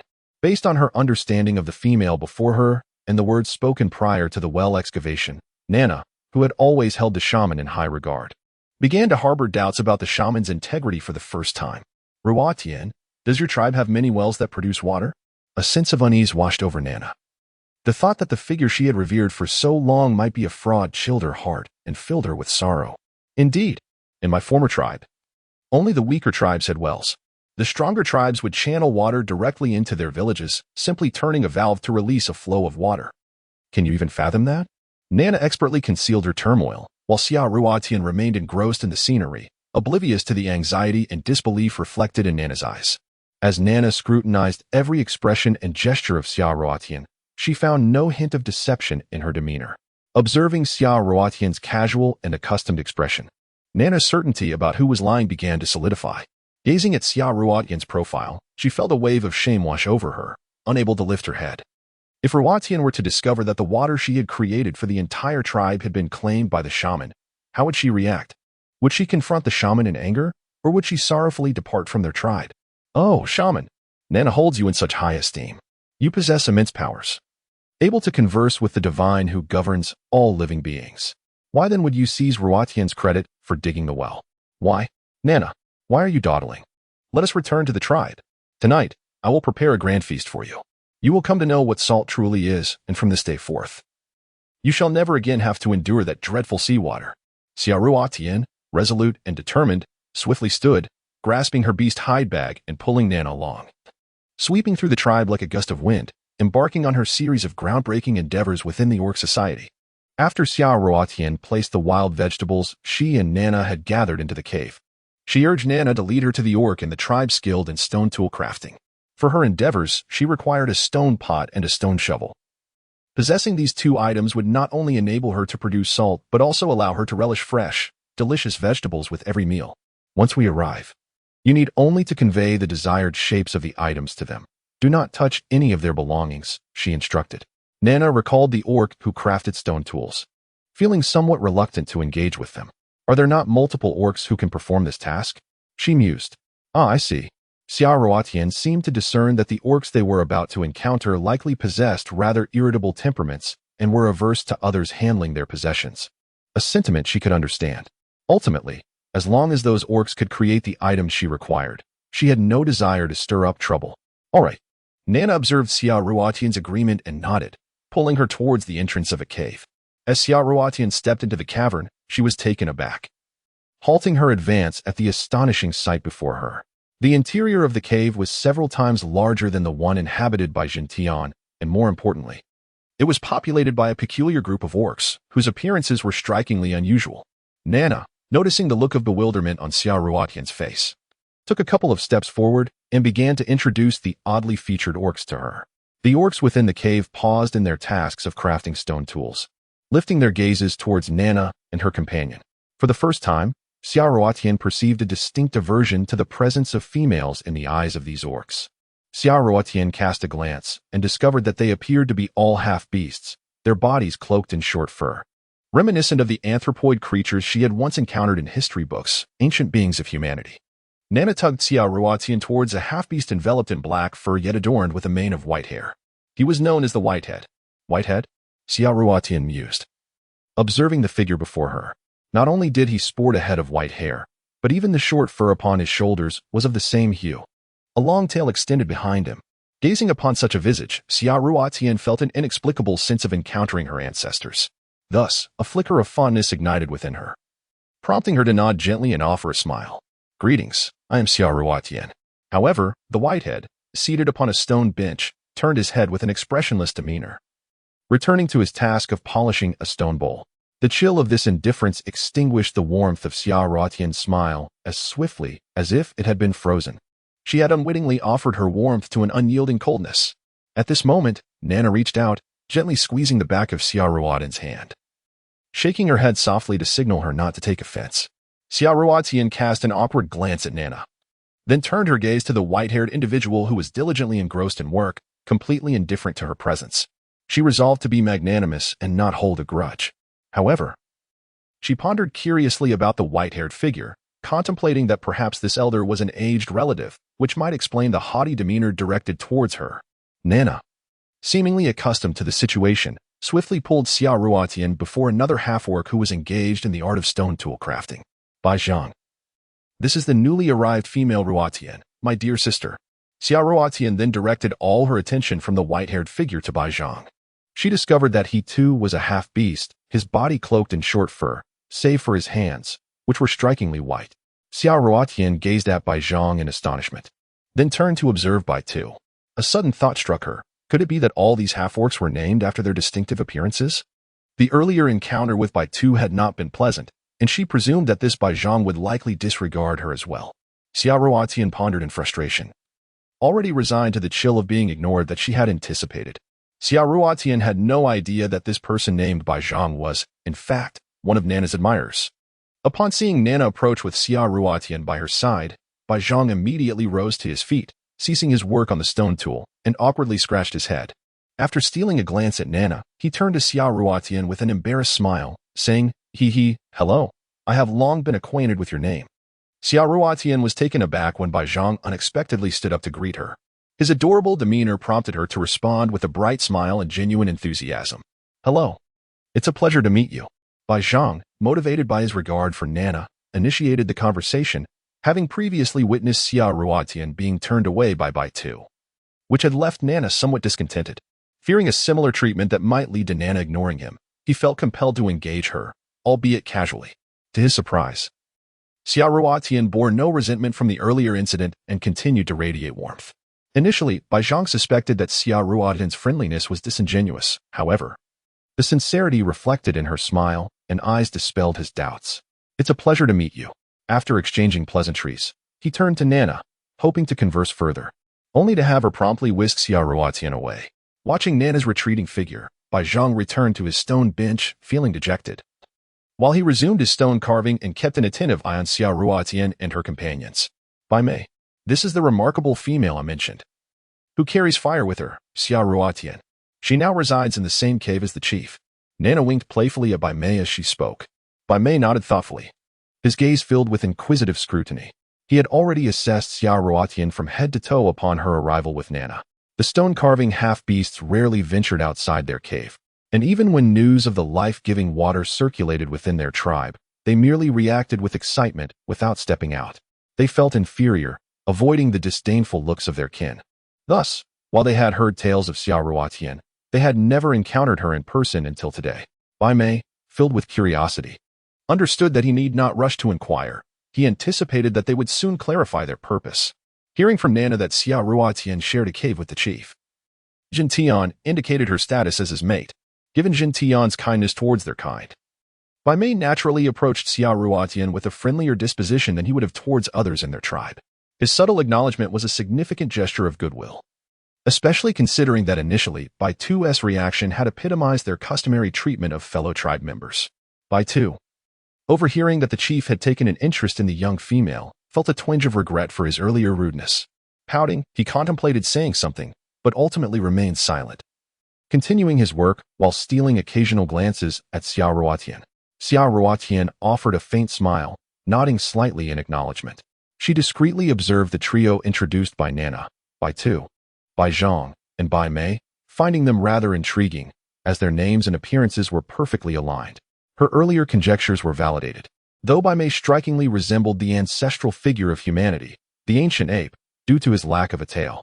Yet, she noted a common trait among them. Their arms appeared disproportionately longer than their legs. In normal humans, when standing upright with arms hanging down, the hands typically rest a couple of inches above the knees. However, in the presence of these half-beastmen, Xia Ruotian clearly observed that their arms extended about an inch past their knees. Perhaps it was because Nana referred to Xia Ruotian as Jun Tian's partner that the other half-beastmen, who had not been introduced, approached her, shedding their previous indifference and replacing it with a gentle, friendly smile. "Greetings, I am Bai Xia. You must be Xia Ruotian, am I correct? What brings you here?" inquired a half-beastman adorned with a coat of black fur, yet possessing large patches of white fur on his cheeks, his demeanor respectful. It seemed that due to Xia Ruotian's association with Jin Tian, he had abandoned his earlier aloofness and began to regard her with the reverence one would afford a leader. Since Jin Tian had never mated with any female, once Xia Ruotian began residing in the same cave as him, all aware orcs naturally perceived her as Jin Tian's mate. In the minds of these ape-like half-beastmen, Jin Tian's status was far more significant and noble than that of the precious female Xia Ruotian. "Ruotian,